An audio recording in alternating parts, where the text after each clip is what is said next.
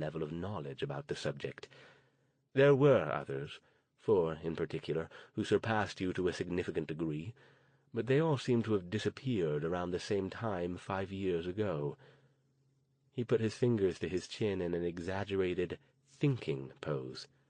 I'll make a fairly safe guess and say that I suspect that their disappearance and the existence of our portal here are probably related. Would you agree? Again, you already know the answer to that. You don't need me to confirm it. The man smiled. So, I suppose we have these 4 to thank for our ability to finally reach out and claim our prize, after many years of being forced to remain in such enticingly close proximity to all the tasty treats in your world, watching you mages flit back and forth on your meaningless errands. But unfortunately that also puts them out of our reach. He paused. So, Dr. Stone, it appears that you are about the best mind on the subject that we are likely to find. Stone didn't speak for a moment as he took that all in. Then, so what exactly do you want me to do? And what do you offer in return? Because you know as well as I do that if you simply threaten me, it won't do you any good. I'm not in any hurry to die. But if my dying means that you lot stay put and don't poke your feelers into our world any more than you already have, then I consider that a fair trade. We could make it very unpleasant for you, Dr. Stone, the man said, in an even, conversational tone. You would be begging to die before we were through, I assure you. But that isn't your offer, Stone said. No. Then out with it. What is? Simply this. The man got off the desk and began pacing around. So far, the other man in the room had not moved beyond shifting from foot to foot as he leaned near the window. You will educate the 2 mages I have here already in your knowledge of portals and how to build them. They already have some knowledge of the subject, so you won't be starting from the beginning. You will work with them, and the 3 of you will determine why this portal is unstable and what we can do to stabilize it. We have access to suppliers who can provide you with the magical paraphernalia that you might need. You want me to help you stabilize that thing? Stone demanded, as if this were news to him. Yes. And in return? In return, I promise that your friends will not be harmed. We'll hold them here until such a time as you have completed your assignment, at which point they will be released and allowed to leave.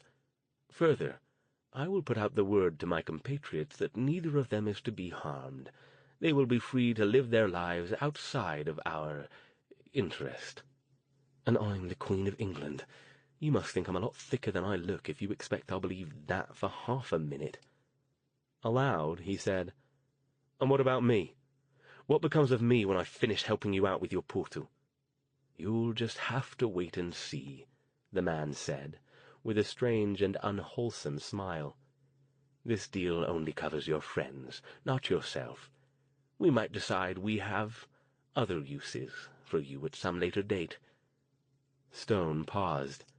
And if I refuse, you'll kill my friends and then kill me. Is that the way it is? Oh, no, the man said, still with the unwholesome smile.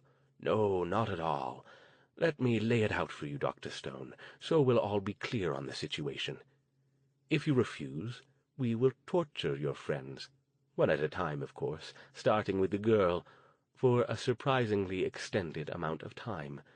And of course, you will have a front-row seat for the proceedings. I suspect we could get enough emotion out of you to keep our entire group going for months, not to mention the bonus of the girl's brother watching as she is tortured. Maybe we'll even let them heal up and torture them again. I don't know yet. We'll see, but I assure you, whatever we do won't be at all pleasant, nor anywhere near as quick and easy as simply killing them. He moved over and stood next to Stone again. So, do we have a deal, Dr. Stone? Stone bowed his head. He had no doubt that the evil would do exactly what he claimed he would do. Hell, he'd probably do it anyway, unless Stone could figure out a way out of this. All he could do now was buy time. The little voice deep inside his mind mumbled approval. buy time, and possibly have a chance to do what he'd come here to do in the first place. But he'd have to be very, very careful. "Dr. Stone, I'm waiting." Stone forced himself to conjure up horrific images of the evil torturing Verity and Jason. He hated himself for doing it. He hated the evil all the more for making him have to. But this had to be convincing. He let out a long sigh. "It seems I don't have a choice, doesn't it?" he asked, in a dull, beaten tone. He looked up at the evil and was rewarded by another look of slack pleasure on the man's pasty face. "But listen to me. This isn't negotiable. You'll have to prove to me that Jason and Verity are still alive. I won't lift a finger for you until you let me see them." "I knew you'd see it our way when the proper stimuli were applied," the man said, nodding. "You'll see your friends, and then you'll do as you're told." "When do I start, then?" "Oh, right away. And just be warned. As I told you, the mages you'll be working with do know something about portal construction themselves. We handpicked them for that. If you attempt to lead them astray, they'll know, and it won't go well for you or your friends." "We'll see about that," Stone thought. Chapter 23. At the same time as Stone was making his reluctant deal with the evil in the office, Jason and Verity were coming to uncomfortable consciousness in the single cell of Decker's Gap's tiny police station. Jason woke first. He lay on the cold, concrete floor, splayed out in such a way that he figured they'd just tossed him in without much regard for comfort. He quickly rose to a sitting position, which was probably a mistake. His head felt woozy and out of sorts, like he'd had too much to drink. Clutching it, he looked around to get his bearings. The cell was small, only about 8 by 10 feet. Its sole furnishings consisted of a metal-framed bed bolted to the floor, a tiny sink, and a stainless steel toilet with no lid. Outside in the hall, beyond the bars, the only illumination was provided by a single naked incandescent bulb covered by a wire screen and hanging from the ceiling. Verity lay on the bed, her eyes closed. Stone was nowhere to be seen. The whole place had a dank, unused smell. Jason struggled to his feet and went to check on his sister. As with him, her coat and boots had been removed, and she shivered in the unheated cell. He gently shook her shoulder. "V, you awake?" "Mm-hmm." She rolled over toward him, reaching for the blanket that wasn't there, then snapped awake. "Jason?" "You okay?" She pushed herself up, looking around. "Where are we? Where's Dr. Stone?" "I don't know the answer to either of those. Obviously we're in some kind of jail cell. Somebody ambushed us in the cave and knocked us out. How do you feel?" "Still weird like before, and woozy." "Yeah, I think they had mages, and they were using the same kind of spell we had to hide them." Content that his sister was unharmed, Jason got up and went over to the door to the cell. He peered out through the bars, but all he saw was a bare hallway with a door at the other end. "Hey!" he yelled. "Anybody there?" Nobody answered. He remained there for a few minutes, then came back over and threw himself down on the bed next to Verity.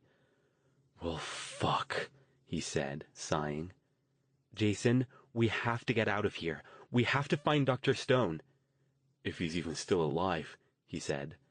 "It doesn't look like there are any more cells here, so if they're holding him, they've got him somewhere else."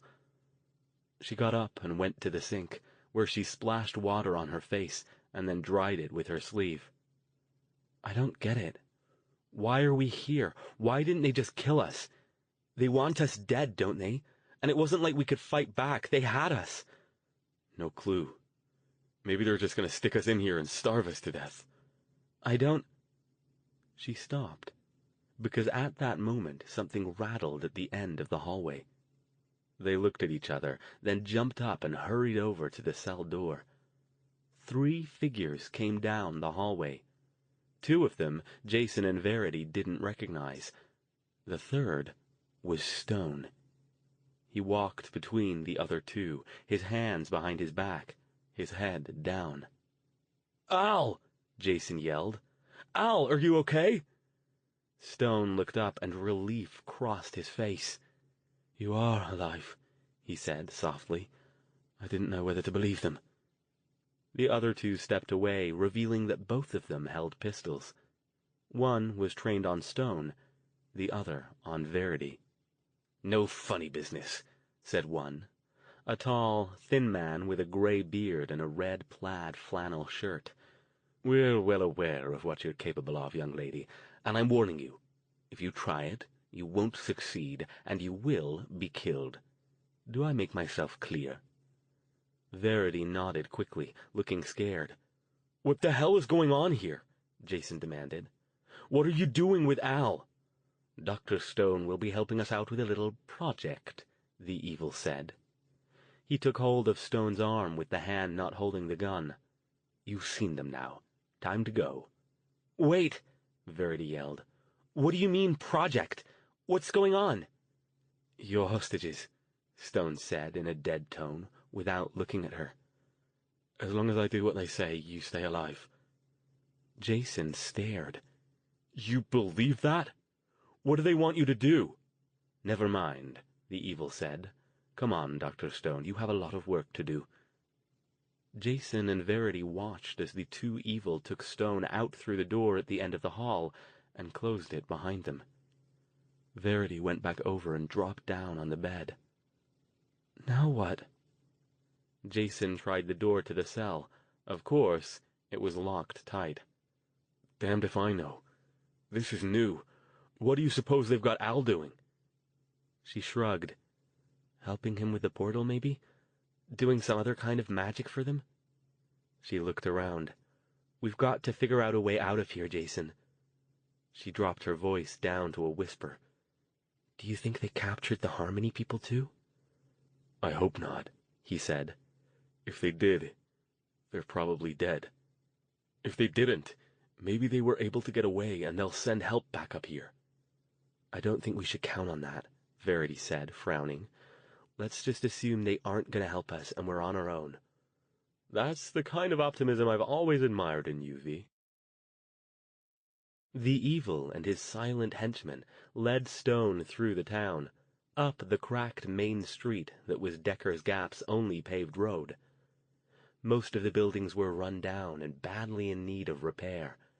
Stone spotted the remains of a bar, a post office, a restaurant, a general store, a one-room schoolhouse, and a farm supply store, along with several small houses in even worse shape than the businesses. A few lights shone here and there, but most of the town was dark. Stone realized it was probably after midnight now. Happy Christmas, he thought sourly. Aloud he asked, "Where are we going?" "Not far now." And indeed it wasn't. It soon became apparent that they were heading to the same church where the path to the cave began. "How inappropriate," Stone said, his tone full of sarcasm. The evil smiled his wolfish smile. "Nothing implied by the location. It was simply the largest building in town, and our mages need a bit of room to spread out." Mounting the short flight of steps up to the church's double front doors, he pulled one of them open and motioned Stone in ahead of him. The lights were on inside. They entered the tiny vestibule, and the evil took Stone's arm and led him into the main sanctuary. Stone stopped. The place hardly resembled a church at all anymore. All of the pews had been pushed back against the walls and stacked on top of each other, leaving a large space filled by 2 oversized tables, a chalkboard that looked like it had been pilfered from the schoolhouse, and a number of large sheets of white paper tacked to the walls and the edges of the stacked pews. On top of the tables, several notebooks lay open, revealing scribbles and diagrams. 4 other people occupied the room. the two mages who had ambushed Stone and the others in the cave, and two more flannel-clad men who were almost certainly evil-possessed town-people. The latter held rifles casually over their arms and lounged near the doors on two pews that hadn't been added to the stacks. The mages stood at the far end of one of the tables, where they appeared to be engaging in a spirited discussion about the contents of one of the notebooks. The evil led Stone over to the mages. "Gentlemen, you remember Dr. Stone, who you, met earlier this evening?" The two mages nodded warily. One was short and squat, with dark skin and graying hair. The other was younger, thinner, and very pale, with a shock of white blonde hair teetering over round, owlish glasses. The older man was dressed in slacks and an ugly, shapeless brown sweater, while the younger one wore jeans and a faded black t-shirt with a grinning stick figure and "Stand back, I'm going to try science" on the front. "Have you met?" the evil asked. "Perhaps we should have introductions." He nodded toward the older man. "I'm Kelby Dobbs," the man said, "from Cleveland." The skinny man said, "Byron Sherman, from Seattle." Stone looked them up and down. He hadn't met either of them, but he had heard of both. Both were on the black side of gray in their leanings, kept mostly to themselves, and were known to be highly curious about furthering the study of the darker aspects of magic. Stone wasn't at all surprised that the evil managed to recruit them. If they had been approached properly and wooed with promises of forbidden knowledge, he could see both of them biting on the bait. Unfortunately for his plan, they were both also quite intelligent and knowledgeable about magical research. Fooling them would be a lot harder than he'd hoped. He took a deep breath. "Right then," he said, forcing his voice to a briskness he didn't feel. "You already know who I am, and you know why I'm here, so let's get started, shall we? Show me what you've got so far." "I'll leave you to it, then," said the bearded evil. "I'll be back in the morning to check on your progress." He moved off, stopping to say something to the two men by the door that Stone couldn't hear. They nodded, and the man left the church. Kelby Dobbs did most of the talking, and after an hour of listening to him lecture in a droning voice using the notebooks, the tacked-up sheets of paper, and the formulas scribbled on the chalkboard as visual aids, Stone struggled to stay awake. Damn, but the man was boring. He wouldn't last 5 minutes in a university classroom. The only thing that kept Stone from nodding off was the knowledge that he'd have to make sense of what Dobbs was saying so he could try to subvert it without him and Sherman catching on. That, and trying not to think about what Jason and Verity were doing, and what might be happening to them. He didn't trust the evil not to have killed them as soon as he'd left their presence, but he realized that in the long run it didn't matter. He had to shut down this portal, even if they were dead. Let the evil think he was too frightened to consider possibilities like that. It was easier that way. "So?" Kelby Dobbs was asking. His tone was more than a bit condescending, as if he didn't expect Stone to understand what he'd been talking about. "Do enlighten us, Dr. Stone. Where have we gone astray?" Stone shrugged. "How the hell should I know? Do you honestly think I'll be able to figure it out after an hour of listening to you bang on about it? This stuff is complicated.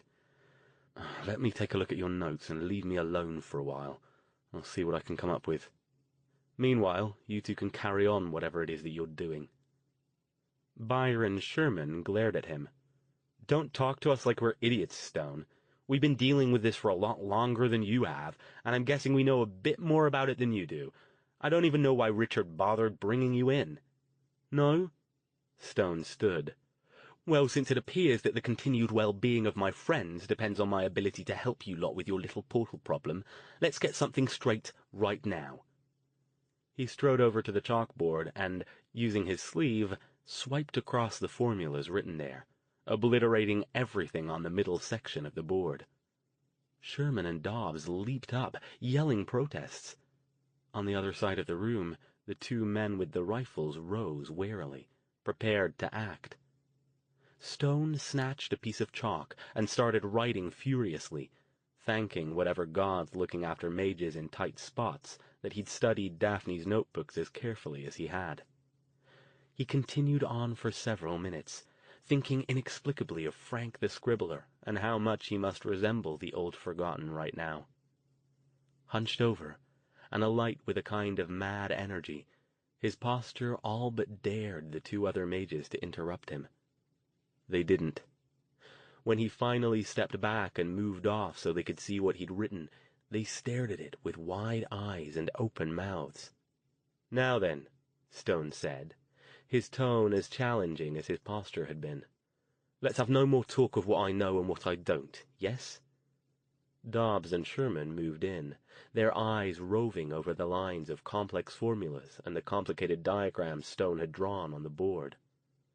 "How?" Dobbs demanded, sparing a quick glance at Stone, but drawn inexorably back to the board. "How did you—" "This is impossible," Sherman said.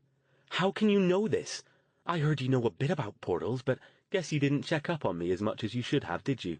Stone said, arms crossed over his chest.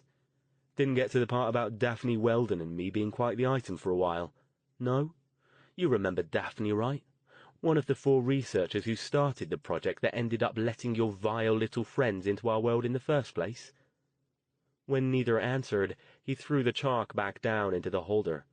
"So, are we going to get on with this, or are you going to stand there with your mouths open until something else unpleasant flies into your heads?" Sherman began. Dobbs nodded.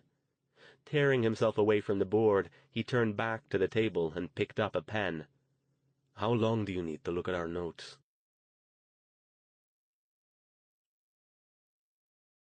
Chapter 24. The filtered sunlight coming in through the cell's tiny window woke Jason from his uneasy sleep the following morning. Nothing had changed. He was still on the floor. He was still cold, and every muscle in his body hurt. "Merry Christmas," came a dry voice from the bed. "I don't think Santa's going to bring us anything this year, do you?" Jason ran his hand through his tangled hair and sat up. Right now I'd settle for a few lumps of coal we could lob at those bastards, assuming they even bothered to show up again. Verity sat up too, drawing her knees up and clasping her hands around them. "We've got to figure out how to get out of here, Jason. We can't just stay here and wait until they decide to come kill us, or just let us starve in this cell." "If you've got any ideas, I'd love to hear 'em," he said. After the evil took Stone away the previous night, he had spent a good half-hour looking for weak spots in the cell's bars, but found none. She sighed. "I don't know. I wish I had better control over the eviction thing. Like, I could do it from farther away, or didn't need to feel like the evil was in my face before I could kick it out." "Yeah, that'd be nice. But unless you think you can learn to do it now, I don't think it'll do us much good to worry about it. We need to come up with something we can do, and fast. I don't know how long they're going to be patient with Al before they decide he's not going to be able to help them." Verity got up and splashed her face with water from the sink. "I wish there was something we could do that they don't know about. Something we could surprise them with. Somehow I doubt we'll be able to fool them with the pretend to be sick thing. If they were that stupid, they'd be dead already. Jason?" Jason barely heard her. Instead, he gazed out the tiny window in a passable imitation of Stone's 1,000-yard stare. "Jason?" she said again. "What are you thinking about?" He crossed the room quickly and looked out through the bars to make sure no one lurked in the hallway, then turned toward her, an odd look on his face. Moving in close, he spoke softly, almost whispering. "V, think hard. Do you remember ever doing any magic where an evil could see it?" "Huh?" "Just think. Did you?" She paused, then also answered in a whisper. "Well, I levitated that guy Dr. Stone hit with the stun spell outside the cave. If there were any others around, they might have seen that." "But Al was with us then. It could just as easily have been him that did that, since we were hiding in the trees in the dark. Anything else? Again she thought. I don't think so. I levitated that guy at the storage building, but none of those were evil. And I don't think anybody saw me drop that cheeseburger in your lap. Why? Because, he said slowly, I'm not sure they know you can do magic, and that might be a huge advantage for us. She stared at him. You know, she said after a long pause, you might be right about that. The guy last night said something about being aware of what I'm capable of, but I think he was just talking about the eviction thing. That's scary to them, we know that, but I couldn't do any magic the last time we fought the evil, remember? So, how could they know? I guess they could have found out from the mages they have, but why would they even bother asking? And Dr. Stone said the black and white mages don't talk much normally, so unless they've got some kind of mage newsletter or something, I don't think it's common knowledge that he's got me as his apprentice. Jason nodded. I don't see how they could know that. He still spoke under his breath, keeping an eye on the corridor outside the cell for any signs of visitors. She paused again, then spoke as if she couldn't bring herself to have any hope. But, even if they don't know I'm a mage, what good will it do? I don't know that much magic. I can levitate things for a little while, but I don't have enough control yet to slam things hard into walls, and this hallway isn't high enough to really hurt them if I pick them up and drop them. I can do that confusion thing, but I doubt I could get it off before they got suspicious. It would look an awful lot like I was trying to evict them, and they'd probably shoot you or me or both of us before I could finish. Plus, they always seem to send in two at once. There's no way I could hit them both with either of those two spells. Yeah. Jason sighed. Well, keep thinking. That might be our only way out of here, and you're right. We're gonna have to do it fast. Stone awakened to somebody shaking him hard. Wake up, Sleeping Beauty. Nap time's over. Work to do. He mumbled something incoherent and swiped a hand across his face, trying to remember where he was.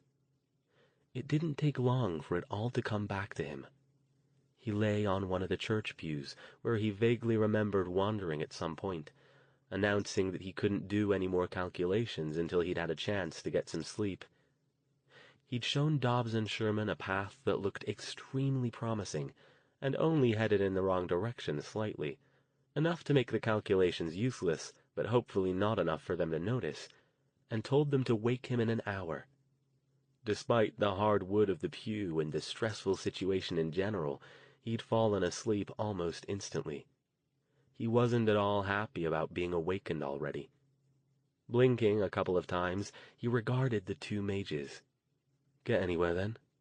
Take a look, Sherman said, pointing at a new series of sheets of paper tacked to another wall. Stone dragged himself off the pew, cursing every aching muscle, and shuffled over for a closer look. He turned away from the others so they didn't see his slight smile. Oh, they'd gotten somewhere all right, considerably further along the path he'd set them on. Further, in fact, than he'd thought they'd get. But the fact remained that it was still the wrong path. Good, good, he murmured. Excellent progress. At this rate, we might get done this week. He looked around. Is there room, church service? Surely they don't expect us to work on an empty stomach, do they? He glanced over at the two guys with rifles, one of whom had nodded off. You with guns? Got any coffee, at least? The sleeping guard jerked awake. The other one glared at Stone. Shut up and keep working, he growled. Stone sighed. Fine, but don't blame me if I bugger up an equation due to a lack of proper caffeination. He picked up a pencil and got back to work, wondering if Jason and Verity were still alive, and if the Harmony group had gotten away and assumed all three of them were dead. They'll bring us something in a little while, Sherman said. Let's get going. And a happy Christmas to you too, Stone said sourly. But then I suppose extra-dimensional body snatchers don't celebrate Earth holidays, do they? He stopped and turned back to the two other mages. Do you mind if I ask you two a serious question? Since I suspect they're planning to kill me after I finish helping you anyway, it can't hurt, right?" Dobbs eyed him with suspicion. "What question?" "Well, why?" Stone said. "What do they offer you to make you go along with allowing them a timeshare in your brain? I can't possibly imagine a worse fate than having some alien thing wandering around inside my head like some kind of foul stowaway. And since I'm reasonably sure mages aren't possessible without permission, do feel free to set me straight on that bit if I've got it wrong, by the way. Then obviously they must have offered you something fairly compelling to get you to go along with it. Satisfy my curiosity. What was it? Is that even still you in there?" Sherman and Dobbs exchanged glances, as if trying to determine whether Stone had ulterior motives, and whether they should answer at all. Finally, Dobbs shrugged. "That's more than one question, you know. But I'll answer them anyway. At least for me, yes, it's still me in here. I still have all my thoughts and memories and abilities. It's not really all that different. It doesn't force me to do anything. It's more of a symbiotic relationship. I give it a means for getting around in our world and help it reach its goals, and it gives me knowledge." "What knowledge, though?" Stone asked. "You don't have to be specific if you don't want to. I doubt it's teaching you anything I'd want to be dabbling in anyway. But just in a general sense, what could it possibly share with you that would convince you to allow this?" "You wouldn't understand," Sherman said, more than a touch of contempt in his voice. "You're not willing to do what's necessary to gain real knowledge." "Oh?" Sherman nodded. "I know about you. You're a powerful mage, maybe one of the best, but you're limited. You limit yourself by some outdated moral code. There's no right or wrong when you're pursuing knowledge. There's only the knowledge and what it takes to get it. So what if you have to inconvenience a few people along the way? They'll get over it. It's not like we're killing anybody." "Really?" Stone said. It wasn't a question. "So you've never killed anyone in your pursuit of knowledge? Not even after you sublet your brain to the creature from the great beyond?" "That's none of your business," Sherman said. "Technically, none of this is any of your business. You're here to help us, not to ask questions." Stone shrugged. "Like I said, just asking." He looked at Dobbs, who seemed more willing to share his experiences. "One more question, if I may, and then I'll see how much I can pummel my non-caffeinated brain into making some sense out of what you've done while I was asleep." Dobbs made a go-on gesture. "What happens after you've helped it achieve its goal? Once the portal is stable and they're able to pour through it to Earth like a bunch of tourists at Disneyland, are they just planning to take over everyone? I assume what they want is emotions, since that's what they feed on. But once it gets what it wants, what then? Can it leave you voluntarily? Or are you two and your evil chums stuck together until you die?" For the barest fraction of a second, an odd look passed over Dobbs' face. Then both his and Sherman's expressions hardened. "Enough questions," Dobbs said, and Sherman nodded. "Let's get back to work. That's what you're here for, not to ask questions." Stone shrugged. "Fair enough, then. After you." Verity's stomach rumbled. It was late morning, and no one had showed up yet, let alone brought them anything to eat. Jason sighed. "Oh, I'm starting to wonder if they're even coming back. Yeah, I wonder what Dr. Stone's doing." She sat on the bed, her back against the wall and her hands clasped around her drawn-up knees. Jason paced back and forth like a caged animal. "At least we've got water. That's something, I guess." Jason checked his pockets again for any stray energy bars or other edibles, but found nothing, just like he had the last few times he'd checked. "I sure could use that power of Marily's right now," he said. "Being able to pull useful things out of my pockets would be great right about now."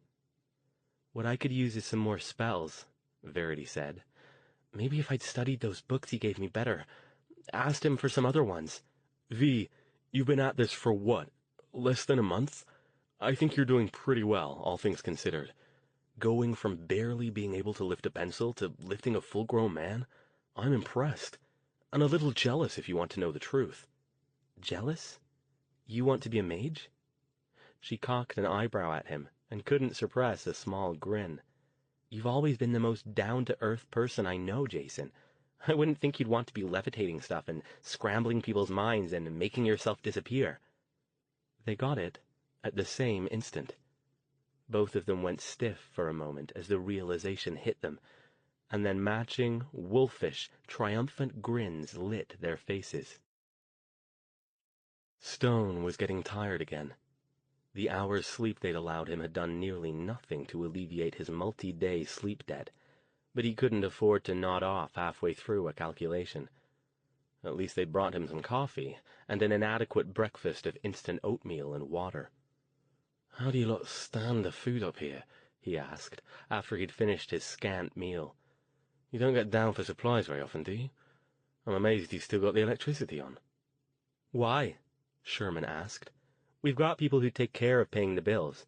As far as the utility companies go, we're still a normal little town. And when people come up here to investigate why things are so quiet, you have one of your little friends hop into their head and take over, right?" "The leaders instruct a few to remain around the area for that purpose, yes," Dobbs said. "So they can hang about indefinitely, then? They don't simply go up in a puff of smoke when they hit our atmosphere?" Sherman barked a nasty little laugh. "That wouldn't be very efficient, would it? If they did, then we'd have a whole lot of concentration around the portals and very little out any further. You know as well as I do that's not the way it is." "Yes, I've worked that one out on my own," Stone admitted. "I've got this mad vision of the ones on the other side stuffing the travelers into little protective capsules before they shove them out like baby birds to seek their fortunes in the big bad world on the other side." Dobbs glared at him and pointed at the sheet of calculations. "Less talk, more work." Stone shrugged. "It's your show." He picked up a pen and returned to his task. The two men who came into the police station weren't the same ones who had come with Stone before, and they weren't coming to deliver meals to the prisoners. One carried a rifle casually over his arm, while the other held a pistol. The one with the rifle also held a paper bag that might have been full of food, but wasn't. They had been given their orders, and they intended to carry them out quickly and efficiently. Several of their brethren had already gathered in the schoolhouse where the event would take place. All that was left now was to gather up the main participants and bring them along. Outside the locked door to the cell area, the man with the pistol paused and fished in his pocket for the keys. The other man watched silently as he opened the door, then followed him down the short corridor to the single cell's door. "Wake up and go to the back of the cell," ordered the one with the pistol. "We've got your lunch here, you—" He stopped. Behind him, the man with the rifle stopped too. Both of them stared. The cell was empty.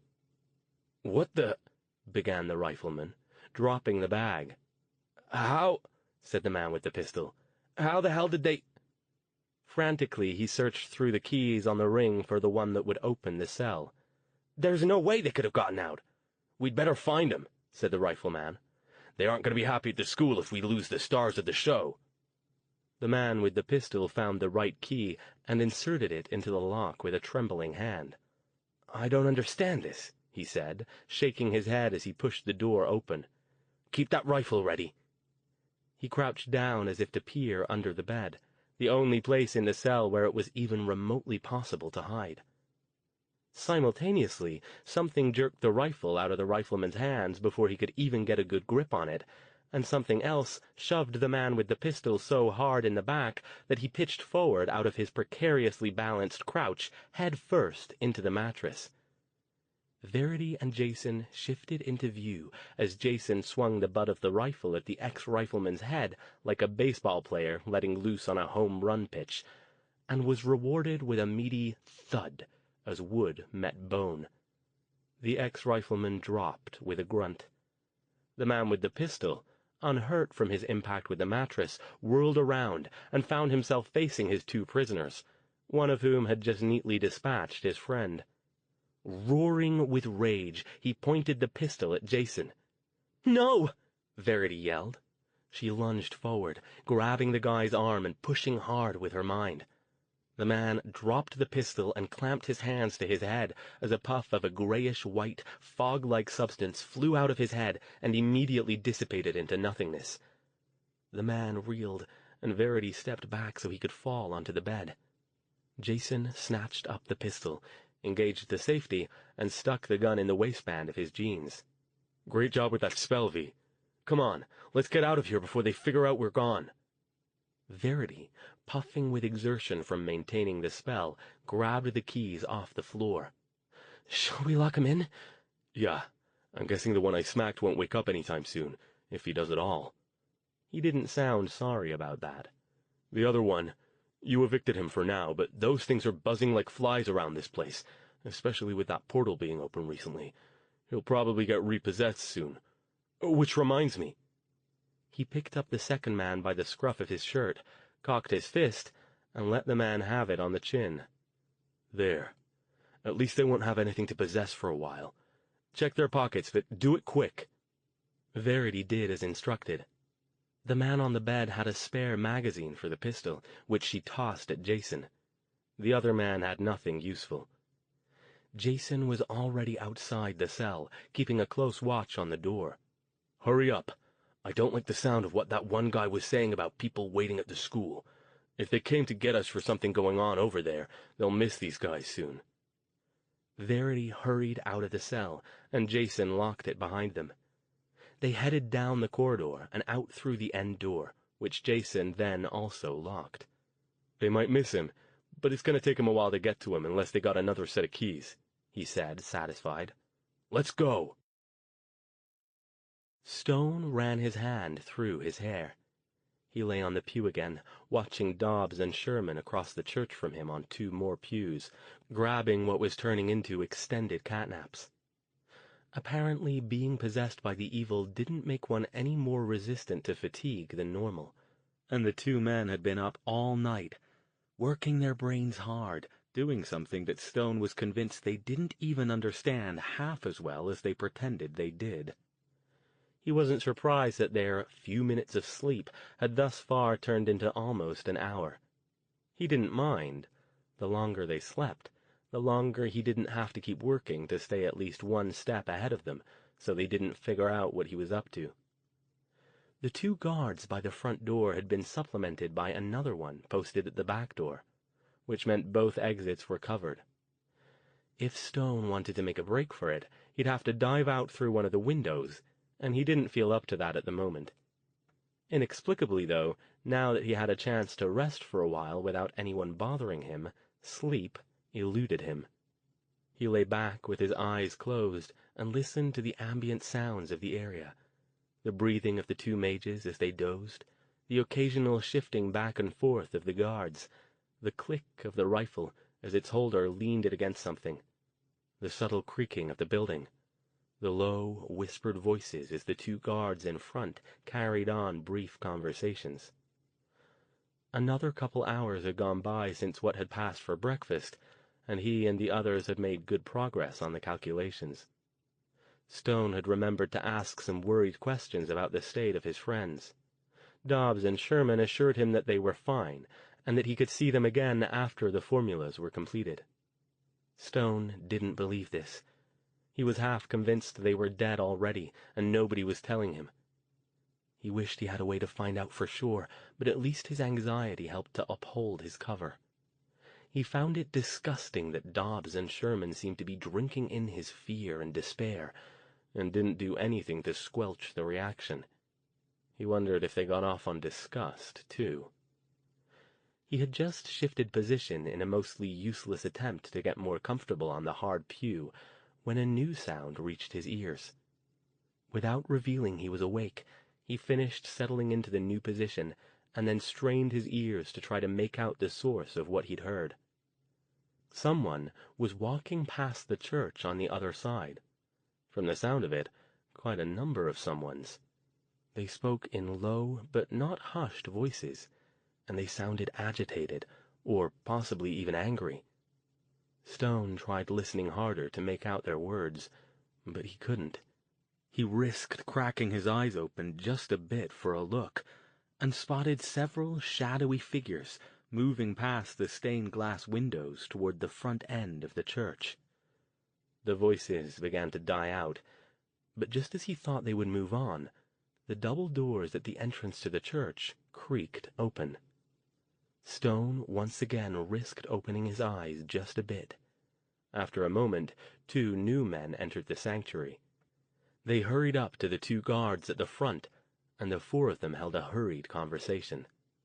At one point, one of them raised his voice a bit above a whisper, and Stone thought he caught the word, "escaped?"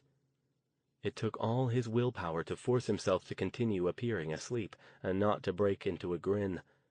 If he'd heard the word correctly, it could only mean one thing. But he dared not let on that he knew. If he'd heard correctly, things had just gotten a lot more interesting.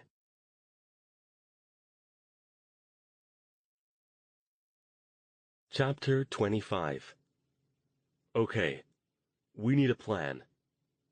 Jason and Verity watched Decker's Gap from their vantage point atop a tall tree a short distance outside of town.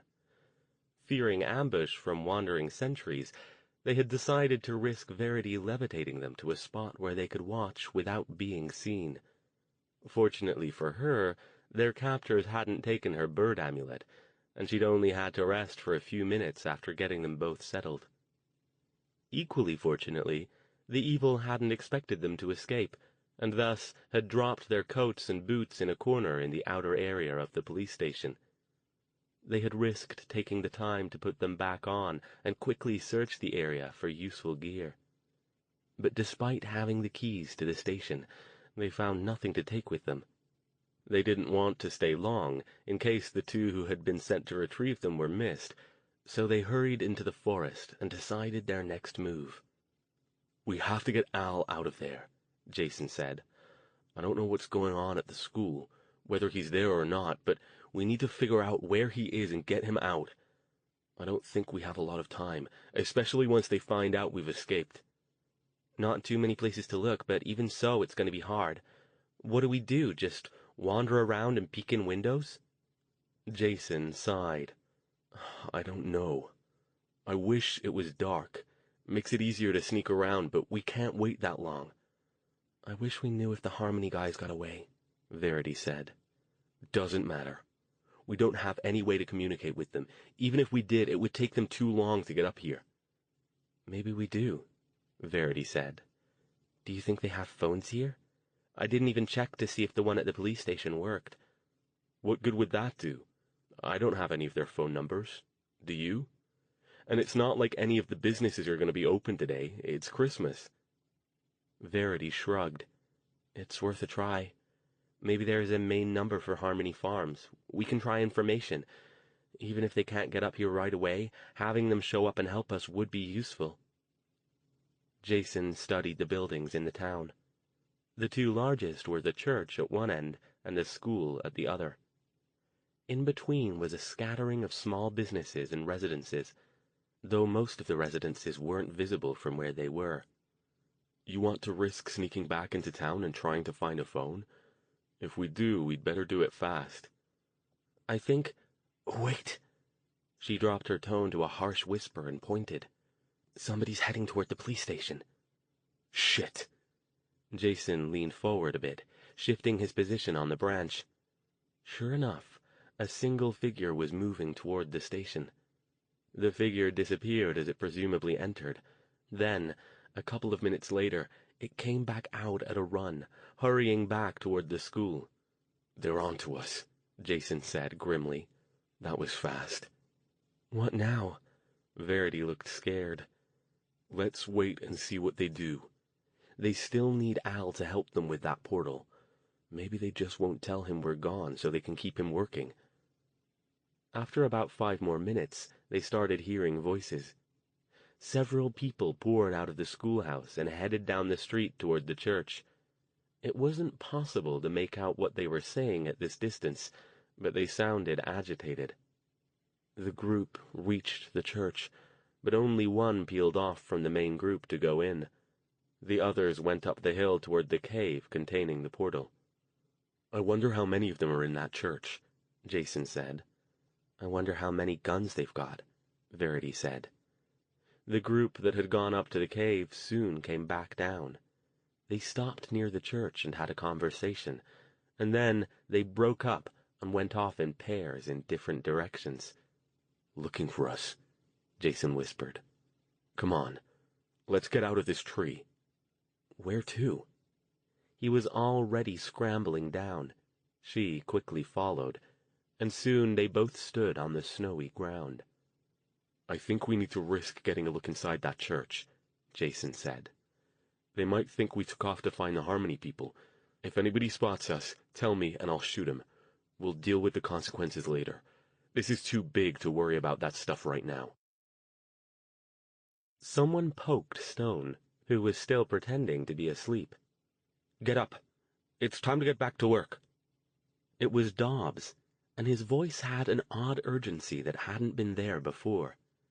Stone stretched. "Something wrong?" "Nothing's wrong. You've had enough rest, that's all. You're not here to sleep." Right. Your little doorway to the party dimension won't stabilize itself, will it?"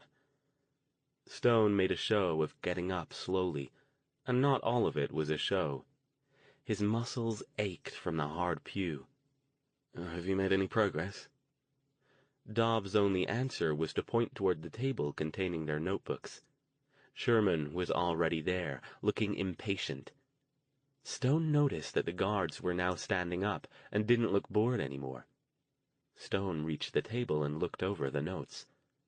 Dobbs and Sherman hadn't gotten much further, and it appeared they'd made a subtle, mistaken calculation that led their efforts even more astray. Inwardly, Stone cheered, but outwardly he did nothing more than nod contemplatively. "Yes," he said, as if talking to himself. "I think you're onto something here." He picked up a pencil and began updating the page as the two of them hovered nearby, watching his every move. "See here," he said, pointing. "I think this is the key, right here." "What do you mean?" Sherman asked. Stone raised an eyebrow. "Isn't it obvious?" In his best dry professor's tone, he launched into a jargon-laden and mostly correct explanation of the calculations, and was gratified to see the two other mages struggling in vain to follow it, though they obviously didn't want to reveal this fact to him. "So you see," he concluded, tapping the paper for emphasis, "it appears we're at the point where we need to visit the site and get started on the actual work of stabilizing the portal." His gaze flicked to meet theirs. "One thing, though." "What?" Dobbs asked, suspicious. "I want to see my friends again first."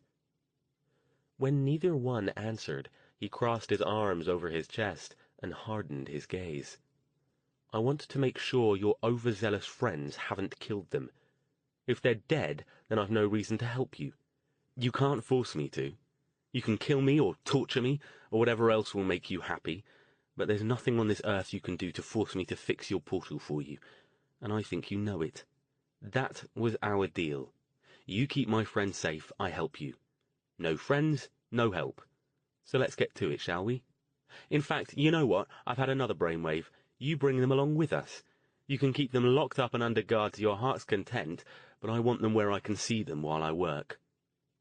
Sherman and Dobbs exchanged glances. If they hadn't been who they were, Stone might have even felt sorry for them as he watched them squirm and tried desperately not to show it. As it was, he simply waited and watched, arms still crossed. After a long, uncomfortable pause, he tilted his head. "Problem? You do still have them alive, right? Your friends haven't made the mistake of killing them after taking me to visit them, in the hope that sorting through your calculations would sufficiently fog my brain that I'd forget about them? Because that would be an unfortunate mistake indeed." "We've got them," Sherman said, glaring at him. "They're locked up in the jail right where you saw them before." "Excellent. Then send one of your lackeys off to fetch them, and we'll all go up to the cave together. Oh," he added, "as I'm sure you've worked out if you've been following along with the lesson, we'll be needing some parts to fix your portal." He snatched up a piece of paper and a pencil, then cocked his gaze over toward the two rifle-toting guards. "Off you go, one of you," he said, making a shoe gesture. "Or if you don't think you can guard me sufficiently with only one gun, ring up someone else and send them off to collect Jason and Verity while I finish this list." Without waiting to see if they complied, he turned his attention back to the paper, dashing off notes in a rapid hand. After a minute or two, he finished, tossing the pencil on the table and the list at Dobbs and Sherman. "There you go. Gather that up, and let's go." Sherman examined the list, squinting a little as he tried to make sense of Stone's handwriting, then handed it to Dobbs. "You said you had supplies. None of that is particularly esoteric," Stone said. In fact, he had deliberately filled the list with things that he expected them to have on hand. At this point, he wanted to get the portal closed as fast as possible. He didn't think he could stretch out the ruse long enough for them to take several days ordering complicated magical paraphernalia. Dobbs and Sherman consulted in hushed tones for a short time, then Sherman turned back to Stone, pointing at a pew near the guards. "You sit there and stay put," he said. He motioned to one of the two guards. "You, go get the two in the jail and bring them up to the cave." The guard started to say something, but Sherman glared at him. "Go! And you," he said, to the remaining guard at the front of the church. "If he makes any kind of funny move, shoot him. Got it?" The other guard nodded, pointing his rifle in Stone's general vicinity. Stone lounged back against the pew where Sherman had indicated for him to sit. "So now we wait," he said. "Anyone else hungry?" Jason and Verity still watched the church, trying to figure out how they could get a look inside without attracting any attention. A couple minutes ago, the front door had opened again, and a tall man with white blonde hair and another man carrying a rifle had exited and hurried off toward the center of town. "Can you do that I'm not here thing again?" Jason asked. "Maybe that can get us close enough." "Yeah, but I won't be able to hold it very long, even with the amulet," she told him. "Even holding it in the cell for less than a minute tired me out. I guess I need to go to the magical gym or something." "Let's risk it," he said. "I doubt they'll be looking for us here anyway, so even if you have to drop it, we should be able to get to cover before anyone spots us. I'm getting tired of just standing around doing nothing. We need to know if Al is in there." She nodded. "Be ready to run," she said. "Like I said, I can't promise more than a minute or so. We really need to find out if that power battery thing of yours works with me too, but until Dr. Stone teaches me, I don't have a clue how to do it." She took Jason's arm lightly and concentrated. The red eyes in her bird amulet glowed briefly. "There," she whispered.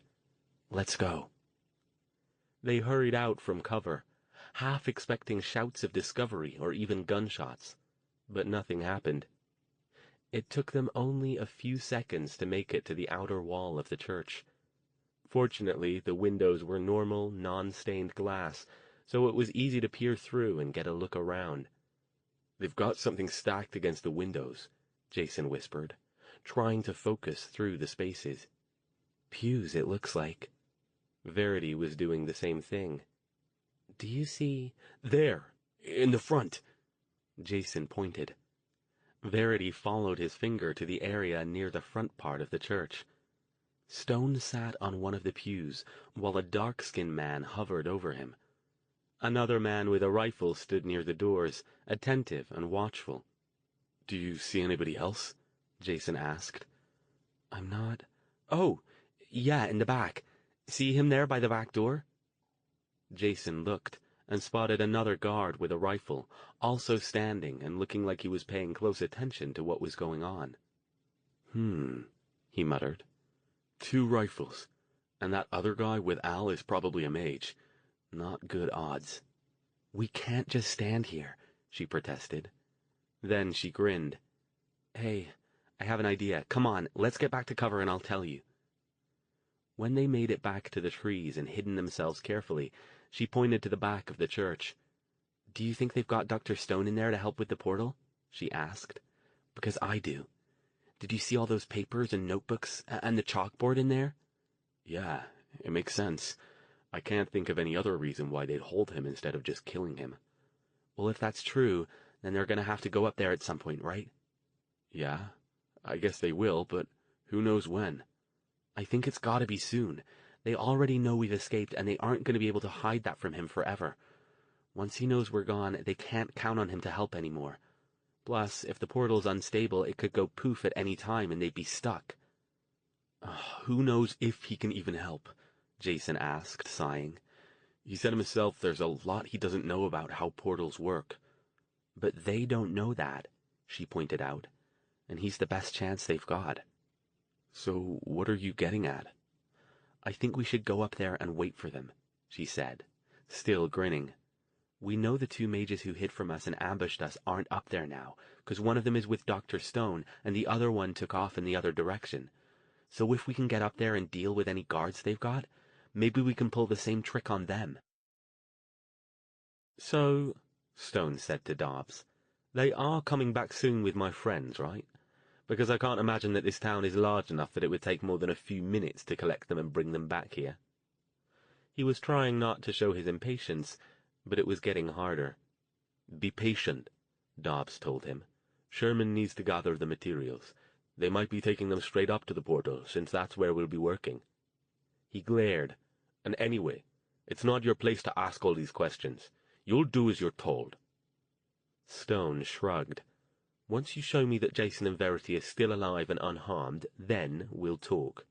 Until then—" The church's front door opened again, and Sherman came in, carrying 2 large stuffed bags. The guard was not with him. "I've got everything on the list, assuming I could make out your crappy handwriting," he said, puffing, and dropped the 2 bags on the floor. They clanked loudly.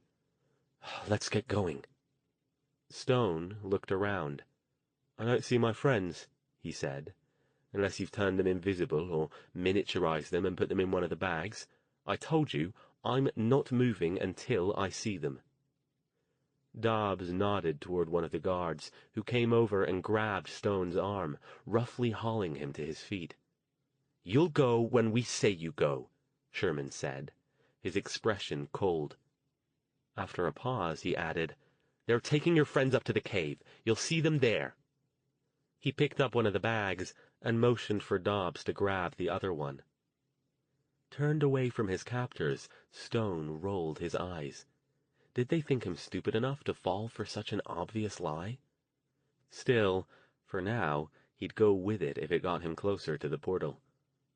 He picked up 2 of the notebooks and a sheaf of papers from the table, assumed the indicated spot between the 2 remaining riflemen, and followed them to the door. Convinced now that Jason and Verity had indeed escaped, he could only hope that they had either gotten away or they had something planned. If things got out of hand, he could always pull up a shield and make a stand, but for now he thought it best to see how things played out. They trooped up the steep hill toward the cave. Dobbs went first, then Stone, flanked on one side by Sherman and on the other by one of the guards. The other guard brought up the rear. Stone shivered. They hadn't given him his coat, and as the day went on, the temperature had dropped. The 2 guards in front of the cave nodded as they approached. "Any problems?" Dobbs asked. One shook his head. "It's been quiet up here all day." "Good, good." Dobbs continued forward, and the others followed. In a few moments, they stood in the doorway of the portal room. Stone frowned. This wouldn't be easy. It was clear that the portal had grown even more unstable than when they'd initially seen it. Its edges flickered more madly than ever, and the sickening colors clashed, if that were even possible, more than they had before. "This thing doesn't look at all healthy," he said. "You do know that it might not even be possible to stabilize it at this point, right?" "You'd better hope it is," Sherman said, "because if you can't do it, then we don't have any more reason to keep you around, do we?" Stone shrugged. "Oh, we might just have to wait until it makes another appearance. But frankly, I'd rather die than have to spend an indeterminate amount of time in this hellhole with you lot." "That's all on you, Stone," Sherman told him. "Indeed." Stone looked around. "So, about my friends. They're coming," Dobbs said, glancing toward the entrance to the chamber. Stone sighed. "You know," he said, in a conversational tone, "I'm amazed that you two actually believe I'm bright enough to have a chance at fixing your portal, given how stupid you seem to think I am in every other aspect of life." "What?" Sherman glared at him. "I don't know how else to interpret it. Obviously you don't have my friends, or you'd have produced them by now, which leads me to believe that since you had them locked up in a cell, and I can't imagine how they could have escaped, you must have killed them. I also can't imagine how you would be so stupid as to do something like that before you'd gotten me to do your dirty job for you. But, given the evidence, I can't think of any other explanation." His expression became challenging. "So, what do you say? "Are they dead?" He hooked a thumb over his shoulder toward the portal. "Because that thing isn't going to last much longer, and if they are dead, then we have a few things to discuss." "They're not dead," Dobbs said. "Really?" Stone's tone dripped with sarcasm. "Hey," said a voice from nowhere. "Even an idiot like this guy gets one right every once in a while." This was accompanied by one of the rifle-toting guards suddenly pitching forward and dropping to the ground as if he'd just been whacked upside the head. Behind him, Jason and Verity shimmered back into existence. "What?" the other guard started, but got nothing more out before Jason swung his own rifle around and leveled it at him. "Drop it. Now." Stone grinned. "Jason, Verity, how nice of you to join us." He couldn't focus on them, though, because Dobbs and Sherman, caught by surprise by the sudden appearance of their two missing prisoners, were recovering quickly. Dobbs took off for the chamber exit, while Sherman spun, lunging for the remaining guard who had dropped his rifle at Jason's order. He clamped his hand on the man's shoulder, and, eyes blazing, aimed a spell at Stone. Stone barely got a shield up in time to deflect it.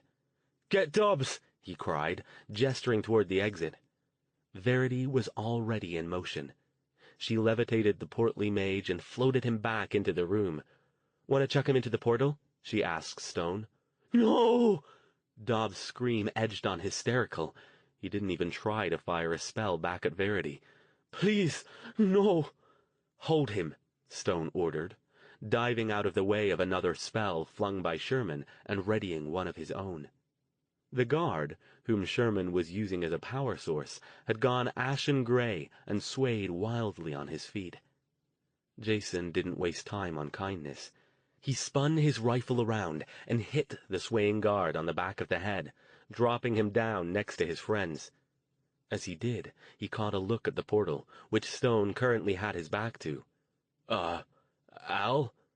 Stone telekinetically grabbed Sherman and slammed him into a wall.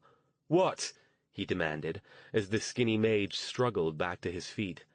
"The portal." He pointed. Stone backed up, turning sideways so he could keep an eye on Sherman while risking a glance at the portal. He immediately grasped what had caught Jason's attention. The portal was shifting. Before, it had merely flickered, but now it was actually changing shape, almost like a ball of clay being kneaded by some invisible hand. "Bugger," he bit out through gritted teeth. "What's it mean?" Verity demanded, fighting to concentrate on keeping her levitation spell up on Dobbs. "What's it doing?" "It's losing what little structural integrity it had," Stone said. "Whether that means it'll wink out again or go up like the one in San Francisco, I can't say. Either way, it's not good for us. Let's deal with this lot so I can get to work." Jason pointed the rifle at Sherman. "You got 3 choices, and you'd better decide fast. You can let Al knock you out with magic, which probably won't hurt much. You can let me knock you out by smacking you with the butt of this rifle, which probably will. Or you can let V toss you through that portal. Pick now, or I'll do it for you. You won't like my choice." Sherman glared wide-eyed back and forth between Stone and Jason. "I don't think he's kidding," Stone said conversationally, shrugging. Man's got no sense of humour when it comes to people hurting his sister. Or his friends. Better make a choice. Sherman's gaze darted over to the hovering Dobbs, and finally toward the entrance to the chamber, in hopes that the cavalry was arriving to rescue him. When this didn't happen, he sighed, turning back to Stone without a word. Stone aimed a hand at him and cast the spell, a nimbus of blue energy appearing first around his hand and then around Sherman's head. The other mage dropped unconscious. "Not a bad sort, Sherman," Stone said. "I think I might actually like him if he didn't have his nasty little roommate in there. Dobbs? Same choice. Make it quick, please. I don't like the look of that portal, and I'd like to get it sorted as soon as possible." Dobbs sighed and nodded. Verity lowered him to the ground, and Stone wasted no time in dropping him next to Sherman. Jason tried not to look at the portal.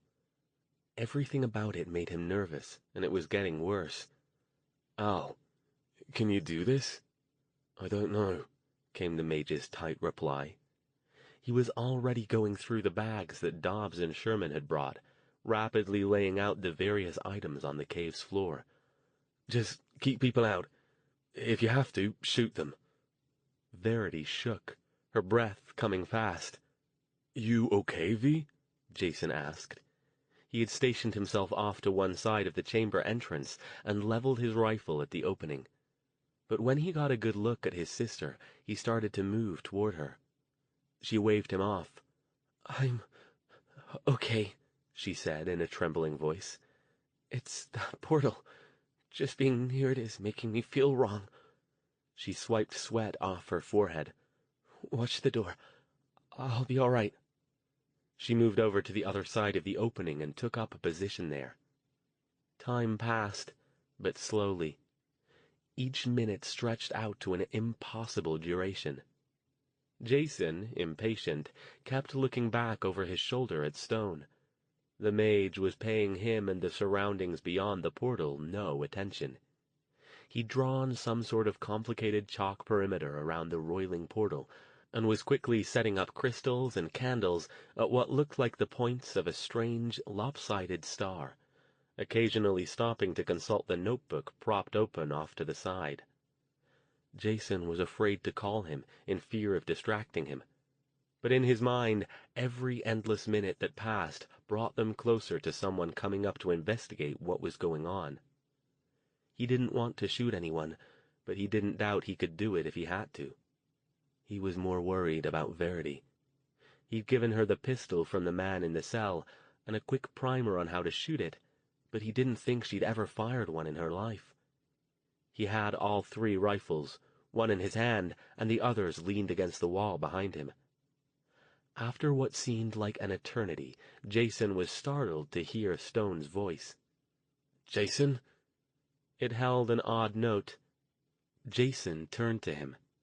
He stood in front of the portal, his expression unreadable, holding a large red crystal in his right hand. Whatever magical construct he had been working on seemed complete now. The candles and crystals were all in place.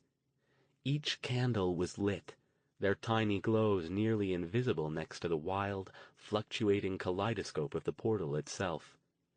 It seemed bigger and somehow less distinct, pulsing, its edges bleeding out into the dim light of the cave. "What?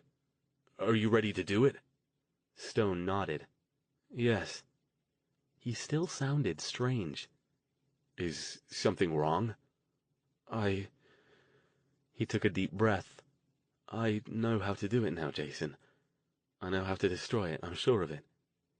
Jason's eyes widened. "You didn't before?" "Not completely, no. Not until I got a good look at it." "Al, what are you not telling me?" Verity turned to look at them, but Jason waved her back. "Watch the door, V." Then, to Stone, "So? What do you have to do?" He was afraid of what he would hear. For several seconds, Stone didn't answer. Eyes haunted, he held up the red crystal. "In order to complete this circle, I have to place this final crystal," he said in a monotone. Hooking his left thumb over his shoulder toward the portal, he added, in there.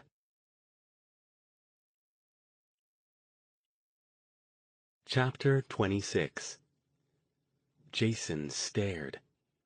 You have to go in there? Al, you can't. Verity, forgetting for a moment to watch the entrance, spun around wide-eyed. No! Are you crazy? You can't do that. You'll— Watch the door, Verity, Stone said. There was no conviction in his voice. He sounded exhausted. There's no other way. I have to do it, and I have to do it soon. Just let it wink out, Jason protested. We'll try it again next time. Who says there'll be a next time? Stone asked. They know we're onto them now. They'll guard it much more carefully than before. We'll never get near it again. Behind him, the portal stretched and popped out another shimmering ball of gray fog. It immediately streaked out of the cave, ignoring the occupants. Jason couldn't believe what he was hearing. Well, let me do it then, he insisted, stepping forward and reaching out for the crystal. I can't shut down the other portal. If you get sucked into that thing, we're screwed. I'm expendable. You and V can finish— No, Jason! Verity yelled. Her forehead was dotted with sweat now as the portal's intensity increased. Jason could almost hear it humming now, or perhaps he just felt it somewhere deep in his psyche. It was impossible to tell which. Stone shook his head. Very courageous, but it isn't simply a matter of stepping in and tossing the crystal. It has to be set properly or it won't work. Besides, the creatures in there will tear you to pieces the moment you appear. And they won't do that to you? Every one of Jason's instincts cried out for him to grab Stone and hustle him away before he could finish his insane and suicidal plan. It will only take a few seconds. With your help, I think I can put up a barrier sufficient to hold them off for that long. You think? Stone sighed. We don't have a lot of choice, Jason. It's either do it or everything we've been working toward is all for nothing. Jason! Verity's hushed but urgent voice cut in. Dr. Stone, I think I hear something. Both of them stopped and listened. She was right. They could both hear what sounded like yelling voices, a scuffle, and what was unmistakably a gunshot. It didn't sound close, but if they could hear it inside the cave, it couldn't be far off. Hold them off, you two, Stone ordered. As long as you can. Kill them if you must. He gripped Jason's shoulder. I'm not sure if this will work without keeping in physical contact with you, but now's the time to find out. Just concentrate on feeding me as much power as you can. Jason didn't argue. There was no more time to argue. He closed his eyes briefly and focused with everything he had, commanding his strange ability to channel magical power to Stone. As always, he had no idea how it worked, or even if it was working. He felt nothing. But when he opened his eyes again and looked hopefully at Stone, the mage was encased in a shining shield bubble that blazed brighter than the sickening shifting colors of the portal. Go! Jason yelled. We'll keep him out, and hurry the hell up! Stone immediately turned and ran toward the portal. Jason saw him pause for the barest of seconds, and then disappear into that churning mass of discordant colors. Saw it flare briefly brighter as if in anticipation, and wondered if they would ever see him again. Verity returned to her post, leveling the pistol at the chamber opening. Should we go out there and see what's going on? She asked. Jason shook his head. Sounds like there's a lot of them out there. They'd shoot us before we figure out who's who. She nodded, then glanced at the portal. He said it would only be a few seconds, she said, her voice shaky. It's already been— Shh, he hissed. I'm concentrating. The scuffle, whoever it involved, had entered the cave now. Bobbing lights and shadows shifted on the wall of the passage approaching their location. Another gunshot. Jason. Shh, he said again. He risked a look over his shoulder. The portal had changed colors again. Even in the few seconds he could risk to look, the new hues nauseated him. He'd never seen colors like that on Earth before, and he hoped never to again. The shifting and roiling increased, as did the low-frequency hum. "Al!" he yelled. "Al! If you hear me in there, get the hell out! Get out now!" A figure hurtled into the room. It was the gray-haired, bearded man who had spoken to them in their jail cell, his face stricken with rage and panic. "You fools!" he cried. "No, you can't! Get out!" Verity yelled, glaring hard at the man. He stopped, as if he'd run into a wall. He stared at her, eyes so wide that they almost popped from his head, and his hands went to his temple. "He's fighting me, Jason!" Jason didn't think. He swung the rifle around and smacked the man across the back, pitching him forward in an awkward stutter step toward the portal. Verity focused on him again. "I said out!" she yelled again, grabbing his shoulder. The man screamed as something popped out of his head, still clutching his temples as if trying to hold it in. The thing wasn't gray and formless, but neither was it the red-purple ball that Verity had driven from Gordon Lucas and Stone had captured in his magical cage. Instead, it appeared to be somewhere halfway in between, vaguely round, colored in muted shades of the red and purple of its more powerful counterpart. The man's body collapsed to the ground, leaving the energy ball to dart upward. But then it appeared to change its mind and altered its direction, streaking toward Verity. She raised her hands and fended it off, careful to take her finger off the pistol's trigger so she didn't shoot Jason. Then the ball, flaring with desperation, changed direction again and flew toward Jason. He held up his hands like Verity had, fully expecting it to stop and change its mind, but instead it settled over his head. Verity screamed, but Jason barely heard it. Suddenly his brain felt strange, wrong, dissociated. His own thoughts were still there, but now they were mixed with other alien thoughts, the strongest of which was that he needed to shoot Verity. "No," his own mind told it. "I don't want to shoot her. She's my sister. She is the enemy. She is our enemy. Shoot her now." And then he was swinging the gun around to level it at the wide-eyed Verity. "Jason, no!" she screamed. She stretched her hands toward him, her face screwed up in concentration, but her arms trembled. "You want me to shoot my sister?" "Shoot her now. She is the enemy. She will destroy us. Shoot her now." The voice rose to a crescendo in his head.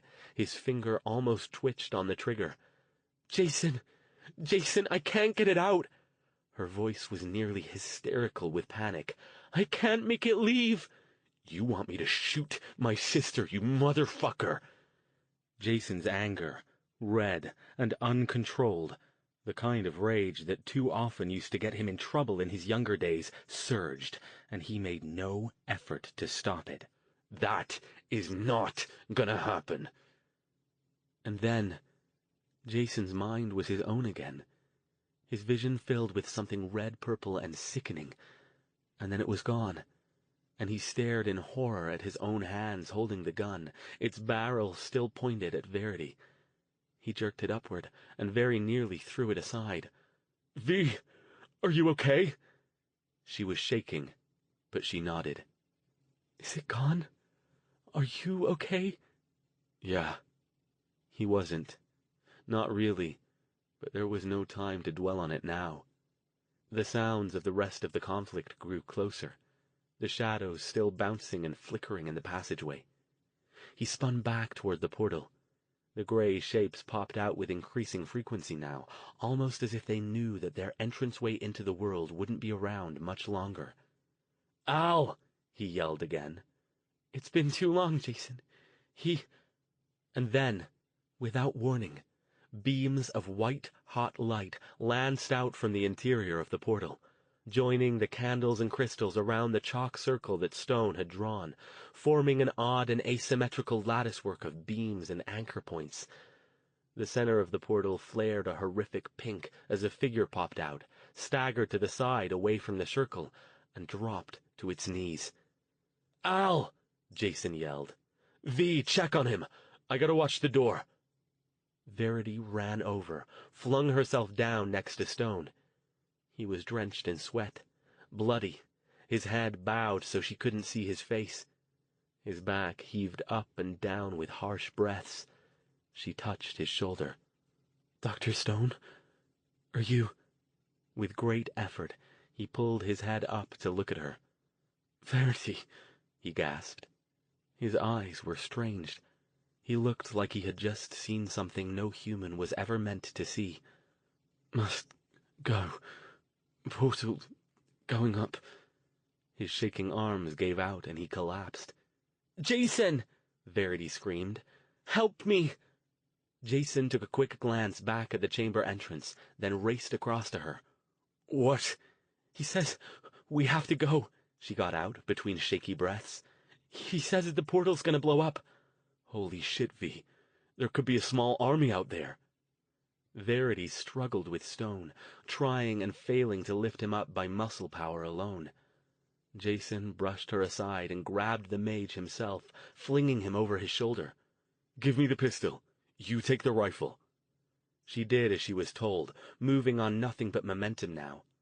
"The hallway." Before she could get anything else out, another figure burst into the chamber. Jason almost shot him before he realized it was Sykes. The Harmony man skidded to a stop, staring at the glowing magical circle in the center. He held a rifle in his right hand, his left arm dangling at his side and covered in blood. "Thank God," he breathed. "Sykes, what's going on out there?" "We've got him on the run," Sykes puffed. "But it won't last long. We've got to get out of here before they regroup." "You're telling me?" Jason shifted Stone on his shoulder. "That portal's gonna blow, and we don't know when. Did you get any vehicles up here?" Sykes shook his head. Behind him, Zoe ran in with pistol and flashlight and did the same thing Sykes had, stopping still to stare at the portal and the circle, mesmerized. Around them, gray fog balls spun and flew, zipping away as if they knew what was going on, flying to pieces, as if something in the failing portal or Stone's actions inside it had stripped them of their protective coatings. "Couldn't get past the roadblocks. Once we realized they'd grabbed you three, we headed back down to the complex and picked up reinforcements. Sorry it took us so long." "No time," Verity wailed, already moving toward the exit. Come on, let's go!" She'd almost reached it when she suddenly stopped, spun, and ran back in. "V!" Jason yelled, lunging toward her. She didn't stop. Running full tilt, she snatched up the 2 notebooks Stone had been using and stuffed them into her jacket, then rejoined the others. They ran. They left the cave, leaping over prone bodies, unable to identify friend or foe, living or dead in the dimness. Jason's knee, still not entirely healed and stressed beyond the limited recovery time he'd allowed it, screamed in protest, but he forced himself to ignore it. There was nothing more to do but run until he couldn't run anymore, and then keep going anyway. Along the way, others from Harmony joined them, questions in their eyes. But they didn't stop, and the others, picking up on their urgency, fell in with the exodus. They got down the path to the church and ran past it, out toward the woods. They saw none of the evil, save for a few prone and bloody bodies in the snow. "How far?" Sykes got out between breaths. "I don't know," Jason puffed. "Just keep running." His breath screamed in his lungs, his knee a white-hot ball of agony. His arms shook as he struggled with Stone's weight over his shoulder. He wasn't going to make it. None of them were going to make it. The sky lit up with the brilliant light of a silent explosion, for a few seconds turning the gray sky to the brightest of whites. Jason felt himself pitched forward. Out of the corner of his eye he saw Stone's body flying off in one direction and Verity's in another. His last conscious thought was to wonder if this was what it would look like to be caught in a nuclear explosion.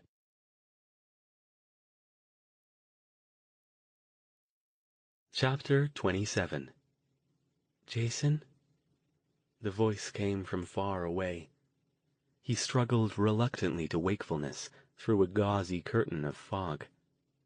He would have preferred to continue floating, pain-free, awareness-free. But the voice seemed important. He felt like he shouldn't ignore it. He opened his eyes. He lay in a hospital bed.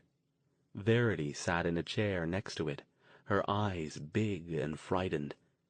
She had a bandage over her forehead and another one wrapped around her left wrist, and she was covered with bruises and small cuts. But otherwise she looked physically unscathed. For a moment, he just stared at her. Her eyes closed briefly as she let out a long sigh of relief. "Oh, man," she breathed. "Thank God. How do you feel?" He thought about that. Nothing hurt at the moment, but he suspected that had something to do with the IV tube snaking up from his arm and out of his line of sight. He struggled to remember what had happened, and too easily it all came flooding back to him. "V." She patted his hand, still looking worried. "You're okay, Jason. They said your knee will take a while to heal, and you got banged up pretty good. You might have a concussion, which is mostly why they're keeping you here. They want to keep an eye on you overnight, but they said you'd be fine." He raised his hand to his head and found a bandage swathed around it. "What about the others? Al? The Harmony people?" His eyes widened. "Oh, God. Verity. What do they think happened? If we're in the hospital, that means the authorities—" "Shh," she whispered, with a glance toward the door to make sure nobody was coming in. "They think there was some sort of natural gas explosion up in the mountains from one of the old mines up there." Jason stared at her. "That's crazy." She shrugged. "I dunno, but that's what they're saying now. I mean, they can't exactly know what really caused it, right? They mentioned something about survivalists stockpiling explosives, but they can't find any evidence of it. The town's almost all destroyed, but there wasn't a fire. That's what's really confusing them." She motioned toward the small TV set mounted up high in the corner of the room. "I've been watching the news, and that's what they've been spinning it as." "What about the others? Where's Al?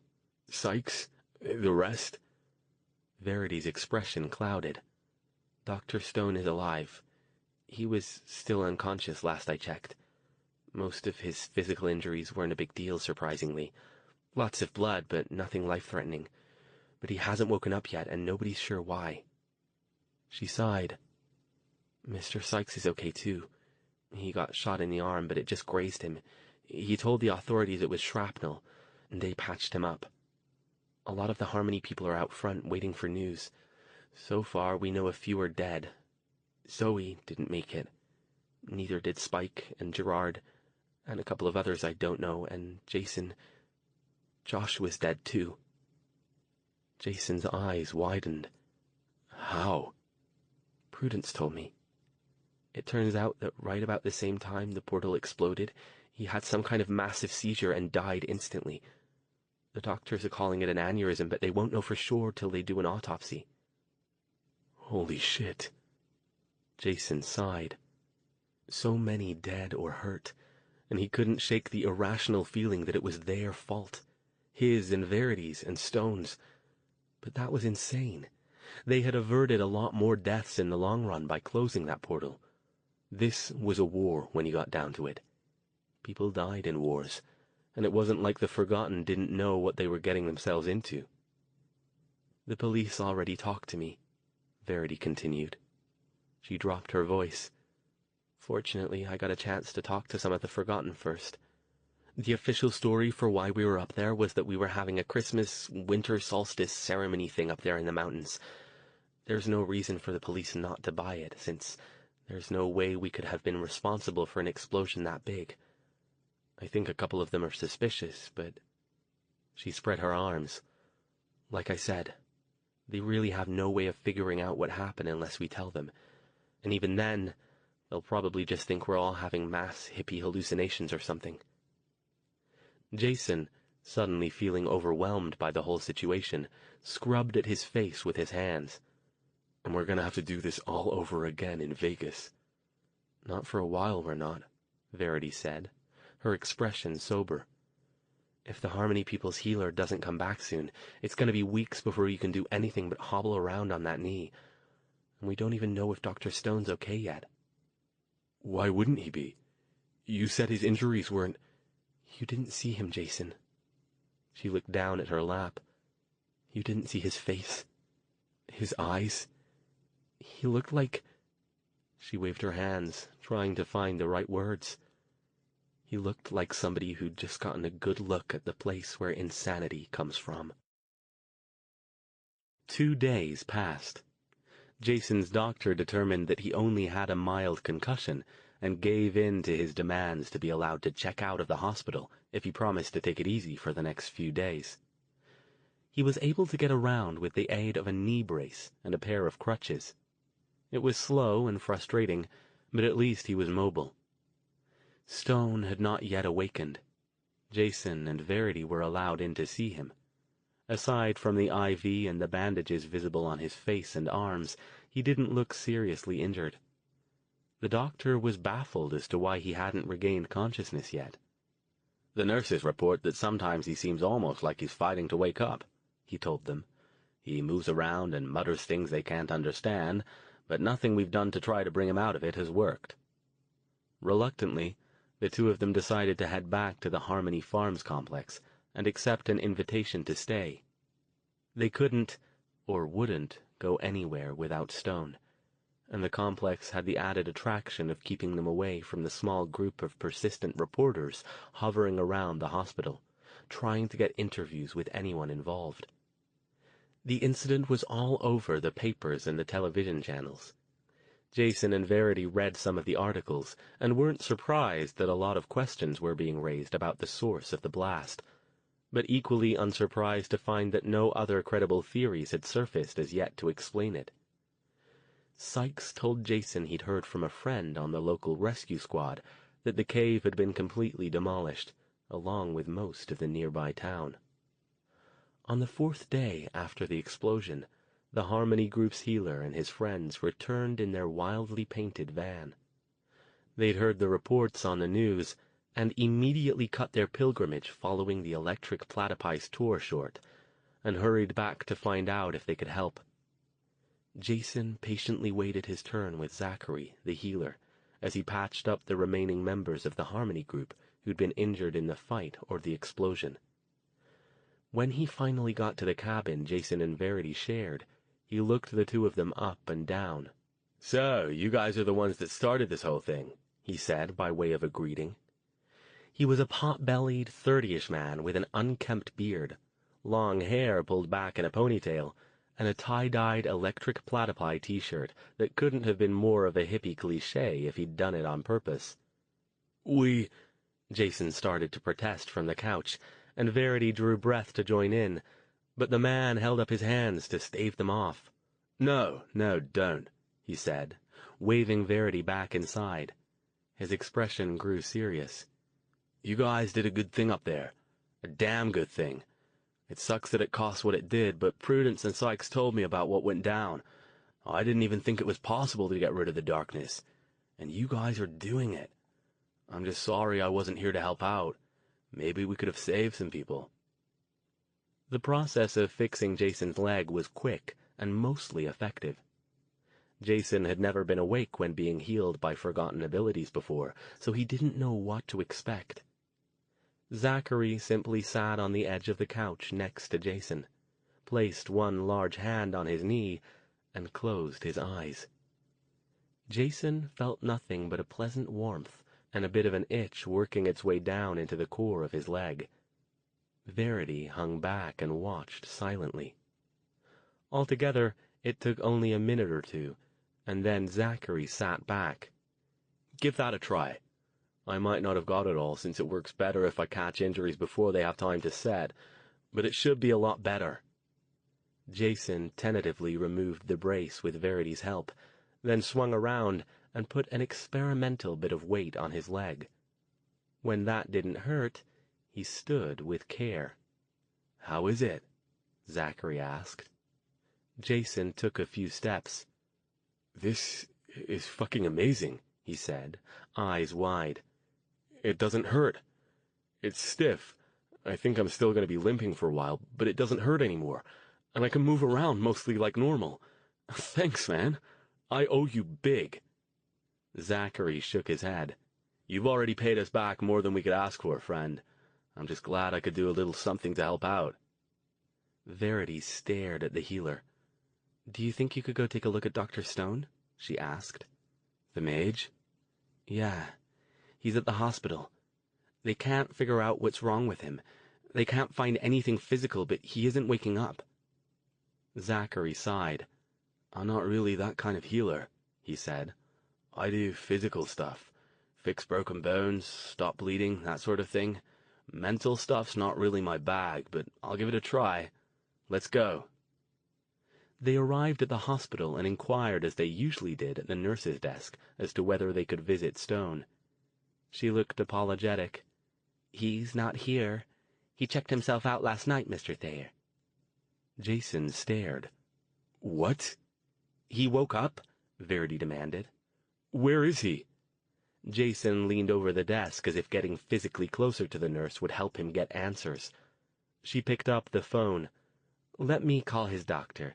You can talk to him." The two of them, Zachary decided to wait for them in the waiting room, were ushered into the doctor's small office. Jason didn't sit down. He had donned the knee brace and was using the crutches so as not to arouse suspicion at the hospital, and he chose to stump back and forth across the small room like a gimpy cat in a cage. Stone had checked himself out of the hospital? It had only been less than a day since they'd seen him last, and there had been no change. He'd still been unconscious and unresponsive. When the doctor entered the room, Jason's frustration and confusion came out in an explosive exclamation. "You let him go?" "Please, Mr. Thayer, sit down." The doctor motioned toward the room's remaining empty guest chair, and took his own seat behind his cluttered desk. Jason threw himself into the chair, tossing the crutches in the general vicinity of the wall. "What happened? Why did you let him go?" The doctor shrugged. "He's an adult, Mr. Thayer. We can't hold him against his will if he wants to leave." "Was he okay?" Verity asked. "Did you see him?" "I did see him. He awakened last night around 9 o'clock. "Just like that?" "Apparently. The nurse on duty was quite surprised when he called out. She called me immediately. I examined him and found nothing wrong. He was quite insistent about wanting to leave." "Did he say anything about us?"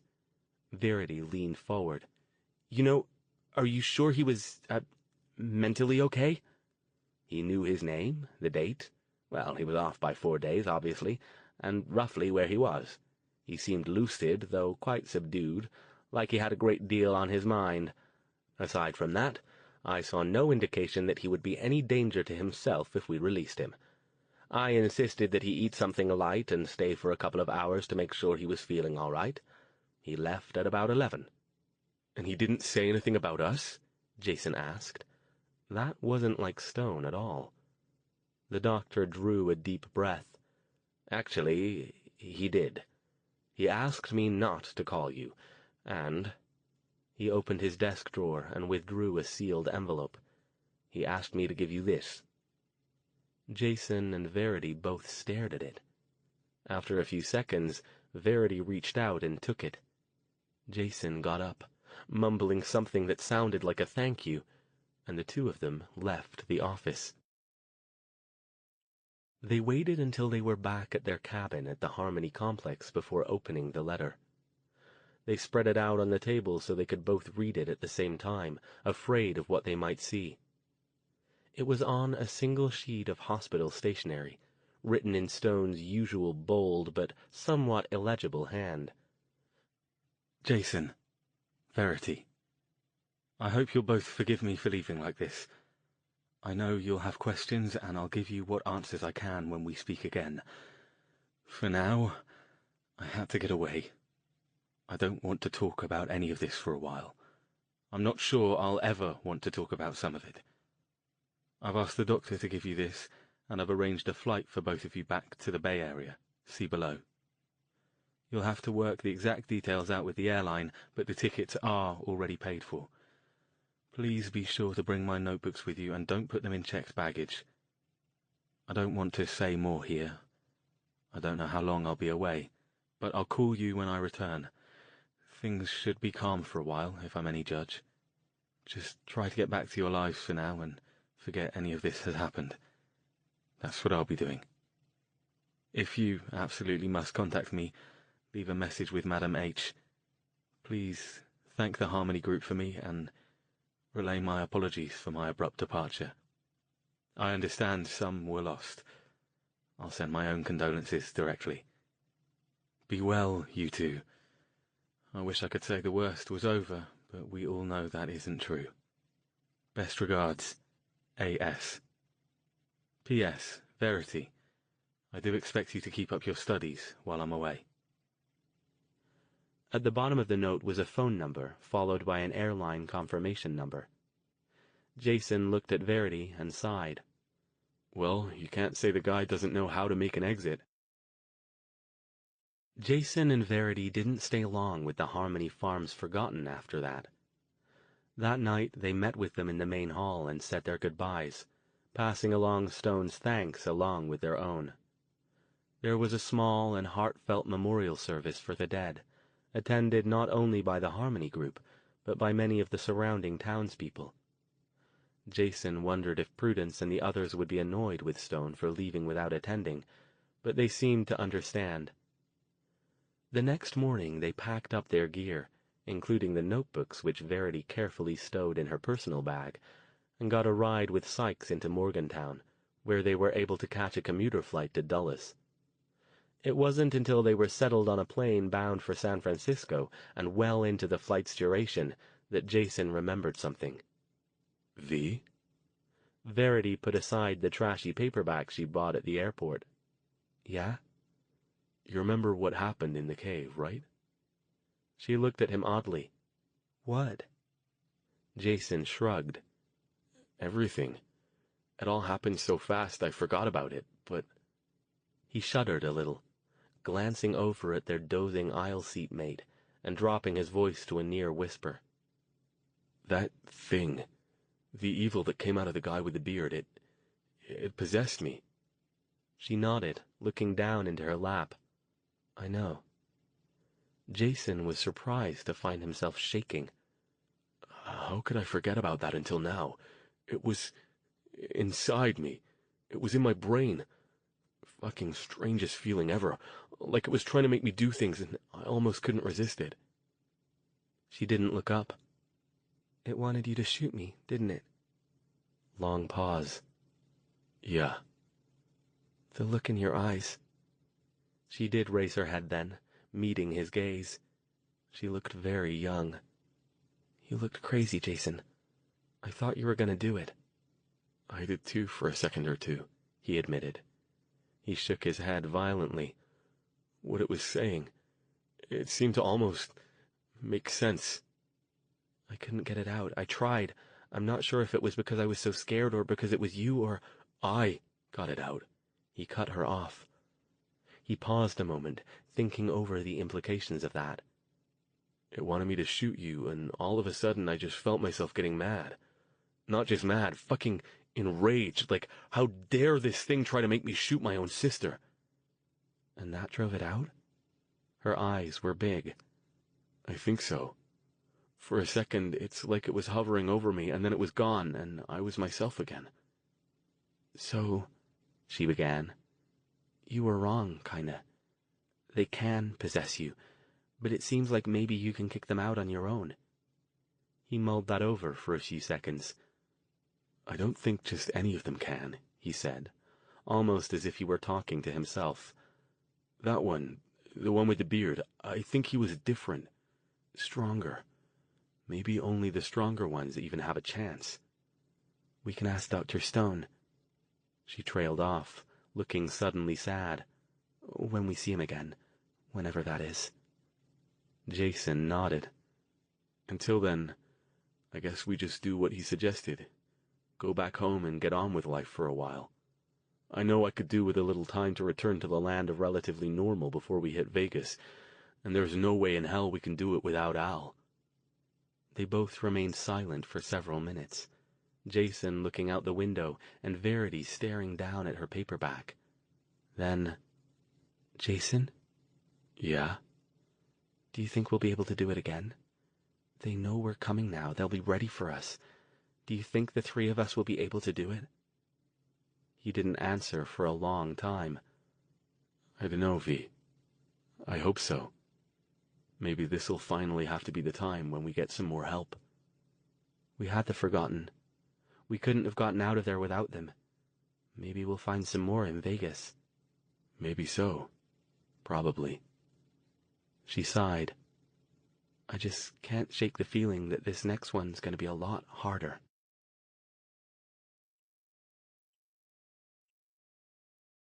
Part 3. Odds and Endings. Chapter 28. The new year arrived without any sign of Stone. Jason and Verity returned to their routines, working extra hours at a passage to India to make up for the time they'd been away. Neither one went downstairs to the portal room. When Marta inquired about Stone, they told her only that he'd been called away for a while, and that they weren't sure where he was, or when he'd be back. In their spare time, both found useful things to do.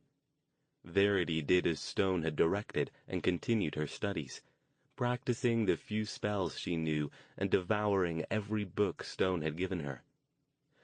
It seemed to Jason that her successes in actually using her magic in a practical setting had lit a fire under her and made her realize how important it was to have a grounding in theory. She often regaled him over dinner with new magical formulas or ideas she picked up from her latest book. He listened with attention, though he had very little idea what she was talking about. Jason, meanwhile, divided his spare time between working out with the second-hand weights and bench he'd bought and installed in his bedroom, tinkering with his car, and haunting the local library for all the information he could find about Las Vegas and its surrounding areas. He figured he might as well be as prepared as he could be, since he wouldn't be any use in the magic department. To this end, he familiarized himself with the layout of the town, the locations of various landmarks, including all of the major hotels and casinos, and, as much as possible, the landscape around the area in all directions. He bought a couple of large maps and borrowed several books, which he spent many of his evenings poring over. At the library, he read through issues of the Las Vegas paper, looking for any suspicious-looking incidents. There were many. Jason quickly got the impression that Las Vegas, even more than San Francisco had been before the destruction of Gordon Lucas's evil, was a dangerous place. It was obvious to him that the town tried hard to hide this fact, no doubt so they didn't frighten off every potential tourist who planned to vacation there. But if you read between the lines of the tiny stories that appeared buried deep on obscure pages of the paper, it was easy to see that Vegas had more than its share of horrific crime. Jason began taking notes on every incident he could find, along with dates. He had to make a few inferences as to the exact nature of the crimes, but he found everything from eviscerations to mob massacres to inexplicable suicides, and a lot of them. But none of these stories ever got near the front page, which was filled with accounts of new hotel construction, glitzy new shows being staged, national news, and a great deal of space given to local politics. He discussed this with Verity one night over dinner on one of their rare nights off. "You think there's a big daddy evil in Vegas?" she asked, amusing herself by levitating the condiments and making them do an intricate dance over the middle of the table. She really was getting better at that. "At least one," Jason said. "I mean, look at all these incidents. Even in today's world, this just isn't normal. And it's even less normal to cover them up like this. If multiple homicides are common enough in Vegas that they're page 5 news instead of the main headline, then something's going on. Otherwise, people would be leaving town in droves, and the tourists wouldn't come near the place." "So you think people just aren't noticing it because... why?" she asked. Because they don't want to see it, he said. He waved his little notebook where he'd been writing down the incidents. People don't want to think about things that scare them, especially if they can't find any reason for them. They can rationalize that it's no big deal if they're just a bunch of nothing stories on the back pages. I'll bet you anything that at least one higher up at the local paper is evil. Probably more than one. I'm also guessing that any time a reporter starts getting too nosy, they possess them too. Verity looked dubious. That sounds pretty tinfoil hatty, Jason. But knowing what we do about what's going on, I can't say it's not possible. She sighed. I wish Dr. Stone would come back. All this sitting around waiting for something to happen is getting to me. I hope he's okay, wherever he is. Yeah. His knee had healed about as well as it was going to, especially with the workouts he'd been doing to strengthen it. Physically, he was back to normal and ready to get going. Mentally, he wasn't so sure. Sometimes, when he lay in bed late at night, unable to get to sleep, he'd think about how much his life had changed in the last few months. How strange it was, when he looked back over recent events, that he was rolling with all this magic and extra-dimensional horror and insanity, as if dealing with it was what he'd been doing all his life. And he hadn't even had the weirdest of it, despite his brief brush with possession. He wondered what Stone had seen inside that portal that had disturbed him so much that his mind had apparently shut down for several days rather than cope with it. He also wondered if the mage would even be able to close the second portal. Assuming they could even find it. It sounded like Vegas was practically crawling with evil, and the three of them planned to march right in, set up camp, and start nosing around looking for potential portal locations. He wasn't sure this was the best idea, but he didn't have an alternative. All he could do was arm himself with as much knowledge as he could cram into his head, and that didn't feel like nearly enough. After a few more days, and still no word from Stone, Jason and Verity decided to take one of their days off to track down their forgotten friends, since it had been quite some time since they'd seen them. Verity, who had by this time become as adept at cooking as she was getting to be with magic, whipped up a large pot of beef stew, and they set off with it the next morning in search of the forgotten. It didn't take long to find the group.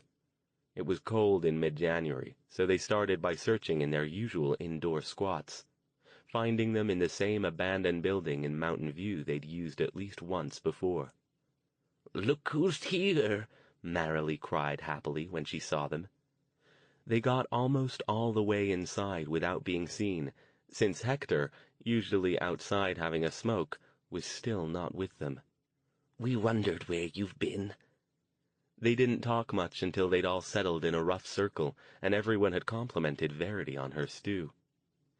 In addition to Lamar, Marilee, Benny, and Frank the Scribbler, Susanna had rejoined the group at some point since Jason and Verity had last seen them. "Still no Dr. Stone, I see," Lamar said, shaking his head. "I hope he doesn't still feel guilty about what happened. Please tell him we'd like to see him." "We will, when we talk to him," Verity told him, then changed the subject. "How have you been? Have things been quiet around here?" "Fairly so," Marilee said, offering her black kitten a piece of meat from her bowl. "We've even started going back to the library during the day. I don't think the librarian is too pleased about it, but she hasn't called the police, and we do our best not to make any trouble." "What about you?" Lamar asked, with a raised eyebrow that told Verity that he hadn't missed her abrupt attempt at a subject change. "What have you been doing these last few weeks?" Verity started to say something, but Jason spoke first. We've been away," he said. "We had to do something." "Something?" Marilee frowned. "What sort of something?" "We can't say," Verity said. She sighed. "Not yet. Hopefully we'll be able to tell you sometime soon." "Something around here?" Benny asked. "No, back east." That earned them odd looks from everyone.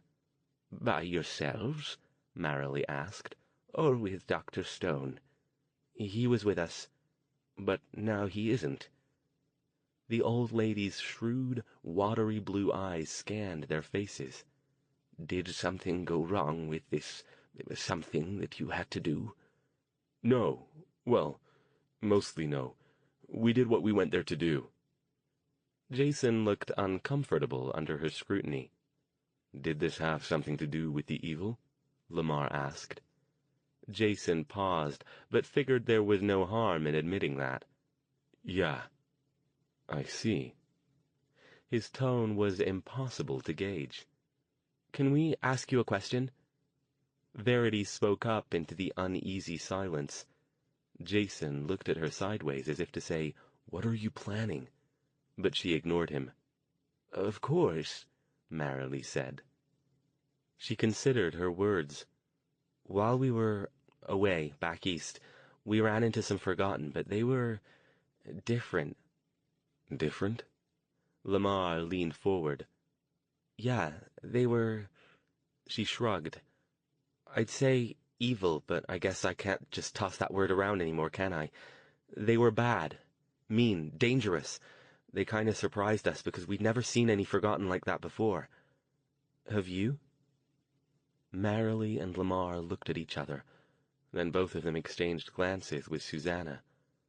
Lamar nodded. "We've seen them, yes." "What's the deal with them?" Jason asked. Lamar shrugged. "They're Forgotten, and there are actually quite a few of them out there. In their way, they can sometimes be more frightening than the evil." "So they're all over just like you guys are? Why didn't you tell us about them?" "We've been so focused on dealing with the evil it just didn't come up," Marilee said. "The other Forgotten, they have the same sorts of abilities we have. They can't do things we can't, as far as I can tell. In many ways they're just like us, but they're—" She thought about it for a moment. "Really, I feel sorry for them. Like most of our kind, most of them have issues and personal demons that they're dealing with. The only difference is that their issues are more violent in nature, and many of them deal with what they don't understand by self-medicating," Lamar finished. "A lot of them are alcoholics and drug addicts. That's not to say that many of our kind aren't as well." He sounded sad. Next to him, Frank the scribbler grew more agitated, digging the tip of his pencil into his pad with ferocious force. Jason sighed. "Great. So now not only do we have to deal with the evil, but we also have to deal with these dark Forgotten?" "Not necessarily," Marilee said.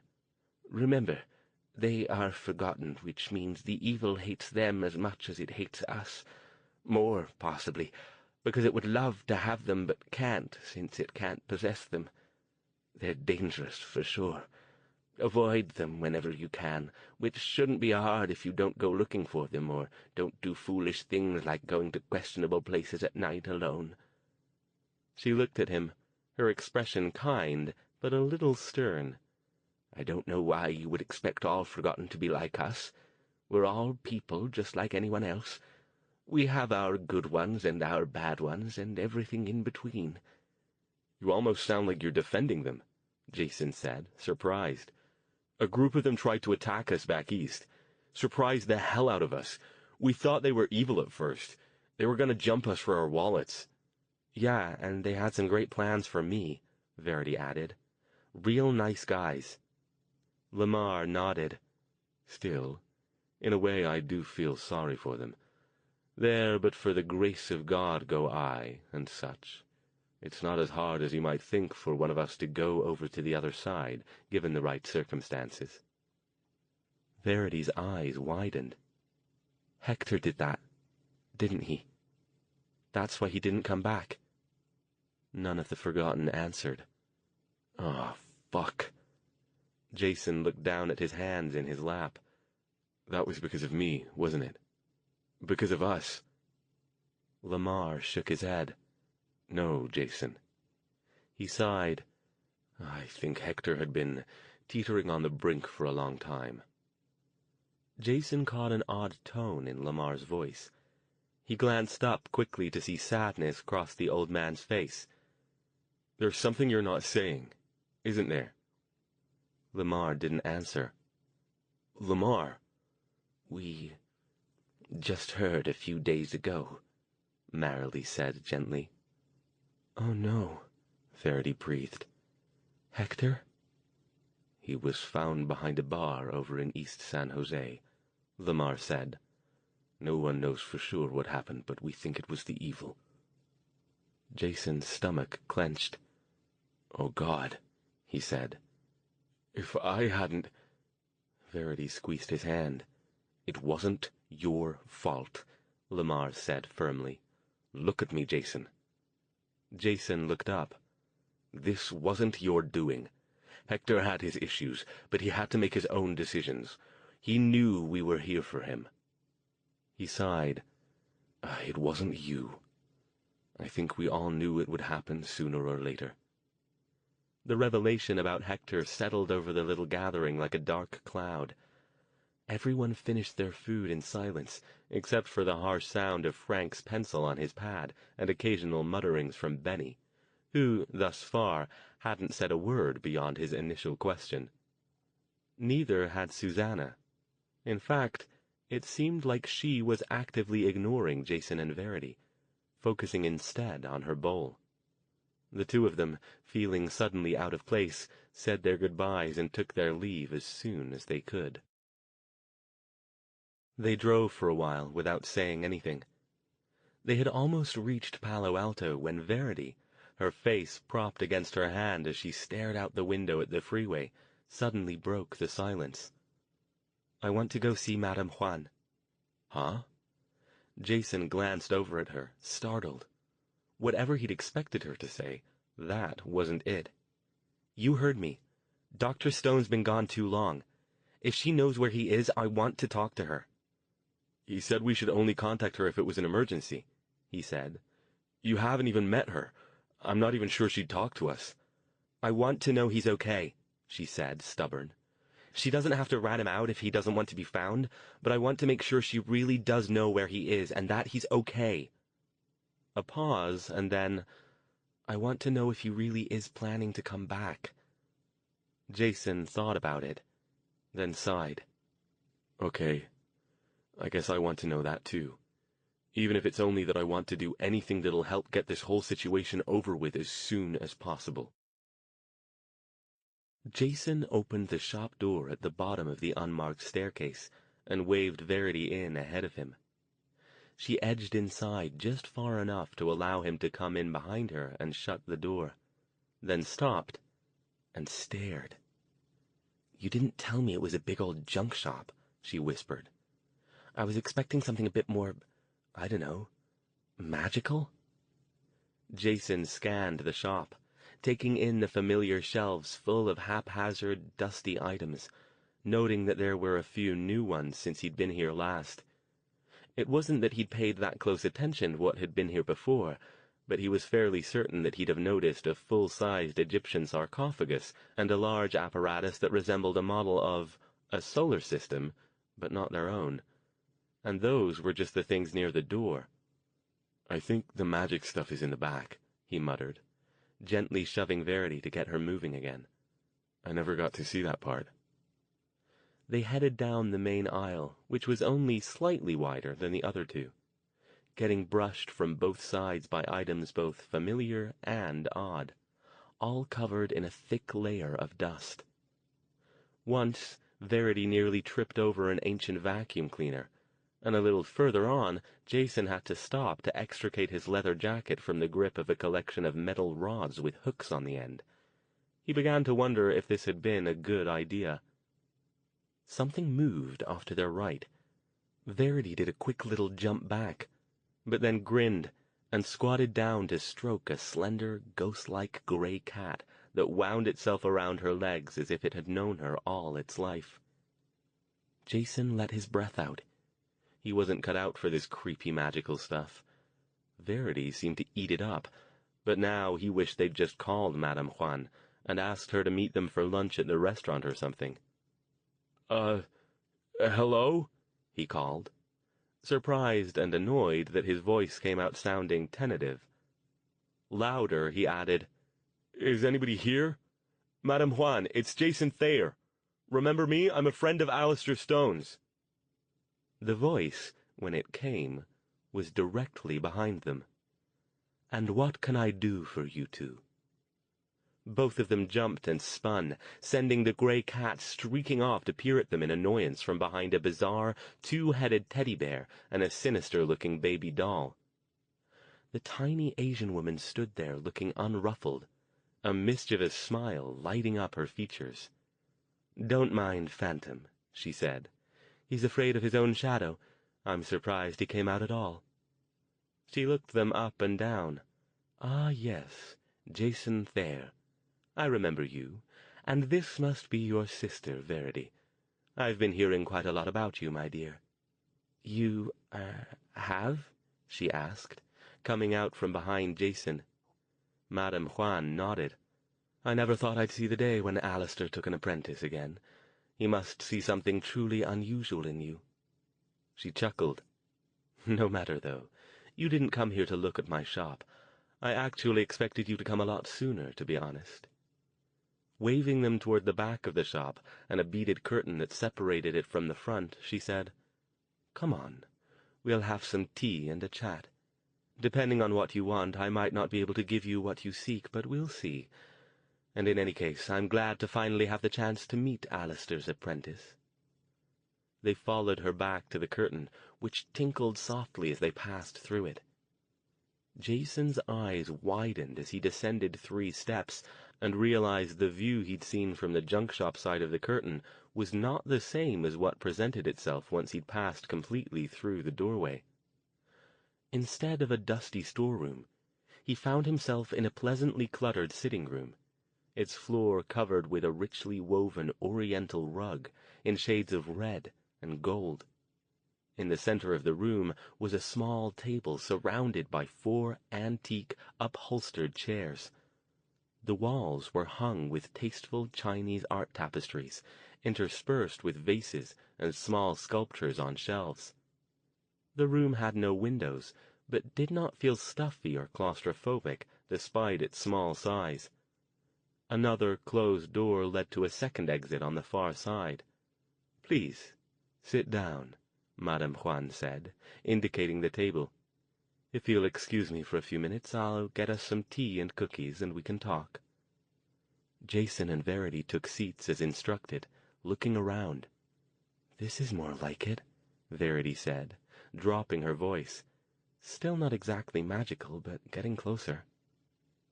Madame Juan returned in 5 minutes, carrying a tray containing a teapot, 3 delicate china cups and saucers, and a plate of sugar cookies. She poured them each a cup, put the plate and the teapot in the center of the table, and settled herself down across from them. "So," she said, "tell me what I can do for you, as if I didn't know." When Jason didn't say anything, Verity spoke up. "You know where Dr. Stone is, right?" She nodded once, her dark eyes unreadable. She took a deep breath. "We just want to know he's okay. We're not asking you to tell us where he is or anything, but he kinda disappeared abruptly." "He left us a note," Jason added, "but it didn't really tell us anything. We're kind of in a holding pattern until he comes back." Madame Juan took a sip of her tea. When she spoke, her voice was soft. "You 3, you are involved in something of some importance, yes?" The 2 of them exchanged glances, and then Verity nodded. "Yes, but I know." Her interruption was soft and kind. "You aren't allowed to tell me anything about it. But I can make my guesses, based on the items Alastair requested I send to him in West Virginia. Your efforts have something to do with the teleportation portals." Jason's eyes widened. "Did he tell you?" "No. He's told me nothing, and I respect his right to keep his secrets to himself, but I'm sure he wouldn't be surprised to know that I've made my inferences, as I'm also sure he would not mind us talking now. Otherwise he has other sources from which he could easily have procured some of his supplies." Verity nodded. "It did have to do with the portals, but that's really all we can say about it." Madame Juan took another sip of tea, moving with measured slowness. She appeared to be considering something. "He has discovered something about the portals," she said at last. "Something new." Neither Jason nor Verity answered. They weren't sure how, without giving away more than they should. Instead, Verity asked, "Have you seen him? Or just talked to him?" "I have seen him." "When?" "A couple of weeks ago, just after the New Year." "How did he seem?" Jason asked with care. "Was he okay?" Madame Juan gave that some thought, staring down into her teacup. "Physically, he seemed well. Tired, yes, but not injured in any way beyond a few superficial cuts and bruises. But it was obvious that something had affected his mind deeply. I've never seen him so disturbed in all the years I've known him." "But he didn't tell you why?" Verity asked. "He told me simply that he had seen things he wished he hadn't seen," she said. "I am familiar with the overworld, of course, and the way in which it is traversed. I assumed that whatever he saw, it was there." Jason's eyes widened. "He didn't take the portal home, did he?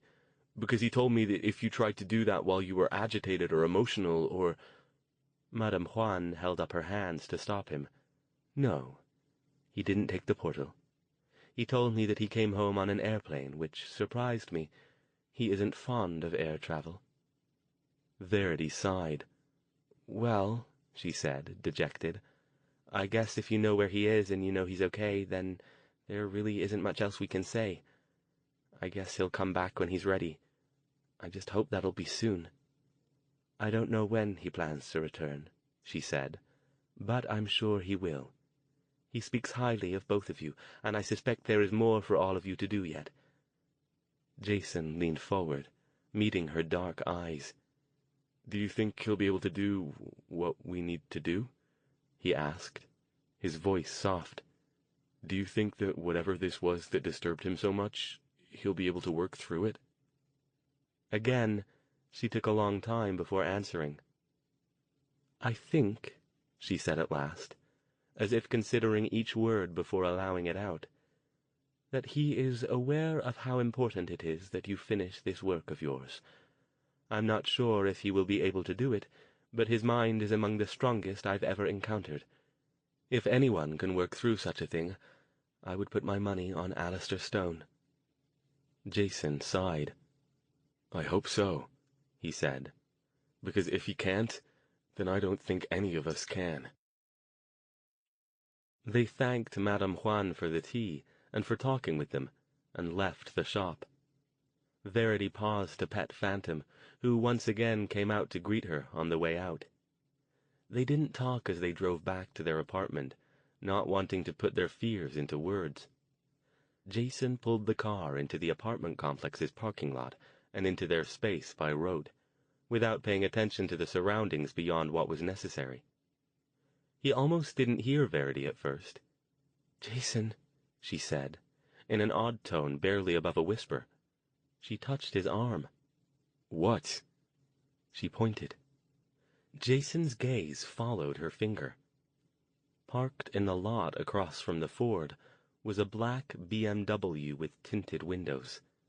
Leaning against it, as if waiting for something, was a familiar, tall, thin figure, dressed all in black. Chapter 29. They got out of the car and approached him slowly, as if fearing he was a mirage, or that he'd dart off like Madame Juan's skittish gray cat if they made any sudden movements. "Al," Jason said. "How are you?" Stone pushed himself off the car. "Hello, Jason. Verity." There was something subtly different about him, but Jason couldn't quite put his finger on what it was. Physically, he didn't look any thinner, but yet he seemed thinner somehow, like he wasn't entirely there. He looked like a man who was spending all his effort to keep a very tight lid on something.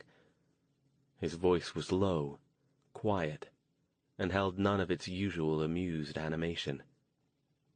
"Hi, Dr. Stone," Verity said. She, too, sounded uncertain, afraid to say the wrong thing. "It's, good to see you."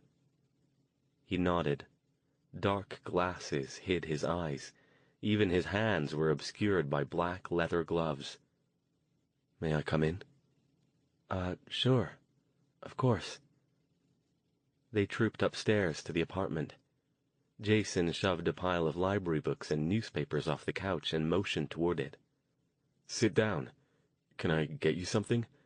I think we've got a Guinness or two in the fridge from last time you were here. Thank you." Stone took the indicated space. He removed the dark glasses and the gloves and stowed them carefully in an inner pocket of his overcoat, which he didn't take off.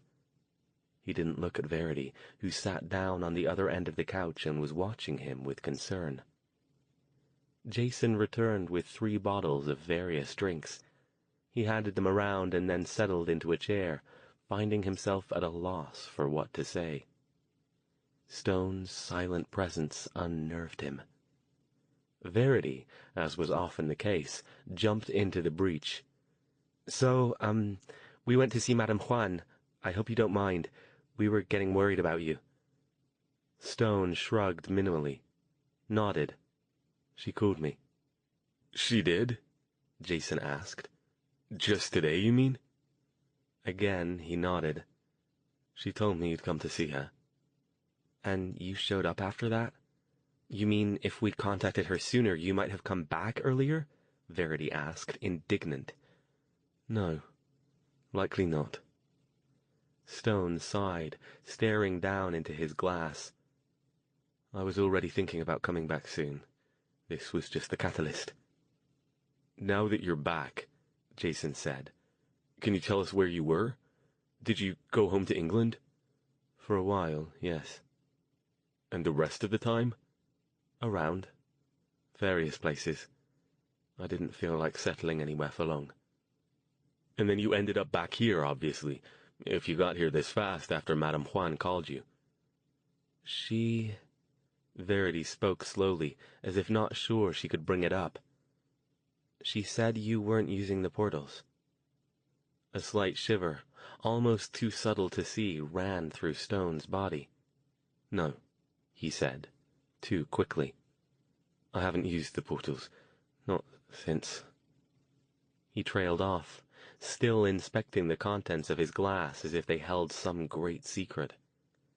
Thus far, he had not met either Jason's or Verity's eyes. Noticing one of Verity's magical textbooks on the table next to the couch, he picked it up and leafed idly through it. "Keeping up with your studies then, are you?" "Yeah," she said. "I've got the stuff you taught me already down pretty good now, but I'm not very good at learning new spells from the books yet. I'm glad you're back so you can show me some more." She paused. You are still planning on teaching me, right?" At that point, he did finally look up. Verity stifled a gasp when she got a good look at his eyes. They were strange, distant and haunted, clearly disturbed by something. Deep, dark circles beneath them gave him the look of regarding the world from the bottom of a deep pit. But when he spoke, his voice was a little stronger, with more conviction behind it. "Of course I am. Why would you think otherwise? I've made a commitment to you. I don't take such things lightly." She looked down. "I wouldn't want you to—" "Don't worry, Verity," he cut her off. "I'll be all right. This is just a bit of a rough patch for me. Occupational hazard, really. These things take time to sort out." "How do you know that?" Jason kept his voice even, not wanting to upset Stone further. "Al, has anybody else in the world done what you did? Whatever you saw in there, do you think anybody else has ever seen it? Ever?" Verity glared at him. "Jason, that's not—" "No, it's all right," Stone said. He set the half-full glass down on the table next to Verity's book. "He's right. And the real answer is, I don't know. I doubt anybody else has ever seen what I saw, so I hardly think I'm in any position to offer opinions about how long it will take for me to sort myself out. His gaze met first Jason's, then Verity's. I think that's why I've come back, and why I knew I had to. Why? Jason asked, unsure of his meaning. He took a deep breath, weighing his words. Because you two are the only ones who understand. You're the only ones I can discuss this with. Madame Juan, she's a dear friend, and she knows about the overworld, of course, but she has no idea about the evil. The Forgotten, Lamar perhaps, or Marilee, they're quite familiar with the evil, but know nothing of the overworld. Aside from myself, as far as I'm aware, you two are the only people on Earth other than the evil themselves who know of the existence of both. He sighed. After all, it's not exactly as if I can go to a counselor about it, can I? That would go over well. They'd have me done up in a padded room and fitted with a tasteful straitjacket and an entertaining assortment of pharmaceuticals before I could get through half my story. "What did you see, Dr. Stone?" Verity asked, her tone gentle. Jason looked like he was going to say something, but changed his mind and remained silent, watching Stone and wondering if he would answer. For a long time it seemed that he wouldn't. He picked up his glass again and took a drink, staring out over Jason's shoulder at some point far away. Jason and Verity continued to wait. When he did finally speak, it was in a near monotone. "I saw where they came from." Jason frowned. "Where they came from? You mean the overworld?" Stone shook his head. "No." "They don't come from there?"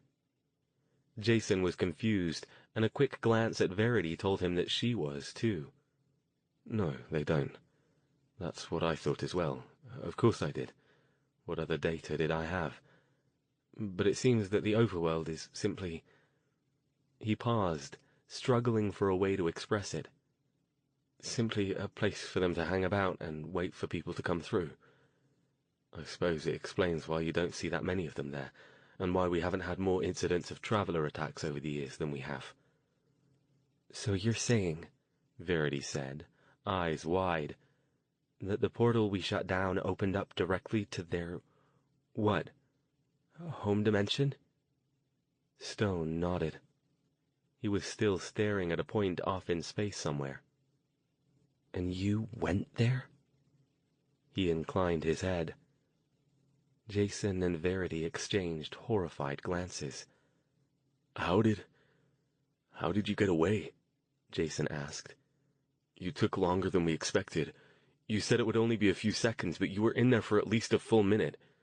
How come they didn't tear me apart like they did with Lissy?" Stone's gaze switched on again, and he shook his head. "I don't know. The shield held mostly, even after your extra power cut off. But I got the impression that they weren't interested in killing me. Not right away, anyway." He looked down at his lap. "I could feel them trying to get into my head, but not to possess me, not exactly. It was—" His breath came faster, and his hands shook a little. "It was— I can't even describe it. It was like some sort of ghastly vision of hell, only far more surreal than anything a bunch of literal-minded religious sorts would ever come up with. More like something out of a demented artist's worst drug nightmares." He shuddered. "I don't think I've slept more than a couple of hours a night since it happened, aside from the 4 days I was out, of course. Except that I wasn't really out. Not completely. The visions—" Again, he shuddered. He looked first at Jason, then at Verity. His next words were spoken with a bleakness that scared both of them. "I'll be honest with you. If we can't find another way to shut down that portal in Las Vegas, we may have a problem. Because now I know what needs to be done and how to accomplish it, but I'm not certain I'll be able to do it again." Chapter 30. More time passed, taking the three of them into mid-February. Stone showed no signs of making any plans to go to Las Vegas, and Jason and Verity feeling guilty but relieved about the prospect of slowing down for a while, didn't press him about it. They went back to what they'd been doing before the mage had returned. Jason worked as many hours as he could get at a passage to India, and continued his workouts, car tinkering, and Las Vegas research in his spare time, while Verity split her hours between working at the restaurant and studying magic. There were no other reports of dead mages or suspicious activity. Even the DMW seemed to have settled down. Stone returned to teaching his occult studies classes at Stanford, taking over from the teaching assistant who'd filled in for him while he'd been on leave. He was gone most days and many evenings, but managed to coordinate large blocks of time to spend with Verity, giving her a couple of extra tomes to study and starting her off on a few new spells. He himself concentrated on improving his healing abilities, so he incorporated that into Verity's curriculum as well. As it happened, she turned out to be better at it than he was. Given the number of times we've been knocked about in the course of our adventures, I can't think of a more useful skill for both of us to cultivate, he told her. To her delight, the other spell he showed her was a concussive blast that worked on both living and non-living targets. Useful for getting people and things out of your way, but without the messy side effects of something like a lightning bolt, he said. We'll get to that down the way, but not for quite some time. The last thing he instructed her to focus on was circle casting, but left the details largely up to her. He gave her a beginner-level book on the topic, a box of materials, and the instruction to design a circle that would locate a known individual, saying he would test her on it when she was ready. Both Jason and Verity watched Stone closely when they didn't think he was paying attention. He seemed to have mostly recovered from his unsettling experience in the evil's home dimension, but he still had the dark circles under his eyes, and had not completely regained his sarcastic and irreverent demeanor. Whenever either of them encountered him alone, he always seemed to be deep in thought about something, often accompanying his musings by noodling aimless melodies on an old black Stratocaster he'd acquired since leaving them in West Virginia. Still, though, the combination of teaching his classes and instructing Verity in the finer points of magical theory and application seemed to be bringing him out of his depression. It was a slow and not altogether steady progress. There were still days when he was moody and uncommunicative, usually coinciding with his looking like he'd gotten even less sleep than usual. But it soon became obvious to both Jason and Verity that Stone's first love in life, aside from magic itself, was teaching the subject to enthusiastic students. Even if the subject was the watered-down version that he taught at the university, it didn't matter. As long as he was imparting knowledge to eager minds, he was happy. On a whim, the two of them sneaked into one of his occult studies classes one day when they had time off, and both were amazed at the level of animation he displayed. He prowled the classroom, moving up and down the aisles, engaging the students in discussion and punctuating his points with brief but intense demonstrations. When he paused to write something on the whiteboard at the front of the room, he didn't so much write as attack, dashing off information with a fervor that would have done Frank the Scribbler proud.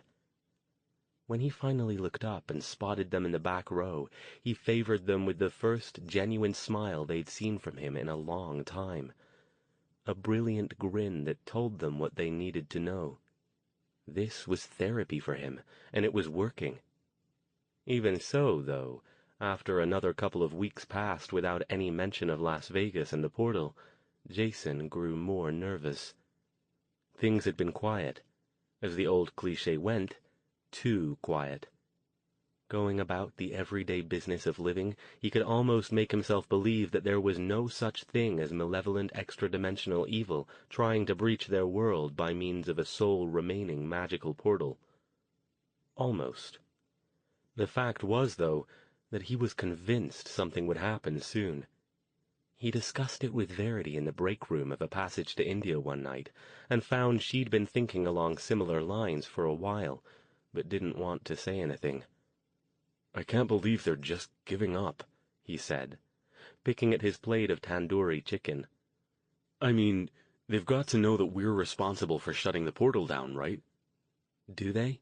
she asked. "If Dr. Stone is right, they can't communicate with each other telepathically or anything once they're stuck in bodies. And as far as we know, all the evil involved with that situation in West Virginia died in the explosion. So unless they contacted other evil during the time when we were there—" "Who says they didn't?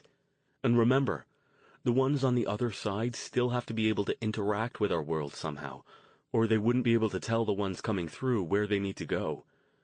If they did see what was going on, you can bet your ass they've passed the word to any little foot soldiers they were planning to send through the Vegas portal." "That's assuming it's even open between now and then," she pointed out. "We don't know what kinds of schedules they open up on. Remember what Joshua said.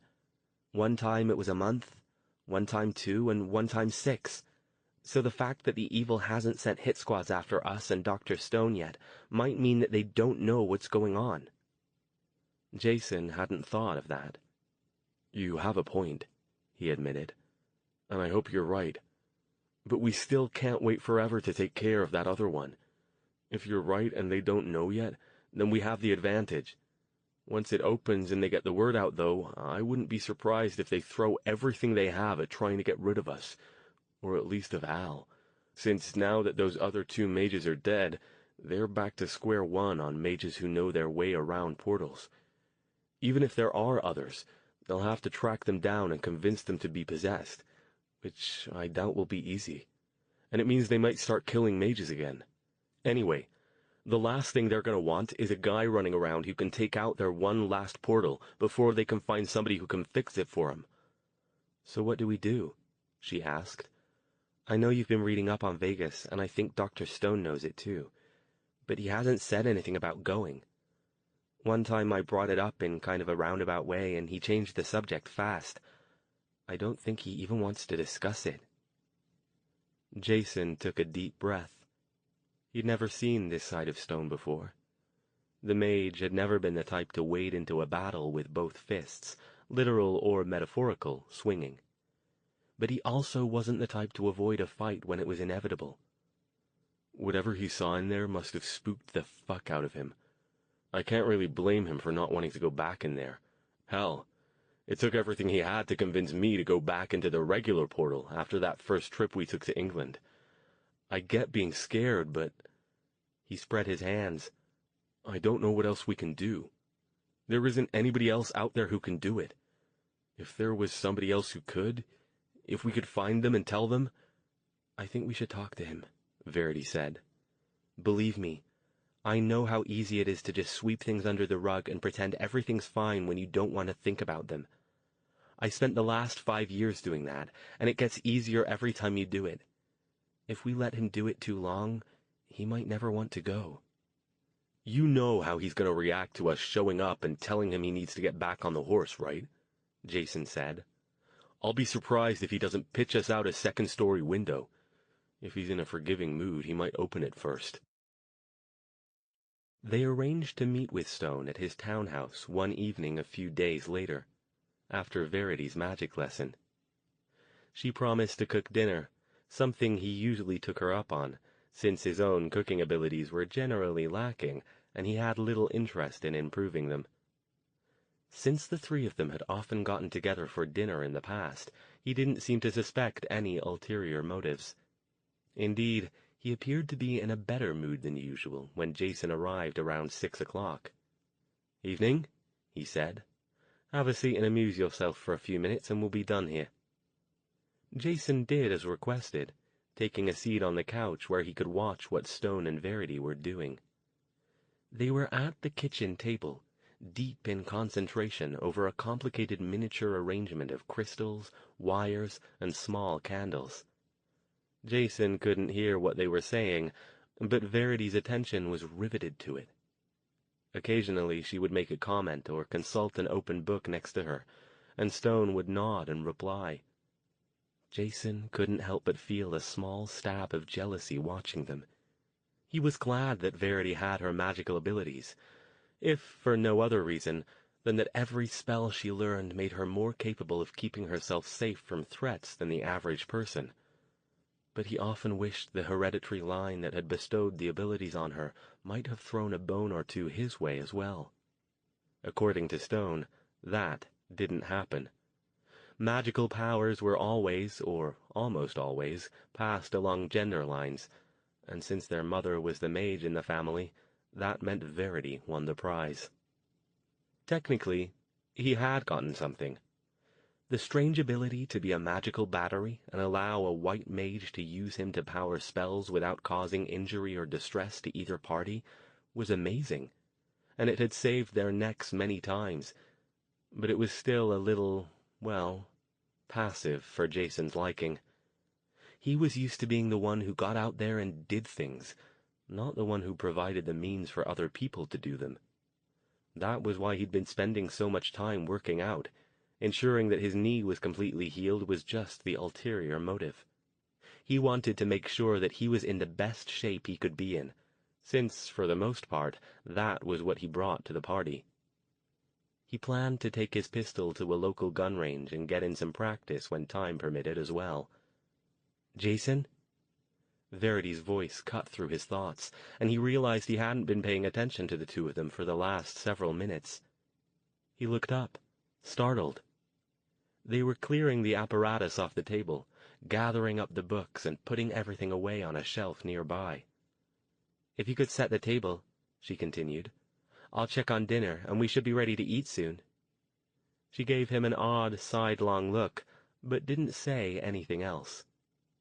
None of them said much until they were all seated around the table and helping themselves to Verity's latest dish. Because of her work at the restaurant, she'd grown tired of fixing Indian food in her spare time, so she'd gone for a nice, easy, vegetarian lasagna dish that she hadn't had to keep too close an eye on while she worked with Stone. They kept the conversation light while they ate. Jason told funny stories about some of the restaurant's customers. Verity talked about her magical studies, and Stone, for the most part, just kept quiet and listened, aside from complimenting Verity on another excellent meal. After they'd finished, Jason took a deep breath. He didn't want to do this, but he knew there was no avoiding it. When the plates had been gathered in the sink and they lingered over dessert and coffee, he spoke up. "So, Al." Stone's gaze flicked up. "Yes?" "Tomorrow's the 1st of March. "Yes, Jason, I'm well aware of the passing of time." Stone's tone was laced with both sarcasm and amusement. "Yeah, but why is this so hard?" "It's been 2 months since we got back." "I'm aware of that as well." Stone's expression was unreadable. Verity, clearly growing tired of Jason's dancing around the issue, spoke up. "Dr. Stone, we need to go to Las Vegas. We can't wait any more." He shrugged. "I can't go yet. I'm finishing up a unit in my occult symbology course. We'll go when—" "Al," Jason said. "Have you even done anything to prepare? You know we have to do it, right?" "Of course I know that," he snapped, without looking at Jason. "So why are we waiting? Every day we wait means more of a chance the Vegas portal will open up again if it hasn't already. And if it does—" "We were talking about that," Verity cut in. "Jason and me. We think the reason everything's been so quiet is because all the evil who knew you destroyed their portal in West Virginia are dead, and the ones watching from the other place can't communicate anything to the ones on our side until the Vegas portal opens again." She paused.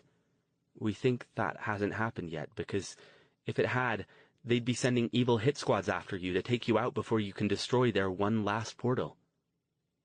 She looked at him in challenge, as if daring him to refute her words. When he said nothing, she continued.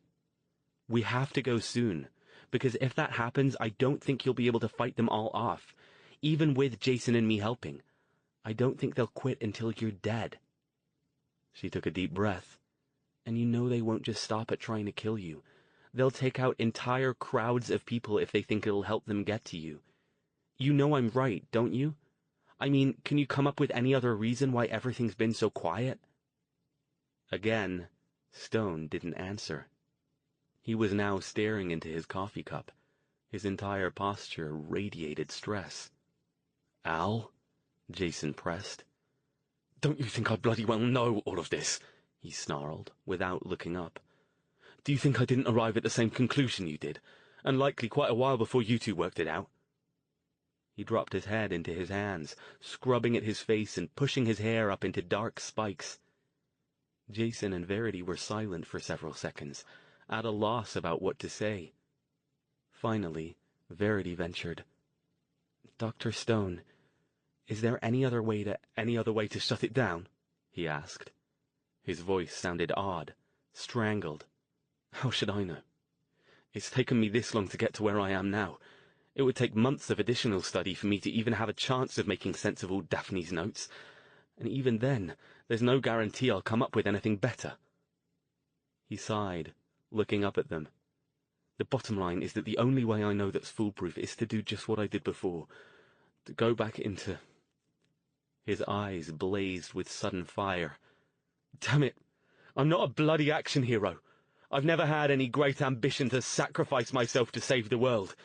If I go back into that portal, assuming the evil even lets us get within 5 miles of it after what's happened, that's what it'll have to come to, isn't it?" Jason took a deep breath. "Al." Stone glared at him. "Don't, Jason. It won't work. You don't know what I saw in there. You don't know what that place is like. There's no way I can explain to you what it felt like to have those things in my head, rummaging around in my brain.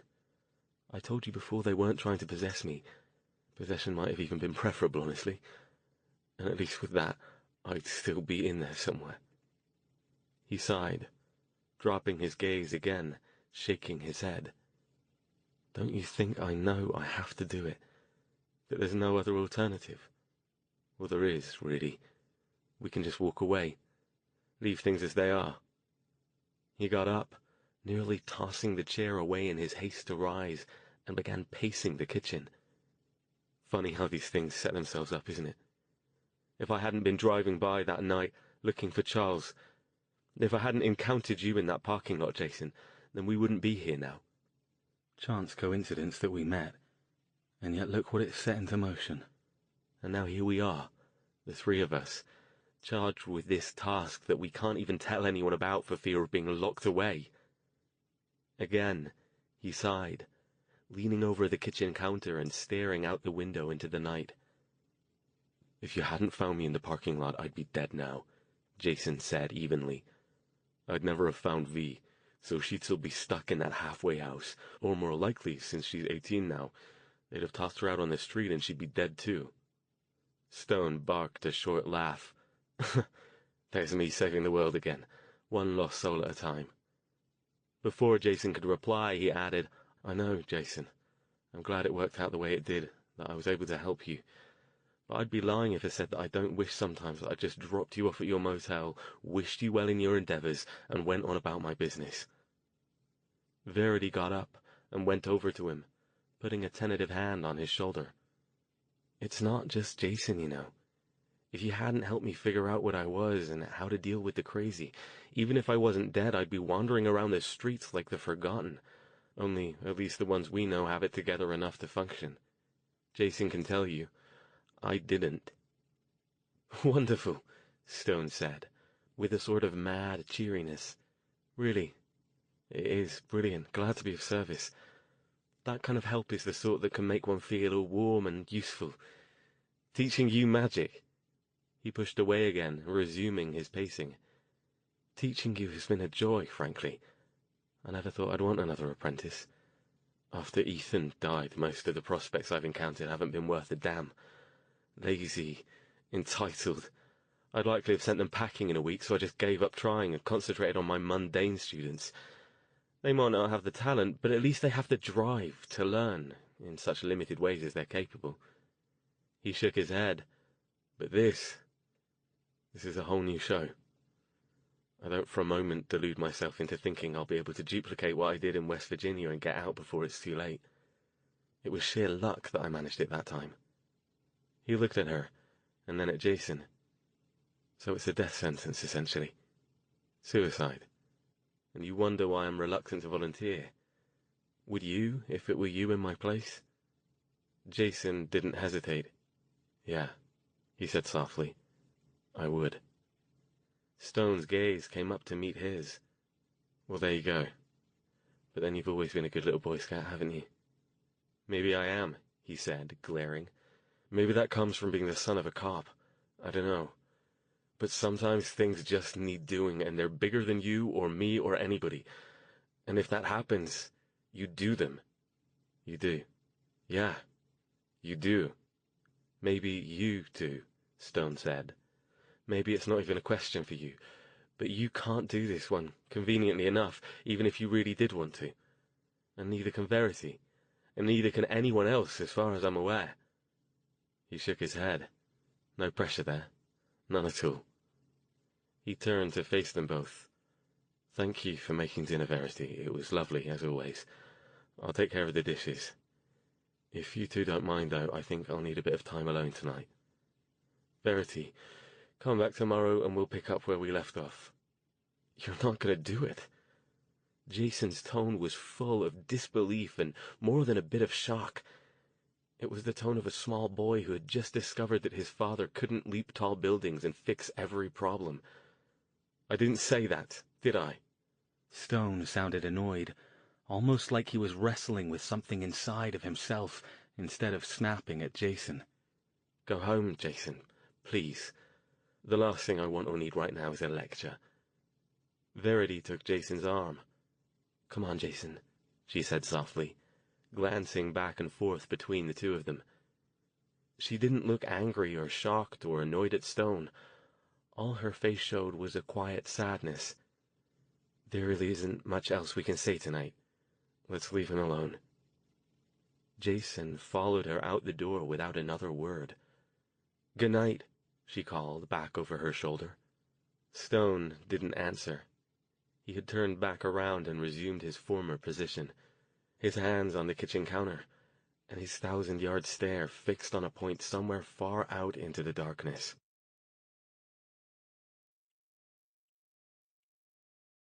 Chapter 31. Verity wasn't sure this was the best idea she'd ever had, but she didn't intend to let that stop her. Jason wouldn't do it, and if she told him about it, he'd probably try to dissuade her from doing it too.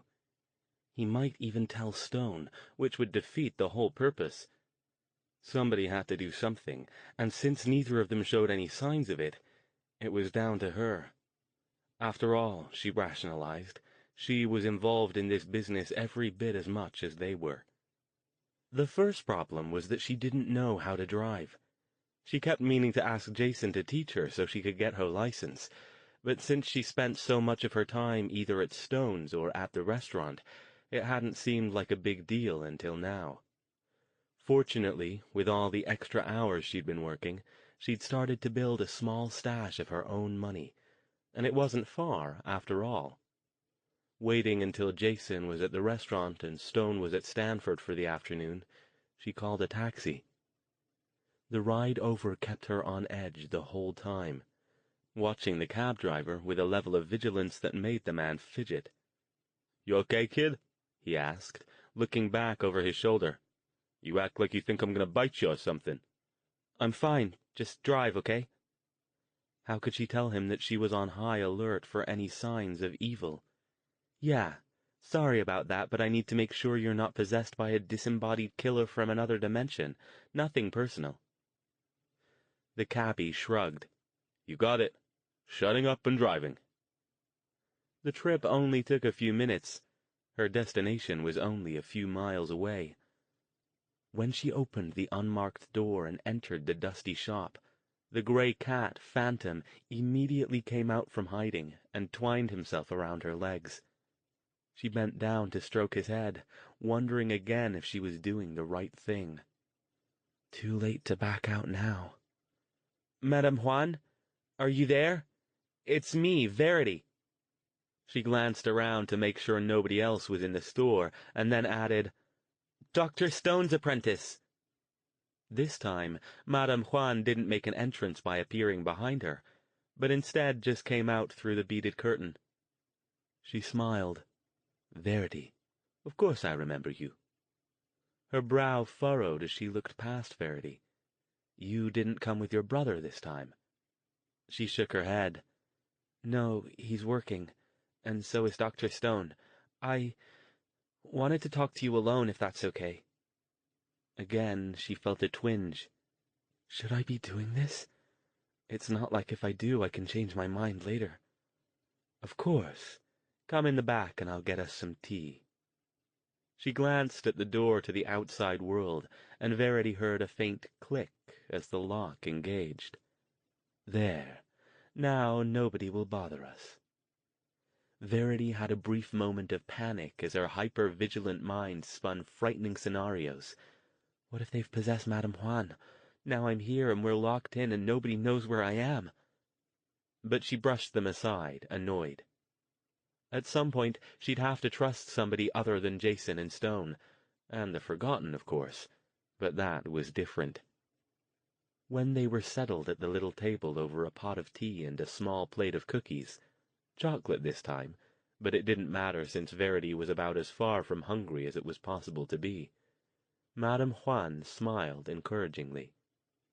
"So, what's so important that it's brought you to me by yourself? Something about Alastair, I'm guessing." Verity couldn't decide if she liked it or hated it that Madame Juan was so perceptive. In a way, it made things easier, but it also made it harder to stall. She nodded. Her mouth felt suddenly dry. She took a sip of tea. It's about him, yes, but more than that, too." Madame Juan remained silent. Verity met her gaze, searching the older woman's face, taking in the shining black hair pulled back from a high forehead, black, bird-like eyes, and sharp but gentle features. "A lot more," she added. "Just start at the beginning, dear," Madame Juan said, "and please don't feel obligated to tell me anything you don't think you should. I'll listen, but I won't pry." "That's just it," she said, sighing. "I'm not sure I should be telling you any of this, but I don't think I have a choice anymore." She rattled her fists on the table, making the delicate teacups shake. "Why is this so hard?" "Are you sure this is what you want to do, Verity?" Madame Juan's voice was soft. "It's not too late for you to change your mind. I won't tell Alastair you were here if you would prefer I didn't." "No, that's the whole point of why I'm here," she said. "You have to talk to him. He won't listen to Jason and me. I think you're the only one he might listen to." She paused. "Did he ever mention anything to you about the evil?" "The what?" Madame Juan leaned forward. Verity took a deep breath, and suddenly, almost as if some consciousness other than her own had taken control of her mouth, the words began flooding out, tumbling over each other in their haste to escape. It was as if speaking the words "the evil" to someone other than Stone or Jason or the Forgotten had taken the seal off a doorway, and now that it was broken, there was no stopping what clamor to get out. She told Madame Juan about her 5-year struggle with mental illness, about Jason and how he and Stone had found her, about the Forgotten, about the evil, and about what Stone had discovered about the connection between the evil and the portals. She finished up with the story of what had happened in West Virginia, and about what was happening somewhere in Las Vegas. It took her nearly 15 minutes to pour everything out, and as she did, she felt like she had lanced a deep infection within her and allowed some vile substance to drain from her mind. When she was finished, she just sat there, panting, tears streaming down her face, terrified at what she had just done, but also relieved beyond all possible measure that she had done it. Madame Juan, for her part, listened in complete silence, her expression gentle and welcoming, but otherwise neutral. When Verity finished, she waited several seconds to make sure that nothing more was coming.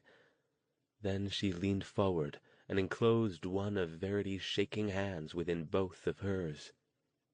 "Oh, my dear," she murmured, "how awful that the three of you have had to hold on to such a terrible thing alone." Verity didn't move. She didn't pull her hand away. "We didn't have a choice," she choked. "The evil, they can be anywhere. They can take over almost anybody, and there isn't any way to tell. Even if we told somebody and they weren't possessed, they might tell somebody else who is. And besides, who'd believe us? Only mages and Forgotten, but we can't tell the Forgotten about the portals. And the mages—" She sighed. "There weren't any that Dr. Stone felt like he could trust with the whole story. I think he'd trust you. I'm sure he would. That's why I'm here. But I think he feels like this whole thing is kind of his responsibility." She shook her head violently. "No, that's not quite right. Not his responsibility, not like he caused it or anything, but he feels like he's the only one who can end it." "From the sound of it, it may be that he is," Madame Juan murmured, almost to herself. "And you've come to me because after what happened in West Virginia, Alastair is reluctant to do the same thing again in Las Vegas." Verity nodded. "I don't blame him. You didn't see him when he first came out of that portal. I think whatever he saw in there almost drove him insane. That would scare the crap out of me, too." "I think you've hit upon the crux of the matter," Madame Juan said, taking a sip of tea. "I don't think he fears death, no more than any of the rest of us do, anyway. But insanity, losing control of his mind. In all the years I've known him, that has always been the thing he's reacted the most strongly to. The mere thought terrifies him." She paused for several seconds. "Forgive me, Verity. I'm still trying to digest everything you've told me. To think that there's a whole world out there that has existed under all of our noses, but yet that we've never even suspected. Yeah, it's pretty heavy. We all kind of got tossed into it, so we didn't have a choice. But even then, we thought the world of the mages and the world of the Forgotten and the evil were separate. When we found out they were connected—" "Not just connected, it sounds like," Madame Juan said softly. "Inextricably linked, at least as far as the overworld is concerned." "Yeah," Verity said again, bleakly. She looked up. "Madame Juan, you don't know any other mages who are portal experts, do you? If only there was somebody who could help Dr. Stone figure out some other way to shut down the Vegas portal." But Madame Juan shook her head, looking rueful. "I'm sorry, Verity, but I don't. There aren't that many of us with the talent left in the world anymore, and of those there are, most of them don't care to learn how the tools they use function, but only to use them." "So you don't?" Verity let her expression get just a little bit hopeful. "Me? Oh, no. I know many things, but the inner workings of portal science isn't one of them. I don't even travel much these days, except for trips home to China to search for new materials for my talismans. Aside from the 4 you told me about who were lost during this ill-fated experiment, Alastair is the only one I know who's taken even a passing interest in the subject." "I was afraid of that." Verity sighed, then looked up. "I don't know how he'll react to me telling you all of this. I hope he's not mad. I hope he doesn't decide he doesn't want me as an apprentice anymore." Madame Juan reached out to take Verity's hand again. "I doubt that. He might be angry, but I doubt he will remain angry for long. He might even be relieved." "Relieved?" She nodded. "From the sound of things, all 3 of you have been suffering from a compulsion to let somebody else in on your secret. It's natural to want to share something like that with others, to share the fear, and to try to get more minds involved in trying to solve the problem. Perhaps the fact that you've told me will help, even though there isn't much I can do to help you.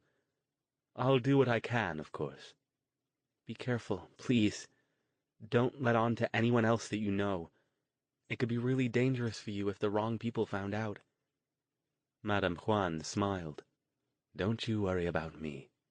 I may look old and frail, but I'm pretty good at taking care of myself. And besides, now that you bring it up, I suspect that they already know about me, and that they've already made their unsuccessful attempts to possess me." Verity's eyes widened. "They have?" "I think so. A while back I began having very unusual dreams. Nightmares, but not of a standard type. They disturbed me for a while, but after a time they stopped. I think, in light of new information, they might have been looking for a way in. Shortly after that, Alastair came by to tell me of potential mental threats, to keep my defenses up and my wards strong. I didn't make the connection at the time, but it sounds as if he was warning me about the evil without giving me the details." Verity shuddered. The thought of Madame Juan possessed by the evil wasn't something she wanted to contemplate. "So," she said slowly, "will you talk to Dr. Stone? Maybe you can get through to him. I hope so." Madame Juan smiled a strange, far-away smile. "You've done what you felt you must, dear. Go home now. Go about your business. Let me borrow this burden from you for a time, and we shall see what comes of it." Verity didn't tell Jason what she'd done. She didn't tell Stone either, of course.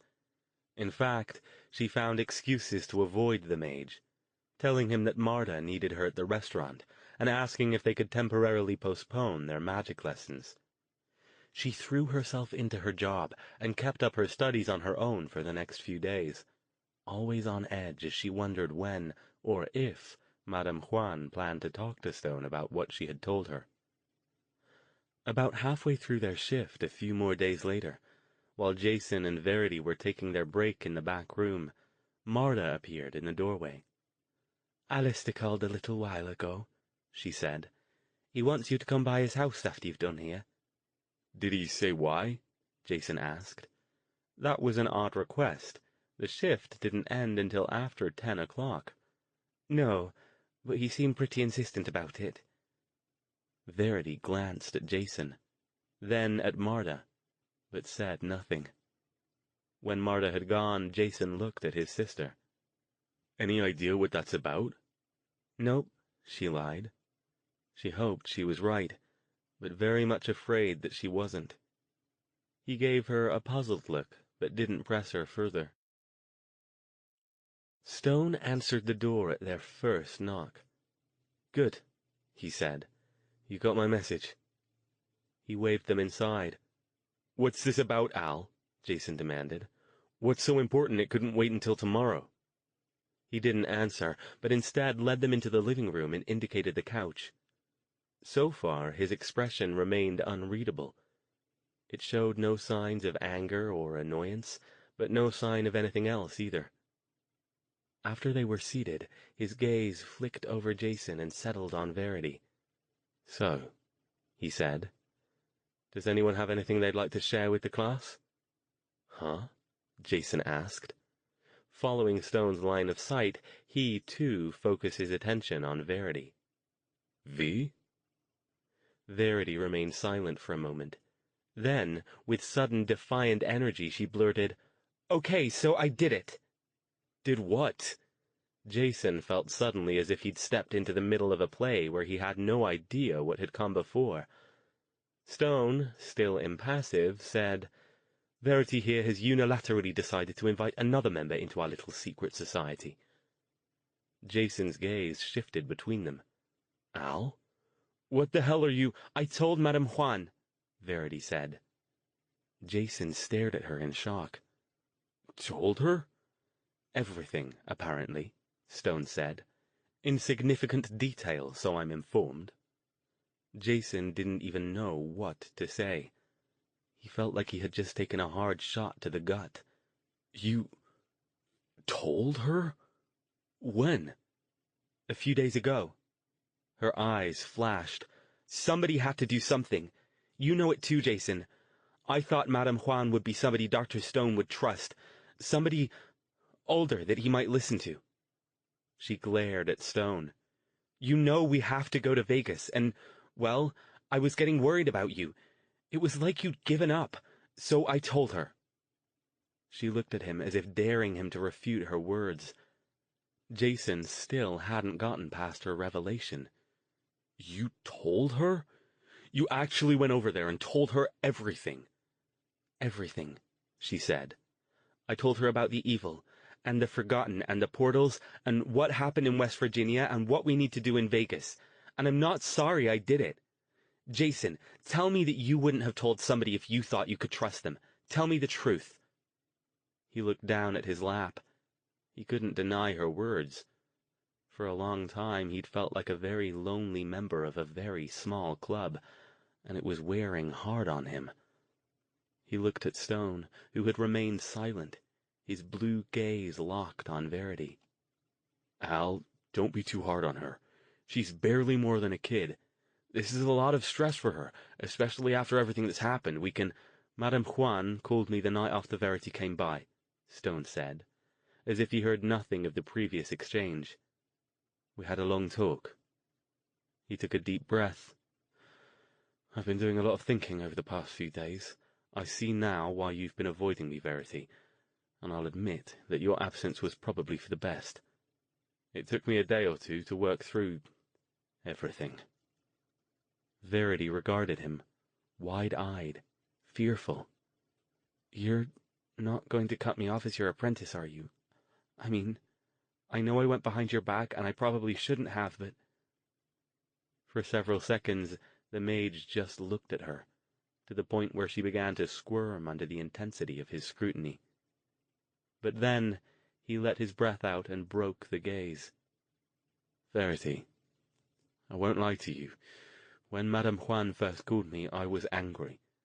Not so much that you told her about everything.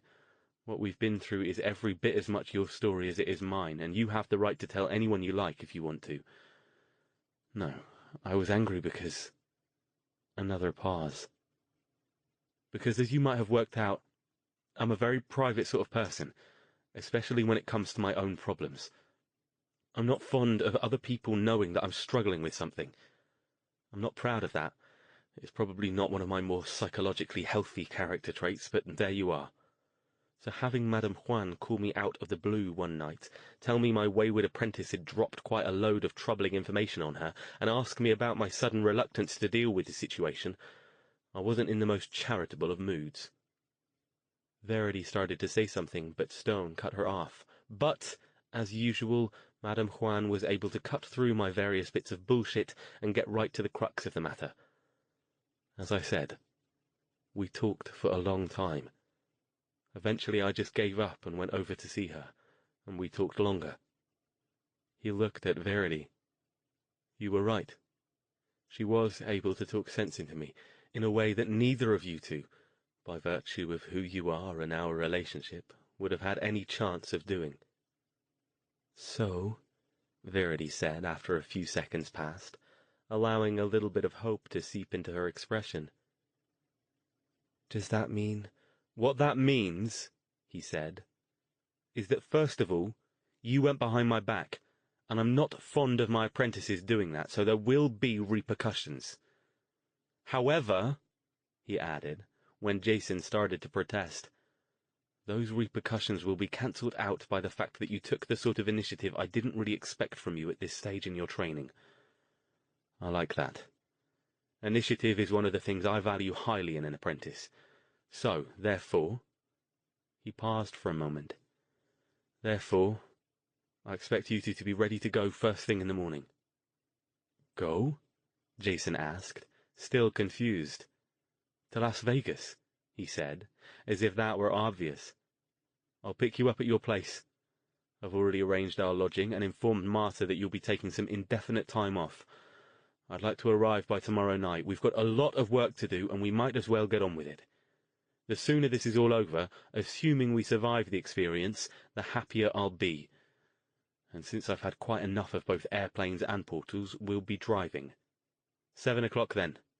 Don't keep me waiting.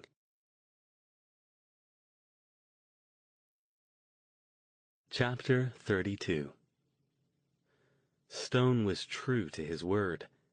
The black BMW idled out in front of Jason and Verity's apartment building promptly at 7 the following morning. He didn't get out to help them as they stowed their bags in the trunk and climbed in. Jason noticed that a good portion of the trunk was already full of what looked like bags of magical paraphernalia. As soon as they were settled, Stone guided the car smoothly out of the parking lot and set off without a word. He was silent until they'd gotten out of town and onto the freeway. "You've been studying up on Las Vegas then, have you?" he said at last, with a sideways glance at Jason. Yeah. Quite a bit, actually. I brought along the books and the maps and stuff, and I've been reading through some old newspapers at the library." "And?" Jason shrugged. "The place is a hellhole evil-wise, if I'm reading things right. They're doing their best to cover it up, but not a week goes by that they don't have a multiple murder, or a mob hit, or a suspicious suicide, or something else just as nasty. We don't hear about them because they're sweeping them under the rug so it won't hurt the tourist trade, but they're easy enough to find if you look for patterns." Stone nodded. "As I suspected. I doubt it'll get any better now that they're down to their last remaining portal. I haven't been doing much with those notebooks you brought back. Verity, thank you for keeping them safe, by the way. But I do want to make some more time when we get through all of this, if we do, of course, to investigate what I found a bit more.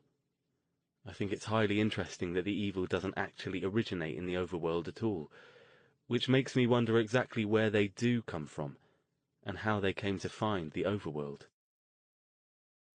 They drove straight through to Las Vegas, stopping only for meals and gas fill-ups.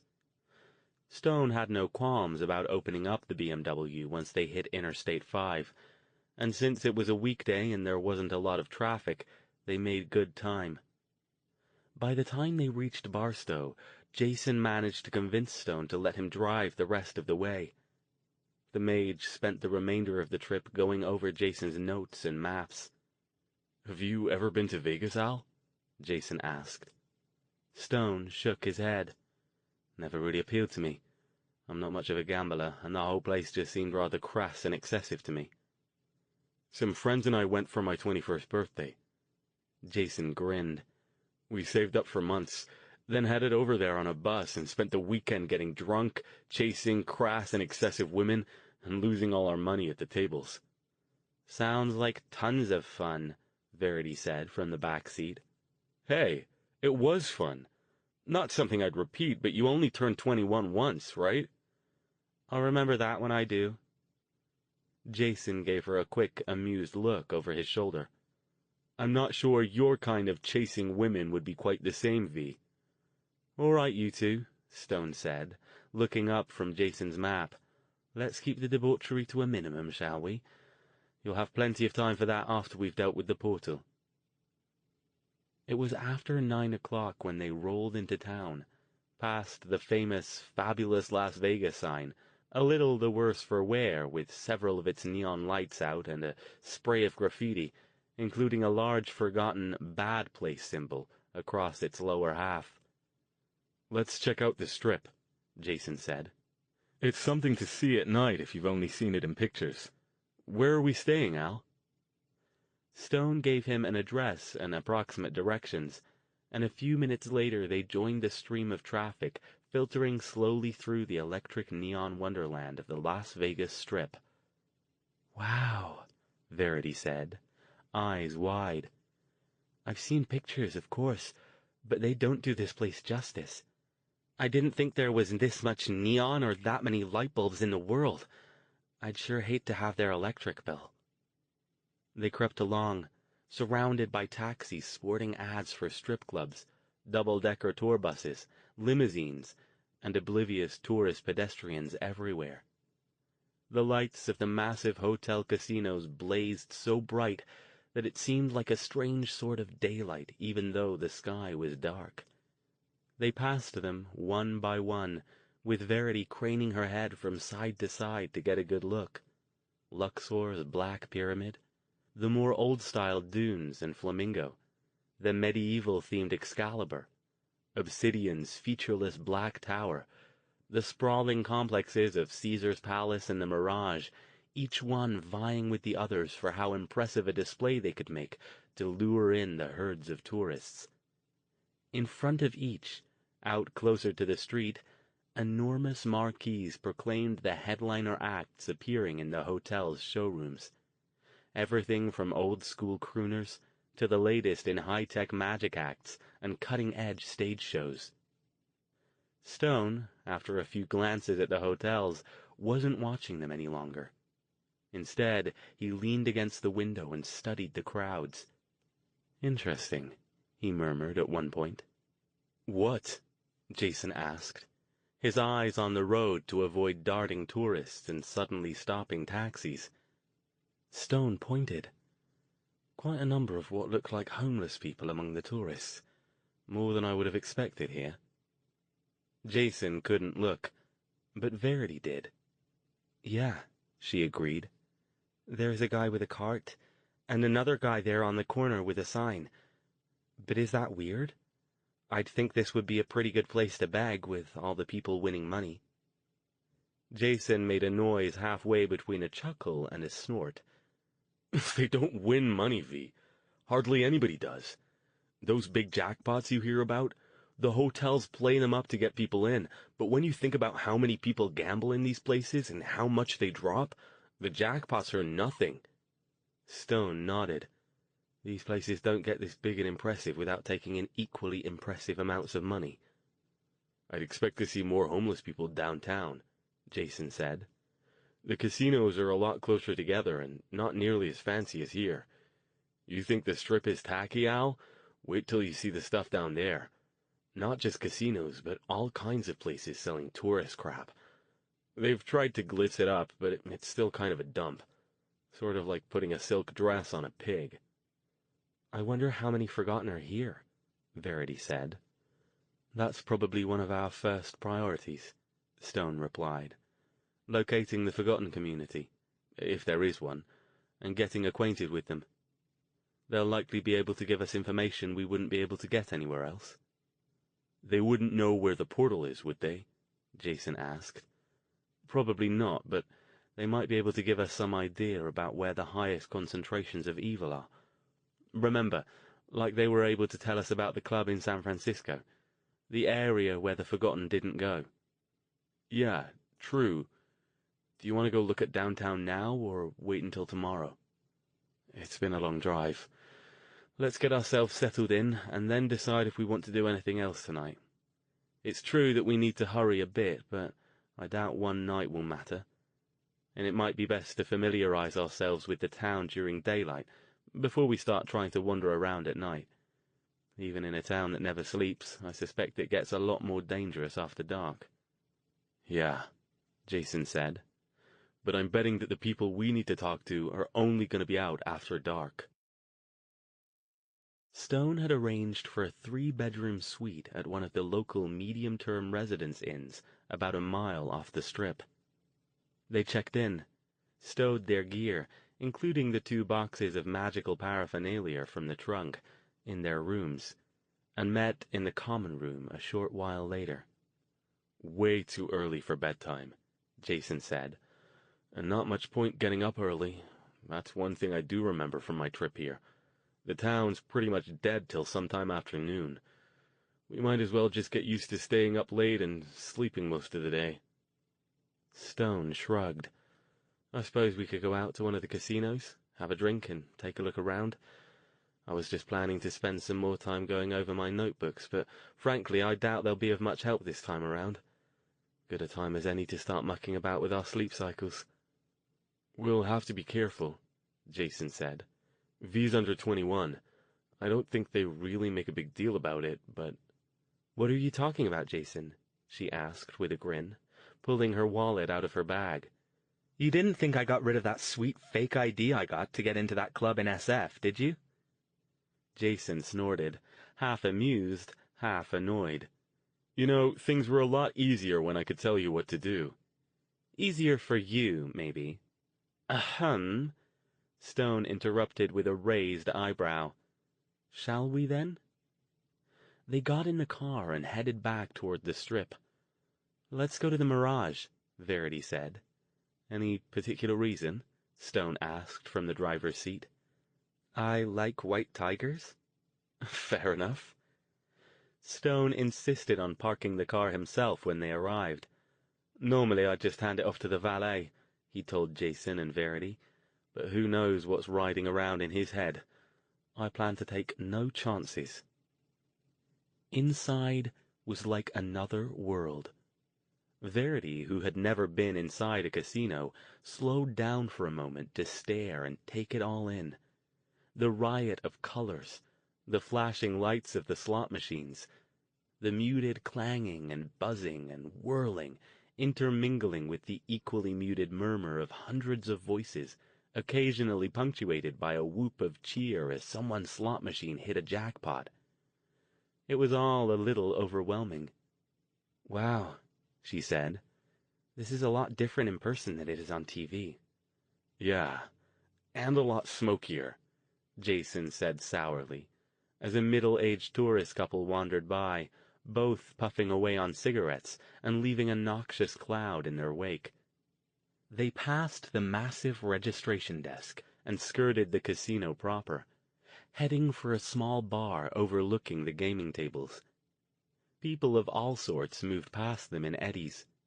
Cocktail waitresses, chubby tourists in Bermuda shorts and T-shirts with tacky slogans, laughing knots of buzzed college students, youngish men in expensive suits with purposeful expressions and hard eyes. Nobody paid any attention to Stone, Jason, and Verity as they found a table and sat down. This place gives me the creeps, Verity said suddenly. Huh? Jason gave her an odd look. Why? She shook her head. I don't know. I can't explain it. It just feels wrong. Stone regarded her, frowning. Do you want to leave? No, it's not that bad. It's just kind of a low-grade hum of uncomfortableness. Jason looked around, checking out the people as they walked by. I don't see anything out of the ordinary. Nor do I, Stone said. But I haven't lasted as long as I have by ignoring instincts, mine or anyone else's. Let's stay on our guard. I'd advise against more than one drink, if any. The waitress came by and took their orders. Verity didn't even try ordering anything alcoholic. She seemed restless and twitchy, unable to sit still as she craned her head around, trying to look in every direction at once without seeming too obvious about it. V, you look like you need to use the bathroom, Jason said. You sure you're okay? I can't explain it, she said. It started as soon as we came in, but I figured it was just all the lights and stuff.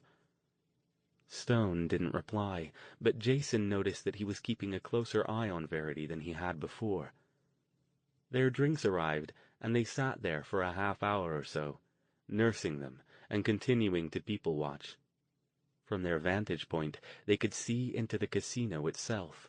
The oval-shaped pits of the tables were interspersed with banks of slot machines, both small and large, with a couple of shiny new Corvettes parked on conspicuous raised platforms, surrounded by more banks of slots and large flashing signs exhorting gamblers to try their luck for a chance to win one of them. Jason amused himself by trying to spot the casino's security measures. Eye-in-the-sky cameras were everywhere, as were jacket-clad security guards circulating unobtrusively through the crowds. Within the pits were more well-dressed individuals, who nevertheless had the watchful look of cops or military types. Jason was pretty sure it would be impossible to make a move in this place, or in any of the big casinos, without being watched or recorded by at least one camera. Possibly even in the bathrooms. The thought made him nervous. Suddenly, he felt very visible. Let's walk, Stone said. Seems like neither of you wants to be here any longer. We'll find Verity's white tigers, and then we can take a stroll outside and play tourist while we get the lay of the land." "You know what?" Verity said. "I can see the tigers later. I think I just want to get outside." They left the Mirage through the front where they'd entered, and headed off down the strip in the direction from which they'd come. "This is a lot nicer than when I was here," Jason said. "In the summer, you pretty much get smacked with a wave of hot air every time you leave a building. It was like stepping out of a refrigerator into a blast furnace." They joined a throng of tourists working their way down the street, doing their best to blend in. "Feeling any better out here, V?" Jason asked. She nodded, looking around. "Yeah, I don't feel like something's pushing on my head anymore." They passed the Mirage and a large upscale shopping area connected to Caesar's Palace, then strolled past Caesar's itself, with its fountains and massive statuary. Some of the tourists peeled off to head up the sweeping ramp toward it, and Verity momentarily slowed down to take it all in. She hurried to catch up, though, when Jason said under his breath, "Look." Verity and Stone turned to look in the direction he was indicating. Caesar's Palace was on the corner of the Strip and Flamingo Road, and the light was red for crossing, so a crowd formed at the intersection. Something seemed to be going on up there. Stone motioned for them to step out of the flow and pretend to be looking at the dunes across the street ahead of them as they tried to figure out what was happening. A man stood there, holding a sign in one hand and a book in the other, and yelling something they couldn't quite hear over the rumble of the crowd and the traffic noise. They edged closer. He was tall, about 40, dressed in a shabby overcoat and dirty red baseball cap, with greasy, corkscrewing hair poking out from beneath it. He had the wild-eyed look of someone who was either insane or high, or possibly both. As they approached him, his words became clearer. "Repent, sinners," he boomed to the crowd, who laughed and jeered at him as they waited for the light to change. "Repent your sinful ways. Cease your gambling and fornication and your affronts against God. The end is near. The demons are soon upon us. Make your peace with God now, or you will burn in eternal hell. Do not wait. It's later than you think." The light changed, and the tourists moved on, a couple yelling responses back over their shoulders as the man raved on. Stone took a step to approach him, when suddenly someone shoved past from behind them. "Move away, please," the newcomer called, in a clear, authoritative tone. "Move aside." Stone, Jason, and Verity moved back out of the way as a uniformed Las Vegas policeman strode past, another following closely behind him. The two cops confronted the street preacher, who immediately switched his patter. "You can't run me off," he protested. "I got a right to be here. It's a public street. These sinners need to hear the word of God." He waved his Bible in emphasis. The cops didn't even speak to him. Each one grabbed one of the man's arms and they hustled him off, back in the direction of their squad car, which was parked a bit up the street, its lights still flashing red and blue. "You can't do this!" the man screamed, struggling. "They must hear! The evil is coming! We're all doomed unless we know the love of God. Only God can keep us safe from the demons." One of the cops growled something at the man, drawing his arm up behind his back until he screeched in pain and dropped his Bible. He cried out and tried to lunge for it, but one of the cops cuffed him on the side of the head, and they dragged him off, still screaming. Jason, suddenly angry at this injustice, took a step forward toward them. But Stone touched his arm and shook his head, a grim look on his face. The three of them watched in silence as the cops shoved the man into the back seat of their squad car and drove off. Verity skidded forward and snatched up the man's Bible before the next group of tourists could reach them. They joined the crowd crossing the street toward the dunes, then stepped off to the side again out of the moving stream. "What the hell was that?" Jason demanded, indignant. "Cops in this town are fucking hardcore. I mean, I know sometimes you have to roust out the crazies if they're spooking the tourists, but nobody seemed too spooked. And hurting the guy's arm like that when he's not a threat, smacking him in the head, that is not cool." "I think the rules are different here, Jason," Stone said, still looking grim. "You did say you thought Las Vegas was probably crawling with evil, which makes sense given the proximity of the portal and the amount of misery this town can generate to feed their hunger. I'd be very surprised if the majority of the police force wasn't possessed." "You think that guy was forgotten?" Jason asked, looking back up the street in the direction where the police car had disappeared. "No way to know. I hate to say it, but I'm not holding out much hope that we'll ever see him again to ask him." Verity riffled through the street preacher's Bible. "I think he might be," she said. "Look at this." They gathered around, huddling under a streetlight to get a better view. She paged through it, showing them a few random sections. Every page's margins were scribbled with notes so dense and illegible that some of the pages looked as if they were enclosed in elaborate black frames. He had underlined a few passages with a heavy hand, and in a few places without notes in the margins, they were full of hauntingly familiar symbols. "Forgotten code," Jason said. "It has to be. Al, do you recognize any of these?" Stone nodded. "I've seen some of them before, though I've no idea what they mean, except for the obvious bad place one, of course." And he cried mightily with a strong voice, saying, "Babylon the Great is fallen, and is become the habitation of devils, and the hold of every foul spirit, and a cage of every unclean and hateful bird," Verity said. "Huh?" Jason stared at her. "He's got that not just underlined, but actually highlighted," she said, pointing to a page.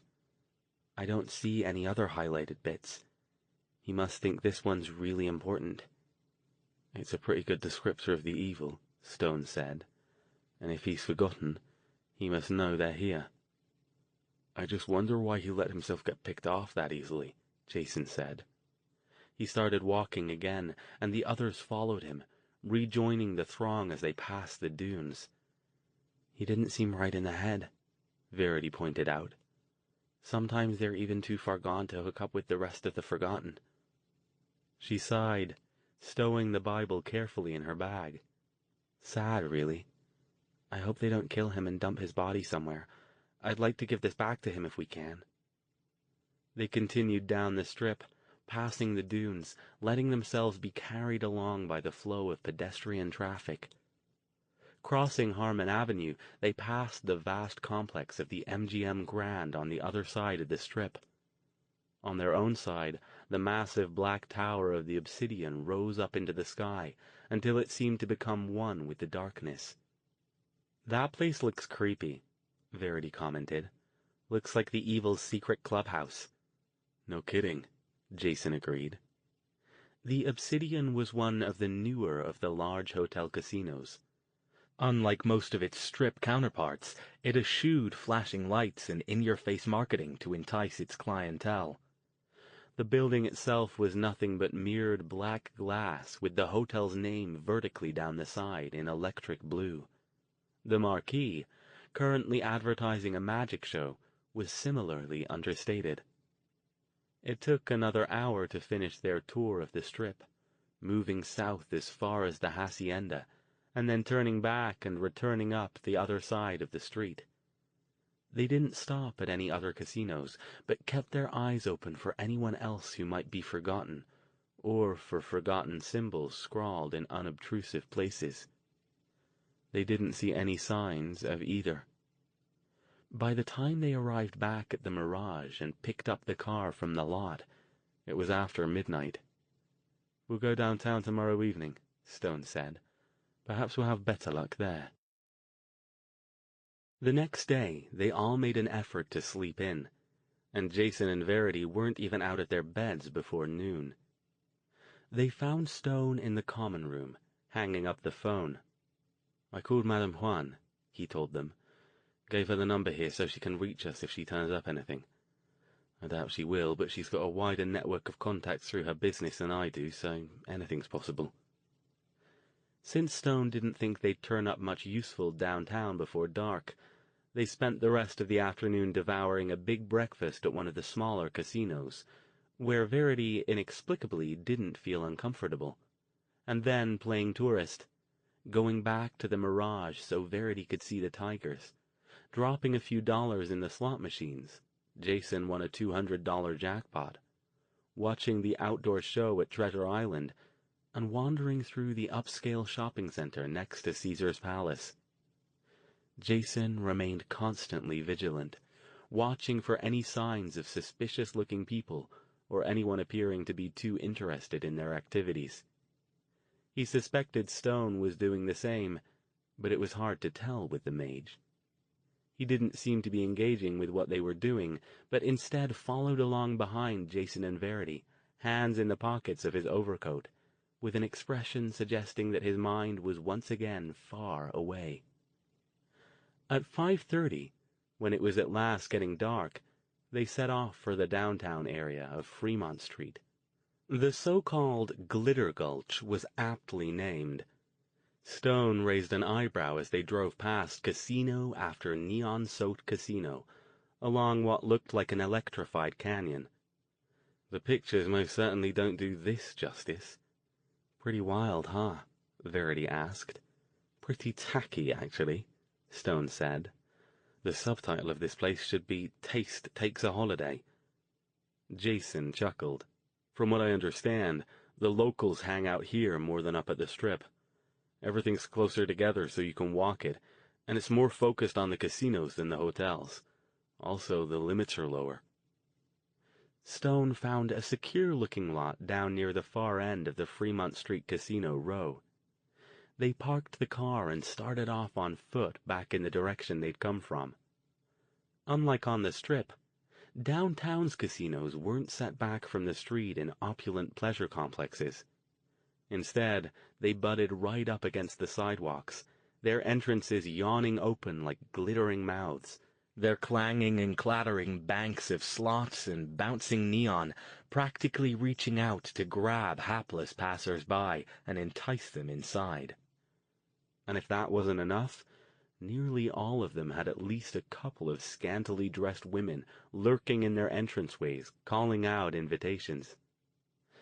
As they passed a threadbare establishment called the Coin Palace, a dead-eyed woman, in a short skirt, standing next to a large, luridly colored wheel of fortune, reached out and plucked at Stone's sleeve. "Spin the wheel," she exhorted in a near monotone, her left eye tracking somewhere over Stone's left shoulder, while the right one fixed on his forehead. "Spin the wheel, win a prize." Stone, trying hard to keep the distaste off his face, pulled his arm back. No, thank you," he said, drawing away. "Spin the wheel, win a prize," she urged, waving a sheaf of booklets under his nose. Jason wondered if she even had any idea where she was, or what she was doing. "Go ahead, Al," he said, grinning. "You might win a free watered-down drink or something." Stone, obviously more to get the strange, rattled woman to leave him alone than anything else, reached out and gave the wheel a hard spin. It rotated several times and landed on a space with a green dot on it. The majority of the spaces had green dots. "Winner!" the woman cried, her monotone increasing in volume, if not in enthusiasm. She peeled off one of the booklets and pressed it into his hand. "Take that to the back to collect your prize," she added, hooking a thumb over her shoulder toward the rear of the casino. Some other time, perhaps," Stone said, stuffing the booklet into his overcoat pocket and moving off. "Thank you." But the woman had already lost interest in him, directing her wandering attention to a man in a Hawaiian shirt and his sundress-clad wife. Verity stared back over her shoulder at the scene for a moment, then caught up with Stone and Jason. That was really creepy. Jason nodded. Kinda sad, really. I wonder what she was on. I don't care, Stone said, shuddering. He pulled the booklet from his pocket and tossed it in a nearby trash receptacle, where it joined several others. They kept going, managing to avoid being accosted by the shills for several other establishments by walking closer to the curb and away from the entrances. The crowds were large, larger than the ones they'd seen on the Strip, and seemed to be drifting from one casino to the next, where some would leave the group to enter one, while others would exit and join the current of humanity. One thing the three of them all noticed right away: the down and out were a lot more represented here than they were up in the land of the mega-complexes. From the lost souls working to entice gullible rubes into their dazzling caves with promises of prizes, to the street performers with their donation cans, to the silent, huddled figures in ragged clothes who sat against any available wall space. It seemed the police didn't consider sweeping them under the rug and out of sight of the tourists to be as high a priority as it was on the Strip. Jason indicated a one-legged man sitting against the wall of the Four Queens. "Do you want to start talking to anyone?" "You do it," Stone said. "You'll be less conspicuous." He motioned for Verity to follow him, and they moved a few feet away. He pulled a map from his pocket and pretended to consult it. Jason moved over to the man. "Hey," he said, noncommittally. The man nodded. He looked to be in his 60s, sitting on a scrap of old carpeting, with a sign next to him reading, "Veteran, please help." His unkempt gray beard was stained with the runoff from many years of chewing tobacco. "How's it going?" Jason asked. "It's going," the man said, shrugging. "Spare a little change, man?" Jason fished in his pocket and pulled out a handful of coins, which he dropped in the man's cup. "Thanks, friend." "Hey, can you answer a question for me?" When the man didn't say anything, Jason pulled his little notebook from his pocket, opened it to the page where he'd drawn the Forgotten's good place symbol, and held it out. "Guy back home told me this was a lucky sign, so I've kind of been looking around trying to spot it. You seen anything that looked like this anywhere?" The old veteran studied the page with squinty, watering eyes. "Sorry, man. Ain't never seen nothing like that. Looks kind of Chinese or something." Jason sighed. "That's okay. Thanks anyway. Take it easy, buddy." He moved back over to where Stone and Verity were studying their map like a couple of tourists, and shook his head. They folded up the map and moved on. Over the next hour they talked to a dozen more people who they suspected might have a connection to the Forgotten. Vagrants, beggars, hustlers, a pair of aging prostitutes who looked like they'd rather be anywhere but where they were, parking attendants in tiny out-of-the-way lots, a couple of the casino shills, but had no luck. In each case, the individuals in question glanced at Jason's sketch of the Forgotten symbol and shook their heads, told him to fuck off, or, in the case of the prostitutes, hopefully propositioned him and Stone to accompany them to the alley behind the Golden Nugget, where they'd show them a good time for $10 each. Jason actually went with them to check for Forgotten symbols on the alley walls, but declined their rather explicit offer, leaving them with $5 and a suggestion that they be more careful in the future who they approached. "This just seems really weird," Verity said, as they sat in a small coffee shop a short while later. "It seems like there ought to be a lot of Forgotten around here, but we haven't found any? Did they all leave town to escape the evil?" "Hardly seems likely," Stone said. "Aside from Vegas and the surrounding communities, we're out in the middle of the great bugger-all out here. Unless the Forgotten around here are better off financially than our friends back in California, I'm guessing that if they were here at all, they're still here." "Okay, but where?" Jason asked. "Maybe they're in hiding," Verity pointed out. "If this town is really as full of evil as we think it is, they're probably keeping a pretty low profile. I mean, Look what happened to that street preacher guy. So far, he's the only one we've found who seems to have any connection to the Forgotten at all." "True," Stone said. "I wish we could have had a chance to talk to him before they took him away. He might have proven informative." Jason had allowed his attention to wander while Verity and Stone were talking, doing his usual sweep of the surroundings for anything that looked suspicious. He didn't expect to see anything, so he was surprised to notice a man in a tacky Las Vegas t-shirt and a floppy hat standing near the coffee shop's front window, looking in, directly at them. When the man caught Jason looking back at him, he pulled what looked like a guidebook from his pocket, consulted it, and then slipped off and disappeared into the crowd. Guys?" Jason spoke up, debating whether to go after the guy and deciding it would be useless at this point. "I think I just saw a guy out there watching us." Stone and Verity immediately turned their attention to the front of the coffee shop. "I don't see anybody," Verity said. "He's gone now. He noticed that I'd spotted him and took off." Stone frowned. "What did he look like?" "Generic, mid-30s, chubby white guy. Dressed like a tourist.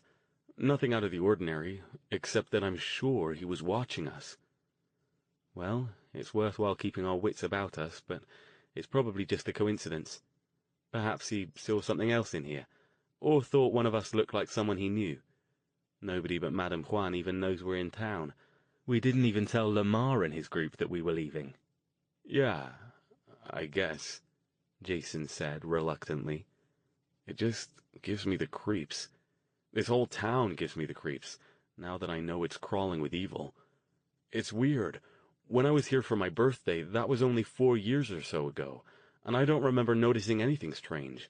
We all just partied on, completely oblivious." "Not surprised," Stone said. "The evil aren't stupid. They've proven that on numerous occasions. It would be counterproductive of them to bother the tourists, since they're the town's lifeblood. I'm guessing with the number of drug addicts, prostitutes, people going broke at the gambling tables, and other unfortunates, the locals generate enough misery to keep them fed quite nicely." "Yeah, true. And they can fill in with the mob hits and the murders and other stuff like that if they need a little extra kick." Jason sighed. "Still makes me nervous that the guy was watching us, though. I want to know why, and I'm not going to get to find out." "Well, best not to take any chances. Let's go back and check out of where we're staying. We'll relocate to another base, just in case somebody's figured out where we are. Then, if we want to, we can head back out later and do some more searching for Forgotten. I don't want to stay anywhere too long, anyway." "Good idea," Jason said, relieved. "I know it's probably paranoia, but you know the old cliché. It's not paranoia if they really are out to get you." "I sure hope that guy wasn't watching us," Verity spoke up. "Because if he was, and he's evil, you know what that means, right?" Stone started to look at her in question, but then his expression hardened as he realized what she meant. "Indeed," he said, looking grim. "It means the evil here have somehow gotten the message about us. Quite probably because the portal's opened." Chapter 33. After that sobering realization, all three of them were more watchful as they headed back to the car. Nothing seemed out of the ordinary, though. Nobody looked at them oddly, appeared to be following them, or even paid them any attention. By the time they reached the lot and reclaimed the BMW, they all felt a bit sheepish at their overreaction. "There's no way they can know about us this soon," Verity said, as Stone eased the car back out into the heavy downtown traffic. "And even if they did, how would they find us anyway? We didn't even know where we were going next." Jason nodded reluctantly. "Yeah, you're probably right. I just got a little freaked and overreacted. Sorry, guys." "Not a problem," Stone said. "Better safe than sorry. And I still want to move our base. Easy enough to do. Plenty of vacancies in town this time of year. We know they'll work it out eventually, even if they haven't already." They arrived back at their hotel a little after 11. After checking the suite to ensure nothing was amiss, they packed up their gear and stowed it in the trunk before heading to the office to turn in their keys. The guy behind the counter didn't seem surprised or disturbed that they were leaving in the middle of the night. "Hope you enjoyed your stay," he said in a rote tone. Then he glanced at the keys and raised a finger. "Oh, wait a sec. There's a message for you." He spun his chair around and fished a folded, pink piece of paper out of a cubby with their suite number on it. "Which one of you is Alastair Stone?" "I am," Stone said, perplexed. Who would have left a message? He took the paper from the man and unfolded it. "Who's it from?" Verity asked. "Thank you," Stone said to the desk clerk, and left the lobby without answering Verity's question. Once they were outside, he stopped. "It's from Madame Juan. She called earlier this evening." He indicated the note, which was one of those "while you were out" phone message forms, and obviously scrawled by a clerk. "She says one of her people turned up the name of someone in town we should talk to. She didn't say much, but she thinks he might be worth checking out. Someone named Scotty." "Where?" Jason asked. Stone consulted the note again. "Apparently he's often found at a place called Nemo's. Let me see that map." Jason pulled it out and spread it over the hood of the car. Glancing at Stone's note, he pointed at a spot. "Yeah, it's a couple blocks from downtown." "Should we head over there now, or find another place to stay first?" Verity asked. "Maybe we should call first to find out if he's there?" "Let's just go," Jason said. "And I don't think we should call." "Agreed," Stone said. "The fewer people who know our plans, the more comfortable I'll feel. We can find a place after we talk to him. Our gear should be safe enough in the car." Back in the downtown area, Stone chose to put the car in the same lot where they'd parked before. "It gives us a bit of a walk," he said, "but at least we're reasonably sure it'll be safe here." It wasn't long before he had cause to regret this decision. Almost as soon as they turned off Fremont Street and away from the casinos, the entire feel of the area changed. Gone were the million-watt neon lights and hordes of tourists, replaced instead by infrequent streetlights, blowing trash, graffiti, and disreputable-looking businesses. They spotted several bars, a couple of adult novelty shops, tacky souvenir stores, a bail bond business, and a myriad of massage parlors and strip clubs, some of which had women lounging in their doorways trying to entice Stone and Jason, and sometimes Verity, inside. All of these businesses were currently open, but had few customers. Every one of them had at least one slot machine, and sported garish lighting, though nothing that could compete with the excess of downtown. Jason turned to look back over his shoulder, and was struck by how strange it looked to see the glow of the casinos receding behind them, lighting up this marginal neighborhood like some kind of far-off, post-nuclear glow. "It's just one block from this one, right?" Stone asked, glancing around.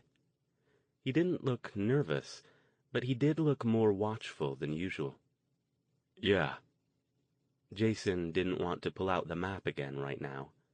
Looking that much like a lost tourist in a neighborhood like this was a bad idea. "One block up and then a right. You aren't concealing us, are you?" "Not yet." Other than the amorous strip club shills, no one else accosted them or impeded their progress as they worked their way up the block and turned right, though several young men slouching in doorways regarded them with bored indifference when they passed, and once they had to quicken their pace as they spotted an obvious drug deal going down at the far end of an alleyway. This street was even more sparsely populated than the one they'd just left. It was clearly a commercial district, but a good half of the businesses along the block were closed and shuttered. Their destination, Nemo's, proved to be a ramshackle bar with a glowing neon crab on its sign, about halfway up the block. On either side of it were another strip club and a pawn shop, featuring an impressive array of artillery locked up behind its barred display window. "I don't like the look of this place," Jason said, glancing around. "Come on, it'll be fine," Verity said. "Let's just find the guy and talk to him and get out of here." The moment they opened the door and stepped inside, they were hit by the intermingled odors of beer, cigarette smoke, and the faintest, far-off hint of a bathroom in bad need of cleaning. Off to the left of the narrow hallway leading inside the bar proper was a bank of ancient slot machines, and on the right side, a sour-eyed man slouched on a stool next to an out-of-order cigarette machine, his hat pulled down over his eyes. Stone went in first, followed by Verity, with Jason taking his usual watchful position at the rear where he could keep an eye on the two of them. They passed some small tables in the corner. One was occupied by a youngish couple, their eyes glazed, groping each other with insistent obliviousness. Another had a frowsy woman in too much makeup and too little clothing, who was obviously much older than she wanted people to think she was. She nursed a large drink and examined first Stone, then Jason, with an appraising gimlet gaze. A couple of tables over from the woman, two young men in heavy metal band t-shirts and jeans puffed away on cigarettes. They looked Verity up and down, which earned them a glare from Jason. It seemed as if everyone in the place was watching the newcomers. A stereo pumped out a pounding hard rock beat from unseen speakers. Stone headed immediately to the bar, with Jason and Verity right behind him. The bartender, a squat man with a graying crew cut, narrowed his eyes. "Yeah?" Stone raised an eyebrow. "We're looking for someone we were told might be here. Name is Scotty." The guy gave Stone a contemptuous, sideways glance. Clearly he wasn't used to well-dressed British tourists wandering into his bar at close to midnight. He considered for a few seconds, then nodded. "Yeah, Scotty's around. Who wants to know?" His gravelly voice held no hint of welcome. "A friend," the mage said, with a look that suggested he wouldn't be providing any other information. He slid a $10 bill across the stained counter. "Just point him out, or tell him we're here, and we'd like to speak with him, will you?" The 10 spot disappeared. "Yeah," the man said again. "Wait here and I'll go get him. I think he's next door at the titty bar." He motioned for the only visible waitress to come over and relieve him, then headed off toward the front door. The waitress gave them a gap-toothed grin. "Get you something while you wait?" She wore a low-cut t-shirt that emphasized her ample bosom, one side of which was tattooed with a large and amateurishly drawn butterfly. The way she was leaning forward, it looked like the butterfly was attempting to crawl into her cleavage. "Nah," Jason said. "We'll just wait." When she'd wandered off, he said, "I'll be back. Gotta hit the head. You guys gonna be okay out here?" Verity rolled her eyes. "Of course not. Without you to watch over us, we're gonna get eaten by bears." Jason was still reluctant to leave, but he didn't have a choice. "Okay, just be careful. I'll just be a minute." He hurried to the back of the bar, where he assumed the restrooms were, and found a battered door marked Men right where he expected it to be. The restroom was appalling. It looked like it hadn't been cleaned in at least a month, and the stench was nearly unbearable. Jason finished as fast as he could, zipped up, and decided it would be more sanitary to wash his hands with a glass of water and some bar napkins than to touch the sink. He turned to head back out, and froze. The inside of the restroom's exit door featured a prominent and unmistakable forgotten bad place symbol, emblazoned across the upper half with what looked like spray paint. Below it was a line of smaller symbols Jason didn't recognize, interspersed with crude drawings of male anatomy and hookers' phone numbers. The meaning of that big symbol was clear, though. He flung open the door and rushed out, half expecting to walk into the middle of a bar fight or find Stone and Verity missing. Neither happened. They sat at a table near the back hallway, watchful but relatively unconcerned. He leaned down to whisper to them in an urgent tone. "We have to get out of here." "Huh?" Verity asked, and Stone raised a questioning eyebrow. "We have to go, now. Come on." "But Scotty—" "Fuck Scotty. I'll bet there isn't even a Scotty." He leaned in closer. "Al, I saw a forgotten sign inside the bathroom door. Big one. Bad place." That got them moving. As Stone and Verity rose from their seats, Jason glanced toward the front door and stiffened when he spotted several shadowy figures coming in. "Fuck," he whispered. "Incoming. Go, back door." "There they are, in the back," one of the figures at the front yelled, pointing. They all broke into a run, their hands going to their pockets. "Go, fast," Jason urged Stone and Verity ahead of him. "Al, can you conceal us from anything outside?" Stone shoved open the door.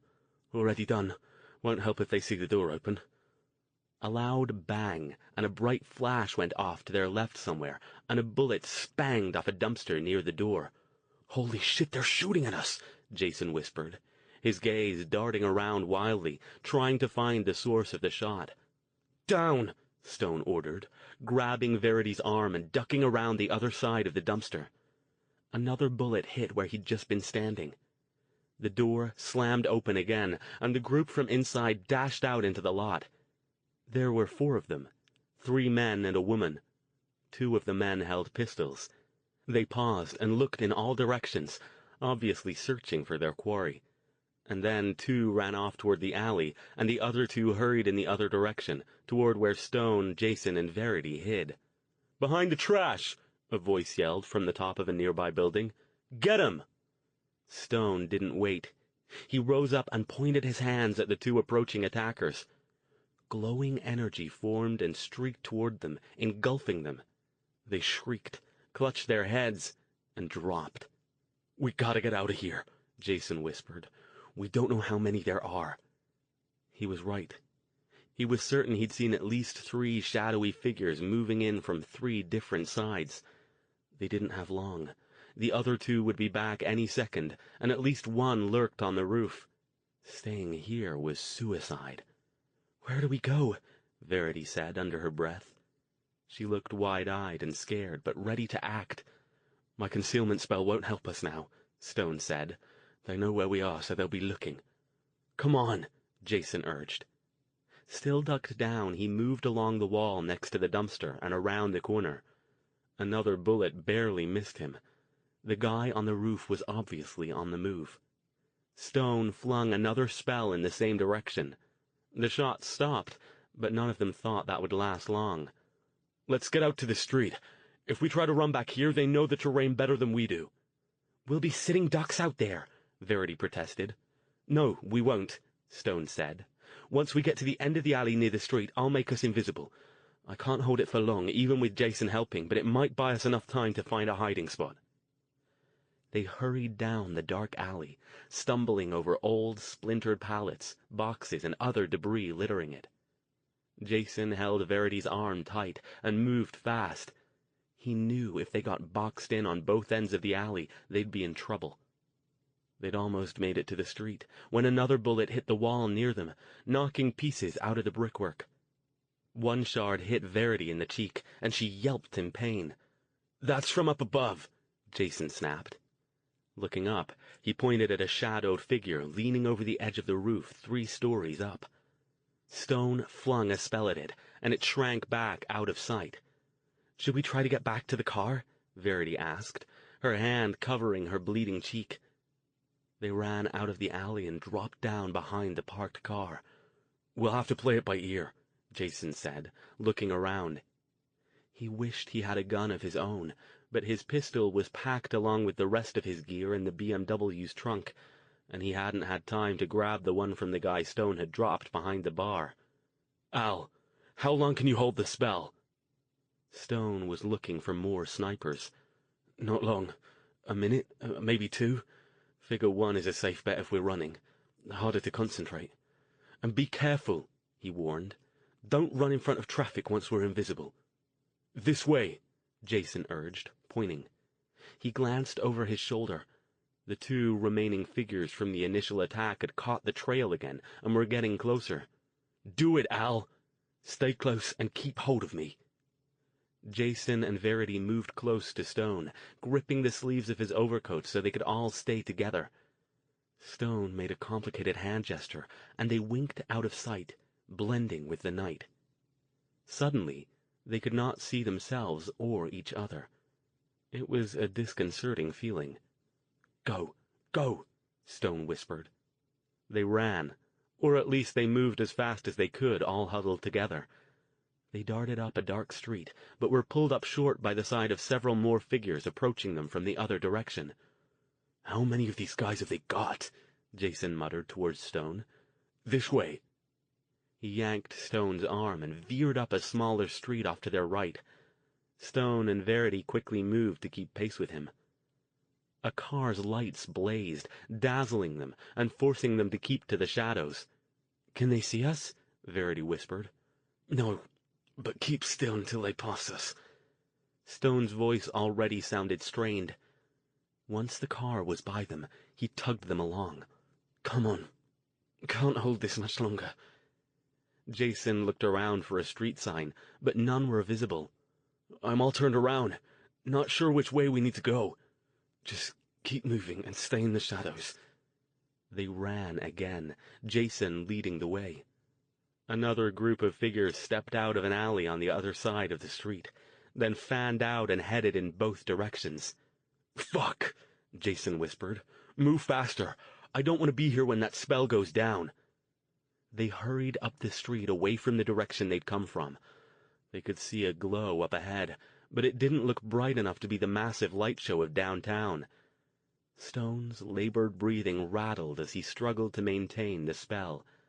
About halfway up the street, he stopped. "Can't." The three of them shimmered back into sight like a weak television channel being turned on. Stone bent over, hands on his knees, panting. "There they are!" a voice yelled.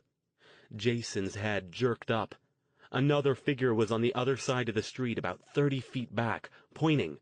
"They're here! They—" He screeched as he suddenly rose high up in the air, slammed into the side of a building, and then dropped and didn't move. Jason looked quickly at Stone, but he was obviously in no shape to cast any other spells at the moment. Verity, looking first triumphant and then panicked, dropped her arm and grabbed Jason's shoulder. "Come on," she urged. "Let's go, before the rest of them catch up." And indeed, several other forms, far enough away to be indistinct but getting closer, ran in their direction. "Go," Stone panted, raising up. "Come on, forward." They ran. It was hard to tell if the figures had noticed them, but they were definitely headed the same way. Verity, running ahead of the two men, turned for a second to make sure they were still following. "V, look out!" Jason yelled, but it was too late. She tripped over a low railing and tumbled out of sight, shrieking.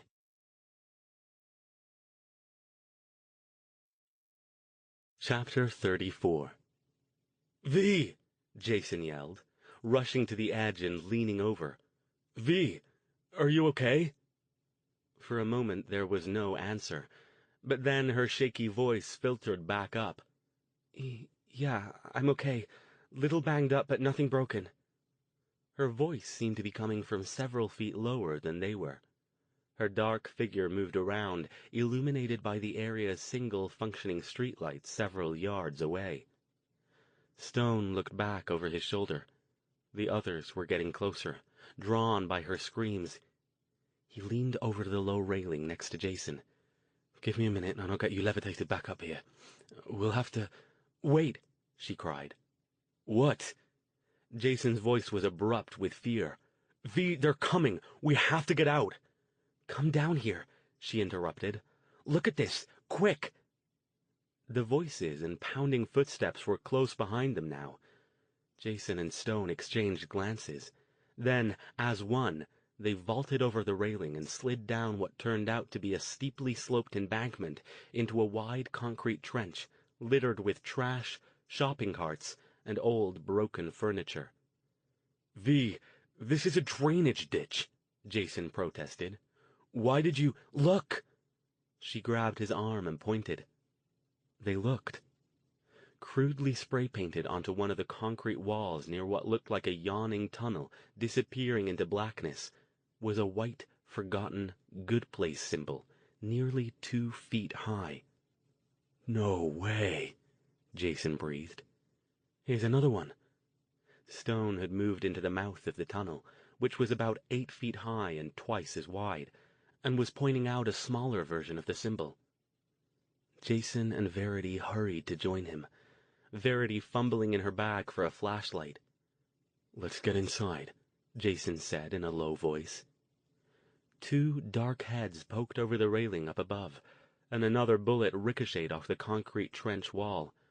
More of the figures called to each other, approaching closer. "Inside," Jason urged. "Hurry!" They headed into the tunnel.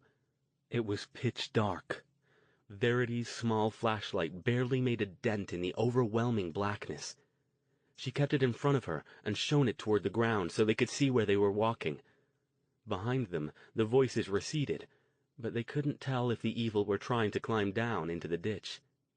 They kept moving, staying close to the right side wall. After about 50 feet, the tunnel veered right and kept going. They risked stopping for a brief conference. "Al, do you have enough juice left to do the 'we're not here' thing?" Jason asked, "just in case they're still following." Stone nodded. "Back against the wall," he ordered, pointing at the tunnel wall closest to where the evil were coming from. The others quickly moved into place and he cast the spell.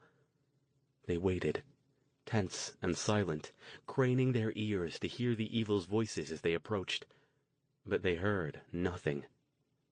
"Did they give up?" Verity whispered. "Maybe they don't come down here," Stone said.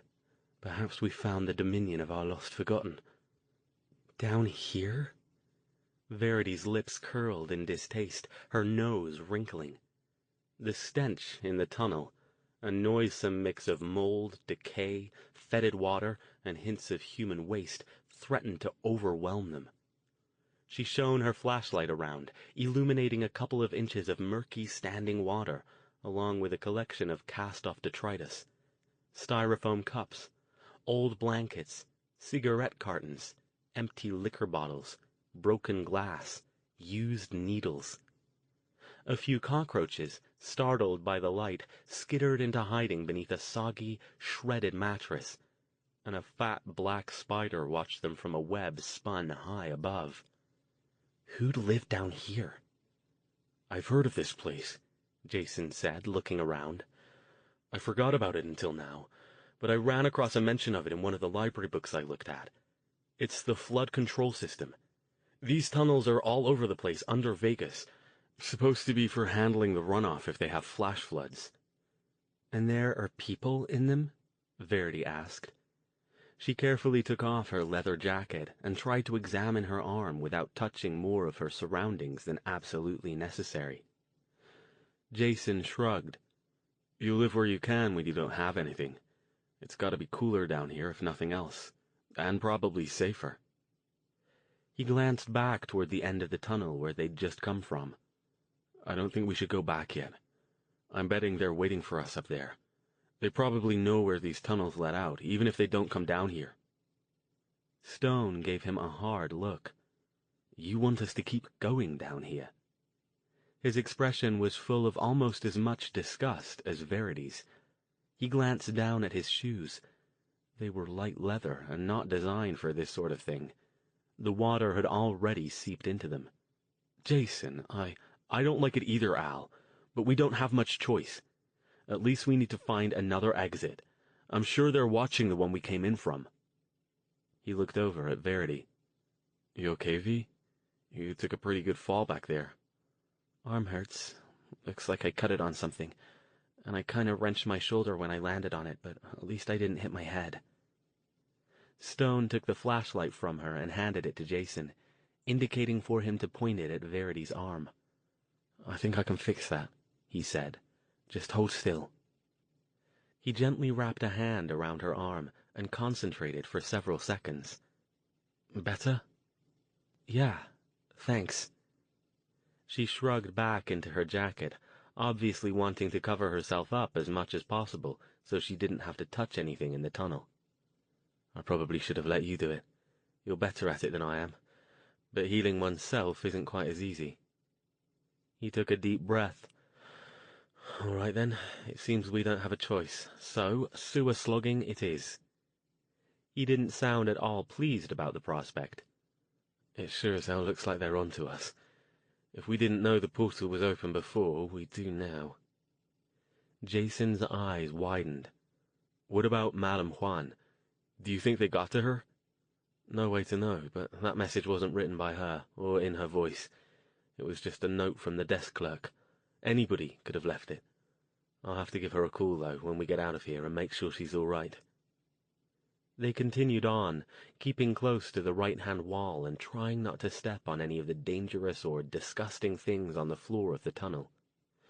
The darkness was absolute. The tiny beam of the flashlight lit only a few feet in front of them, and not very well. Graffiti covered the walls, some examples colorful and showing considerable skill, others crude and obscene. At irregular intervals, tiny shafts of light poked down from above, but they weren't enough to provide any illumination. Must be manholes, Jason said, pointing upward at the cylindrical shafts with ladder rungs set into them. Can't get out here, though. Too much chance we'll pop up under a bus or something. They kept walking. Verity's flashlight started to fade, so Stone took over, summoning a small glow spell around his hand and holding it out in front of him. It wasn't much more helpful than the flashlight had been, but he didn't seem to have trouble maintaining it. How long are we going to go? Verity asked, after they'd gingerly covered another few hundred feet, stepped over the fragrant corpse of a dead dog, and made yet another change of direction. Jason glanced off at the narrower tunnels that branched off the main shaft. I don't know, he said. I don't have a clue where we are, but I think it might be a good idea to put some serious distance between us and the evil. Shh! Stone interrupted in a whisper, stopping. I saw something move up there. They crept forward with care, Stone holding the light off to his side so as not to present a perfect target. As they drew closer, they saw what was obviously some kind of camp on the other side of the tunnel, a stained mattress raised up on pallets to keep it out of the water, and a couple of milk crates full of random items.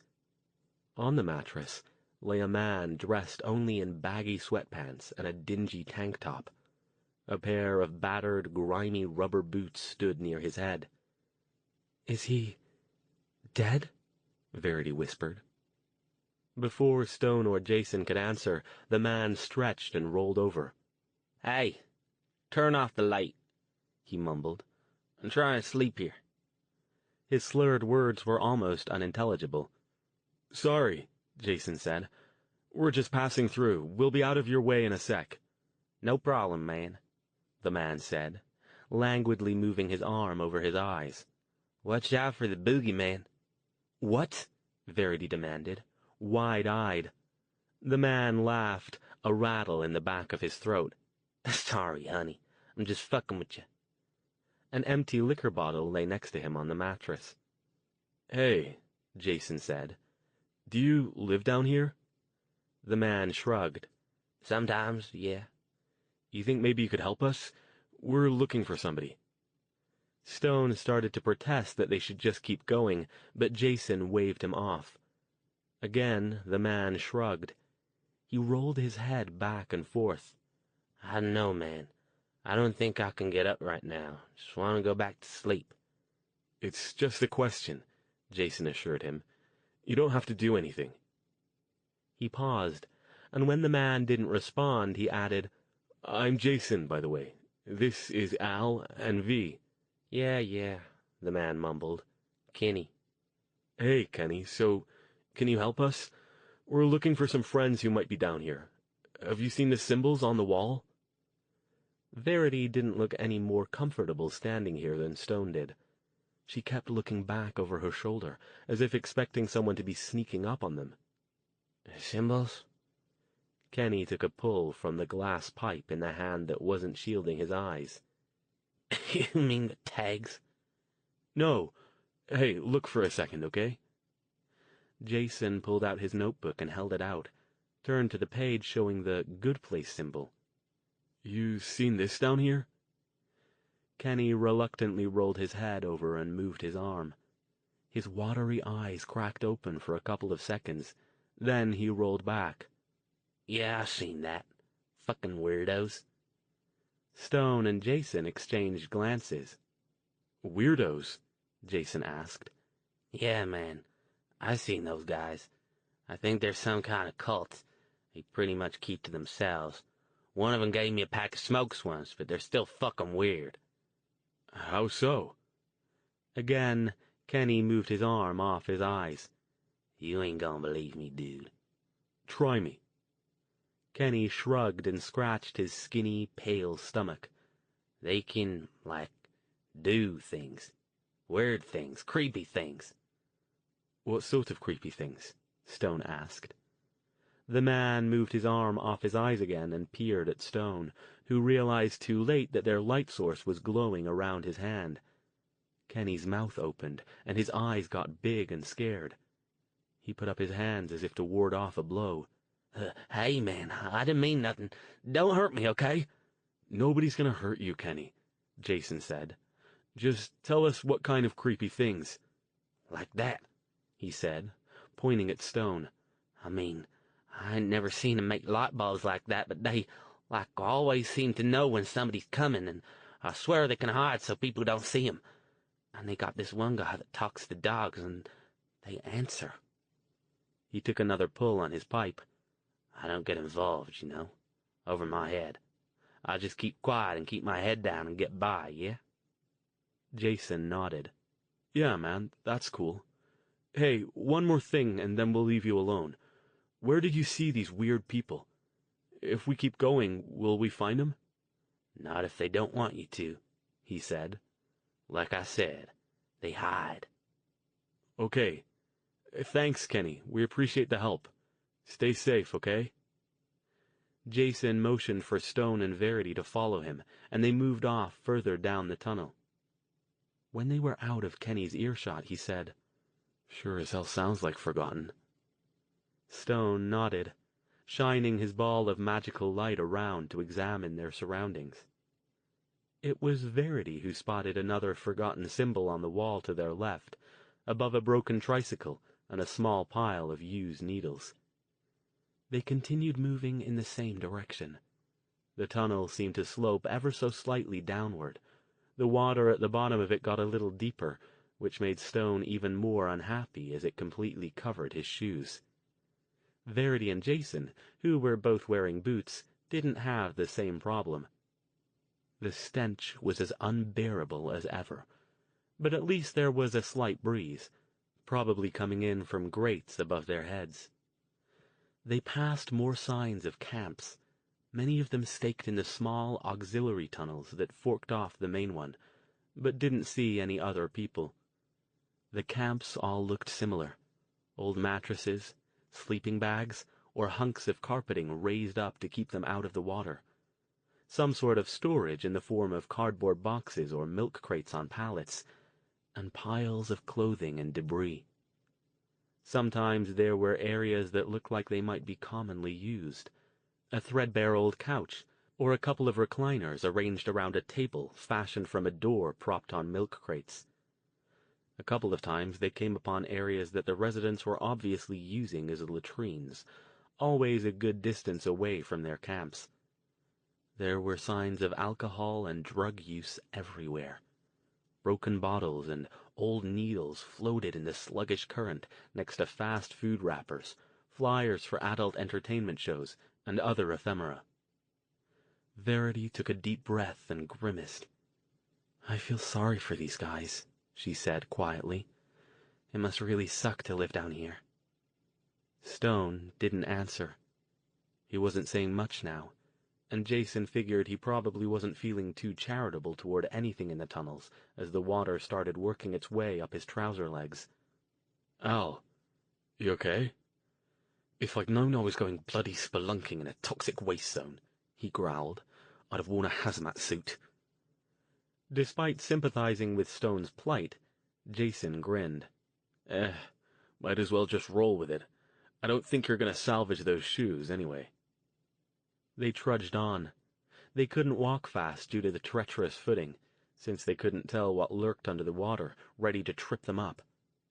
At one point, Jason saved Verity from a nasty fall by grabbing her after she slipped on an intact glass bottle. After that, they moved even more slowly. It was an unnerving walk, with their faint source of light casting weird shadows on the walls, and the echoing quality of the rounded tunnels making it impossible to identify where sounds originated. They approached what looked like a more open area when Jason suddenly stopped and put his hands up. "What was that?" They all halted, listening. All they could hear was the sound of their own breathing and the echo of water dripping and sloshing in the tunnel. Off to either side of them, two more large tunnels headed off in opposite directions, forming an intersection with their current one. "I heard it too," Verity whispered. "It was—" Something creaked off to their right. They spun to face it, but nothing was there as far as they could see. "Let's not get ourselves spooked," Stone murmured. "If there's something down here, likely that's what it wants." This time the sound was off to their left, an unmistakable growl. Again they spun. "Fuck," Jason whispered. "That wasn't human." Chapter 35. Stone held up his magical ball of light, trying to pierce the unrelenting darkness. For several seconds he saw nothing. Then, first one, and then two pairs of glowing eyes appeared in the left-hand tunnel. The growl repeated, echoing eerily off the concrete walls, seeming to come from everywhere at once. "Who's there?" Stone called. "We're just passing through. We mean no harm." "Get out," called a low, guttural voice. "You don't belong here. Go, now." Jason and Stone exchanged glances. "Who's there?" Jason called again. "We're not staying. We're trying to find somebody. We need to talk to them." "Go," the voice said again. It seemed to come from a different place this time, and the unseen growls punctuated the words. To their right came the snick-clunk of a shotgun being pumped. Verity froze. "Was that a gun?" she whispered. Her gaze darted around, but she couldn't see anything beyond their small circle of light. Stone took a chance. "We're looking for the Forgotten," he called. "Do you know them? We know they're down here. We've seen their signs." A long pause stretched out. Another growl, followed by a whispered command, and the growl ceased. "What do you know about the Forgotten?" asked the guttural voice. Again, it seemed to come from a different location. "They're friends," Stone replied. "We've come from California. We have forgotten friends there. We're trying to find something here in Las Vegas, and we've come to ask for help from any we can find here. Do you know them?" Again, a long pause that felt like it dragged out for several minutes in the darkness, even though it was only a few seconds in reality. "Shut off your light," the voice ordered. "Do you know them?" Jason asked. "We're not gonna just—" "Shut it off, now, or you'll be dead before you can run." Stone took a deep breath. "Stay close," he whispered. "If they try anything, I'll shield us." Louder, he said, "All right. I'm shutting it off now." The glow around his hand disappeared. The darkness was now almost palpable. As the three of them stood huddled together, it seemed to press on them. "Okay, the light's out," Jason called. "Now, can you take us to—" Suddenly, torches and flashlights flared all around them, bathing the intersecting tunnels in bright light. Dazzled, Stone, Jason, and Verity shrank back, shielding their eyes. Figures moved in on them from all sides. It was impossible to tell how many, backlit as they were, but there were at least 10. One held 2 leashes, each with a large wolfish dog straining against it, teeth bared and eyes glowing with malevolent anticipation. Another gripped what looked like a shotgun, its barrel pointed at the newcomers. "Keep your hands where we can see them," ordered a voice. A man stepped out from the group and looked them up and down. He was quite tall, with a formidable frame that looked like it had once been muscular, but had now gone to paunch. His leather jacket was old and cracked, his jeans stained. Under a shock of black hair, his eyes glittered coldly out of a scarred face. He might have been Hispanic or Native American. The uncertain, flickering light made it hard to tell. Stone, Jason, and Verity did as they were told, holding their hands at their sides. The man regarded them in silence for several more seconds, as if waiting to see if he made them uncomfortable. When none of them spoke or moved, he glared at them. "Who the fuck are you?" he demanded. "What do you want down here?" He looked at Stone's overcoat and sodden trouser legs and snorted. "Fucking tourists. Too stupid to even dress right coming down here. The tunnels'll eat you alive." "Hey, we got chased down here," Verity protested. "We didn't exactly have time to change our clothes." "Chased by what?" asked another voice. "You guys try cheating the casinos?" A female voice this time. "Get yourselves on the bad side of their goons? Flash too much money around and somebody tried to roll you tender little tourist asses." "The evil chased us down here," Stone said, meeting the tall, leather-jacketed man's gaze with his own unwavering one. "They're not exactly pleased with us at the moment." All around them rumbles and exclamations rose as the group reacted to his words. The 2 dogs, sensing their owner's agitation, growled again. "You fucking idiots," the black-haired man snapped, stepping forward and looming menacingly in Stone's face. He towered over the mage, who himself stood over 6 feet. "You let the evil down here?" "So you do know who the evil are," Stone said, sounding satisfied. He didn't flinch under the man's obvious attempt at intimidation. "Do we have the honor of addressing the Las Vegas contingent of the Forgotten, then?" "Answer the question," the man ordered. Around him his companions scanned their surroundings, as if trying to spot anything approaching. "They didn't follow us down here," Jason said. "As soon as we went into the tunnel, they hung around outside for a while, but didn't come in." The man barked a laugh, but it wasn't a pleasant or happy sound. "That's 'cause they know we'll rip the shit out of them if they come down here," he said. "You're lucky we didn't tear you up. We might still. We don't like soft little tourist strangers coming down here." He looked at each one of them in turn. "Hand over your lights and any weapons you got." "Why?" Verity demanded. "Because this is our place, and there's a dozen of us that you can see right now, and only 3 of you. And because we say so. You won't last 5 minutes down here if you fuck with us. I promise you that. Hand them over, and then maybe we'll talk to you." Verity sighed. She glanced at Stone, who nodded once. She fumbled in her bag, pulled out her little flashlight, and passed it to the man. "The batteries are dead now," she said. Her eyes flashed. "You want my wallet, too?" The man ignored her, except to take the flashlight and put it in his jacket pocket. "You too, Prince Charles," he told Stone, putting out his hand. "Give me your light."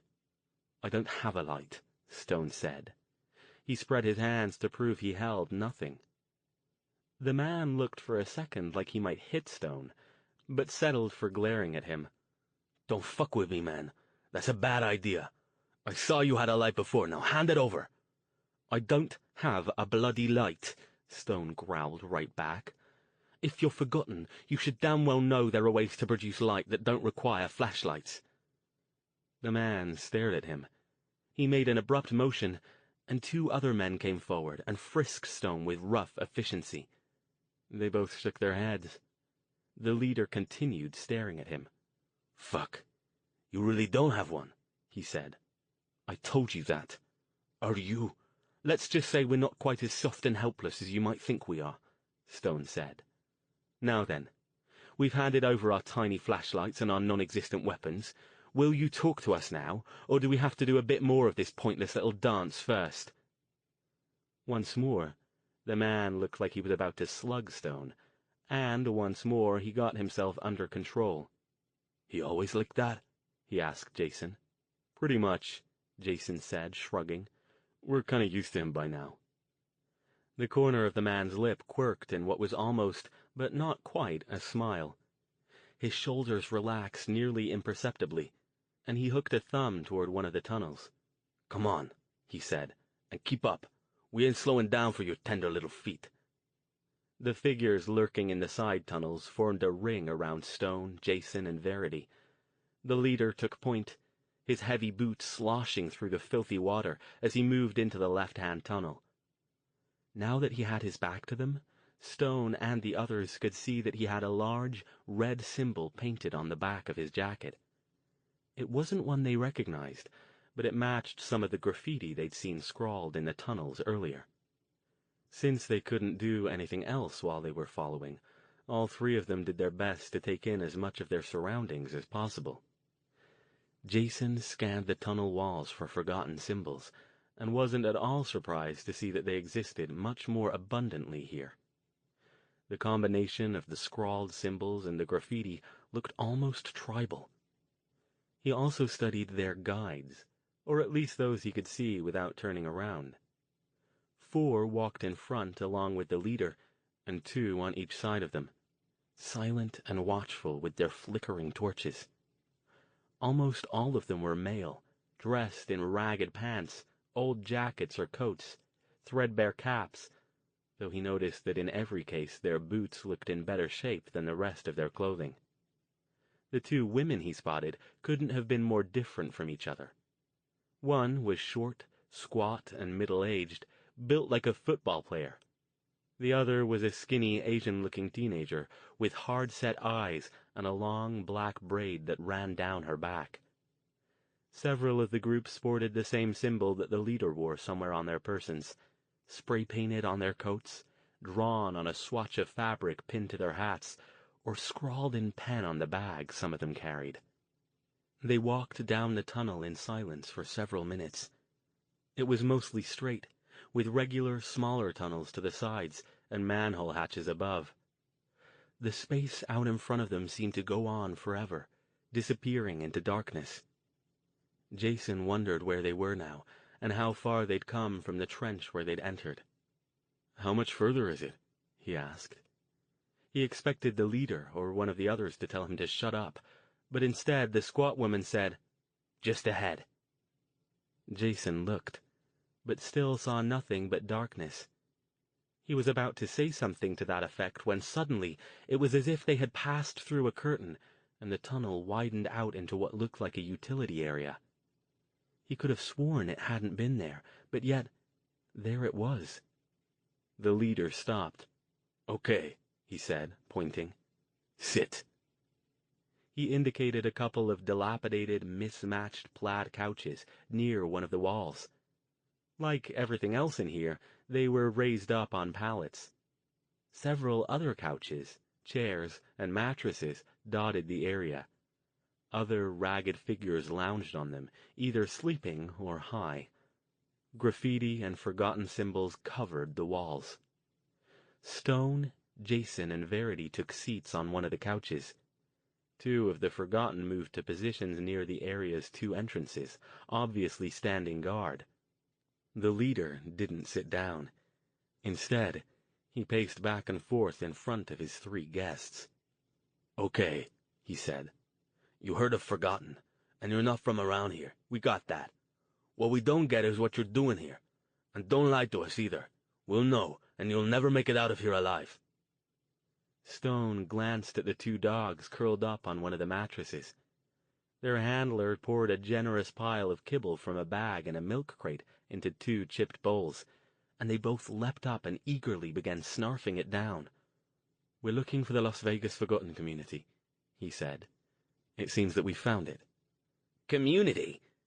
One of the other Forgotten, a skinny white guy who looked like a junkie, snorted. "He makes us sound like a fucking church group or something." "Shut up, Twitch," the leader ordered, without looking at him. You guys want to start out by telling us who you are? Stone nodded. Fair enough. This is Jason and Verity. I'm, Al. Jason grinned. As we said before, Stone continued, with a quick glare in Jason's direction, we're from the Bay Area. The leader digested that for a moment. Call me Luke, he said. He didn't introduce any of the others. You said you were looking for us. Why? What do you want with us? We want you to help us. Luke's eyes narrowed. Why the fuck would we do that? We don't help nobody but ourselves. Only way to survive in this town. Stone met his gaze. What would you say if I told you that we're looking for a way to get rid of the evil? I'd say you were a fucking moron, and a suicidal one at that. Luke's reply was instant. The evil run this town. We stay out of their way and fuck 'em up when we can get away with it. That's how you survive. You don't go after 'em. Too many of 'em for that. Just how much evil is there in Vegas? Jason asked. Luke shrugged. Everywhere. They got their hooks into everything. Casinos, cops, polls, the do-gooders who try to help the homeless, the papers. You can't move without hitting 'em. How many homeless are forgotten? I don't know. Lots aren't. Mostly the ones you see topside and in other parts of the tunnels. This town's full of people on hard times. The tourists never get it. All they see is the casinos and the money. What you mean, get rid of the evil? Asked a chubby black man with dreadlocks in a Sands t-shirt and sweatpants. That's crazy. Stone shook his head. It might not be. He looked back at Luke. How do you think I made light without a flashlight? Do you know what that means? Luke sighed, dropping down onto the nearest chair. Means you sling the mojo. I heard of your type before. Never seen one, though. Lots of fake magic in this town, but the real stuff's thin on the ground, unless the evil's tossing it. Are they? Verity asked. No fucking idea. You think we get close enough to find out? That's just asking for trouble. He looked at Stone again. So what do you mean, get rid of 'em? You can't kill 'em. There's too many. No, Stone said, but we might be able to stop them coming here. New ones, I mean. That got not only Luke's attention, but that of most of the other Forgotten as well. What the hell do you mean by that? They come from somewhere? Yeah, Jason said, and the place they come from is in Vegas, or near it. We gotta find it. That's what we need your help with. Luke scrubbed at his face like he was having trouble understanding. Wait a minute. What the fuck are you talking about? A place they come from? What, they show up on a goddamn Greyhound or something? Not exactly, Stone said. Think of it as more of a doorway that they come through. If we can shut that doorway, permanently, then they won't be able to come through anymore. They won't be able to possess anybody. And at that point it's only a matter of dealing with the ones who are already here. Not easy, true, but much easier than if they keep bringing in reinforcements. Luke's eyes narrowed. Why you want to do something like that? You ain't even from here. Why do you care? We've already done it once, Stone said. This is the last doorway. If we can close it, the evil will stop coming. Wouldn't it be worth it to have them gone? For a long time, Luke didn't speak. Then he glared at the three of them. Stay here, he told them. He stumped off, waving at several of the others to come with him. They huddled up on the other side of the room and began conferring in hushed voices. Verity leaned in to whisper to Stone and Jason. These guys are different, she said. Not like Lamar's group or the ones in West Virginia. They're more like a street gang or something. Maybe they have to be, Jason said. You heard what he said. The evil are all over around here. It'd make sense that they'd have to band together to keep safe, even more than usual. It's not like they can just leave town. Not easily. To Stone, he said, How are we even going to ask them to help us if they agree to it? We can't exactly tell them to go running around looking for big glowing things. I doubt it's somewhere they'll just be able to spot it. There wasn't anything in the notebooks about where it was there? Verity asked. I don't remember seeing anything specific about it, Stone said. But now that we're here, it might be worth taking another look to see if I've missed something. We gotta get out of here first, Jason pointed out, and hope nobody stole your car in the meantime. Luke and the others came back. Luke resumed his pacing while the rest of them sat back down or leaned against the tunnel walls. Show me the mojo, he ordered Stone. Show me it wasn't some kind of trick that you did back there with the light. And don't try anything cute or Sharky there'll plug you. He indicated the guy with the shotgun. Stone shrugged. Raising his hand, he gestured at one of the chairs containing the dreadlocked black man. Chair and man rose off their stacked pallets and hovered 2 feet above the ground. Holy fuck, the guy yelled, scrambling to pull his feet up as if he expected something to attack him from below. All around them, the other Forgotten leapt up and stared wild-eyed at their friend and Stone. The mage, demonstration complete, gently lowered the man and his chair back down to their original spot. "Anything else?" he asked. "I can probably take out everyone in this room, shotgun notwithstanding, but that's counterproductive. We want your help, remember? We're not here to hurt anyone." Luke seemed to be having trouble recovering from the sight of real magic in his sanctuary. "You," he began, pointing at Stone. "You... fuck. You really are." "That I am," Stone confirmed. "And Verity here is as well. She's my student. As for Jason, he's more adept with his fists than with magic, but I assure you he's quite capable of handling himself in a fight. So what do you say? Will you help us?" But to their surprise, Luke shook his head. "No, man." Jason's eyes widened. "No. Why not?" Luke glared at him. "Why not? Because we don't even fucking know you guys. Maybe you're who you say you are. Maybe you really do know how to stop the evil coming in. Okay, you got the mojo. But unless you're hiding an army somewhere, you ain't gonna go against the evil. They'll chew you up and spit you out, and us too if we help you. And if you screw up and they kill you, which they will, then we still gotta live here. Only now we'd be on their radar screen." He switched his focus to Stone. "Only reason we stay alive down here is 'cause we only mess with them when we know we can get away with it. We pick 'em off when we can, and they barely notice. We're flies to them. They mostly leave us alone if we don't make waves. They got plenty to keep 'em happy up there with their murders and all their fucking tourists losing all their money, and the junkies and the drunks, and the guys beating up their wives and their kids, and the mob hits. That's what they eat, you know. That's what they want. And as long as they're getting it, they leave us mostly alone." "But we can stop them," Jason protested. "Don't you get it? If we do this, they'll be gone." "So they'll all just go away like poof?" Luke demanded. "You said you could shut the door. I don't believe you, but whatever. But will that get rid of all the ones here now? Did you even listen to what I said? This town's crawling with them. They're like maggots on a stiff. So you stop them, and you go back to your nice little houses in San Fran, and we're stuck here in a town full of pissed-off evil." He shook his head. "No, man. Maybe you can do this. It'd be great if you could, but we ain't getting involved." Stone stared at him. "You're frightened." "Damn fucking right we are." Luke was almost yelling now, and the other Forgotten shifted with restless agitation. Even the dogs roused themselves from their post-meal naps and growled. "You'd be too if you had any brains. You don't mess with the evil." He reached in his pocket and tossed Verity's flashlight back to her. "Come on. We'll show you a place where you can get out safe. Don't try to come back down here. If you do, we won't be in such a good mood, and you'll never see us before we get you." Stone sighed, standing up. "All right, then, if that's the way you want it." He looked disappointed and surprised, as if he had never expected this response.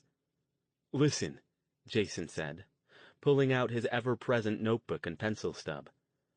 "I know you don't want to get involved, and maybe there's nothing we can say to change your minds, but if you hear of anything weird, like some place where a lot more evil than usual congregate, or maybe like they're starting to do it now when they never did before, call this number and leave a message. It's my answering machine back home in California, and I can check it from here. You won't have to help or do anything or put yourselves in any danger, but maybe you can do some small things to make this better." He tore off the sheet and held it out. For a minute, he didn't think Luke would take it, but then his big, calloused hand shot out and snatched it from Jason and stuffed it inside his jacket. "Let's go," he said. "I want you guys out of here. The sooner, the better." As they headed out, Verity caught up with him. "Hey," she said, fishing in her bag. "Do you know a street preacher? Kinda crazy guy, preaches up on the strip. We saw him get picked up by the cops and he dropped his Bible." She held it up. "You think you could give it back to him if you see him?" Luke's expression clouded, but then grew hard again. "Keep it, kid. Yeah, I know him. Knew him. Name was Manfred. Some kids found his body in a dumpster yesterday. Fucking idiot. We told him to keep his head down, but I guess maybe he just figured God'd look after him." His glittering dark eyes met Verity's. "I'll tell you a secret, honey. In this town, God don't look after nobody."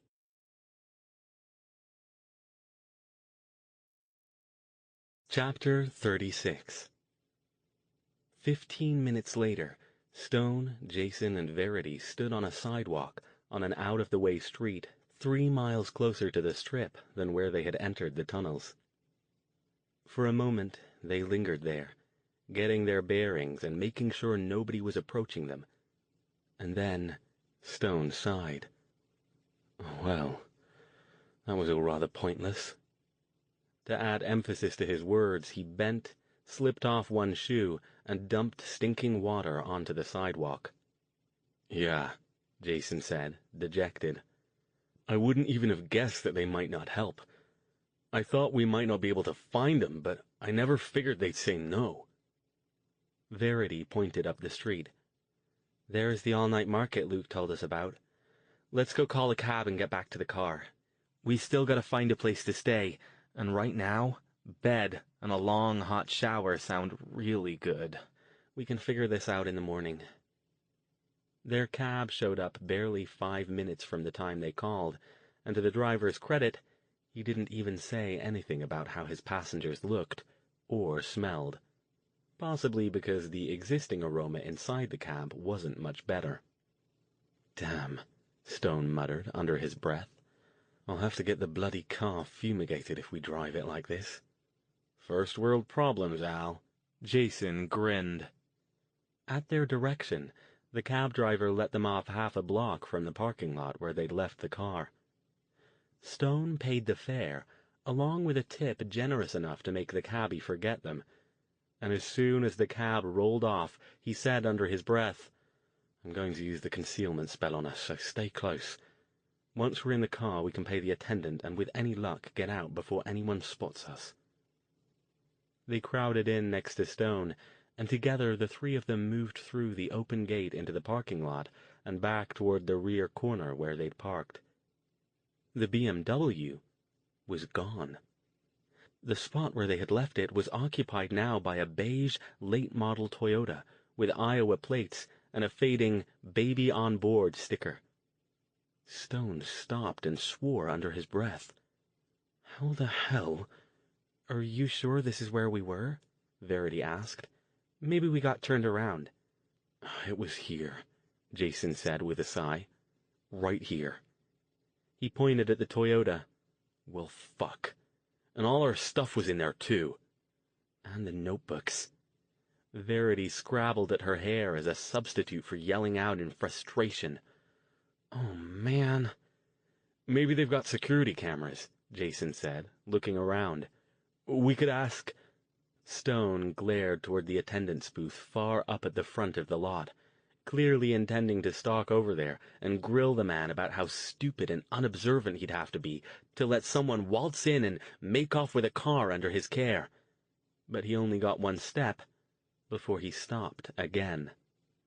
A long, gleaming black limousine, its entire bank of rear windows blacked out, pulled silently up alongside them and stopped, angled in such a way that they would have to go completely around its front or leap over its hood if they wanted to escape.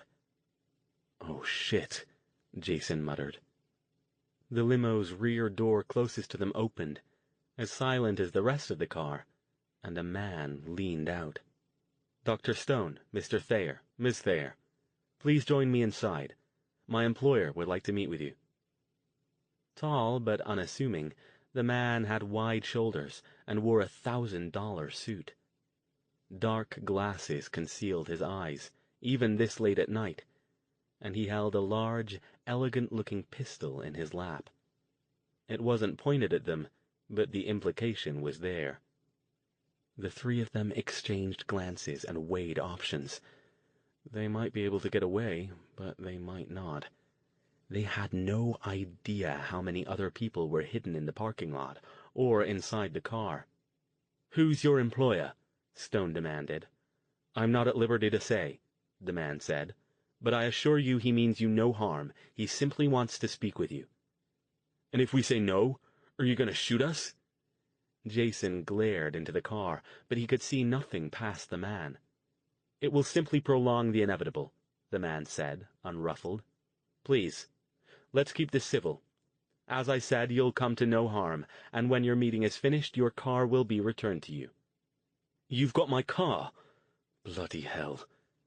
Stone took a deep breath. To Jason and Verity he said, "I'll go talk to him, whoever he is. No point in all of us taking the risk. You two call a cab and find some place to stay. "No way, Al," Jason said, shaking his head. "If we go together." Verity nodded agreement. Stone sighed. "All right, then. Verity, please be ready to—" "Already on it, Teach," she said, with a grin. "He makes an evilish move, he'll find himself booted out of his ride." "All right," Stone said to the man. "We'll go with you. It seems we don't have a lot of choice." The man nodded. "Please be quick. Some unpleasant individuals are approaching." He got out of the car and stood aside to allow them to climb in. He held the gun loosely at his side. Once they were inside, he stowed it under his coat where it didn't make even a hint of a bulge. He got in after them and closed the door. The car immediately moved off. This was not the kind of limousine that was rented by drunken fraternity boys for a night out on the town. This was the kind of limousine that carried people who had access to more money than any of the three of them were likely to see in their lifetimes. The leather of the seats was black and butter-soft, the carpet impossibly plush, the trim exotic wood. "Sorry about your seats," Stone said. "We've had a bit of a long night." The man didn't reply. Now that they were inside, it seemed he didn't have much to say. The blacked-out windows were actually blacked out, not just heavily tinted. So was the partition between their compartment and the one where the driver sat. "Looks like you don't want us to know where we're going," Verity said.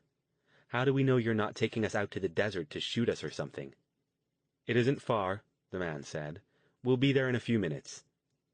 He indicated a small hatch. "Refreshments there if you want them." Nobody took him up on his offer. They sat silently on the soft leather seats and waited for the limo to come to a halt. Jason wondered if they'd just made the biggest and last mistake they would ever make. The car moved as if it rode on a cushion of air, barely even giving them any impression that it was turning. It was impossible to tell where they were headed. Even Jason, who'd been trained for careful observation, couldn't keep it straight. By the time the limo slid to a stop a few minutes later, he was as lost as his two companions. The door opened, and the man in the $1,000 suit got out and motioned for them to follow. Scrambling out, they found themselves in a nearly featureless concrete and steel area that looked like the section of a commercial parking garage reserved for maintenance and service vehicles. Currently, the long black car was the only vehicle here, though. The only other point of interest was a set of double doors with a keypad next to it, and it was toward these that the man indicated. "Where are we?" Jason asked, not expecting an answer. "You can discuss everything with my employer," the man said. Shielding the keypad with his body, he tapped in a code, and the doors clicked and swung open. Beyond them, a long corridor, as featureless as the parking area, stretched out. Several unmarked doors lined either side, with an elevator at the end. It was to this that the man led them. He tapped another code into another keypad, and the door slid silently open onto a small compartment, large enough to hold perhaps 5 people. There were no buttons, only yet another keypad. "The elevator will take you to your destination," the man said. He keyed in another code and stood aside for them to enter. "Please don't try to interfere with its operation. You won't be successful." He stepped back, reached around to press a final button on the pad, then pulled his arm back and allowed the door to slide shut. The elevator started immediately, its movement so subtle that it was impossible to tell which direction it was going. Jason looked around. "What did we just get ourselves into? I wonder if we're in one of the casinos." "Quite probably," Stone said, "though I'm sure there are other tall buildings in this town that aren't casinos." "That have guys that ride around in cars like that?" Verity asked. The elevator stopped, again so subtly that they didn't notice it until the doors slid open.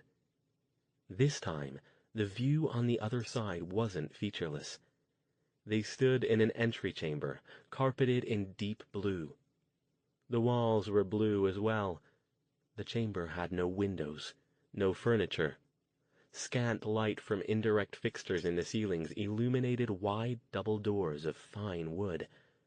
As they stepped out of the elevator, these doors slowly swung open. Jason realized that since they had entered the elevator, they had heard no sound other than their own voices. No soft bong to indicate that the elevator had stopped. No sound of doors opening or closing. Not even the low hum of the air conditioning. "I guess we go in?" Verity whispered. Stone took the lead, moving through the doors. The others followed. None of them were sure what they expected to see, but it was a good bet that the scene that greeted them on the other side of the doors did not fit any of their guesses. The room was large and oblong, stretching out on both sides from the entry. Everything about it suggested luxury. The hardwood floors covered with thick rugs, the small groupings of dark, simple furniture, the edgy, abstract crystal sculptures, the soaring floor-to-ceiling windows making up 2 of the room's 4 walls. The furnishings and appointments were sparse to the point of being Spartan, but even Jason, whose experience with wealth pretty much ended with Stone's decaying manor house in England, could tell that everything in this room probably cost more than he would see in many years of working at a passage to India.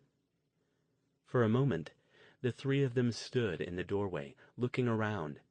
The magnificent view clearly dominated the room. They were obviously a long way up, because even from where they stood, they could see the neon forms of the strip casinos, and the lights beyond them all the way out to the darkness of the desert.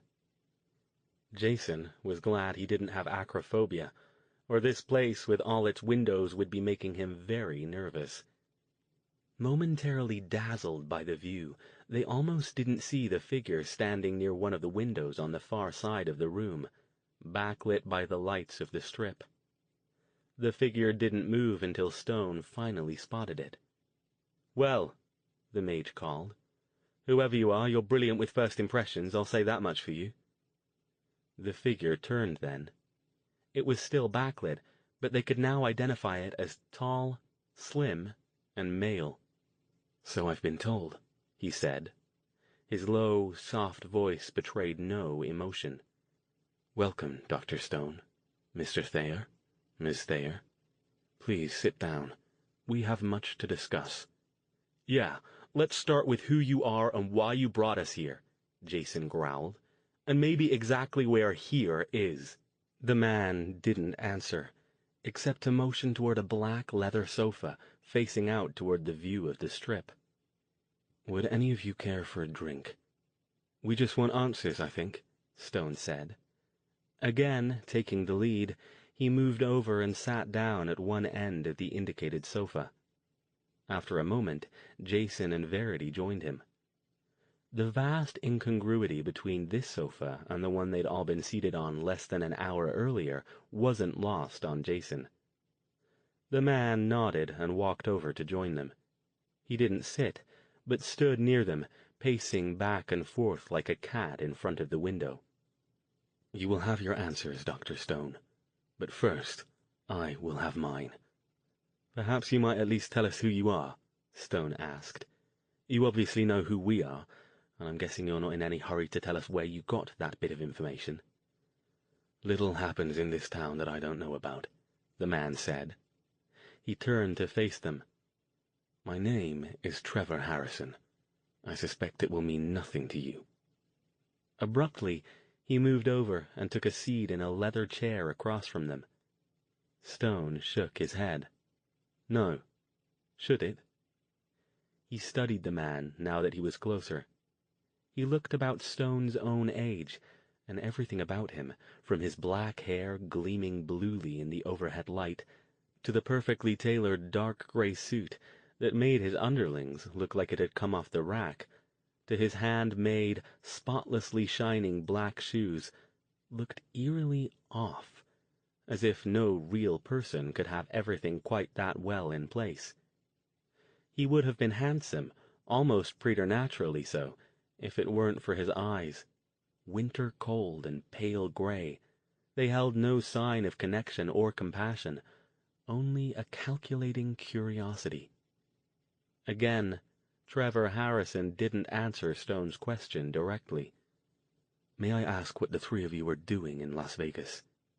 "We're on vacation," Jason said, in a tone daring him to imply otherwise. Harrison's chilly gaze flicked briefly to Jason, then settled back on Stone. He leaned forward a bit, as if waiting for an answer. "You said nothing escaped your notice," Stone said. "Suppose you tell us." Something flitted across Harrison's expressionless face for a bare second, and then the mask fell back into place. "Dr. Stone, I said little, not nothing.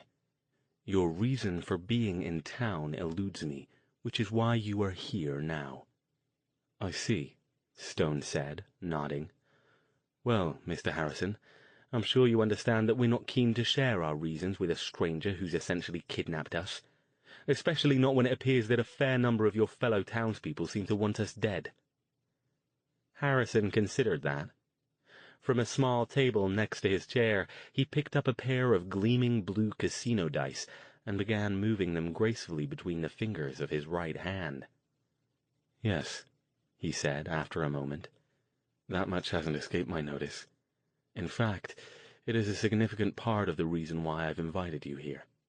"Invited?" Jason snorted. "You people around here sure have funny ways of issuing invitations." "Do you know who they are?" Stone asked, ignoring Jason. "Do you know why they're after us?" Jason wished Verity had mastered the art of controlling her forgotten power, so she could evict the evil from hosts when she didn't feel directly threatened. Right now, this guy was his top candidate for Las Vegas's #1 evil overlord, which meant that if he was right, they were in a lot of trouble right now. "I know who they are," Harrison said. "I don't know why they're trying to kill you." His gaze, which had been intense before, became laser-like as it locked on Stone. "I know something else, however. I know who you are, Dr. Stone, and what you can do. And I suspect strongly that those seeking you know as well." "What do you mean you know who I am?" Stone, whom Jason had never seen back down from a staring contest, looked decidedly uncomfortable under Harrison's silent scrutiny. "It's hardly a secret. I'm a university professor from Palo Alto." "And a highly accomplished practitioner of the magical arts," Harrison said. All three of them stared at Harrison in shock, unable to hide their reactions. Stone recovered first, and quickly. "Come now, Mr. Harrison. That's absurd. I can't even make a rabbit come out of a hat." Harrison shook his head. that brief look of disappointment passing across his mask again. "Dr. Stone, we will arrive at mutually agreeable conclusions much more quickly if you don't deny the truth. You are a mage, and one of the strongest talents in this country." He glanced at Verity. "This young woman is your apprentice." Stone sighed. "Fine, then. And what if you're right? Your sources must be very good indeed. I don't exactly take out adverts about it. That can lead to inconvenient encounters, such as this one, for example." One side of Harrison's thin lips quirked up in the tiniest of predatory smiles. "My sources are the best, Dr. Stone." A pause, and then, "Does your presence in Las Vegas have something to do with your magical activities?" "I can't tell you that, Mr. Harrison," Stone said, shaking his head. "It's one of those things you either know or you don't, and there's no easy way to explain it." Harrison considered. He rose, went over to a small bar, and poured something golden into a gleaming glass. "Are you sure you won't have something to drink?" "We're good," Jason said. He was out of his element, and all things considered, a stiff belt of the kind of liquor somebody who wore suits like that could afford would be just what the doctor ordered. For the moment, though, he'd just keep quiet and let Stone handle this. Word battles with guys like this were way above his pay grade. Harrison brought his drink over and sat back down. He regarded them all in silence for several seconds, then fixed his gaze back on Stone. "Dr. Stone, I will have my answers one way or another. Chances are good that I have no issues with you, and you can simply go on your way.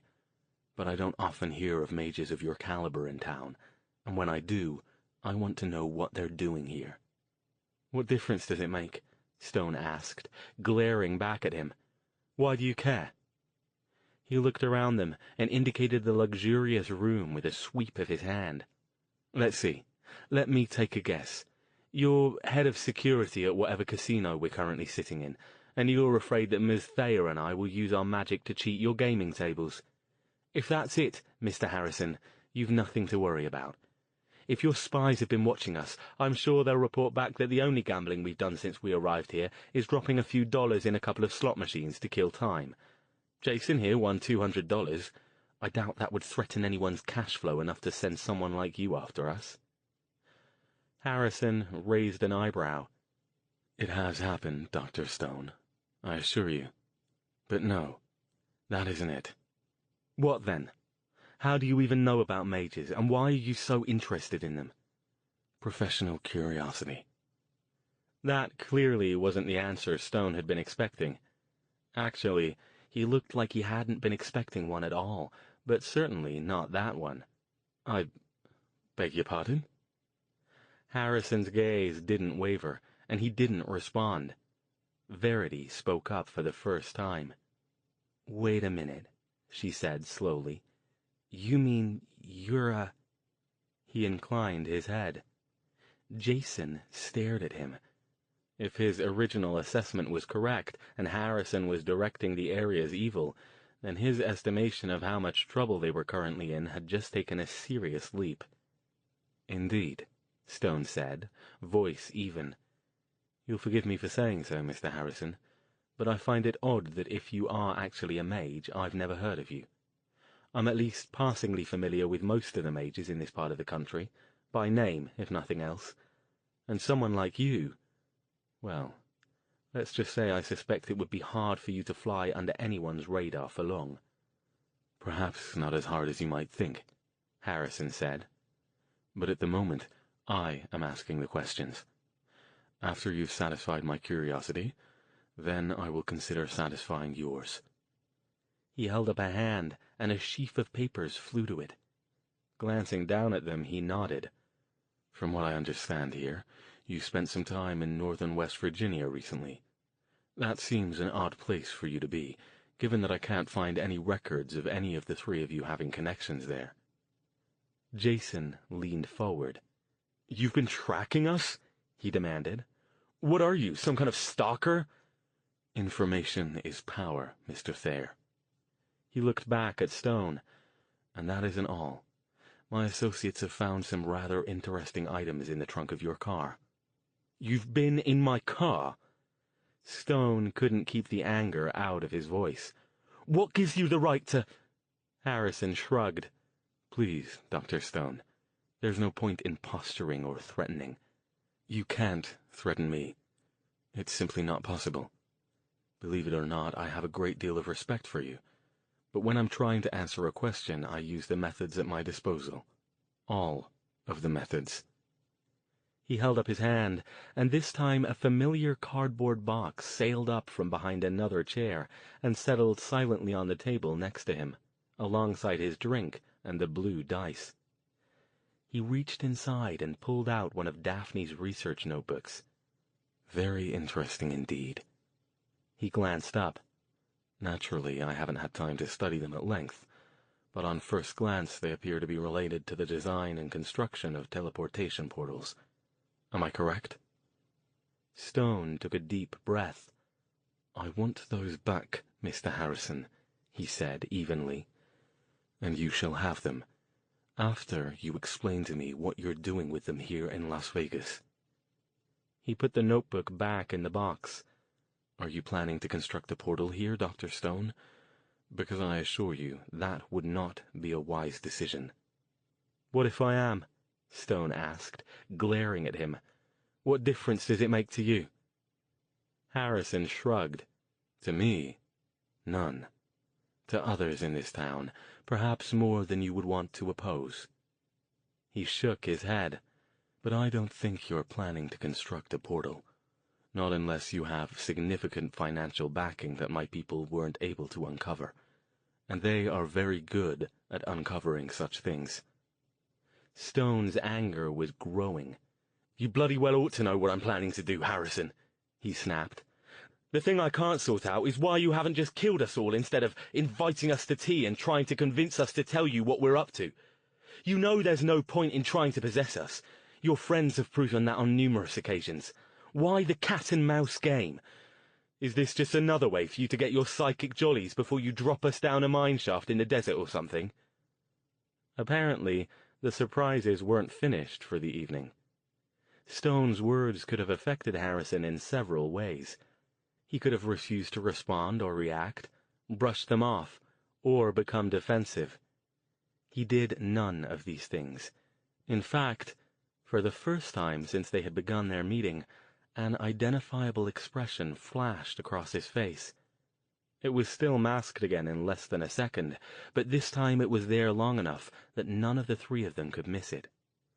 It was confusion. He recovered so quickly that if they hadn't been looking right at him, none of them would have noticed. "I'm afraid you have me at a loss, Dr. Stone. Perhaps you'd consider enlightening me." Stone fixed him with a very credible imitation of his own laser-like gaze. "You have no idea what I'm talking about, do you?" "No." Harrison leaned forward. "As I said, please enlighten me." His tone was soft as ever, but it carried the unmistakable feel of a command. "I begin to suspect that there is far more to your presence here than I originally thought." "And I," Stone said, speaking slowly as he worked things out, "begin to suspect that you aren't what I feared you are." Raised eyebrow. "What did you fear I was, Dr. Stone?" "Evil." Jason and Verity turned to him, shocked. "Al," Jason began, but Stone waved him off, never taking his eyes off Harrison. "Evil." Harrison repeated the word with no inflection. Stone nodded. "And you still don't know what I mean by that, do you?" Harrison's eyes narrowed just a bit. "Clearly we're speaking at cross purposes. And just as clearly you aren't accusing me of ignorance as to the nature of evil. I can only assume, then, that you are using the word in a more specific way." He indicated the box of notebooks. "Is all of this in some way related to these notebooks, and to the box of magical paraphernalia in your car?" "Yes." Stone paused. After a moment, he broke off his gaze and turned to Jason and Verity. "I don't think he's involved, amazing as it might sound," he said. making no attempt to hide his words from Harrison.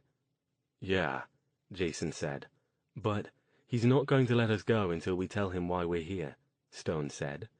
"If he's not involved—" "But how do you know?" Verity asked, glancing over at Harrison. He sat in his chair watching them, still as a statue.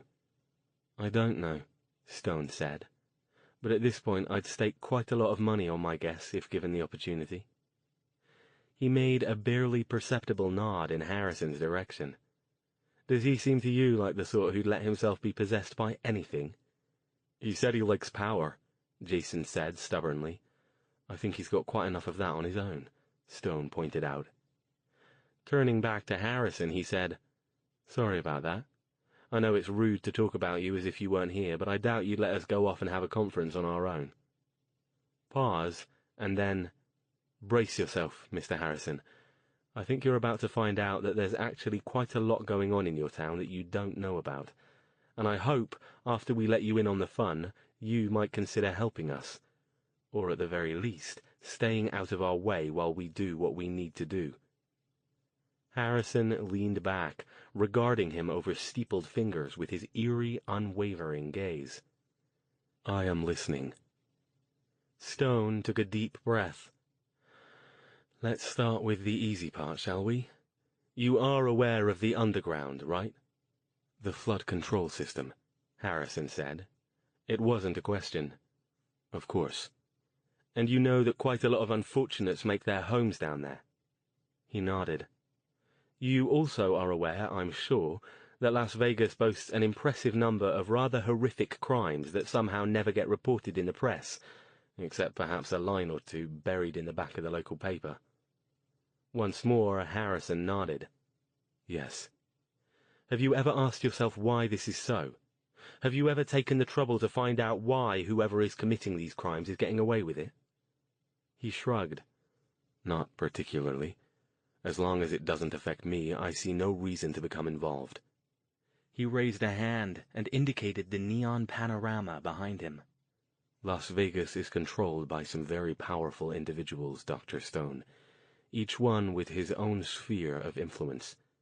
There are alliances, of course, but everyone primarily looks out for his or her own interests."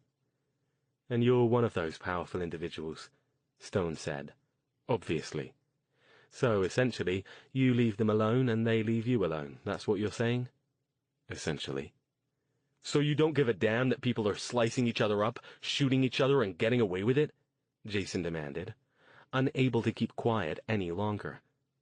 Harrison's perfectly tailored right shoulder rose in a tiny shrug. "It isn't my concern, Mr. Thayer. I am not a policeman, nor am I an altruist." Jason let out a loud sigh and subsided.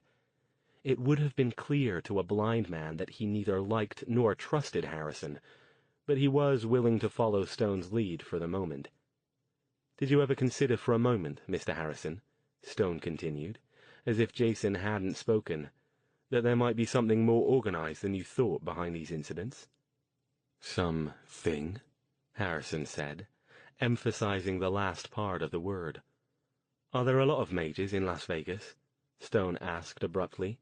"Other than you, I mean." "Not many. Most of them work for me in some capacity, and as I said before, mages do come through occasionally. I am aware of a few others who live here. Lesser talents, mostly. Harmless. But as I am sure you're aware, we, especially those of us at higher ability levels, are a rare breed these days." "And you're perhaps an even rarer breed than most of us," Stone said. "Oh?" Harrison's elegant eyebrow rose again. "We'll get back to that," Stone said, waving him off. "Not relevant at the moment. In any case, yes, some thing. Let me tell you a story, Mr. Harrison. Once upon a time there was another dimension."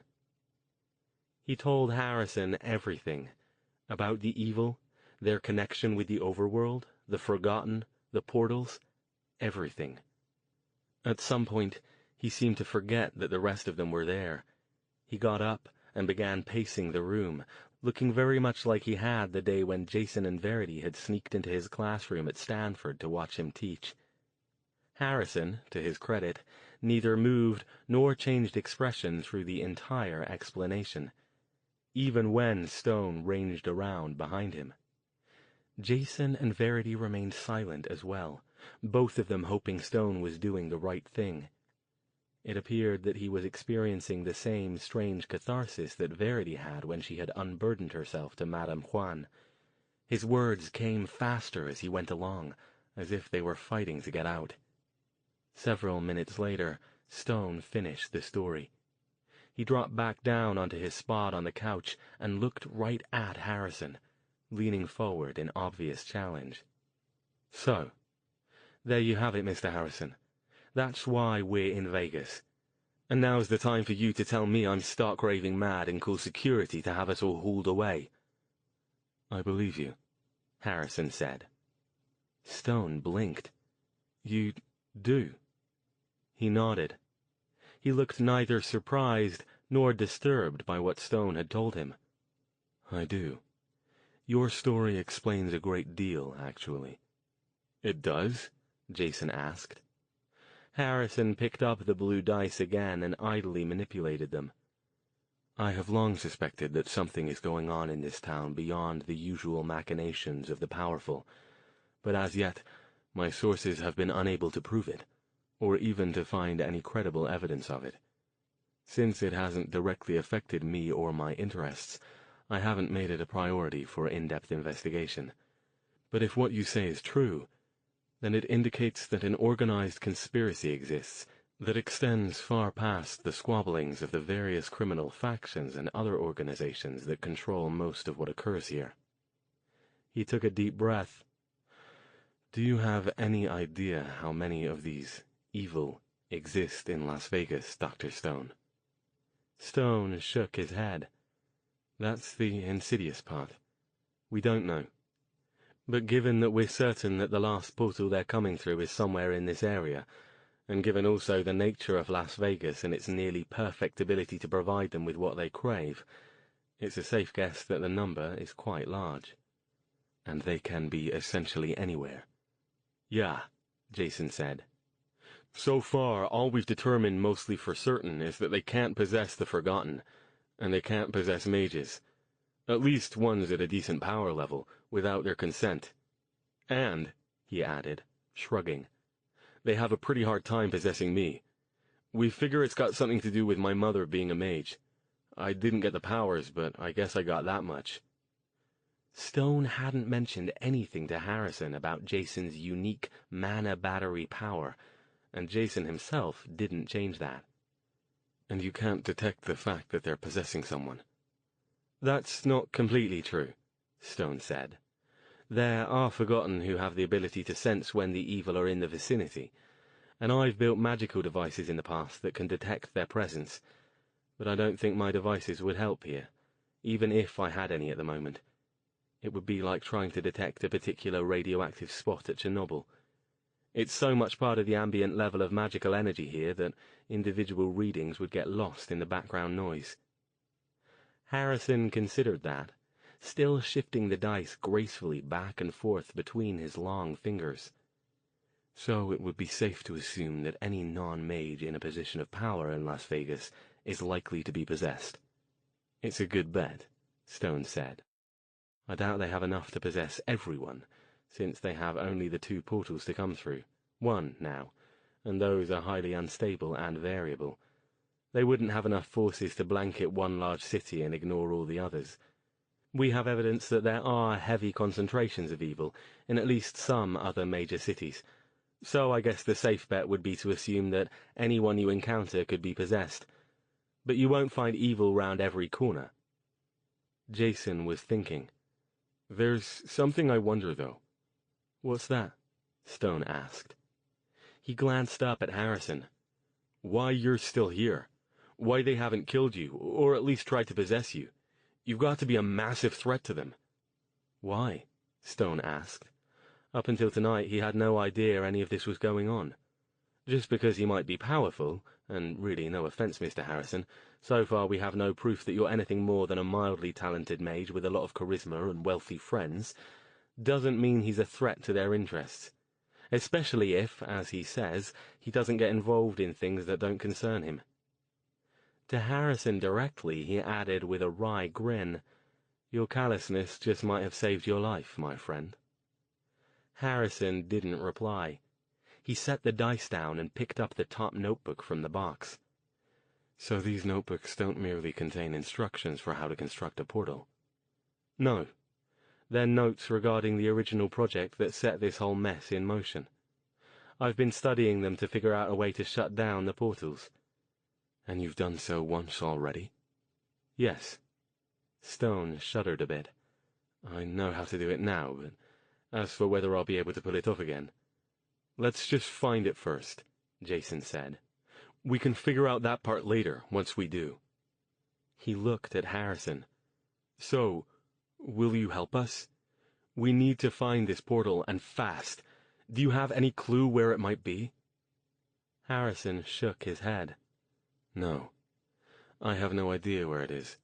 I can make some inquiries, but this isn't the typical sort of thing my sources are used to dealing with. Also, in many cases, simply hinting at the source of the inquiry often aids in obtaining the information. In short, it's well known that it can prove unhealthy to get between me and something I seek. But in this case, my direct involvement might cause more problems than it solves." "So you won't help?" Verity asked. "Not directly," Harrison said. "Not yet, anyway. But I can offer you something that you might find equally useful." "And what's that?" Jason asked. "Protection." "Protection?" Harrison nodded. He got up and moved over to the window, gazing out over the strip. "One thing you might not be aware of is that you're currently the subject of a massive search, and there is a significant price on your head." Stone stared at him. "You're joking." "I never joke, Dr. Stone. It's the reason I asked my associates to pick you up in the first place. I was curious as to why very nearly the entire Las Vegas machine has suddenly mobilized to locate 3 people who've only been in town less than 2 days. He turned back around, regarding Stone. "You and your friends are in a great deal of danger. I can help you with that." "How?" Jason asked. "To begin, I can offer you a safe base. One that it would be extremely difficult for the evil, no matter how powerful they might be, to penetrate." "How can you ensure that, Mr. Harrison?" Stone asked. "You just heard me explain that there's no way to know who they've possessed. And since you had no idea of their existence until less than an hour ago, then for all we know they might already be controlling any number of your associates." He looked around the room. "Where are we, if I might ask?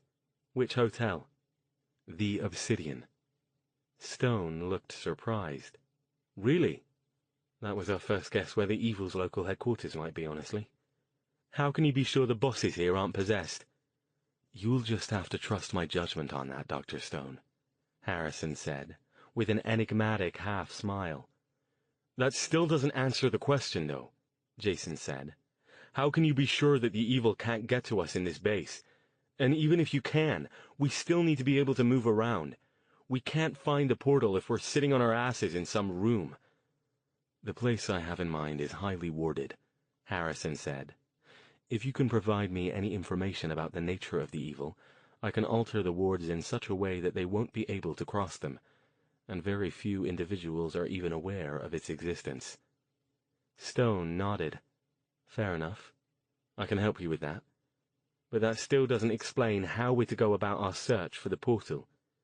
"First things first, Dr. Stone," Harrison said, moving back over toward them. "For now, let me take you to the place I described, and we'll make the alterations to the wards. The rest can wait until tomorrow."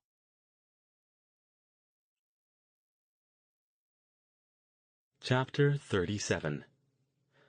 An hour later, Stone, Jason, and Verity sat on a sofa in the front room of an opulent suite on one of the Obsidian's top floors, contemplating the events of the evening. Jason still wasn't entirely sure the whole thing hadn't been a dream, or that they hadn't made a big mistake.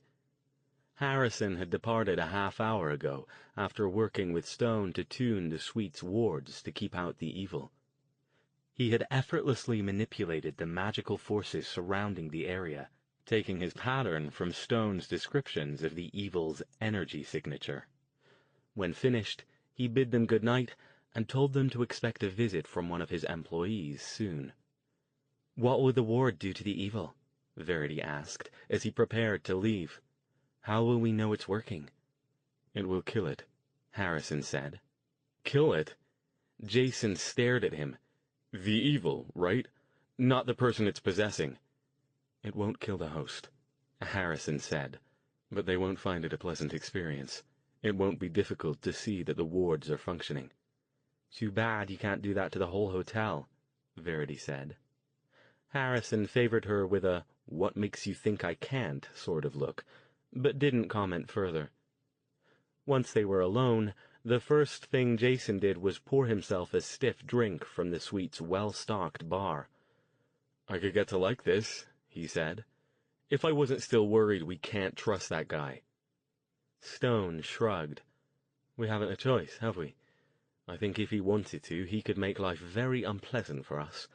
The mere fact that he hasn't done means that either he's toying with us, or he has no current desire to."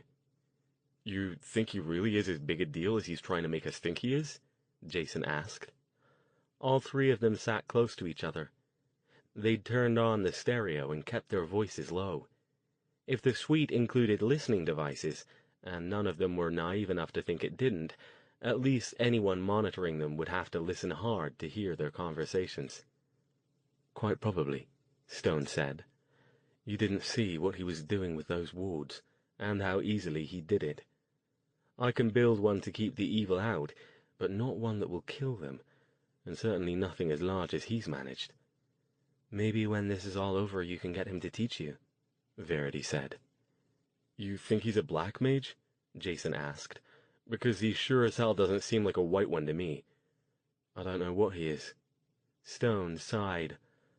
"The way he used magic. It's not in keeping with the methods of a black mage, but I don't think he's a white one either. I wouldn't be at all surprised if he follows a completely different path than any mage I've ever met. But right now, I don't care if he gets his power from a pact with the Easter Bunny, as long as he really can help us deal with the evil." "So what do we do now? Just wait?" Verity asked. She had begun prowling around, checking out the suite. It was the size of a small house, with 4 bedrooms, each with its own full bath, a small, well-stocked kitchen and bar, and furnishings that, if it were a hotel room, would probably have put its nightly charge so far out of their budgets that they'd barely have conceived such a thing existed. The living room area had one large floor-to-ceiling window that afforded the same breathtaking view of the Strip as the room in which they had met Harrison. Stone shrugged. "I don't know about the rest of you, but it's after 3 in the morning. I plan to take a nice and long shower to rid myself of eau de sewer and go to bed.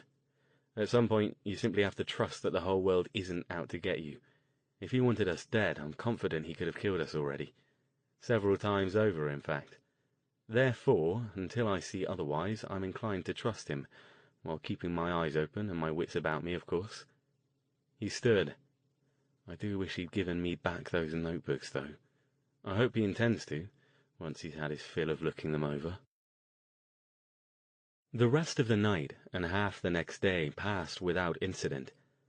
All three of them slept well and long, and didn't venture back out into the front part of the suite until almost 1 o'clock.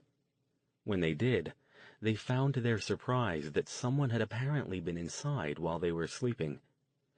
A clothing rack stood in the middle of the floor, hung with a large selection of items obviously chosen to match tastes with their existing wardrobes. Their luggage sat next to it, and on a nearby coffee table was the large box containing the magical items from Madame Juan. A note lay on the table next to all 5 of Stone's notebooks. "Mr. Harrison has asked me to see to your needs. I hope the wardrobe meets with your approval. Please don't hesitate to call me for anything else you might require, and please call when you awaken with your meal request. I can be reached by pressing the 1 key on your telephones.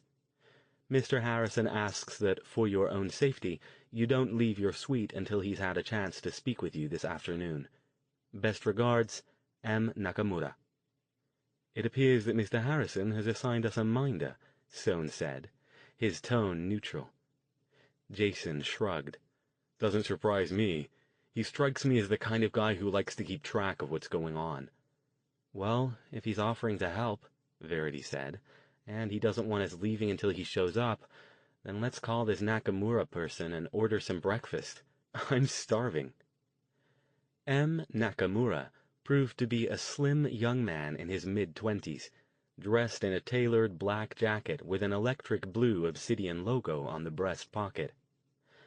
After they called with their breakfast order, he showed up personally 20 minutes later, introducing himself and pushing in an elegant cart laden with covered dishes. He spread them out on the room's large dining table with maximum efficiency. "Wow," Jason said. "He's got you delivering room service?" Nakamura smiled. "Mr. Harrison thinks it would be best if as few people as possible were aware that you were our guests, Mr. Thayer." He finished laying out the breakfast items, removing the lids from the dishes and returning them to the cart. "Is there anything else I can do for you? Were the wardrobes to your approval?" "Excellent, thank you," Stone said. Verity and Jason had opted to stick with their own clothes, but Stone wore a fine suit that fit him perfectly. After checking it over with care for magical traces. "Oh, and thank you for returning our items. I'm still a little dismayed that your people broke into my car to retrieve them, but given all the other things happening the last couple of days, that's the least of my concerns, I think." Again, Nakamura smiled. He seemed genuinely pleasant, exuding all the warmth Harrison did not. "I'm glad you understand, Dr. Stone. If there's nothing else I can do for any of you now, I'll be on my way. Mr. Harrison will wish to see you later this afternoon. I'll come to collect you then. Until that time, your suite has numerous amenities, including state-of-the-art audio and video, a fully stocked bar, a weight room, and a small swimming pool and jacuzzi that you can reach via the door in the entryway. I hope you'll forgive his request that you remain here until then, but he stresses that he'll be unable to guarantee your safety if you leave the hotel." "Very luxurious," Stone said. "Thank you, and I think we can manage to entertain ourselves for a few hours, as long as that's all it is. I'm sure Mr. Harrison is aware that, safety or no, it won't be practical for us to remain here indefinitely." "That was never his intent, Dr. Stone, I assure you. Please enjoy your meal." Nakamura made a small bow and departed with the cart. Even with all the luxuries provided in the suite, all three of them were waiting and ready when Nakamura showed up again a little after 5 o'clock. "Where are we going?" Jason asked. "Not far," Nakamura said, leading them to the elevator. He entered a code and the elevator doors closed. They opened on a hallway with another set of double doors at the end. Nakamura indicated these, but didn't exit the elevator. "He's expecting you. He'll call me when you're finished if I'm needed." This time, instead of a vast room with sweeping views, the doors opened on an office, still large, but much smaller than the other room. The decor was a similar style of Spartan luxury, dominated by a large modern desk, its broad surface devoid of any personal items. Harrison, seated behind it, stood and nodded to them as they entered. This room, they noticed, had no windows. "I trust the suite met with your approval," Harrison said, sitting back down and motioning for them to do likewise in the black leather chairs in front of it. "Yes, lovely," Stone said. "Mr. Nakamura is quite attentive, and thank you for returning our property." "Those notebooks were intriguing," Harrison said. "Very intriguing indeed." Stone raised an eyebrow. "If you'll forgive me for saying so, Mr. Harrison, I'm surprised you found them so. You're interested in portal science, then, are you?" Harrison gave a slight smile. "I'm interested in anything that concerns magic and its applications, Dr. Stone." "I'm not surprised to hear that," Stone said. but it does surprise me that if you truly do have even an inkling of understanding about the contents of those notebooks, I haven't heard of you before now. That sort of knowledge is difficult to hide, and as you know, growing increasingly rarer among our kind. As it is, I've got some background in portal science, and I can barely make sense of half of what's in those books. Harrison didn't reply directly. In any case, Dr. Stone, that isn't why I asked the three of you to this meeting. Now that we've apparently solved the issue of your safety while here at the hotel, I've turned my attention to what we need to do in order to allow you to move freely and safely around Las Vegas. He paused. Individuals possessed by the evil don't have any particular supernatural powers or other abilities, correct? Stone shook his head, gracefully conceding that Harrison wasn't going to be any more forthcoming about his knowledge of portals. No, they don't have anything the host doesn't have. So, for example, a host who's an expert marksman will still be one when possessed, and someone who knows the codes to all your security keypads will still know them. But they won't be able to fly or read minds or anything. And they can't communicate in any way normal humans can't. No, once they've possessed a host, they're stuck using the telephone or the post like the rest of us. Harrison nodded. Good. That will help. We don't think the portal has been open long, Verity said. And unless they're coming through a lot faster than they did in West Virginia, there probably aren't that many new ones floating around, so that should make it harder for them to get their act together. We probably have at least a little time when they won't be on our tails. Remember, the only reason they knew where to find us before was that we responded to that fake call from Madame Juan. Stone had called his friend earlier that day while they waited in the suite. As he suspected, she'd assured him that the call had not come from her, and that she was fine. She promised to increase her security measures to ensure that the evil didn't come after her. Although they did seem to know we were staying at that place, Jason reminded her. So that's something. What did you have in mind, Mr. Harrison? Stone asked, before the two of them launched off into more speculation. Harrison slipped a hand into the inner pocket of his jacket and withdrew something they couldn't see. If what you say about the evil is correct, they don't tend to concern themselves with tourists, focusing instead on locals and anyone who attracts their attention for whatever reason. I think in order to have the best chance to avoid notice, you should present yourselves as tourists. You'll blend in with the rest of the crowds and lower the odds that they will single you out. And how are we to do that? Stone asked. Even if we all abandon our senses of taste and switch to badly fitting Hawaiian shirts and oversized tote bags, I think the three of us are still fairly distinctive looking, especially when we're all together. Then we'll have to remedy that, Harrison said. With a stage magician's grace, he fanned out 3 silver dollars and spread them on the desk. Jason looked perplexed. Silver dollars? What's that gonna... But Stone leaned forward, his expression sharp with professional curiosity. Are these what I think they are? Harrison nodded, and Stone reached out to pick one up. He turned it over in his hands, examining it from all angles. What is it? Verity asked. If my guess is correct, Stone said, these are enchanted to be magical illusion generators. He looked at Harrison in question. Yes, they're fully configurable. I will attune them to you, Dr. Stone, after which you'll be able to alter the illusions generated by all 3 of them at will. You mean these things can make us look different? Jason asked, reaching out to pick one up. And they can really fool people? They're quite effective, Harrison said. I have used similar items on many occasions. They even have a technological component, which means they'll deceive cameras and recording devices. Although, he added, they're not nearly as effective in that regard, so I'd advise you not to spend a great deal of time inside casinos, other than this one, unless absolutely necessary. And you should particularly avoid any gambling, since the pits are some of the most heavily monitored areas of any casino. How do they work? Verity asked. Harrison motioned for Stone and Jason to hand back the ones they'd picked up. When they did, he took all 3 of them, held them out, and fixed his intense gray gaze on Stone for a few seconds. Then he offered them all to him. "Can you feel them now?" Stone nodded.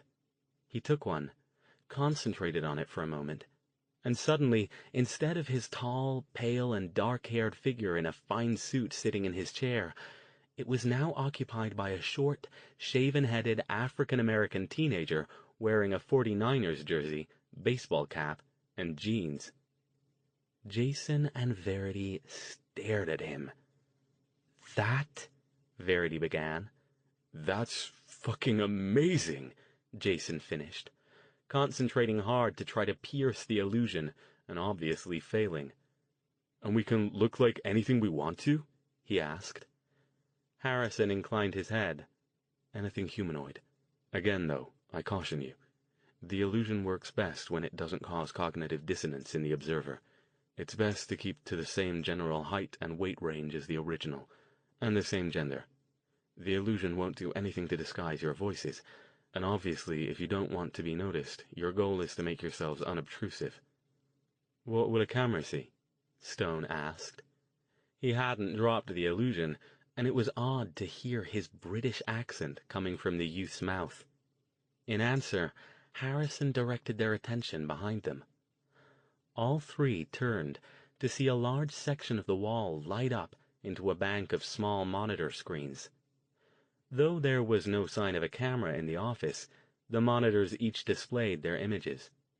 As they watched, the display changed so that all of the monitors together showed a single large image: Jason, Verity, and the teenager. But although Stone's illusion held, all three of them could see it flickering around the edges. When they concentrated hard on it, every few seconds it shifted briefly back to Stone before returning to the teenager. They also noticed that Harrison had not included himself in the camera's image, but nobody mentioned this fact. "So, let me get this straight," Jason said. "As long as we keep these coins on us, Al can change the way we look and nobody will be able to see through it?" "Another mage might," Harrison said. "But unless you encounter any evil mages who are specifically looking for deception, you should be safe." "Excellent," Stone said. "Thank you, Mr. Harrison. These will be a tremendous help." He shimmered and returned to his normal appearance, pocketing the 3 coins. "Now I suppose I'll have to dust off my American accent." Harrison rose. "I'll make some discreet inquiries regarding possible locations for the portal, but as I said before, I cannot become personally involved without increasing the level of danger for everyone associated with this." The others stood as well. "I just hope it isn't somewhere inside one of those other casinos," Jason said. "These places seem to be like fortresses. Getting in won't be easy if it is." "I don't think it is," Stone said. "Remember who set it up in the first place? I doubt they'd have had access to the hidden areas of any casinos, especially pre-evil." "Good point," Jason said. Upstairs once more, they were met by the smiling Nakamura. "Pulled ahead, did he?" Stone asked. Nakamura chuckled. "Don't worry, I won't be following you. You have only to call if you need anything. But he did ask me to give you these." He handed Stone an envelope bearing the Obsidian's logo. Stone raised an eyebrow. "What?" "Complimentary tickets to one of our headliners' shows tonight," he said. "He's a young man named Shane Tarkisian, a real rising star in Vegas, and he puts on quite an impressive magic show. Mr. Harrison thought you might enjoy it and perhaps use it to test out your new wardrobes." "Magic show?" Stone asked, with a sly, sidelong glance. Nakamura's smile widened. "There are many different kinds of magic, Dr. Stone." The show started at 9 o'clock. Stone, Jason, and Verity had spent the time before that testing out the coins. Jason and Verity had entirely too much fun calling out new ideas to Stone and then checking themselves out in the mirror. The mage sighed at them. "You two are like a couple of children in a toy store. It's a good thing magic doesn't wear out." In the end, They decided to take on the roles of 3 college students in town for a vacation. Verity chose the identity of a slender, plain Asian girl with glasses, who looked like she spent more time reading books than partying. Jason decided on a muscular Hispanic athlete with a buzz haircut and an oversized baseball jersey. And Stone assumed the appearance of a pale, skinny garage band rocker in jeans and a Rush t-shirt. They looked at each other and grinned. "I have no idea why these 3 would be friends," Jason said, working on changing his voice to make it sound deeper than his real one. "Or, for that matter, how they could afford to go to this show we're going to." "Don't overthink it, Jason," Verity said, grinning. "Name's not Jason. It's Tommy. Tommy Duran." "Nice to meet you, Tommy. I'm, let's see, Alice Lee?" They both looked expectantly at Stone, who sighed. "I didn't know I was signing up for a bloody method acting class." Jason looked him up and down with a critical eye. "Let me see. In that getup, you look exactly like Larry Bozeman." Stone raised an eyebrow, which didn't look nearly as impressive on his new face. "Why do we get the feeling that you knew a Larry Bozeman in primary school or something? But it's as good a name as any, I suppose. Larry it is." "And stop talking like you're about to order tea and crumpets. American, Al. I mean, Larry. Speak American. Get used to it so you don't slip." "Fine, fine," he said in his California accent. Jason grinned at him. "You know, if it wasn't for the evil and everything, I'd be having a lot of fun with this." "That would make one of us," Stone said. The maitre d' at the Obsidian's posh, high-tech main showroom didn't look twice at the 3 of them as they arrived and presented their tickets. He handed them off to another tuxedo-clad employee, and soon they were seated at a primo table with an excellent close-up view of the entire stage. "I feel a little guilty," Jason said, after a waiter had taken their dinner and drink orders. "Why?" Verity asked. "This is great." He shrugged. "I feel like we ought to be looking for the portal, not taking in shows." "We are supposed to be tourists," Stone said, still in his American accent. "I suppose it couldn't hurt to be seen doing tourist things. And besides, even though I'm not completely sure yet that I trust Mr. Harrison's motives, I don't see the point in possibly offending him by turning down his invitation." By the time the lights went down, a little after 9, the entire showroom had filled up. A sold-out show. A driving rock beat swelled up as the main curtain rose, revealing a stage that was something out of a nightmare. The scene was decorated with a sort of horrific H.R. Giger meets Alice Cooper motif, with torture racks, elaborate caskets, complicated flashing electronic apparatus, including what looked to be a functioning theremin, and draping black and red curtains. "I think I'm gonna like this," Verity said under her breath. The driving rock shifted into something darker, more gothic. The rear curtains parted, and an impressive multicolored pyrotechnic display fired at the back of the stage, so intense that its heat reached Stone, Jason, and Verity at their table. From the middle of this conflagration, a figure appeared, seemingly from thin air, and raised its hands triumphantly to the audience. The crowd exploded into applause, and Jason, Verity, and Stone joined in with enthusiasm. "Thank you!" Shane Tarkasian strode to the front of the stage, his arms still spread wide, a big grin on his face. "Thank you all, but you haven't seen anything yet." He was a tall young man with dark hair, his costume all leather and straps and tattoos. His heavily made-up face was pale, with big, dark circles around his eyes. Incongruously with his macabre appearance, his voice was pleasant and full of enthusiasm, like he was having the time of his life up there. "Before we continue," he was saying, "let me introduce you to my lovely assistant, Tasha. Believe me, I can't get anything done without her, and she never lets me forget it." The crowd laughed. From the back of the theater, a red-clad figure came hurtling down to the stage on an unseen zipline. She landed lightly next to him and flashed an electric grin even bigger than Tarkasian's. The lovely assistant was indeed lovely. Tall and tan, with long California blonde hair and a slinky red dress that clung to her curves like a second skin. A few hoots and wolf whistles rang out from the audience, including one from Jason. Tasha shook her finger at them, but her eyes twinkled. "Okay then," Tarkasian called. "Are you ready to see something amazing?" The crowd roared. What followed was nearly 2 hours of the most incredible magic show that Jason and Verity had ever seen. Even Stone couldn't help but look impressed.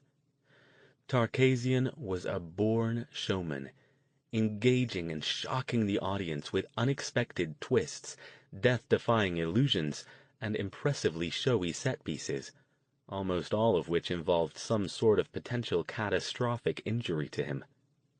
He was run through by swords, shot with arrows, locked in an Iron Maiden and hung, shackled and straitjacketed, suspended high above the house in a clear tank full of water.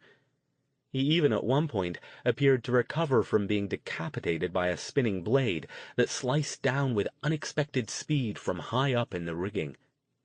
Throughout the act, his assistant Tasha played cheerleader, in addition to helping to set up the illusions. She teased the audience when they winced, egged them on to louder and louder applause, and flirted with some of the male audience members between illusions. At one point, after Tarkasian had popped out of a box that had a few seconds earlier been burned to a crisp, Jason leaned over to Stone. "He's damn good," he whispered. "Kinda makes me wonder if he isn't a little more than he seems." Stone shrugged. "He might be. I've been watching for it, but he's good enough that if he's the real thing, he's being very subtle about it. He hasn't done any illusions yet that wouldn't be possible with stage magic, but seems that might happen a lot," Verity said. "You'd think it would be a good way to make a living if you were a mage, pretending to be a fake magician."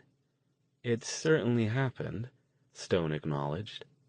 He shook his head, focusing on Tarkasian.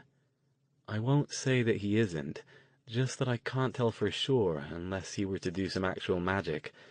Let's just say that I wouldn't be surprised to find out that he's one of those minor talents Harrison was mentioning before. Not that I plan to ask him, of course."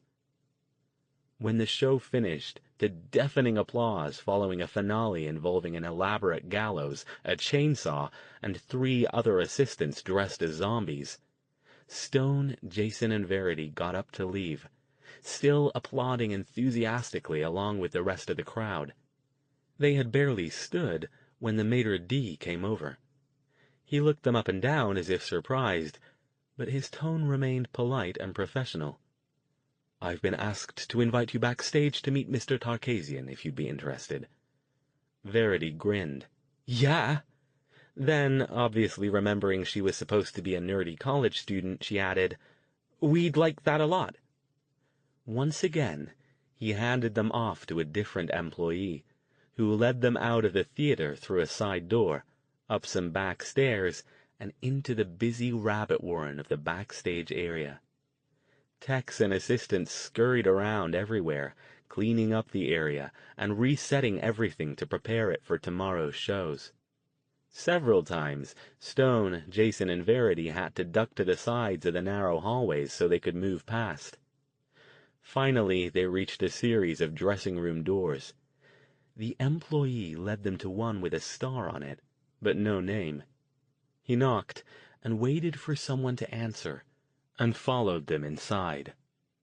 The dressing room was large, strewn with various pieces of wardrobe, and alive with activity.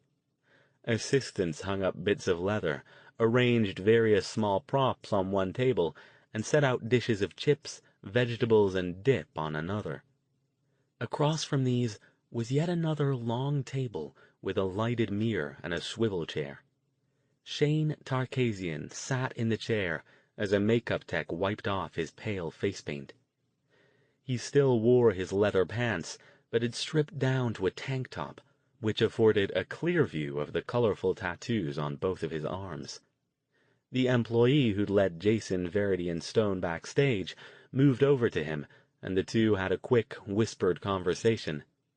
Then Tarkasian turned to the three of them and grinned. "Welcome," he said. "Hope you enjoyed the show." "It was awesome, man," Jason said, in his Tommy Duran persona, grinning back. "Wicked," Stone agreed. Verity nodded. "How'd you do that thing with the chainsaws?" Jason asked. "That was insane. I thought those zombies were going to cut you in half. It was like you were doing real magic up there." Tarkasian chuckled. "Magician's code. Can't give away my secrets, can I?" "Of course not," another voice said. It was lovely assistant Tasha, but she also looked different now. She still had the million-watt smile and twinkling eyes, but her long blonde tresses were now shorter and soft brown, and her slinky red dress had been exchanged for a blue sweater and jeans. Verity glanced at the blonde wig on a foam head off to the side, and Tasha chuckled. "Yeah, Shane's tricks aren't the only fake thing around here," she said with a shrug. "I'm not even really Tasha, I'm Tammy, but Shane thought Tammy wasn't the right kind of name for a magician's assistant." "Not unless she's the assistant head cheerleader," Tarkasian said, favoring her with a fond look. Obviously this was an old joke between them. "Maybe when people get tired of the spooky thing, I'll change the act, just for you. You can be the hot, bubbly cheerleader, and I'll be the captain of the football team, and we'll do wacky hijinks together." She considered, then shook her head. "Won't play in Vegas," she said. "Certainly not here, and I like the paycheck too much to complain." Stone, Jason, and Verity stood back and watched their interplay. "You guys been at the Obsidian long?" Jason asked. "About a year," Tarkasian said. "Seems like—" Stone started, then remembered he was supposed to be Larry. "A sweet gig," he finished. "Totally," Tarkasian agreed. "One of the Obsidian scouts discovered us doing dinner shows in L.A. and arranged for us to audition. I guess they liked what they saw, so they offered us an opener spot. People dug us, and we started bringing in the crowds, so we got bumped up to headliners 4 months ago. 2 shows a night, plus a matinee on Saturdays." "We're on T-shirts," Tasha Tammy said. "Seriously, you can buy 'em in the gift shop."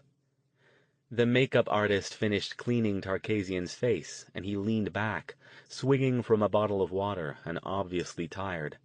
"Hey, it was great to meet you guys. I'm glad you liked the show. Can I get you some autographed pics or something before you go?" They took the hint. "We'd like that," Verity said, in her nerdy persona. "Thanks for letting us come back here and meet you." "Our pleasure," he said, smiling.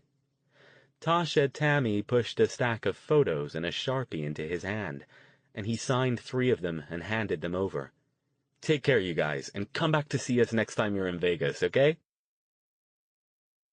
"So," Jason said, as they sat in the back of a small bar after the show, "after watching his whole act, do you think he's a real mage?" "No real way to tell," Stone said. "I guess not, though. Skilled, without a doubt, but I think he's just a damn good stage magician with a solid act and a good assistant." He sighed. "But whether he is or he isn't, this isn't getting us any closer to finding that portal. I'm all for playing tourist, but frankly I'd rather wait and do it after we take care of business." "What can we do, though?" Verity asked. "Do you even have any ideas? So far, all you've said is that you don't think they're hiding in one of the casinos, so where else could it be?" "That's the question, isn't it? I'm going to take another look at those notebooks tonight and see if I can find any more hints, but I'll admit that for the moment I'm fresh out of ideas." Jason considered. "You know, one of the things they taught us at the police academy was that if you're trying to find a suspect, you have to think like he does. Try to get inside his head and figure out what he might do based on what you know about him or his past habits." "Yes, and?" Stone leaned forward, attentive. "I don't know," He shrugged. It might not be helpful at all, but if we can't figure out where the evil are, maybe we should go at this from the other side. Kind of like we did in West Virginia.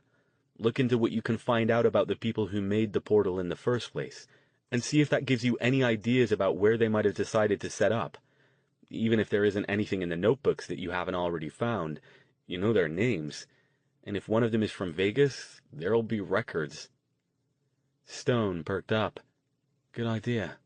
I knew there was a reason I kept you around. Verity rolled her eyes. Great. So here we are in Las Vegas, the hedonist capital of the world, and where are we going? The library. Hey, at least you look the part, Jason said, grinning at her. He considered, I wonder if libraries around here are open all night, too.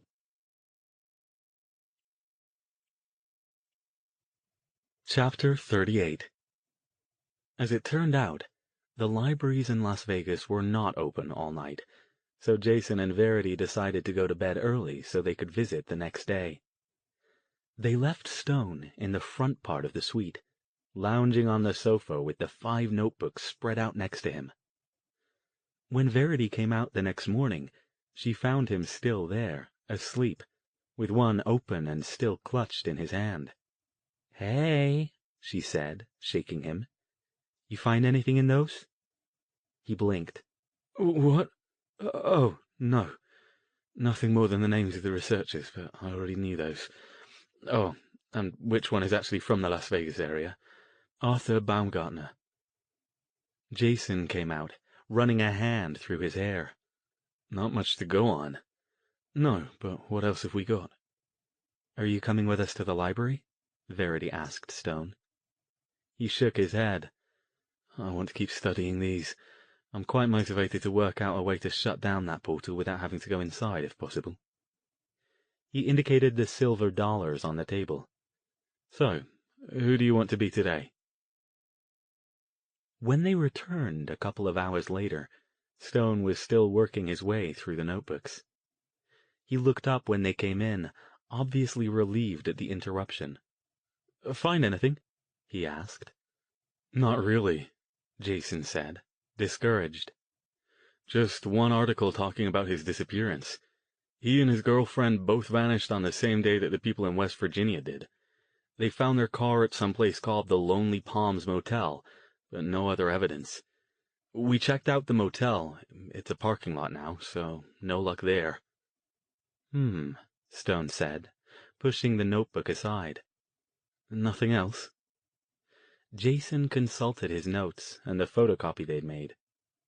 "The 2 of them came out here from Chicago. Baumgartner grew up in Vegas. His dad was an Air Force colonel out in Nellis. Worked on the nuclear program. He got transferred when Arthur was 15. He shrugged.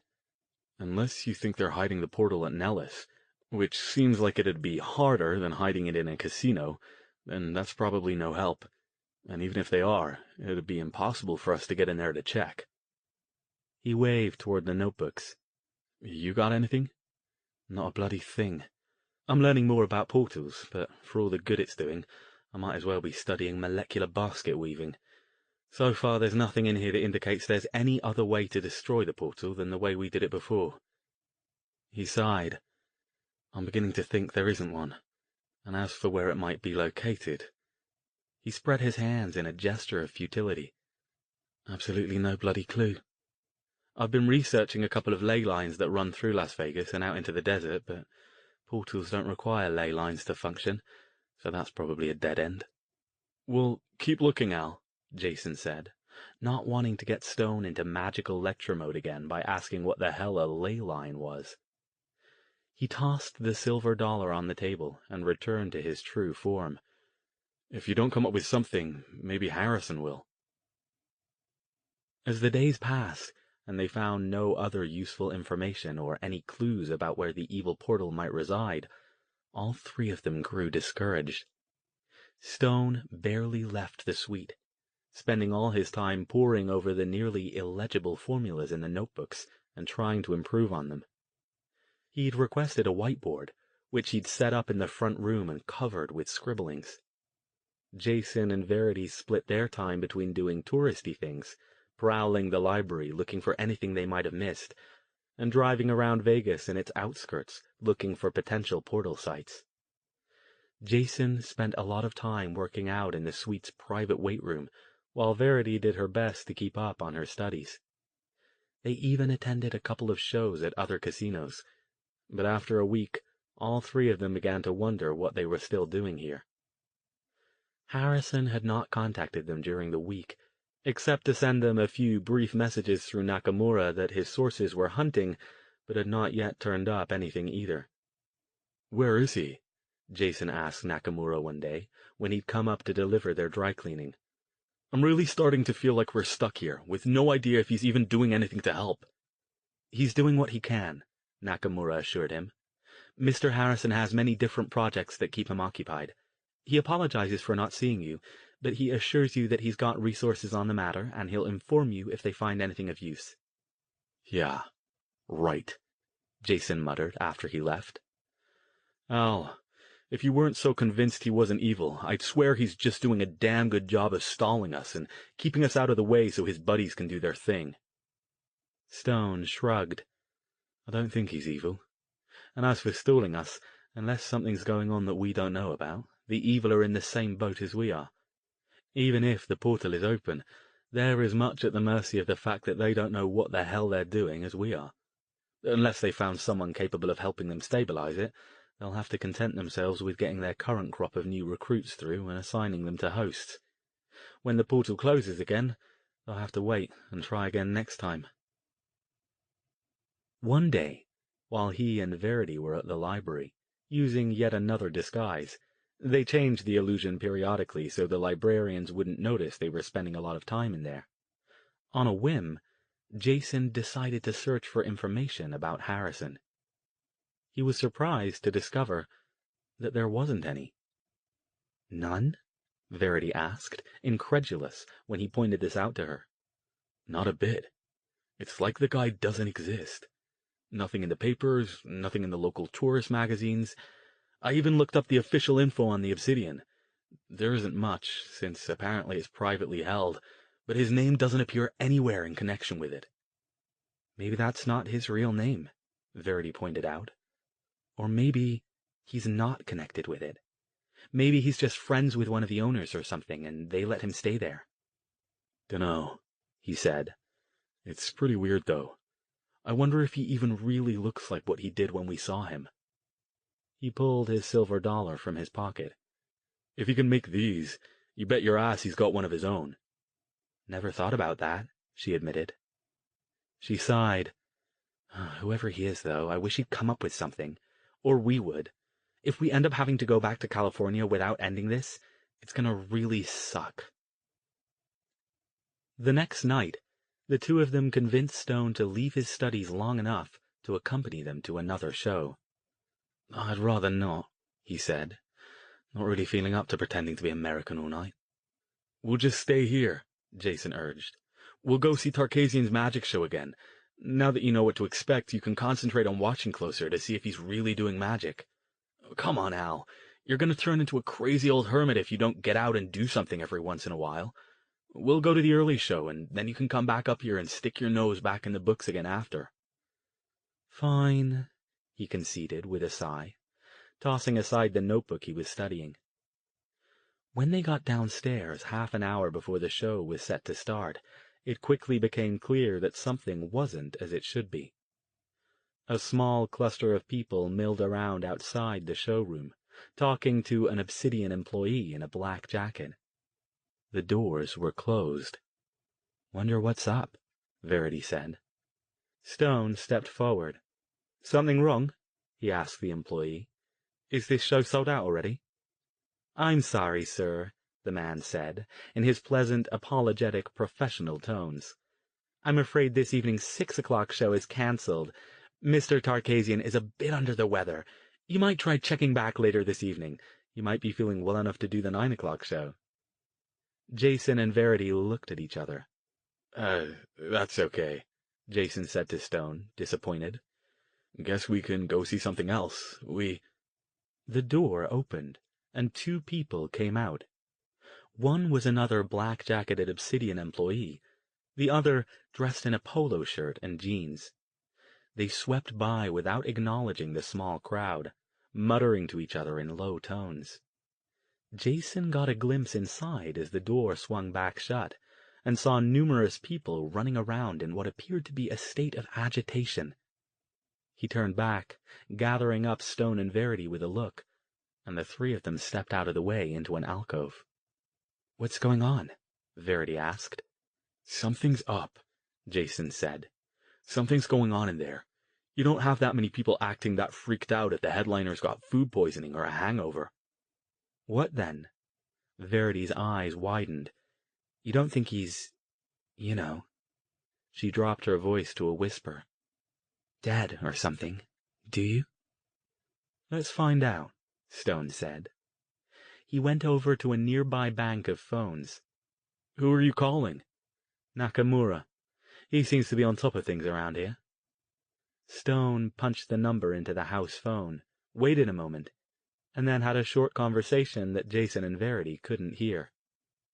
He frowned, his expression growing perplexed. "What is it?"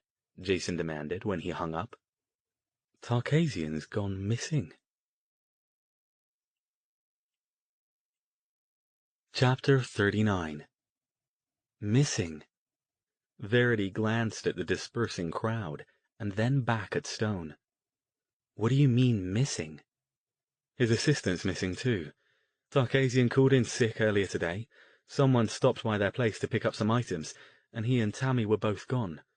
Nobody has any idea where they are. Stay here a minute. Nakamura's on his way down anyway." "Yikes," Verity said, swallowing hard. "I was kidding about the maybe he's dead thing. I hope the evil didn't get a hold of him or something." 2 minutes later, Nakamura showed up, heading straight toward the showroom doors. Stone, Jason, and Verity fell into step with him. "What are you going to do?" Stone asked him. As he hoped, his question distracted Nakamura enough that the man didn't object when the three of them followed him through the door that the black-jacketed employee held open for him. Inside, the various employees associated with the show still circulated around, talking in small groups and obviously upset. When they spotted Nakamura, they came over to him. "Any word, sir?" asked a woman. "It's not like them at all to just disappear. Have you heard anything?" "No, nothing. I checked with personnel. They called all their emergency numbers, but nobody's gotten back to them. Even checked the hospitals to make sure something didn't go wrong. Tarkasian's car was missing, too." A balding, middle-aged man in a wilted shirt, who had the manner of someone in charge of something, hurried toward them. "What are we going to do?" he demanded. "I've got a sold-out house for tonight. We can't exactly stretch out the warm-up act for 2 more hours. "If we don't find them soon, we'll have to cancel the show for tonight," Nakamura said. "These things happen. We'll deal with it." Yet another woman, this one about 30 and nervous-looking, came over, but she addressed the man in the wilted shirt, not Nakamura. "Mr. Crevetti, I'm sorry to ask you this now, but I need to leave." "Leave?" He glared at her. "Lucy, can't you see we've got a situation here? Nobody leaves until we figure out what the hell's going on." The woman looked even more nervous, but she visibly got herself under control. "I'm sorry, Mr. Crevetti, but my husband just called, and our son hasn't come back from his field trip. The bus was due back at the school an hour ago, but it hasn't showed up." Before Crevetti could answer, the doors opened again, and Trevor Harrison strode in. Everyone got out of his way as he headed straight for the group containing Nakamura. "I understand Mr. Tarkasian is not here," he said. Nakamura nodded. "I was just about to call you, sir. It's not like him to disappear like this." Lucy, meanwhile, was working herself into an agitated state. "Mr. Crevetti, please! I'm leaving. You can fire me if you have to, but my son is more important." Harrison's intense focus settled on Lucy. "Your son?" Lucy began to resemble a deer pinned in headlights, but still her fear for her child won out. She nodded. Yes, sir. My son Max was one of the contest winners for that children's art contest for casino employees. They were taking a field trip to an art museum today. The bus was supposed to be back at the drop-off point at 5 o'clock, but it's almost 6 and it hasn't shown up yet. Harrison's gaze flicked to Nakamura, then Cravetti, then back to Lucy. Go, he told her. Thank you, sir. Her relief was evident. She didn't wait for him to change his mind, but took off at a near run down the aisle toward the door to backstage. Cravetti sighed loudly. Can we please get back to figuring out what the hell happened to Darkazian? Otherwise we're going to have to cancel tomorrow's show, too. We've sent someone over to check on them again, Nakamura told Harrison. I'm expecting to hear back soon. As if on cue, somebody came hurrying over to him with a phone. He took it and stepped aside. After a moment he came back. That was Breen. No sign of either of them. No sign of foul play or anything like that either. They're just gone. We should call the cops, Cravetti said. He pulled a large handkerchief out of his pocket and mopped his ample, sweating forehead. Maybe somebody's kidnapped him. What would anyone gain by that, Mr. Cravetti? Harrison asked. Cravetti seemed to finally realize who he was ranting at. Yeah, good point, sir. Nakamura and Cravetti both took off back toward the stage, leaving Harrison alone with Stone, Jason, and Verity. He raised an eyebrow at them. I would not have expected to see you three here. We were going to see the show, Jason said. We heard people getting upset, so we stuck around to see what was up. Stone had his 1,000-yard stare going again. Mr. Harrison, he said slowly, would you mind answering a question for me? What is that? Is Mr. Tarkasian more than a stage magician? For a moment, Harrison didn't respond. Then he inclined his head. Yes. Stone took a deep breath, but didn't reply further. Do you think this is somehow relevant to his disappearance? No idea, Stone said. I don't know the man, beyond the brief introduction we had to him and his assistant the other day. It's just another data point. Harrison nodded. If there's nothing else, then I must go. We need to find out what's become of him. The cops will be useless if they call him, Jason said. They've got to be mostly evil. If they're behind his disappearance, they'll just bury the whole thing in red tape while assuring you that they're doing everything they can to help. You know that, right? My methods don't involve the police, Mr. Thayer. If you'll excuse me. And before they could say anything else, he was gone, back the way he had come. Stone, Jason, and Verity were left standing there alone. Most of the other theater employees had worked their way backstage, and nobody paid the three outsiders any attention now that the big boss was gone. What now? Verity asked. Well, it's not really our purview to try to find Tarkasian, Stone said. I'm sure Harrison's people will be much more efficient at that than we are, even if the police are useless, or worse. Nakamura came back over. I hope you don't mind. I need to keep working on figuring this out. If you need anything... Stone waved him off. No, go on. Let us know if there's anything we can do to help you. When he was gone, they left the theater. Jason let out a long sigh. Feeling pretty useless myself right now. What do you say we go get some dinner and figure out what to do after that? They began walking through the casino toward the restaurants. This is all so weird, Verity said. So Tarkasian's a real mage, and he's disappeared along with his assistant? You don't think the evil grabbed him, do you?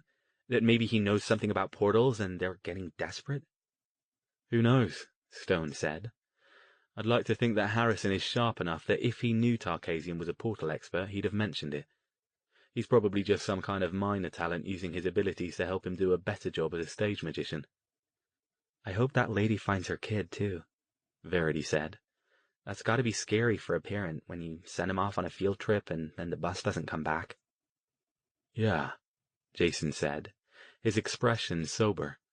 "She's got to—" He stopped when he realized that Stone was no longer following them.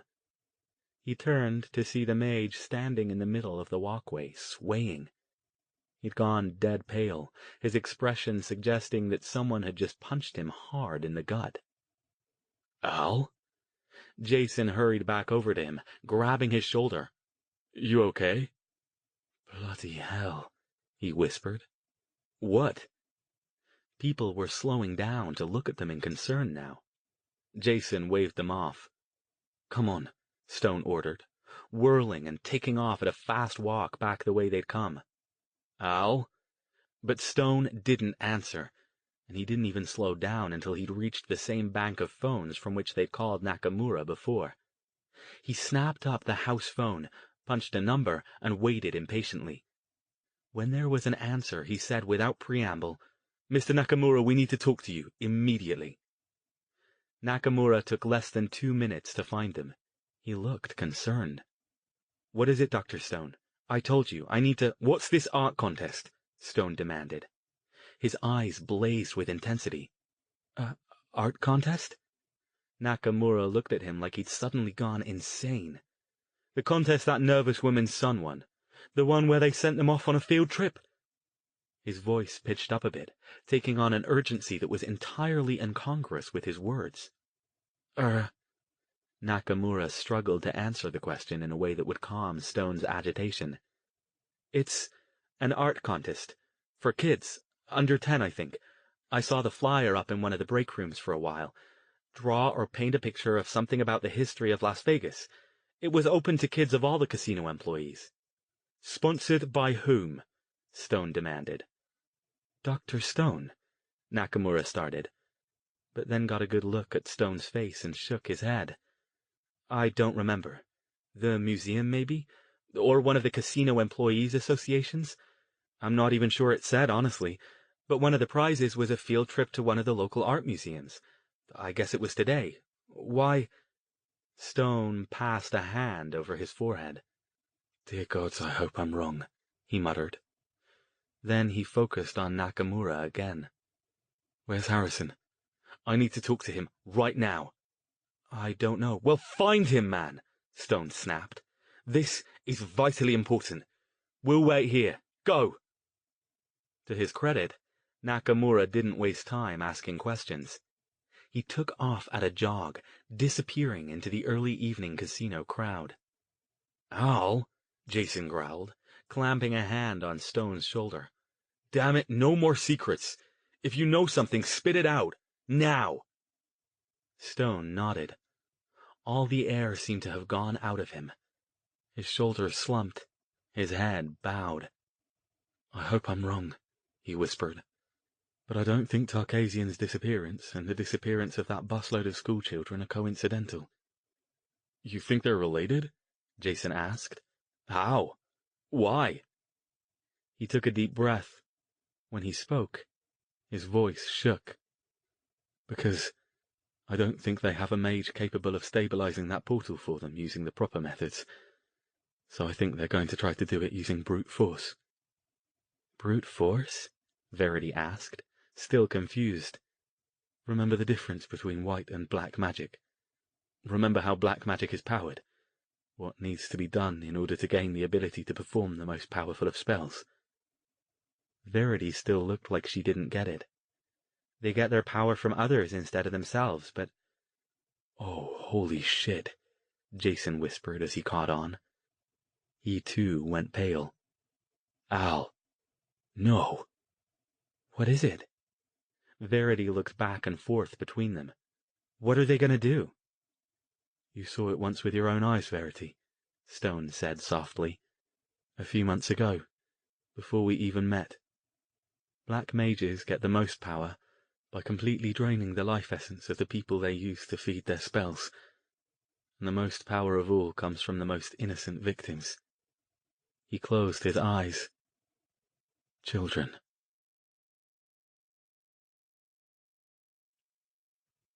Chapter 40. Verity stared at him, shocked as it finally sunk in. "You mean Tarkasian's a black mage? And they're going to use him to stabilize the portal by killing a busload of kids for the power? They might be forcing him, Jason pointed out. His assistant's missing too, and they look like they were a couple. Maybe they grabbed her and are using her to make him do it. The details aren't important, Stone said, clearly distracted. Maybe he is a black mage and maybe he isn't. It's too early to jump to those kinds of conclusions, but if I'm right about what whoever's responsible for this is planning, and I hope I'm just seeing bogeymen where there aren't any, then we have to find that bus. Fast. How do you hide a school bus? Verity asked. Stone wasn't listening to her. Where the hell is Harrison? Here he comes, Jason said, pointing. And indeed, the mage was slicing through the crowd toward them, with Nakamura in his wake. Harrison didn't ask questions, but simply motioned for them to follow him to a private back room in one of the nearby bars. Then, without sitting down, he looked at Stone and waited. Stone quickly explained his fears. Harrison listened. The only indication that the mage's words had affected him was an increased intensity to his gaze. So, Stone finished, we have to find that bus, and we have to find it now.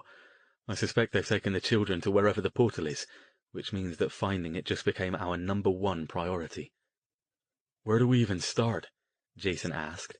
Al, we've all been trying to find it for a week, and we haven't— Which museum was it? Verity broke in. Where they were. Is it still open? Can we go there now? Nakamura picked up a phone and had a quick conversation with someone on the other end. It's the Native American Art and History Museum, out on the north edge of town, he told them, coming back to the table. The big one that they built a couple of years ago. We don't need to go there, but we do need to contact them, Stone said. We need to find out if that bus really did disappear. I'll handle that, Nakamura said, and headed off toward the phone again. After a moment, he returned. It's missing, he said. It left the museum around 4:30. Nobody there saw it leave since it was parked out back. It didn't arrive back at the school as scheduled, and the police can't locate it. How the hell did they manage that? Jason said. My guess is that the evil connection is on the bus, Stone said. The teachers? Verity whispered. Yes, and probably the bus driver as well. I'm guessing all the adults are possessed. If even one of them wasn't and got suspicious, they could stuff up the whole operation. What about the kids? Verity asked. Wouldn't they catch on when the bus didn't go back to where it was supposed to? Kids are trusting, Jason said. If all the adults were telling them everything was okay, then why wouldn't they believe it? Stone sighed. I hope I'm wrong about this. I still might be. The bus might simply have taken a wrong turn and broken down somewhere. You don't believe that, do you? Jason asked. No, I don't. Which means we need to get on about finding that bus. How long do you think we have? Verity asked. This ritual you were talking about. How long will it take them to do it once they get where they're going?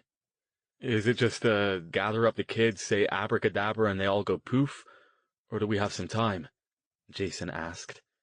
Because if it's the poof thing, then those kids are probably already dead, and we're fucked. Stone shook his head. You'll forgive me if I'm not up to date on the sorts of rituals that require mass murder to work. But even if they've been preparing themselves for this for a while, which is possible, it still won't be instant. Killing the kids one at a time would be pointless. They'll need to kill all of them and siphon the power at once, which means they'll need some sort of ritual to link them all together first. Those take time. They're tailored to the individuals involved. What makes you think they've been preparing this for a while? Verity asked. Stone glanced at her. I don't follow. Well, these portals have been around for 5 years, right? And they haven't done anything about trying to do this before, which kind of makes it seem like they've been okay with the speed that the evil have been coming through so far. And? Jason asked. But Stone had caught on. So you're saying the only thing that might cause them to step up their plans is knowing that we destroyed the other portal? He nodded. Excellent thought, Verity, and actually quite probable. What's that mean, though? Jason said. It means we might have a bit more time than I first thought. They've likely only known for a week or so that the other portal had been destroyed. Obviously, they'd want to make sure they got the rituals just right, since they'll only get one shot at it. And again, I'm not intimately familiar with black magic of this magnitude, but if it's anything like a white magic ritual, it will require a massive quantity of materials. Not the sort of thing they could gather in a day or two. They'd probably have to hit up every magical supplier on the west coast to get enough supplies, especially if they didn't want any one place having a chance of figuring out they're up to something this big. Yeah, I get that, Jason said. But I'm guessing they wouldn't pick up the kids if they didn't have all that stuff ready to go. It doesn't make sense. I can't imagine that they'd want to hold on to them any longer than necessary. For one thing, they'd get suspicious, and a lot harder to deal with if they realized they were prisoners. And for another, every hour they had that many kids would mean more chance they'd be found. Even if the police are evil and mostly useless, those kids' parents aren't going to give up. True, Stone agreed. But it does make sense that they might be putting the finishing touches on things as they go along. Think about it. They're impatient. They know we're on their heels.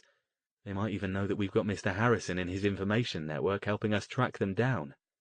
They'd want to get this sorted as soon as they safely could.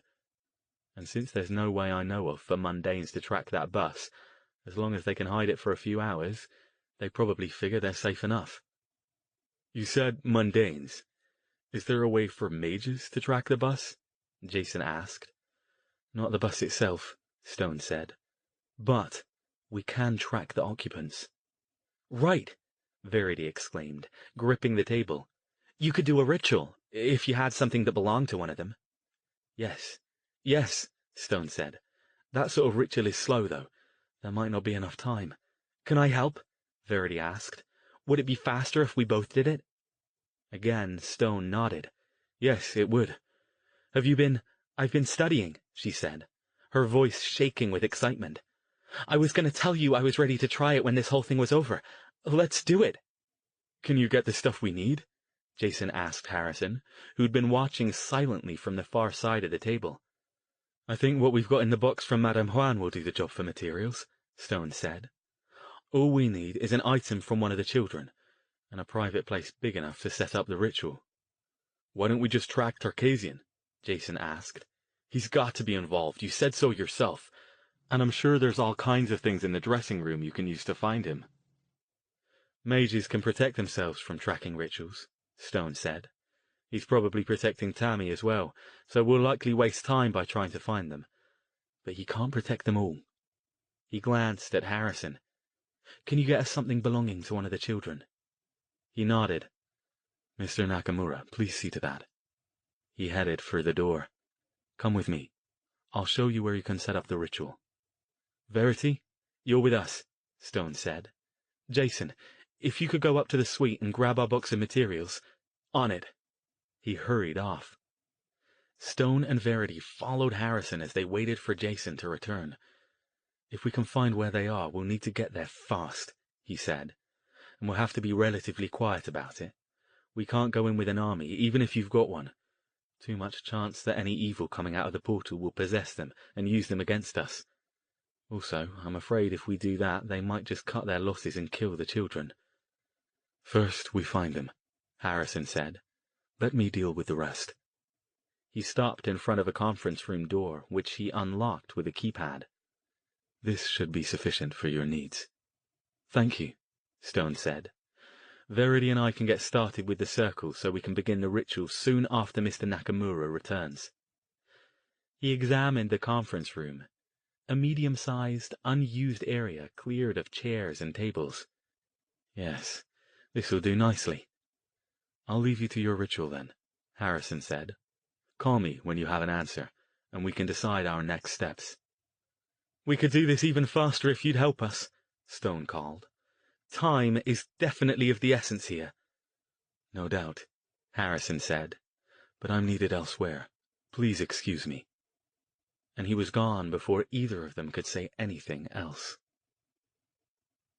With both Stone and Verity setting up the ritual, it only took them about 45 minutes to draw the circle, place the candles, crystals, and incense burners, and have everything ready to go.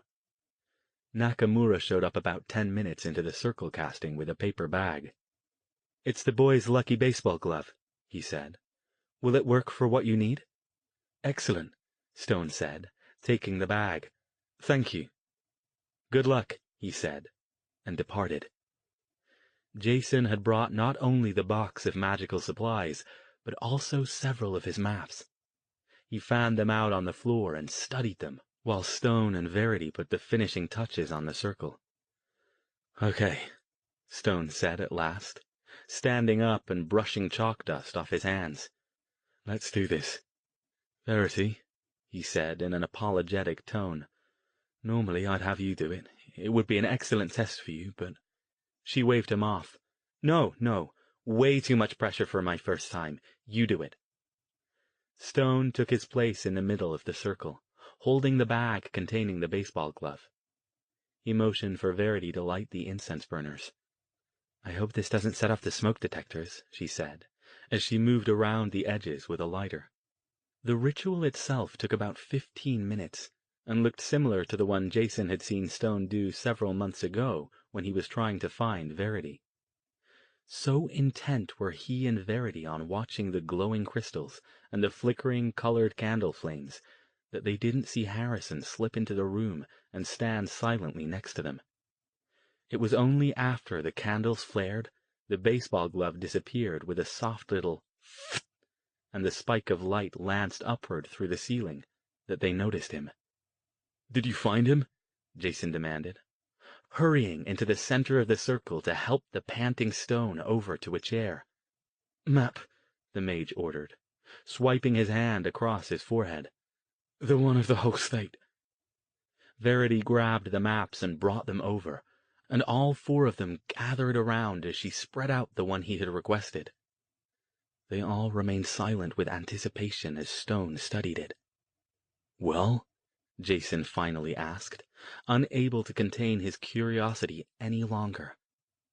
Stone stabbed a finger down on a spot about 50 miles northwest of Las Vegas. "He's somewhere in this area," he said. "I can't pinpoint it any closer with the ritual, unfortunately. It will be a fairly big space to search, I think." He sighed, shoving his hair back again. "It's a good sign that I found him at all, though. That means he, at least, is still alive." "You can't get any closer than that?" Jason asked. "I've seen you do these before. You've narrowed it down to a city block." "Not this far away, though," Stone said. "The farther away it is, the less precise, especially when I've never even met the target." "What's out there?" Verity asked, perplexed. "I don't see any towns or anything. It just looks like desert. How can they hide a portal in the middle of the desert without someone seeing it?" They all looked at Harrison. "Do you have any idea what's out there?" Stone asked. "Something in the area that isn't marked on the map, perhaps?" Harrison studied the spot that Stone had indicated. "As far as I'm aware, there isn't anything of note out there," he said. "Certainly no towns. If I'm correct, that's government land. Possibly there used to be a military base in that area. If so, it's been abandoned for quite some time." Jason was thinking. There was something that seemed relevant to that, but he couldn't quite put his finger on it. Something about military bases. "Wait!" "What?" Stone looked up. "Military base. That's it. Are any of those abandoned military bases you mentioned in that specific area?" he asked Harrison. "Something that would have been abandoned a long time ago. Definitely more than 5 years." Harrison stood. "Come to my office," he said, motioning them out. "I have better maps there." "What about this?" Verity asked, looking at the remains of the circle. "If anybody sees it. If anybody asks, just tell them some middle-aged ladies were holding a meeting of the Seance Society," Stone said, without looking back. "Jason, please bring the box with the rest of the gear. We might need it later." When they reached Harrison's office, he disappeared into a room without a visible door off to the side, then came back carrying a large, rolled map. He spread it out across the entire desktop, and the others saw that it was a detailed satellite map showing the entire southern half of Nevada. "Here." He pointed at a large spot with a pen. "This base is within the area you indicated. It's been decommissioned for years, and I believe it was only declassified 25 years or so ago." "What do they use it for?" Jason asked, comparing Harrison's map with his own, and noticing that the base did not appear on his. It was clearly a small installation, tucked into the foothills of a remote mountain range. Harrison shook his head. "I'm not certain, but I believe it was a small Air Force base, probably connected in some way to the nuclear testing done in the area back in the 1950s. "Perfect!" Jason practically yelled. "That's it, Al! It's gotta be!" "Why do you say that?" Stone looked concerned. "We've only got one shot at this, Jason. Why would you think—" "Because Arthur Baumgartner's dad was an Air Force colonel. Remember?" Jason said triumphantly. "We gotta think like him. I'm betting his dad took him out there to show it to him, once it wasn't top secret anymore. The timing's right if it was about 25 years ago. That means Arthur would have been about 10 or 11. Stone looked skeptical as he examined the map. "I don't know, Jason. It doesn't even look like there are any buildings here anymore." "Come on, Al, it makes sense. It all fits. And it's a perfect place to hide a portal." He poked at the map. "That road leading to it doesn't even look paved. Nobody in their right mind would want to go snooping around that far out in the middle of nowhere." "But where would they hide it?" Stone asked, still not convinced. "If there are no buildings—" "It's quite possible the site still has an underground hangar," Harrison said. With the tip of his pen, he indicated the mountain range. "If this was in use during the Cold War, it's actually likely. The whole installation might be concealed underground to avoid detection." Jason nodded. "And that looks like it might have been an airstrip nearby," he said. "If we're wrong," Stone began. "We don't have any other leads, Al," Jason said, spreading his hands. "And it is in the area you said the kid was in." Stone thought about it for a few moments. Then his head snapped up. "Wait a minute, Jason. Give me the box there."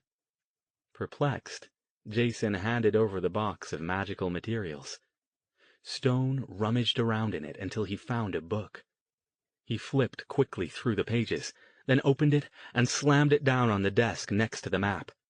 "There," he said, satisfied. "This makes me more confident about our guess."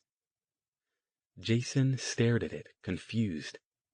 The facing pages Stone had opened the book to showed a map of the United States, overlaid with a series of colored lines radiating in all directions. "What?" Verity, however, tilted her head. "Ley lines? What do ley lines have to do with this?" Harrison leaned in for a better look as Stone stabbed a finger at the area near where they were. "I didn't think they had anything to do with it, given that the portal in West Virginia wasn't near any, and they're not required to set one up, but look!" "Wait a sec," Jason protested. "What the hell's a ley line? I remember you said something about it before, but—" Stone looked energized now. Verity's been learning about them in her lessons. Think of them as magical power lines running all over the Earth's surface. Where you find them, magical energy is higher than where you don't. In the places where they converge, the energy is even higher, but even a single ley line. He bent over, peering at the map. "Look, here! It's hard to be precise without better maps, but it looks to me like one of them runs right over the area where the military base is." Harrison disappeared again, and returned with another map, as large as the first. When he unrolled it, the others could see that it was a larger version of the same ley line map in Stone's book. On the bigger map, it was clear that one of the lines did indeed intersect the area occupied by the military base, and that no other lines were near to the area Stone had identified in the ritual.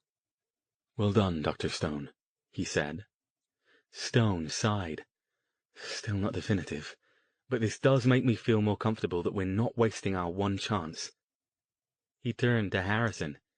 "You said you'd worry about the transportation. Now's the time to worry. It would take us at least an hour to get out there by car, probably longer, depending on the state of that unpaved road. Got anything better?" Harrison's chilly gaze glittered. "Come with me."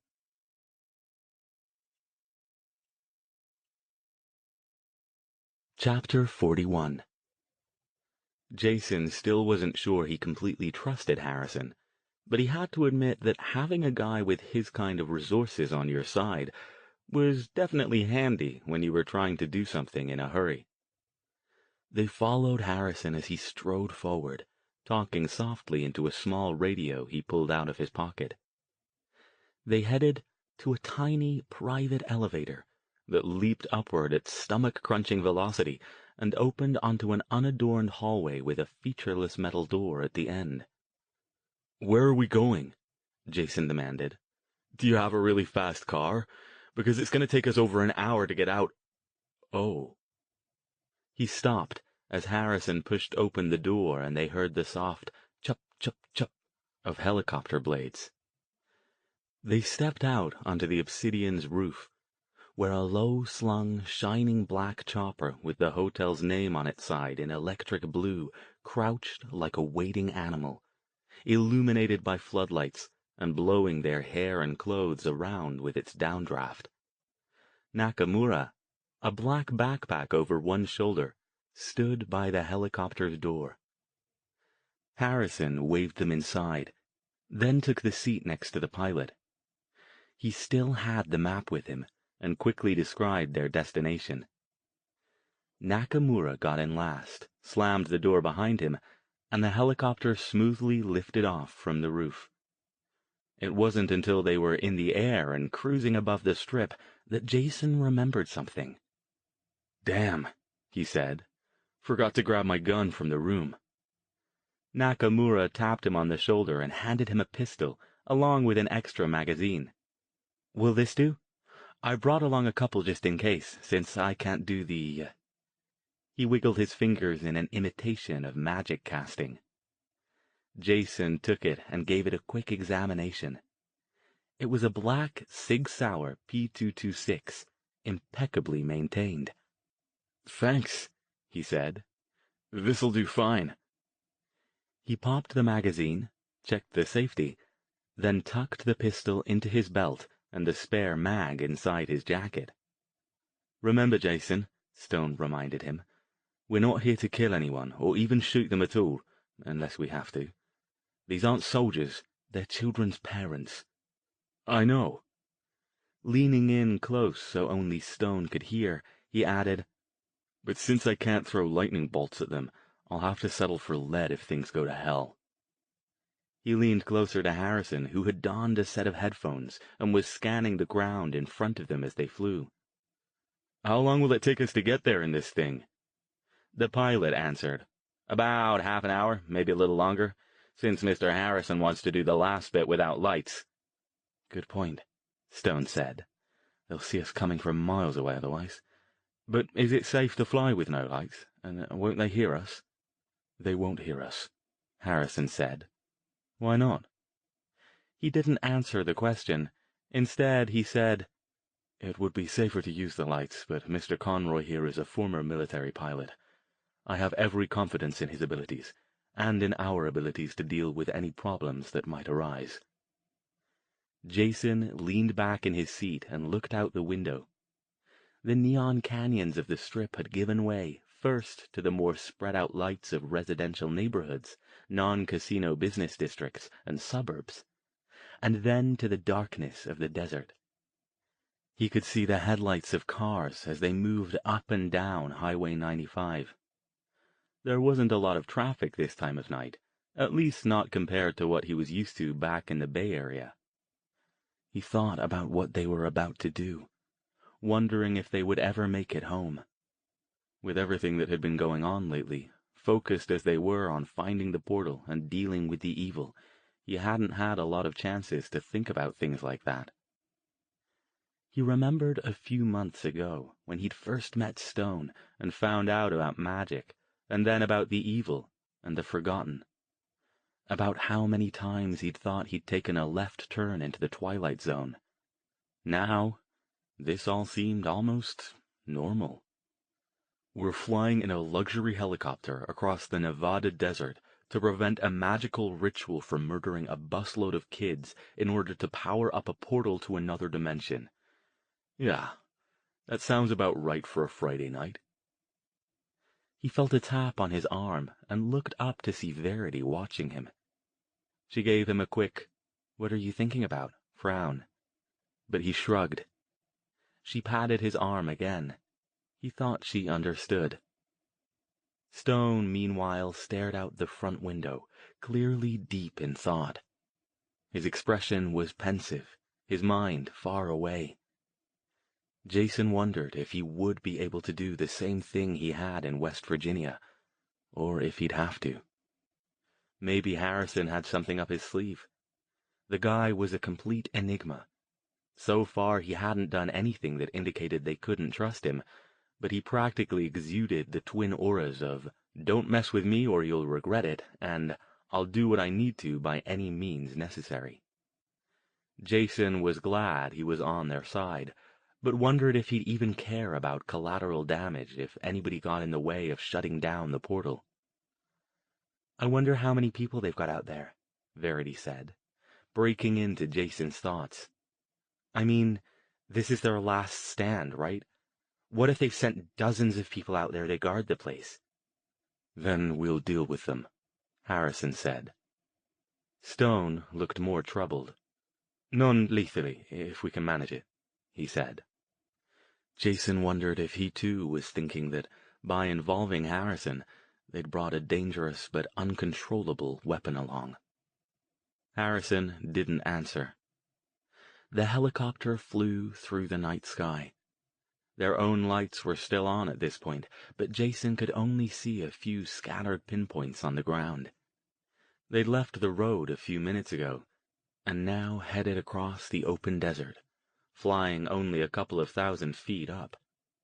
"Don't you have to file a flight plan or something for this?" he asked. "What if the Evil's got somebody monitoring that kind of thing?"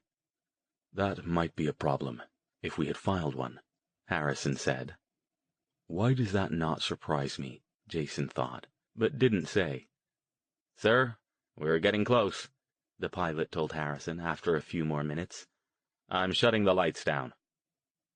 He reached into a compartment and slipped an elaborate rig over his head, then switched off the copter's lights.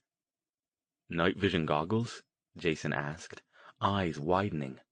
"What are you guys? Casino employees or some kind of military unit?" Again, nobody answered him.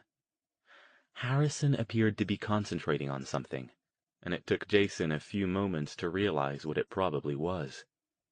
He leaned over and whispered to Stone, "We're not making noise anymore. How the hell is he doing that?" "You probably don't want to know," Stone whispered back. He had a pack in his lap and was busy stuffing it with magical paraphernalia. "Could you do it?" "Not on my best day, and he's not even breaking a sweat." Jason let air out through his teeth. "I see lights up ahead," Verity announced.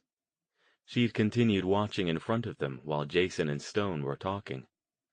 The two of them followed where she was pointing, and sure enough, they could see a haphazard ring of lights in the blackness a mile or two ahead.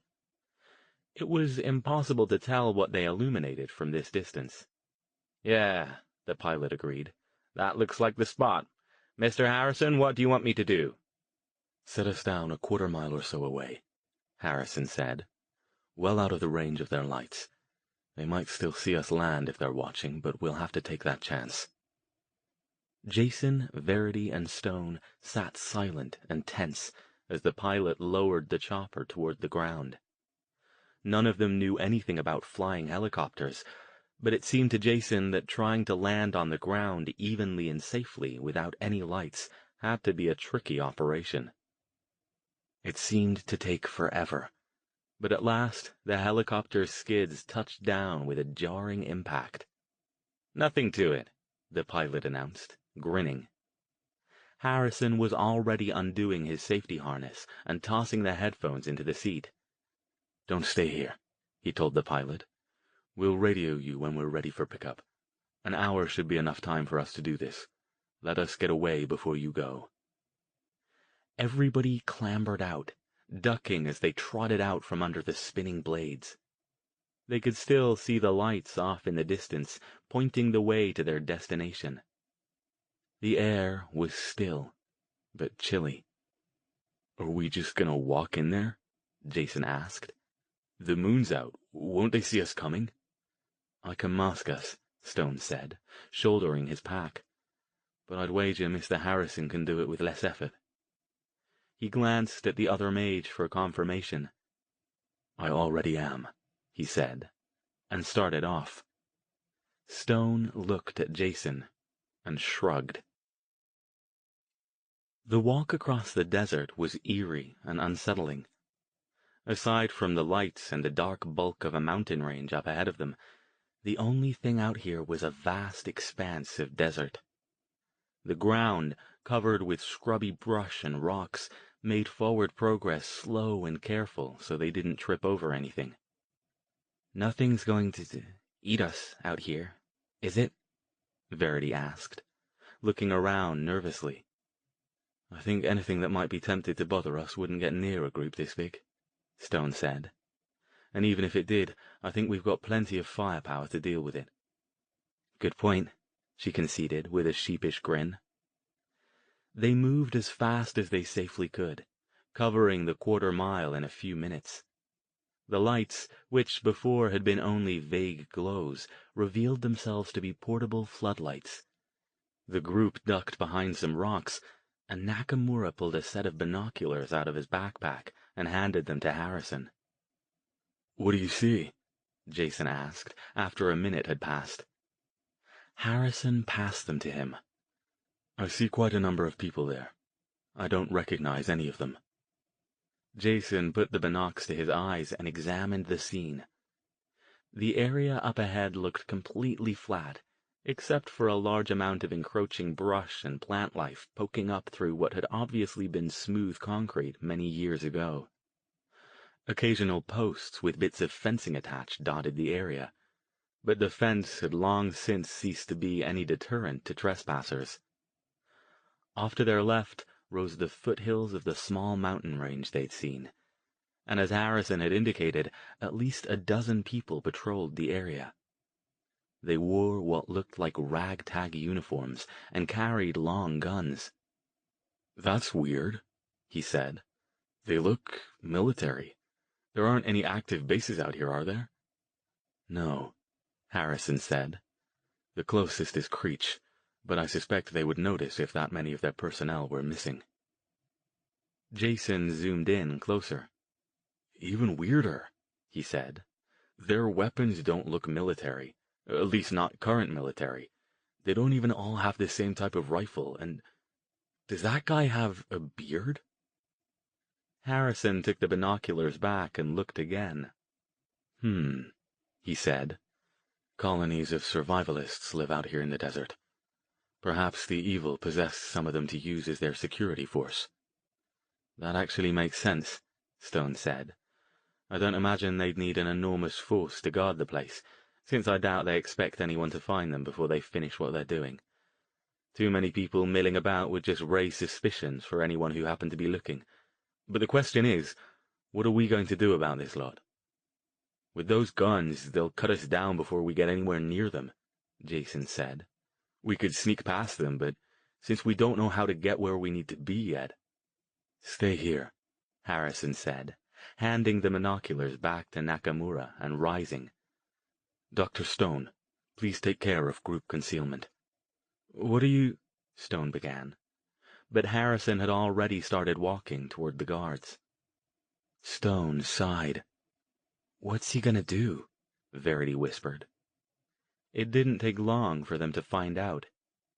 Harrison strode forward, apparently unprotected, into the circle of lights. The others watched tensely from behind the rock. "Hey!" called one of the men. Instantly, most of them spun and ran toward Harrison with their guns leveled, while two took off at a run back toward the mountain. The others paused for a moment, and then two of them opened fire, their rifles barking into the quiet night. "Oh shit," Jason muttered. Next to him, Verity stiffened. The rifle rounds never reached Harrison, impacting harmlessly off a glowing shield that flared up around him.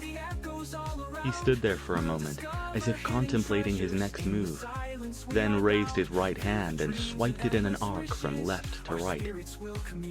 In the area his hand traced, a sheet of what could only be described as crackling blue fire spread out, extending in front of him in a deadly wave.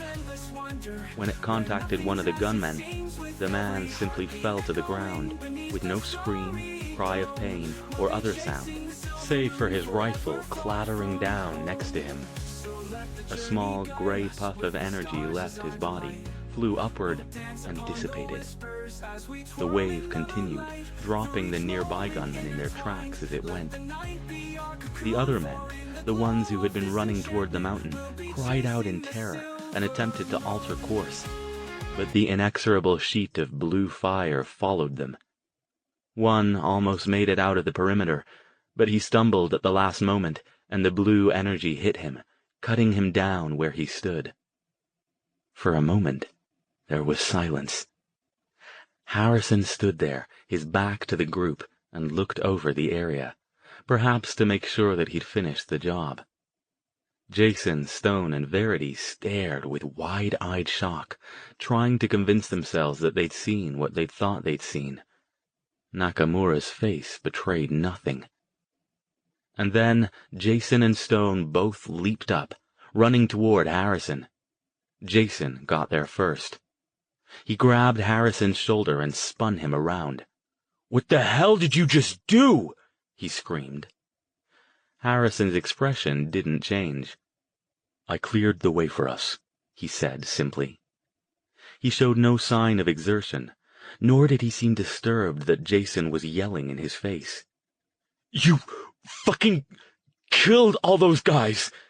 Jason was still yelling. "Keep your voice down." "You killed them!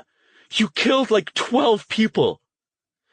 He was still gripping Harrison's shoulder, and he shook him emphatically as he spoke. His eyes were wild. Without thinking, he pulled back his fist, intending to let Harrison have it.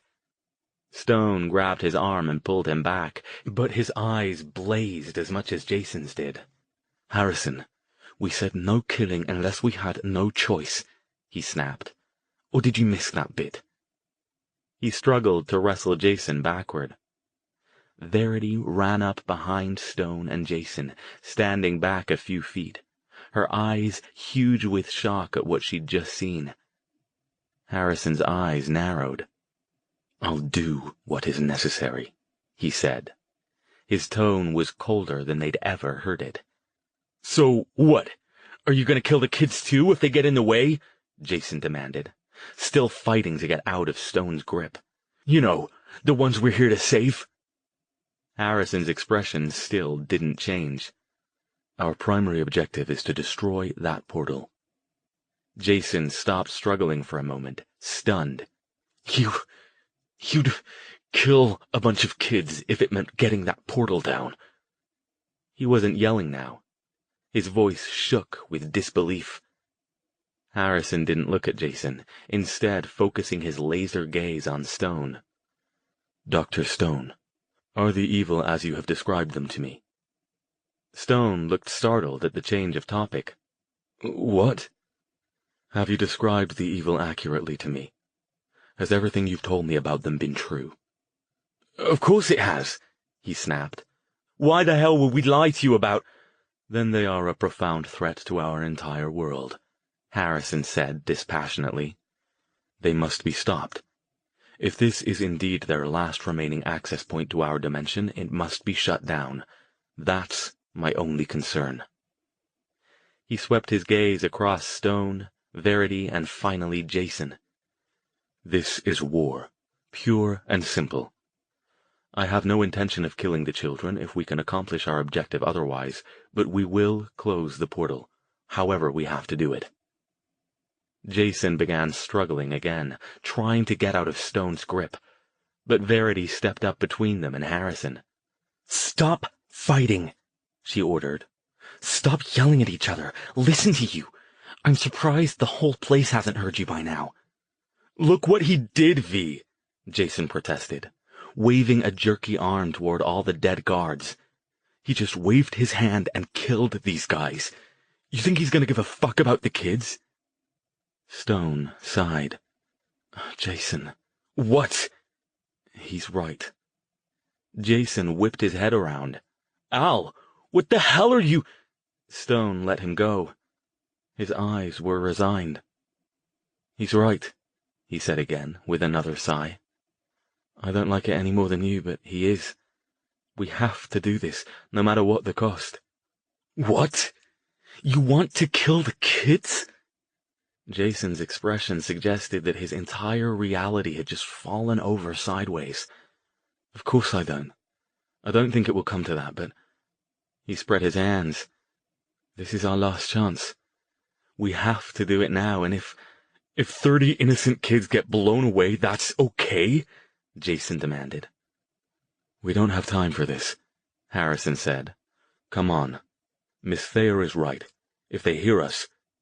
Jason glared at him, then at Stone, but then deflated. Fine, he growled. I'm coming. But I'm not going to let you kill those kids. If you try it, Harrison, I'll find a way to take you down. Harrison didn't answer, except to move forward.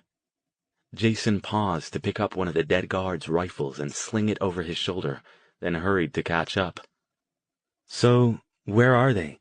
Verity asked, obviously trying to get them back on task so they didn't start yelling at each other again.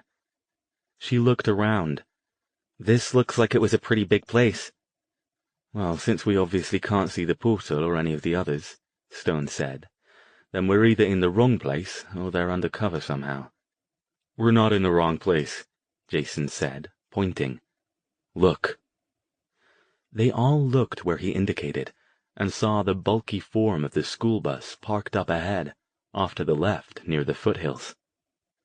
A light-colored tarp covered it to help conceal it from prying eyes above, but from the ground it was obvious what it was.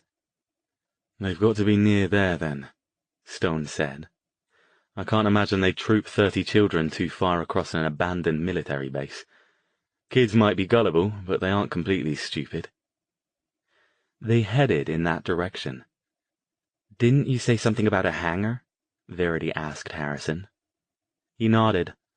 Probably built into the mountainside. Wouldn't the entrance have to be pretty big, though, if they needed to get planes in and out? Not necessarily, Jason said. When they decommissioned the base, they might have sealed that part up. Look for a smaller door somewhere. As they approached the foothills, sharp-eyed Verity spotted it first. There, she said, pointing ahead. A wide metal door, about twice the width of a standard one, was set into the side of the mountain, recessed about 6 feet back. Stenciled on it were the words, "Absolutely no admittance," along with a gobbledygook of numbers and codes. Jason reached out to try it. It was locked. Harrison waved him to one side and grasped the handle. It made a brief sizzle, then the door swung silently open an inch or so. Stepping back, he motioned for Jason to resume his place. Jason pulled out the gun Nakamura had given him and held it at the ready. Nakamura pulled his own from his backpack and did the same. Stone took a deep breath. All right, then. This is it. He pushed the door open, revealing a long, empty hallway. Mr. Harrison, please try not to kill anyone else, all right?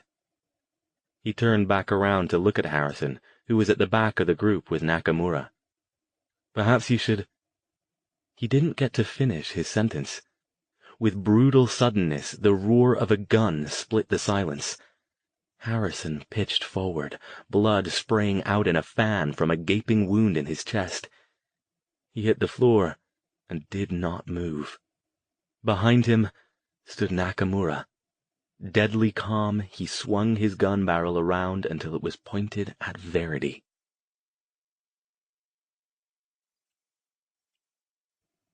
Chapter 42 Stone and Verity, momentarily paralyzed with shock and half-deafened by the gun's blast, stood rooted in place. Jason, his protective instincts for his sister overriding everything else, moved without thinking. He lunged forward, slamming hard into Nakamura's arm. Nakamura staggered back, but managed to hold on to the gun. That was enough time to jolt Verity out of her terror, though.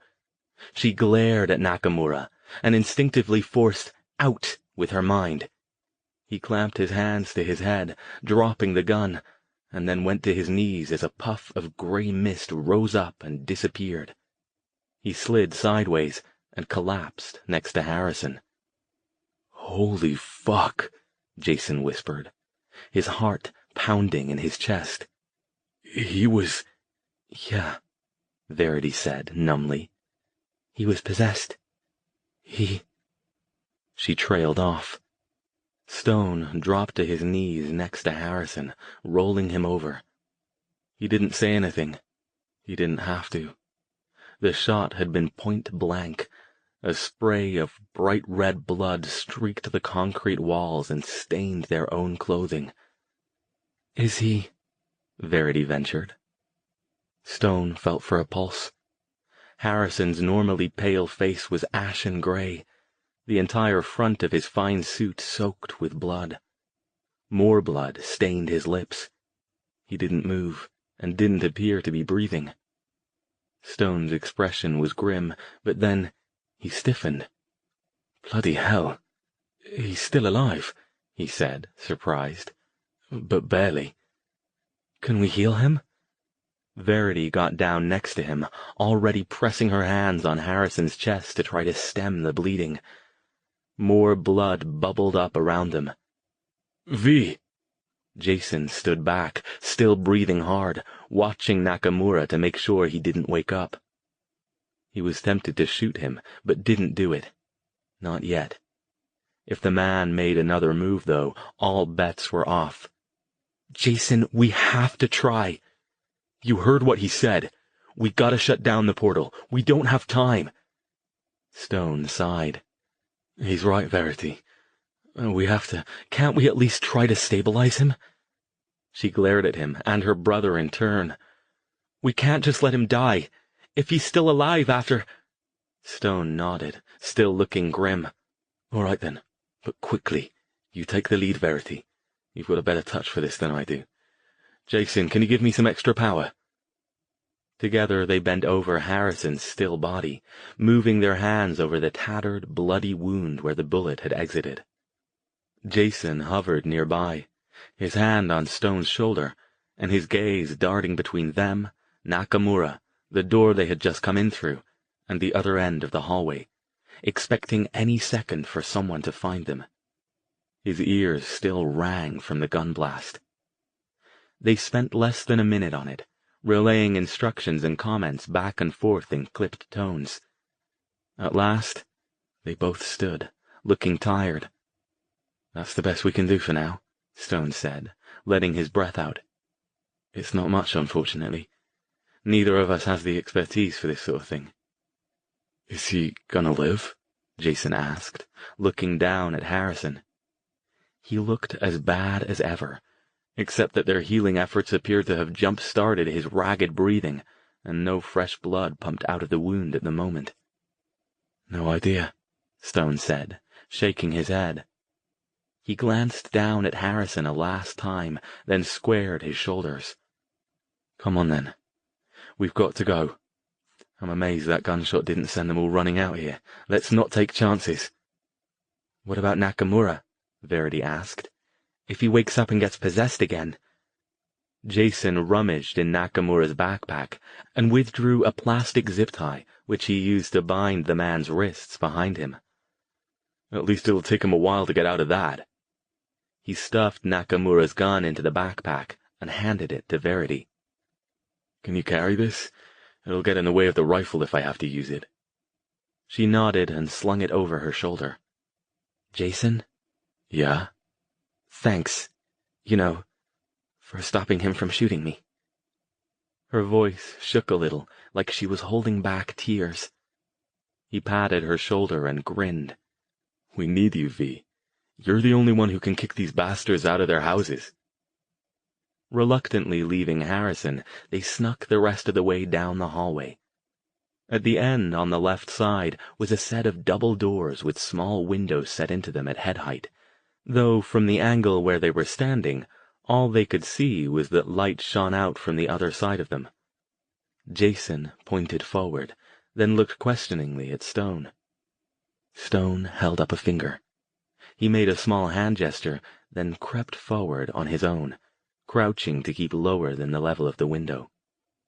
Slowly, he raised up just high enough so he could see, and stiffened. Without looking away, he waved Jason and Verity forward. "They haven't done it already, have they?" Jason whispered, moving up next to Stone. He shook his head, pointing at the door. "I think I see why they didn't come running, though." Jason raised up and peered through. He didn't say a word, just stared with wide eyes. On the other side of the door, just as Harrison had predicted, was what looked like a small hangar, carved into the side of the mountain. The ceiling was so high he couldn't see it from his vantage point, and the hangar itself extended out to either side of the doors into dimness. It looked like it had been designed to house 2 or 3 fighter-sized aircraft, or perhaps one large bomber. He didn't notice whether anything had been left there by the Air Force when they abandoned it, though. His gaze was pulled inexorably to an area near the back wall, in the center of the room. The portal was the first thing he saw there, and he wasn't surprised. It hung in the air like the one in West Virginia, roiling and pulsing, cycling between green, red, and purple. It didn't look as diseased as the other one had. He hoped that was because no one was messing with it yet, and not because they'd already managed to stabilize it. Around the portal, someone had built what looked like an elaborate framework, making it appear even more like a doorway to some mystical land. Around that, Jason saw what could only be described as a theatrical set, complete with stage platform and magical props, illuminated by 2 spotlights powered by generators off to either side. 2 figures stood in front of the set, facing 3 rows of chairs arranged in a semicircle 10 or so feet back. In each of the chairs, he could see a small, seated figure. They were all focused forward, their attention apparently riveted on the scene in front of them. 4 taller figures, 3 male, 1 female, patrolled to either side and around behind. The teacher chaperones and the bus driver, he figured. And behind that, completing the scene, a folding table held a large jug and a collection of paper cups. The 2 figures on the stage moved around, gesticulating. Jason could hear Tarkasian saying something, but couldn't make out what it was. He took this all in quickly, then scooted to the side closer to Stone so Verity could get a look. "Can you tell how far along they are?" he asked Stone. "At least it looks like they haven't killed them yet." "No, they haven't," Stone murmured. "But it still isn't good. Remember how I told you they had to link them all together in order to siphon their power all at once?" Jason nodded. "It appears they've done that already. Look at the floor." He glanced down, only now noticing the complicated array of crystals, candles, and chalk lines surrounding the block of chairs. He wasn't surprised he hadn't seen them before. The only light in the room came from the spotlights pointed at the stage, where the portal and the props cast an eerie, flickering glow over the audience. "Why aren't they glowing?" Jason whispered. "Don't they have to light the candles and stuff?" Stone nodded. "That's one of the last bits. Verity, look at the children, though. Can you see it?" She leaned forward, pressing her face against the little window. For a moment she said nothing, but then she gasped. "There's some kind of tendrils or something, linking them all together," she whispered. "And then going up to the stage." "Well done," Stone said, ever the teacher. "We've arrived just in time, it appears. Look, they're starting. And indeed they were. As the two figures on the stage continued performing their magic show to keep the children's attention locked on them, the chaperones and the bus driver moved around the circle, lighting the various candles. "Why don't the kids notice?" Verity asked. "That show can't be that exciting." "They're not quite here with us," Stone said, still focused on the scene. "I wouldn't be surprised if they hadn't put something in their drinks to make them more pliable." To Jason he said, "Try the door, but do it carefully. If it's locked, we'll have to blow it." Jason did as requested, grabbing one of the handles and pulling gently. It didn't budge. "Shit," he whispered. It was only then that he realized he'd lost track of one of the patrolling teachers. As he leaned in and took hold of the handle, a white face appeared on the other side of the window, peering outward. His eyes met those of one of the male teachers. "Hey!" the teacher yelled, barely audible to the three of them on the other side of the door, even from that close distance. He reached into his jacket, fumbling with something in his pocket. On the stage, Tarkasian yelled something they couldn't hear. One of the other two teachers and the bus driver abandoned their candle-lighting task and headed for the door as well. The third teacher ran around the back of the circle and continued with the candles, moving faster than before. "Fuck! They're onto us!" Jason shouted, ducking away from the window. "Do it, Al! Blow the door!" He gripped Stone's arm, focusing on using his power to boost the mage's own. Stone put his hands on the two door handles, concentrated for a moment, and then snapped out a command. The door made a loud pop.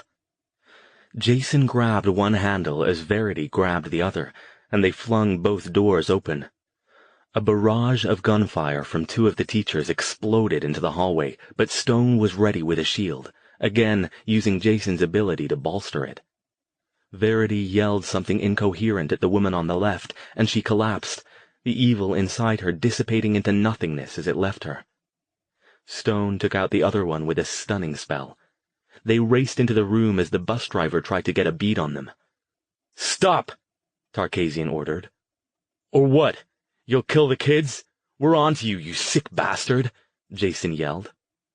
The bus driver fired at Verity, but the bullet bounced off Stone's shield, which flared alarmingly. Jason leapt forward and tackled him, taking him down as Verity evicted his evil. It flew upward, darted around for a moment, and disappeared. "Your flunkies are gone now, Tarkasian," Jason yelled. "Give it up. Get away from that portal." Behind him, Tasha Tammy screamed. "Don't do it!" she yelled. "He'll kill the kids!" "Shut up!" Tarkasian cried, taking a step forward.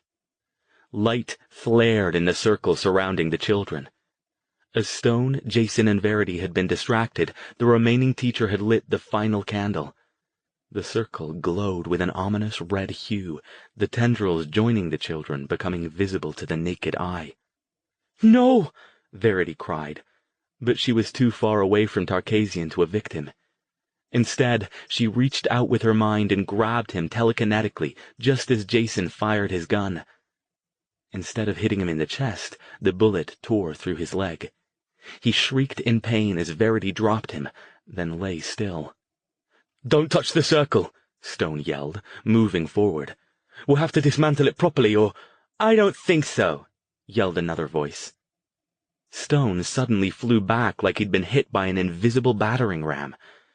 He crashed into the concrete wall and collapsed, stunned. For a second, Jason couldn't figure out where the voice had come from. A woman? How? But then Tasha Tammy, her eyes burning with malevolence, laughed. She levitated Jason and Verity, holding both of them a few feet above the ground. "You three are just like all the others," she cried, moving forward until she stood directly in front of the children, just outside the glowing circle. "What the hell are you talking about?" Jason demanded. "What the fuck is going on?" He tried to get a bead on her with his gun, but didn't want to risk missing the shot and hitting one of the kids. All the same." Her face was lit with a strange insanity, suffused with rage. "Shane is the star. He's the magician. He's the one everyone watches. Is anybody watching little Tammy, the lovely assistant?" She flashed a rictus grin. "Maybe they should be, because little Tammy's not so little anymore, is she?" Verity gaped at her. "You're a mage too." "Damn straight, and a better one than Shane could ever hope to be." She sneered. "But tell me, kiddo, when was the last time you saw a female magician?" She gestured with her hands as she spoke, and the kids began to sway in unison back and forth. "It's easy to hide in plain sight when the only reason anyone pays attention to you is because you look good in a skin-tight evening gown and fuck-me heels." "You let the evil possess you?" Jason said, catching on. "For the power." "Bright boy," she acknowledged, nodding. "And I even talked dear Shane into joining me. It wasn't hard. I always could talk him into anything."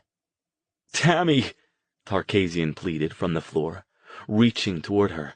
"Shut up, Shane!" She waved her hands again, and the children's swaying increased in tempo. "And now, how about I show you guys some real magic?" "Bit late for that," came a voice from the back of the room. Jason and Verity turned their heads in time to see Stone, who had picked himself up off the floor and staggered forward, his eyes ablaze with hatred. He made a flinging gesture at Tammy. She barely managed to dodge his concussive blast by diving aside, but in doing so, she had to drop Jason and Verity. They landed hard, but scrambled quickly to their feet. Tammy did as well. "Don't even think about it, Stone! You won't stop us this time!" Her voice was different now, deeper, louder. She pointed both hands at him and unleashed a beam of magical energy. He deflected it with a shield, but the impact threw him sideways. The remaining teacher, forgotten in the chaos, aimed a gun at him as he rolled up. "Stop!" Verity cried. She grabbed the teacher, levitated him toward her, and then forced out his evil. It flew upward, and the teacher collapsed just inches from the circle surrounding the children. "Don't break that circle!" Stone yelled, scrambling back up with difficulty. "Whatever you do, be careful." Tammy laughed. "Ha ha ha ha! So touching how much you care." She, too, looked tired, though, and obviously realized it. She flung Verity away from her and ran over to where one of the teachers was trying to struggle up. She clamped her hand on the man's shoulder and then hurled a sheet of flame over the children's heads toward Stone. The man's body whooshed and disappeared, leaving only his clothes and a pile of ashes. Stone dodged most of the blast, but cried out as part of it hit his arm. He clutched it and doubled over, face twisted with pain. "Al!" Jason shouted. He vaulted over the folding table and tried to reach Stone. Tammy pointed her hands at him, still crackling with the power she'd gathered from killing the teacher. Her eyes were manic. "No!" Verity yelled. She launched herself at Tammy, crashing into her. The two of them went down in a heap of flailing arms and legs. Tammy bellowed something incoherent. Verity lifted off the floor and flew away from her toward the back of the room, toward the portal. Verity screamed, desperately reaching out to grab anything to stop her progress, but there was nothing around her. She was going through, and there was nothing she could do to stop it. "Help!" Suddenly, she stopped in midair, just a few inches away from the shifting portal. She hovered there for a moment, and then dropped to the stage. Stone stood on the other side of the room, with his hand pointed toward her. And then he was gone again, vanishing behind the children. "I couldn't evict her," Verity wailed. "It didn't work." Tammy shrieked and cast again at Jason, sending him crashing into one of the spotlight stands. He landed badly and lay stunned, his gun skittering into the dimness at the edges of the room. "Al!" he yelled from the floor. "We gotta kill her!" Stone didn't answer. He rose, still cradling his injured arm, his gaze darting around as he hunted for Tammy. She was back at the front of the group of kids again, taking advantage of her attacker's momentary inattention. She had a glowing bubble shield around her as she levitated a few inches above the ground, her arms outstretched, her face still lit with that insane grin. Stone aimed a spell at her, but it bounced off the shield and caromed to the side. "You can't stop me now!" she cried, laughing. "You'll never be able to stop us. There are too many of us." The circle glowed brighter, the kids swaying faster. Jason, still dizzy from his impact, forced himself to his feet and ran at Stone full speed. He grabbed the mage's arms in a vice-like grip that made Stone cry out in pain. "Al!" Jason shouted in his ear. "Punch it!" Stone, teeth gritted with the strain of forcing himself to ignore the pain in his arm, put his hands together. He concentrated on drawing every bit of power he could draw from Jason, then focused it into a single beam. "Try stopping this!" he roared. The bright blue beam lanced unerringly from his fingers to the egg-shaped shield encasing Tammy. For an agonizing second, it seemed that it wouldn't have the power to punch through. But then there was a loud sizzle, and the barrier flared bright red and disappeared. The beam continued on its path, striking Tammy in the center of her chest and piercing straight through her, finally fizzling out as it struck the miasmic, shifting colors of the portal. Tammy's high-pitched death scream echoed through the hangar, and was joined by something else. Something loud and full of rage and frustration and hatred. As her body crumpled and hit the floor, a brilliant purple and red glowing cloud rose up from her. "Holy shit, it's one of the big ones!" Jason yelled. "Al, can you stop it?" But the evicted evil wasn't going to stick around to allow Stone the attempt. Even as he summoned his remaining strength to cast again, it flew around the room once, hovered in front of the portal, and then shot straight up through the hangar ceiling and was gone.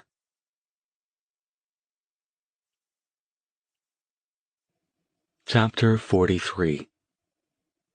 The only sound in the hangar was the soft rumble of the generators, Tarkasian's low moans, and the eerie shifting as the children continued to sway back and forth like participants in some kind of ghostly sports wave. Jason picked himself up off the floor. "What now?" Stone, pale and panting, still clutched his injured arm. "First," he said, between breaths, "we take care of Mr. Tarkasian, who, unless I'm mistaken, is still harboring a fugitive." "Take care of him?" Jason asked. "You want us to kill him?" Tarkasian moaned more loudly. "Help me," he begged. Verity went over to him. "I'll heal your leg," she said. "But you know we're going to have to knock you out, right?" "Please, help me." He nearly sobbed now, his right leg soaked with blood. "I'm dying." The others moved closer as Verity bent to heal him.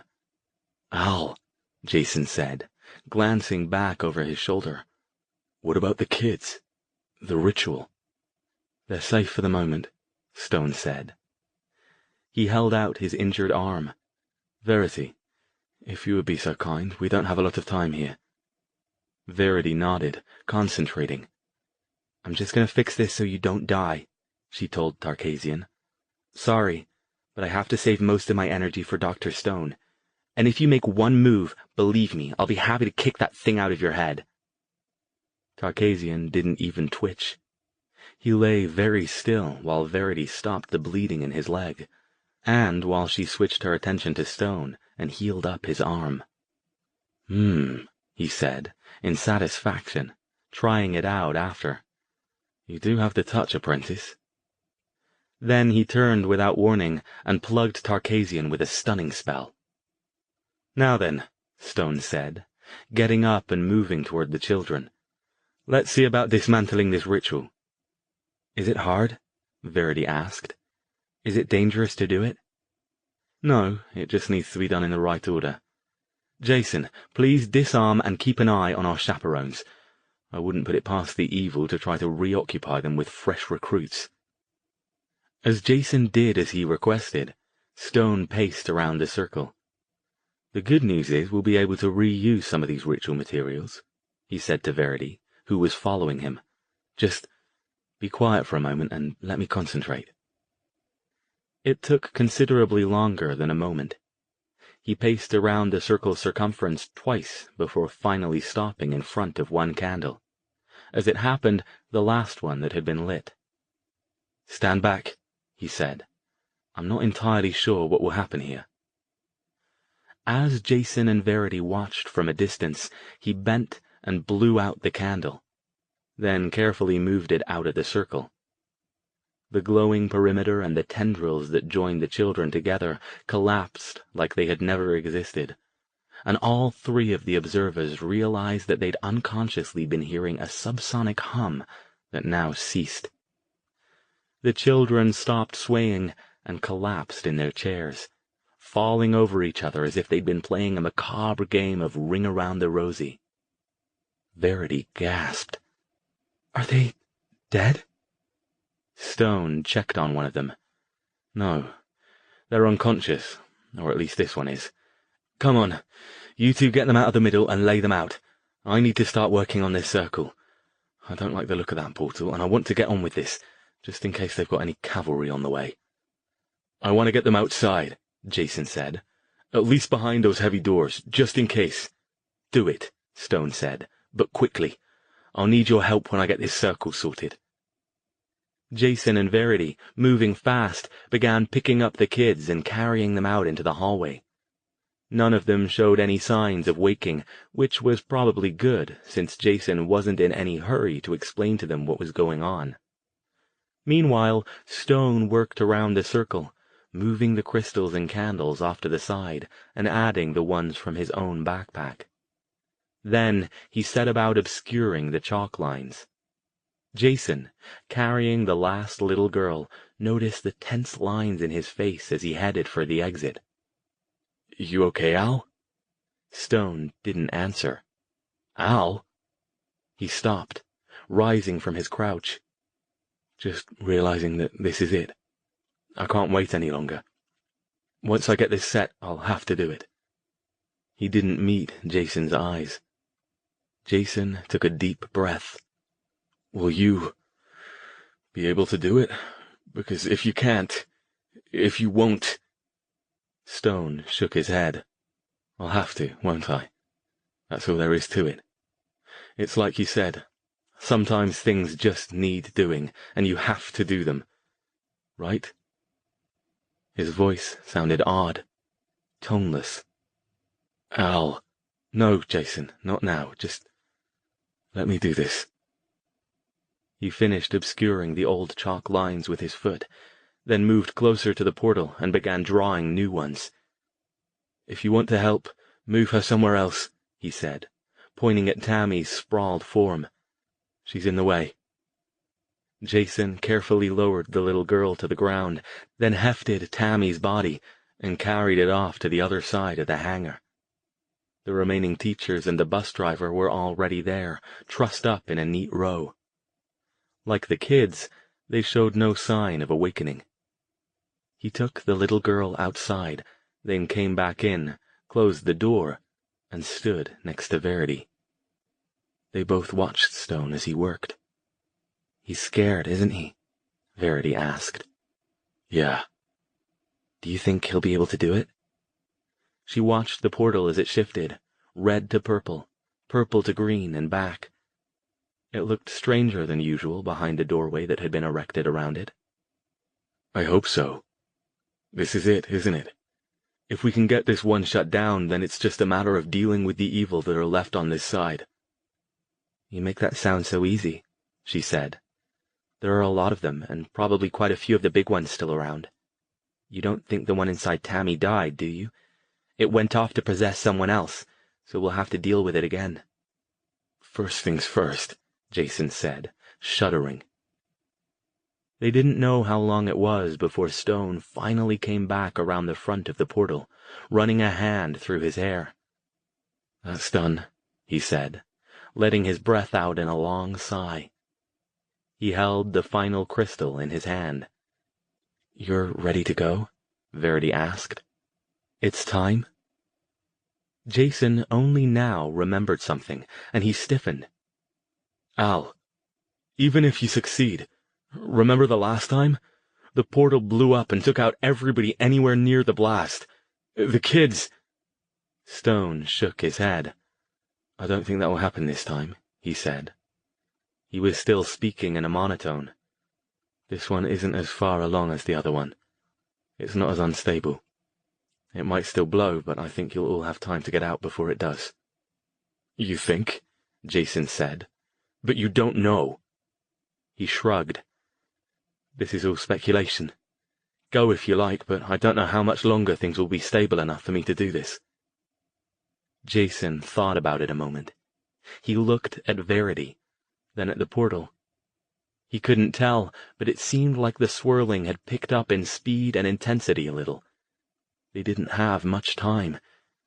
He closed his eyes and sighed. "We'll stay," he said. "The kids are all out in the hall. There's no time to get them any further away.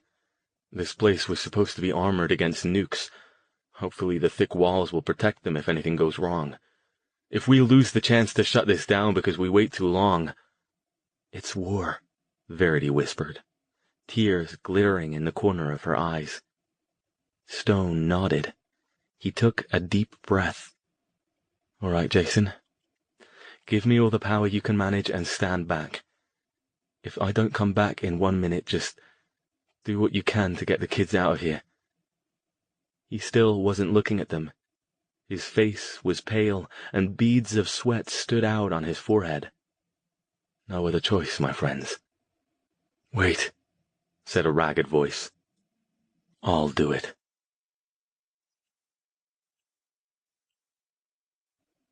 Chapter 44. All three of them spun. Standing in the doorway, leaning against the frame, was Trevor Harrison. "Holy fuck," Jason whispered. Harrison looked ghastly. He was barely standing, his face as ashen as it had been when they'd left him lying in the hallway. The entire front of his once fine suit and the lower part of his jaw caked with half-dried blood. He looked like an extremely well-dressed zombie. As Stone, Jason, and Verity all stared in shock, he took 2 staggering steps forward and fell to his knees. Stone recovered first. He ran over to him and grabbed his shoulders to keep him from falling over the rest of the way. "Bloody hell, Harrison. How are you alive?" Harrison shook his head. "Portal," he whispered. His voice had nearly no volume behind it. "Let me—" "Let you what?" Stone glanced back over his shoulder at the portal. He reached feebly for the crystal in Stone's hand. "Let me do that." Struggling for breath, he was seized with a fit of coughing and nearly fell over again. Fresh blood welled up at his lips. Verity took hold of his other shoulder and tried to lower him to the floor. "Let us heal you some more. No time," he whispered. "Quickly." He reached for the crystal again. "You can't even stand up," Stone protested. "How can you—" In answer, Harrison gathered himself. Stone and Verity, each with a hand on one of his shoulders, felt him stiffen with the effort of will it took him to stagger back to his feet again. He stood there, swaying, and fixed Stone with a fair imitation of his laser-like stare, rendered a bit less effective by the fact that his eyes were glazed and darkened with pain. "Give me the crystal, and tell me what I need to do." "No," Stone said. "I won't do it. It's suicide. You don't know—" "Already dying," he whispered. "Do it now, while I still can. No point killing yourself." Stone looked at Jason. He looked at Verity. "Damn it," he whispered. "I can't." Harrison reached out and put his pale hand on the crystal. "Stone, I can't let you do it," Stone said, his voice shaking. Jason and Verity stood silently by, horrified, unable or unwilling to contribute to the decision. "Stone," Harrison said again. His voice was strengthless, but still commanding. "Tell me. Now. I can't." He swayed again, and Jason steadied him. Stone looked like he would scream, or sob, or simply shut down. He stared down at his own hand and Harrison's on the crystal for several seconds, and then sighed. "All right, damn you.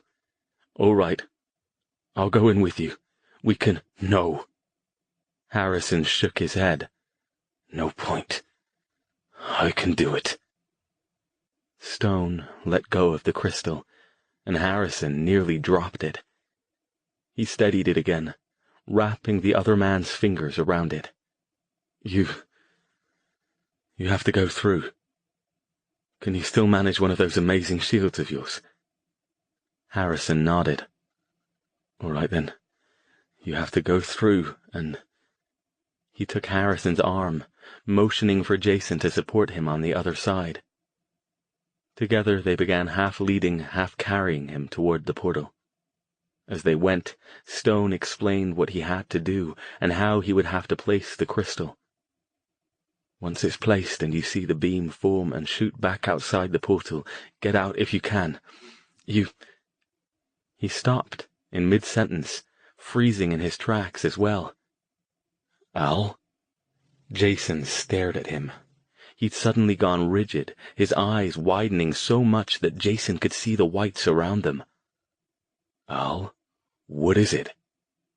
"I'm a damn fool!" Stone yelled. He gripped Harrison's shoulders. "We can do this! We can do it safely! The portal won't blow!" "What the hell?" Jason demanded. "What are you talking about?" Stone didn't answer right away.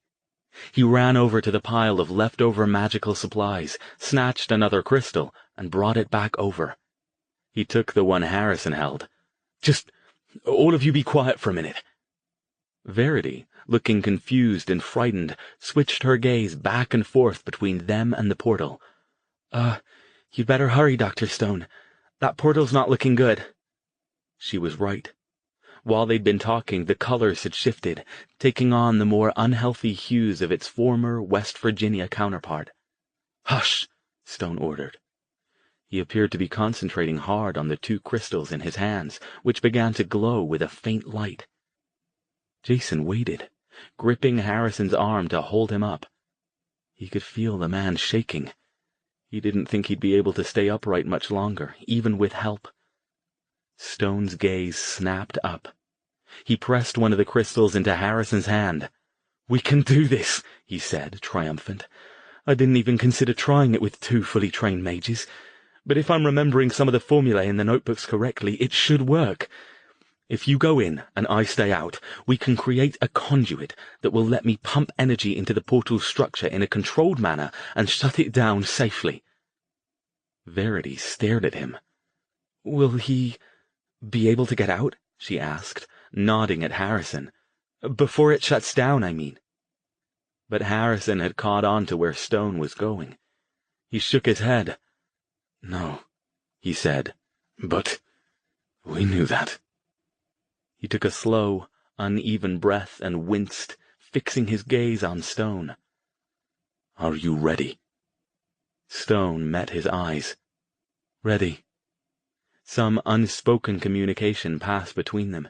He gripped Harrison's shoulder and then stepped back. For a moment, Jason thought Harrison would either drop the crystal or fall down himself, but he did neither. He turned away, drew himself to his full height, and moved toward the portal. A shield flared up around him just as he contacted it, and then he was through. Stone vaulted over to the circle, stepping carefully into the center. "Jason, get over here!" He was all business now, but for God's sake, don't smudge anything. Jason did so, moving to stand in the open center of the circle next to Stone. "Now what? Just feed me power, and whatever you do, don't stop. This will take a phenomenal amount of control." He raised the crystal and waited. "It's all on you now, Harrison," he murmured. "I hope you know your own limitations, my friend." Suddenly, a white beam spiked out of the portal, just as it had back in West Virginia.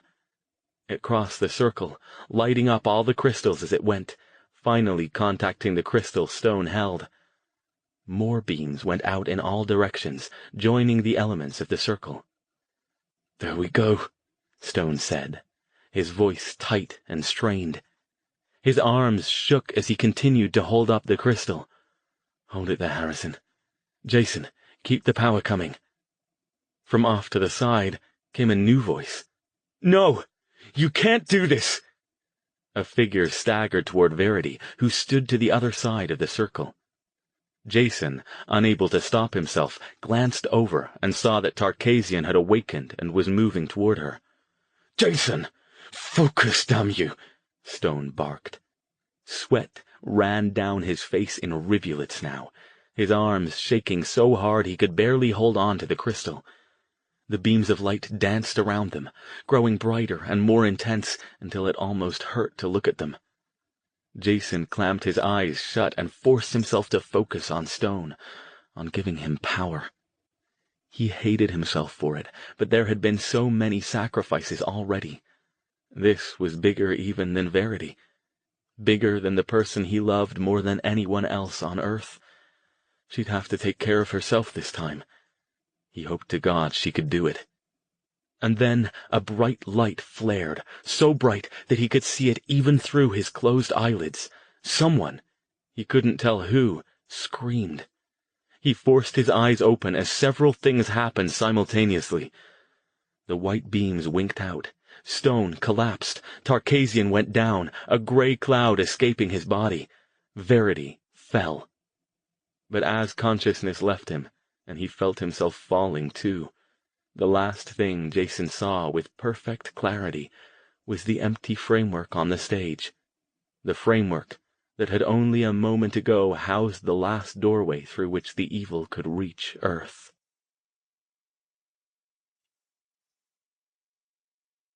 Chapter 45.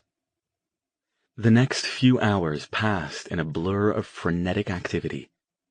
Jason thought back over it as he drove Stone's black BMW across the desert toward California.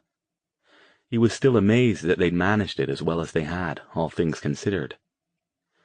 When he'd awakened, Stone and Verity had already been up, looking none the worse for wear other than being covered in dried blood, cleaning up the remains of the magic circle and stowing the spent crystals and candles in backpacks with the help of a quiet and downcast Nakamura. The children, the chaperones, and Tarkasian remained unconscious. Stone admitted that he'd helped them stay that way with a little judicious magic. They'd found Nakamura where they'd left him, tied up in the hallway. He'd been awake and racked with guilt, both about what he'd done and that he'd managed to be possessed in the first place. He said it happened right after Harrison had lain waste to the guards up top, so Stone surmised that one of the escaping evil had managed to hold on long enough to find a new home before it dissipated. They hadn't let Nakamura have his gun back, but they'd untied him and let him help clean up the scene. Harrison had not returned. They hadn't expected him to, of course. The portal was gone, and without it, he had no way back. When Nakamura found out what had happened, he had accepted the information stoically. His profound disturbance was clear to all of them. The sight of Harrison's blood staining their clothes seemed to cause him particular distress, and he tried hard not to look at it. They had spent several minutes discussing the best way to remove themselves from the situation without arousing suspicion. The kids had not seen any of them, but the teachers and the bus driver had. Not only had they seen their faces, but they'd also seen them perform all sorts of magic. And then there was the matter of Tarkasian, whom they couldn't simply leave behind. Even if he wasn't possessed anymore, he was still a mage, and they didn't know where his loyalties lay, especially with Tammy's dead body cooling on the far side of the hangar. Finally, they'd decided to take Tarkasian with them, along with Tammy's body. They would drop the ladder up top, where the police would discover it, but perhaps the children wouldn't have to see it on their way out. The bus was still there, and the bus driver still had its keys, so their transportation out was set. They were concerned that they themselves didn't have transportation, since Harrison had sent the helicopter away, and the plan had been to call it back when they were finished. They didn't think it would be the best idea for the chopper pilot to see them looking like refugees from an abattoir, especially without Harrison. They couldn't even use their image generators. Something in the blast of magical energy that had emanated from the portal when it died had also burned out all their magical devices, including all of Stone's various power items and Verity's bird amulet. Fortunately, after a bit of searching, they'd discovered that the survivalists had 2 jeeps parked on the far side of the deserted base. They'd loaded one up and hoped Stone's disregarding spell would be enough to get them past any suspicious eyes long enough to reach the obsidian. It was. Nakamura had directed them down into the private garage where they'd first arrived what seemed like an eternity ago. He put them in an elevator up to their suite, promising to take charge of Tarkasian. In their suite, they burned their bloody clothes in the fireplace, took quick showers, and had all of their gear gathered up and ready to go in 30 minutes. Nakamura met them down in the garage with the BMW, and saw them off with the news that Tarkasian seemed genuinely contrite about what had happened, sad about the loss of Tammy, but sadder still that he'd allowed himself to be talked into being possessed. Nakamura said he'd arranged to have someone keep an eye on the magician to make sure he didn't do anything unexpected, and that he'd also arranged to have someone persuasive visit the teachers and bus driver and make them a generous offer to keep their mouths shut about what had really happened out there. Jason was dubious, but given the means Harrison had had at his disposal, if Nakamura had a fraction of the same access, things should be fine.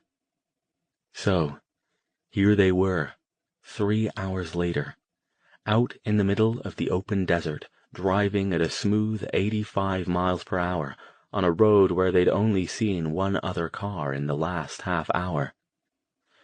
Jason glanced in the rear-view mirror at Verity, who'd fallen asleep in the back, then at Stone, slumped into his seat and staring moodily out the window.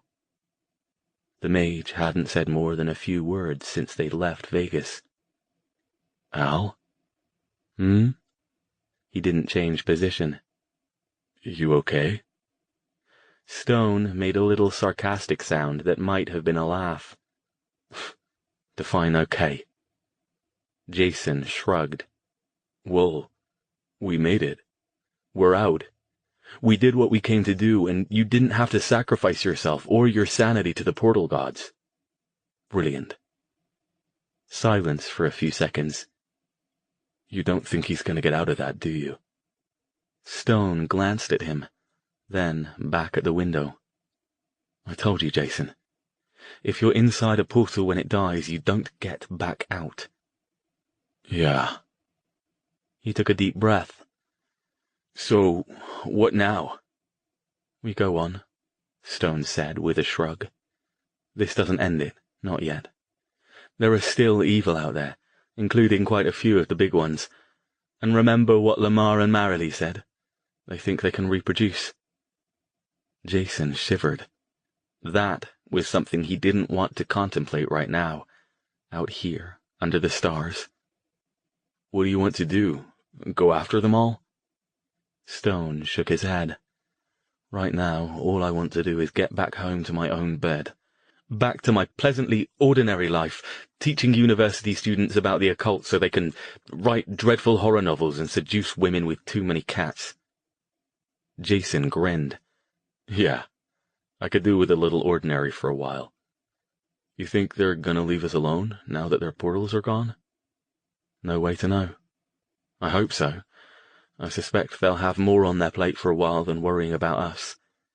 We've dried up their recruiting pool, which means they'll have to advance whatever plans they have with whatever they've got left. I expect that will mean quite a lot of scaling back of expectations and consolidating power bases, all of which takes time.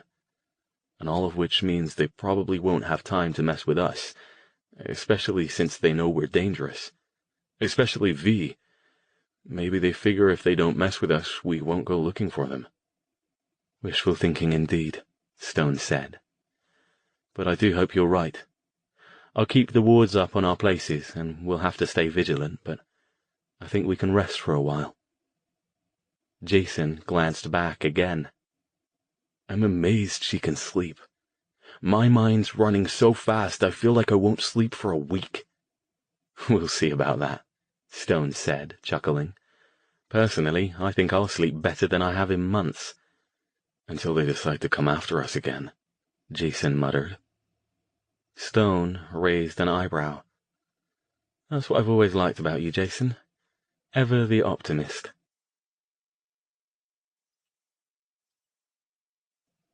Epilogue 1. 2 months later.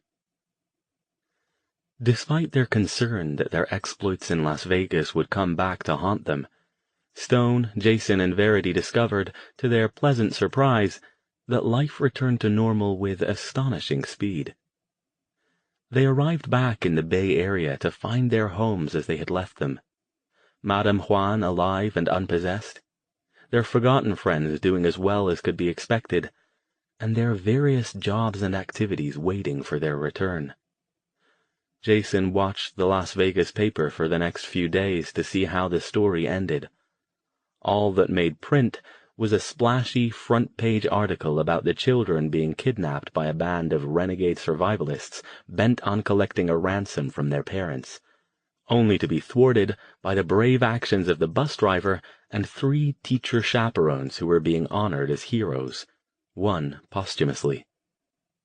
The story was quite light on details as to how this had been accomplished, but nobody was asking too many questions. Tarkasian and Tammy were not even mentioned, nor was anyone else present. One pleasant evening in early May, while Jason and Verity visited Stone for dinner, there was a knock on the door. "Get that, Jason, will you?" Stone called from the kitchen. Jason put down the silverware he was placing and headed to the door, figuring it was a neighbor who'd come by for some reason. It wasn't a neighbor, though. It was a delivery man. Consulting a clipboard, he eyed Jason. "Are you Alastair Stone?"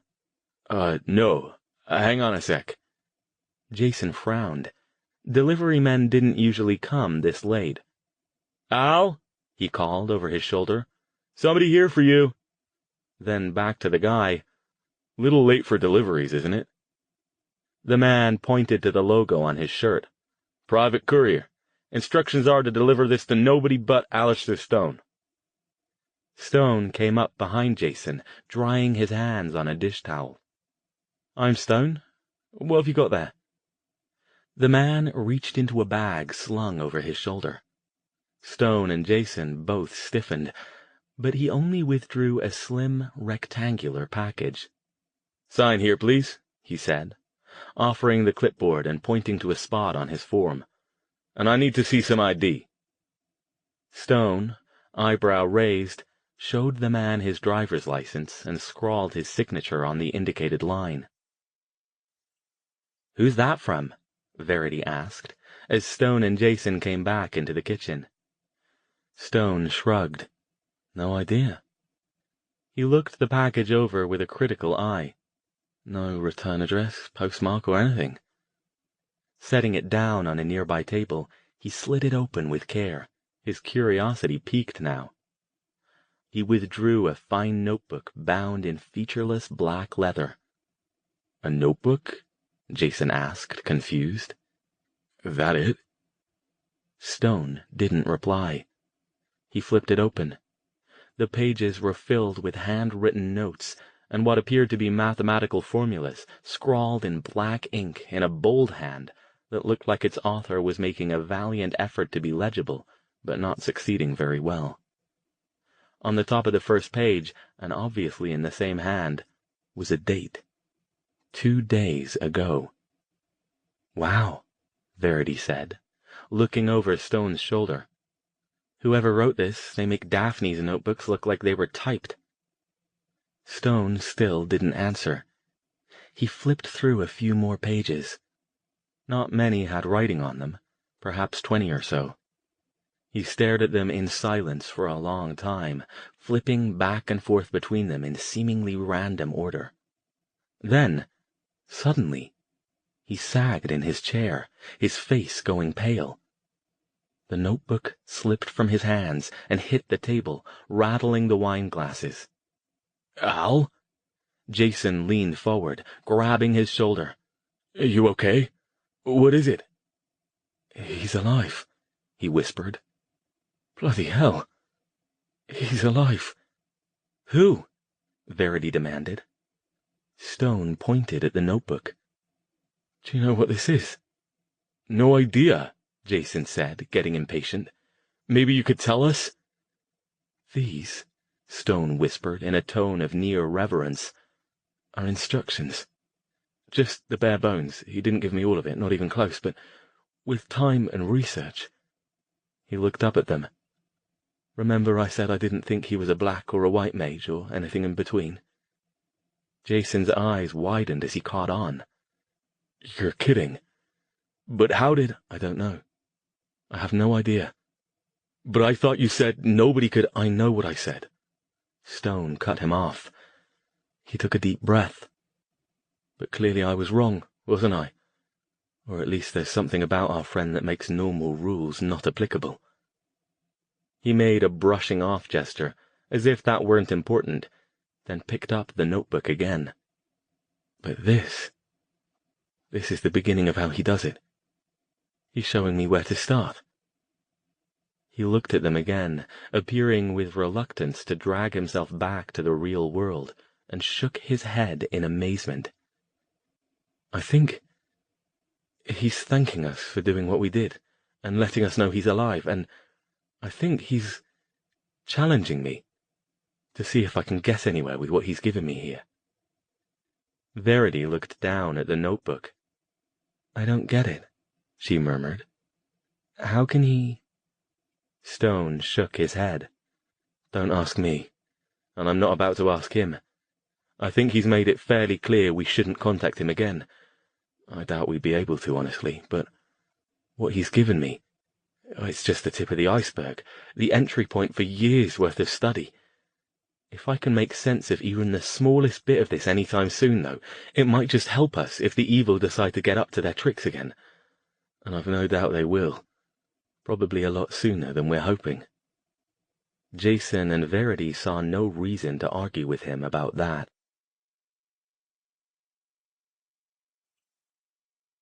Epilogue 2. Las Vegas. Sirens split the night, interrupting the peace of an unassuming middle-class Las Vegas residential neighborhood. People stood around outside in their nightclothes, watching as bright flames tore upward as if reaching to ignite the stars. All around them were police cars, fire trucks, and ambulances, their lights adding red and blue to the white headlights of cars and the yellow of the sodium vapor streetlights. Emergency personnel scurried around carrying hoses, taking reports, helping the injured. The sounds of radio chatter crackled over the hushed conversations of knots of nearby residents. "Did they get out?" one older woman asked her neighbor. "Oh, God, they're not still in there, are they?" The neighbor patted her hand and shook her head. Tears streamed down her face. "Nobody's come out. I talked to one of the policemen. He said they think it might be a gas explosion. They never had a chance, poor things. They're trying to contain it now so it doesn't spread to the other houses." The first woman looked down at her hands. "How horrible," she murmured. "So soon after their little boy was involved in that terrible kidnapping, too. And now the whole family just gone." A police car rolled past them. They didn't even look up from their conversation. At the wheel was a young man in an LVPD uniform, driving slowly and watching the scene as he picked his way past the people and vehicles. Nobody noticed the small figure in the back seat, his eyes glittering with malevolent intelligence as he watched his former home burn.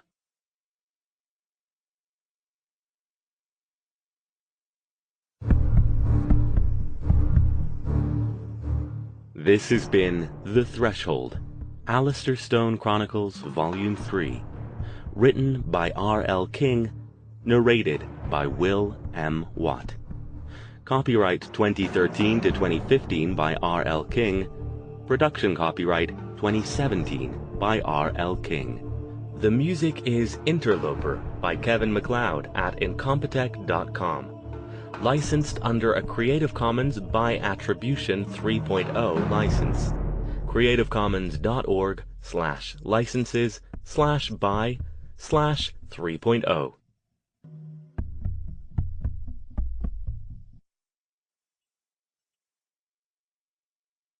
Audible hopes you have enjoyed this